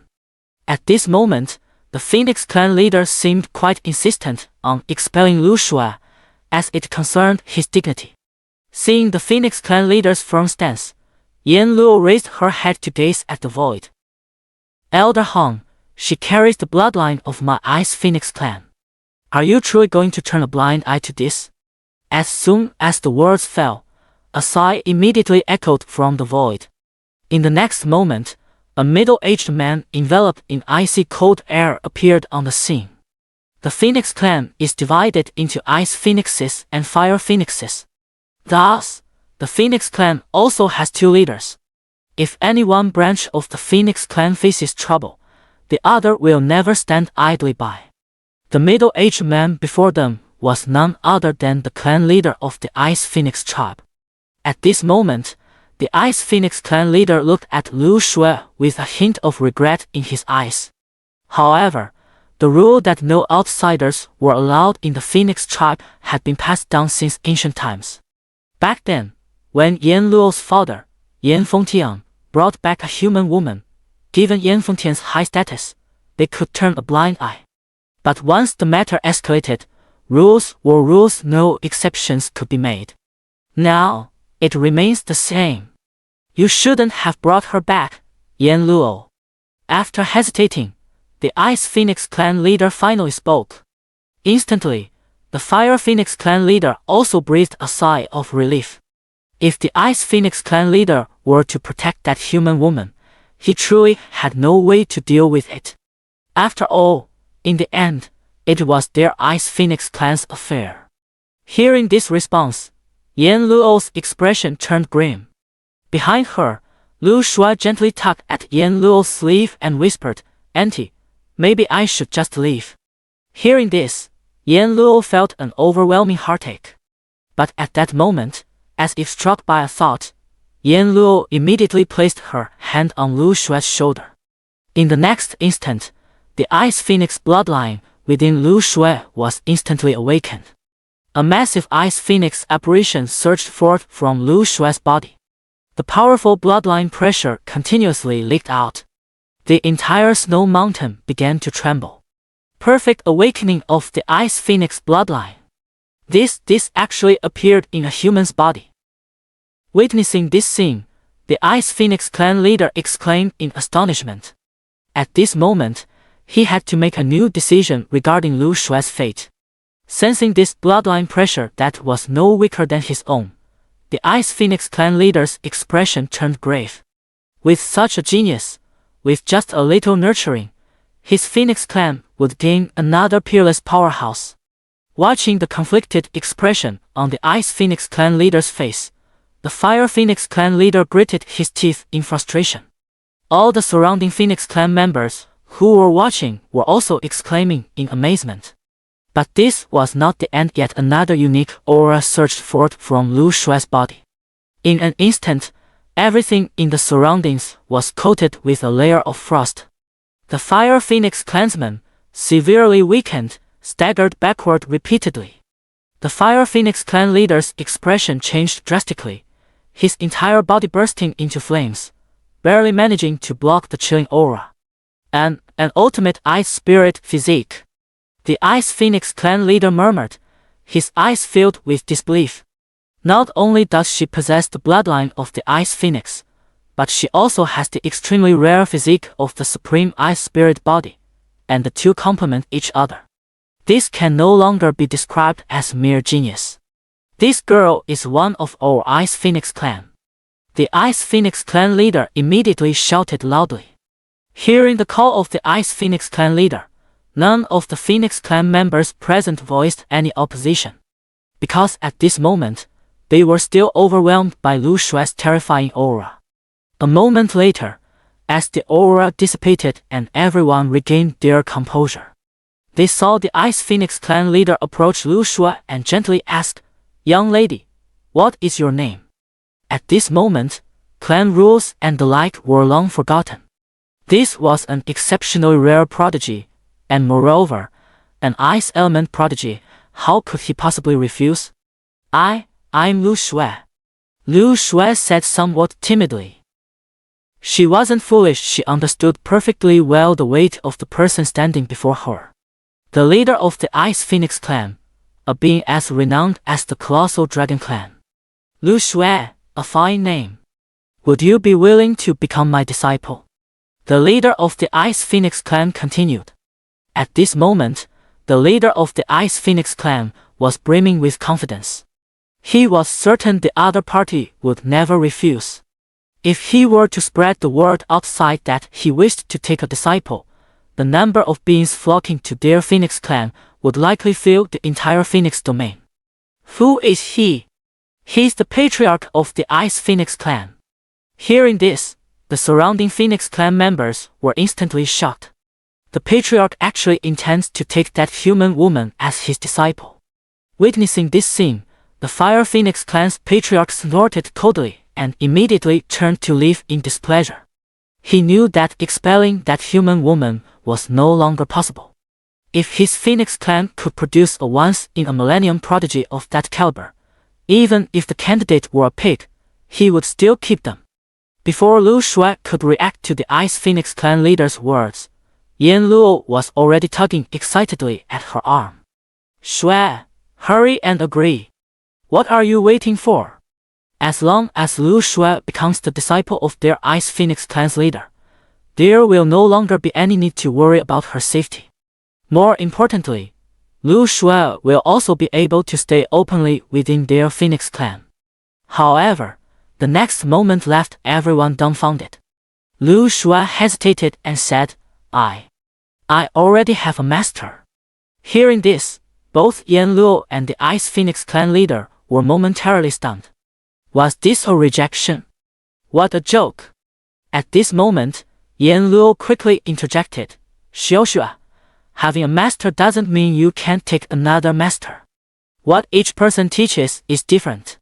Beside them, the Ice Phoenix clan leader also nodded in agreement. It was only natural for such a monstrously talented individual to already have a master. But the so-called master on the other side was definitely no match for her, as evidenced by Lu Shue's currently weak cultivation level. Hearing Yan Luo's words, Lu Shue was clearly somewhat surprised. Can one really have two masters? Yan Luo nodded decisively and said, "Of course you can." Hearing this, Lu Shue glanced at the Ice Phoenix clan leader beside her again. After a moment of silence, she finally said, "All right then, I'll become your disciple." Her tone carried a hint of reluctance. Instantly, the surrounding Phoenix clan members, who had not yet left, were stunned once more. So reluctant. It's as if the other party is begging you to take them as your master. Is there no justice in this world? The Phoenix clan leader's mouth twitched slightly. Who exactly is taking whom as their master here? Should I bow to them in gratitude for them taking me as their master? Taking a deep breath, Han Yun repeatedly reminded herself that this was an exceptionally rare and peerless prodigy, and a genius in ice-based cultivation at that. She must hold herself back. Then, Han Yun forced a gentle smile and said, "Then let's proceed with the formal apprenticeship ceremony." Beside them, Yan Luo, worried that Lu Xue might say something inappropriate again, quickly signaled her with a look. Seeing this, Lu Xue no longer hesitated and immediately performed the formal apprenticeship rites. Thus, Lu Xue officially became the disciple of Han Yun, the leader of the Ice Phoenix clan. From then on, she would be under the protection of the Ice Phoenix clan. However, accidents always come unexpectedly. One day, the Grand Elder of the Ice Phoenix clan emerged from seclusion after a failed breakthrough, with little lifespan left, clearly not having much time left. But at this very moment, he caught sight of Lu Xue. Sensing Lu Xue's pure Ice Phoenix bloodline and formidable physique, the Grand Elder was overjoyed. Ignoring Han Yun's dissuasion, he forcibly insisted on making Lu Xue his cultivation cauldron. Han Yun could do nothing to stop it. Lu Xue indeed had the potential to become a powerful force for their Ice Phoenix clan in the future, perhaps even leading them to glory. But that was only a possibility for the future. Immediate benefits are clearly more important. The Grand Elder is a Heaven Realm powerhouse, and now, the Ice Phoenix clan cannot afford to be without the Grand Elder. Thus, he could only watch helplessly as Lu Xue met with disaster. However, what he didn't expect was that Lu Xue actually possessed a rare treasure, not only successfully injuring the Grand Elder but also managing to escape from the Phoenix domain. In a fit of rage, the Grand Elder immediately issued a bounty for Lu Xue across the entire 10,000 spirit realm. The reward was so enticing that countless beings were stirred, the most precious part being the chance to earn a favor from the Grand Elder of the Ice Phoenix clan. That was a favor from a heavenly realm powerhouse, after all. Soon, countless beings within the 10,000 spirit realm sought to find Lu Xue and deliver her to the Ice Phoenix clan. It seems that you and I are not destined to be master and disciple. Gazing at the distant horizon, Han Yun shook his head slightly, his expression filled with regret. Then, he softly said to Yan Luo, who was weeping beside him, "Go back. There's nothing I can do about this matter." Hearing this answer, Yan Luo's face turned deathly pale. "Xianxia, I'm sorry. It's my fault for bringing you here. I shouldn't have taken you to the Phoenix clan." Meanwhile, somewhere in the myriad spirit realm, Lu Xue, wrapped tightly in a cloak, concealed herself completely, afraid that others might recognize her. "I never expected that old thing to be so wicked. Good thing I have plenty of treasures. Ah, Dad, please come quickly. Your daughter has become a public enemy." Time flies by. The primordial universe, the mysterious heaven world. Within the desolate city, a sense of unease welled up from the depths of his heart. Lu Daoxing suddenly awoke from his deep slumber. "Xianxia?" For some reason, Lu Daoxing had been feeling uneasy these days. As a powerhouse at the Destiny Realm, he knew it was definitely not an illusion. If it weren't for the fact that he could sense his daughter was still safe and sound, he would have already charged into the 10,000 spirit realm. Taking a deep breath, Lu Daoxing slowly said, "It's about time." The next moment, within the desolate city, the ancient bell that had been silent for so long began to resonate once more. The immense tolling of the bell soon reverberated throughout the entire profound ancient galaxy. Instantly, countless powerful figures rushed toward this location. At this moment, the desolate city was already packed with a sea of people. A full century ago, Lu Daoxing had announced that he would embark on a journey to another world in 100 years. There, it is a higher level world. In an instant, countless beings from the primordial universe arrived at the desolate city. The time has come. Finally, I've been waiting for decades. I've been waiting for 100 years already. Everyone gazed expectantly toward the direction of the city lord's residence, their hearts already fantasizing about what a higher-level world might look like. Inside the grand hall of the city lord's mansion, Lu Daoxing waved his hand, and the world in his palm began to unfold. Gu Cheng, Yun Qi, and the others immediately emerged from the world within their palms. Since the construction of this grand hall, this was the first time a ripple of disturbance had arisen within it. It was caused by the formidable auras of Gu Cheng and the others. Greetings, City Lord. Upon seeing Lu Daoxing, the people of Gu Cheng immediately greeted him respectfully. Still the same as before. Lu Daoxing's gaze swept over each of them. You've all grown stronger. Moreover, they have grown much stronger. Several individuals, with the weakest among them having reached the 8th tier of the Earth realm. As for Huang Shou, he has even reached the peak of the 9th tier of the Earth realm. His aura alone was enough to astonish those around him. With such strength, venturing into the spirit realm is more than sufficient. They did not disappoint Lu Daoxing. Now, it's time to head to the spirit realm. At this moment, Lu Daoxing spoke slowly. Hearing this, everyone became excited. At this moment, Lu Daoxing continued, this time, our desolate city will not remain low-key in the myriad spirit realm. And he, too, would no longer keep a low profile. Because in the myriad spirit realm, countless fell beings are suffering in dire straits, and a powerful human force must emerge to bring hope to all of humanity. We understand. The crowd from Gu Cheng immediately responded. Below, Ao Qing was the most agitated.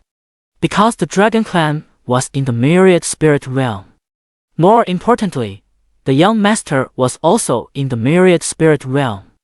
Even now, he still felt some guilt over that incident from back then.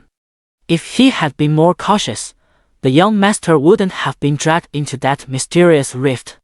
At the same time, the entire desolate city began to tremble.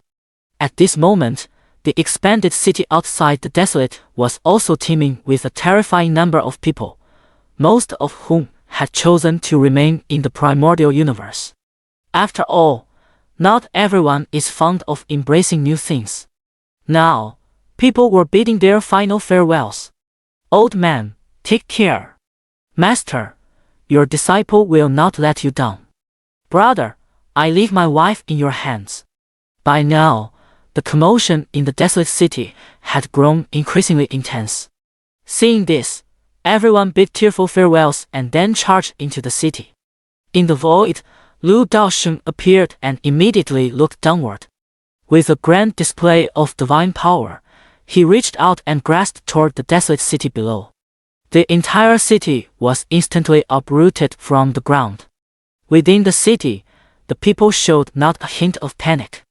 Instead, they all raised their heads and let out excited roars toward the sky. Because they could clearly see Lu Daoxing's face through the wasteland city's protective shield. Is that the city lord? So handsome. Whoa, I finally get to see the true appearance of the city lord. Artist, where's the artist? Quick, draw this. I want to enshrine the city lord in my home. Crowd. Meanwhile, Era Moral hastily led the Era guards to maintain order in the city. At the same time, the entire desolate city had been shrunk by Lu Daoxing to the size of a palm and was now held in his hand. Taking one last glance back at the Xianxia world to ensure nothing was left behind, Lu Daoxing held the desolate city in one hand and ventured deep into the cosmos. Right now, he was truly in a hurry. Xiaoxiu, Daddy is coming. Before the gate of rebirth, Lu Daoxing arrived from the cosmos, gazing at the gate of rebirth before him. After many years, he had returned here once more. This time, no one stopped him, and he, too, did not hesitate. Boom! As Lu Daoxing threw a punch, an extreme force, carrying a destructive aura, surged wildly toward the gate of rebirth. Not a single trace of power leaked from this punch. All the force poured entirely into the gate of rebirth. With a thunderous explosion, the entire gate of rebirth shattered on the spot, leaving only a mysterious passage behind. Through that passage, the faint outline of another world could be glimpsed. The spirit realm. Here I come. Without hesitation, Lu Daoxing stepped forward into the passage.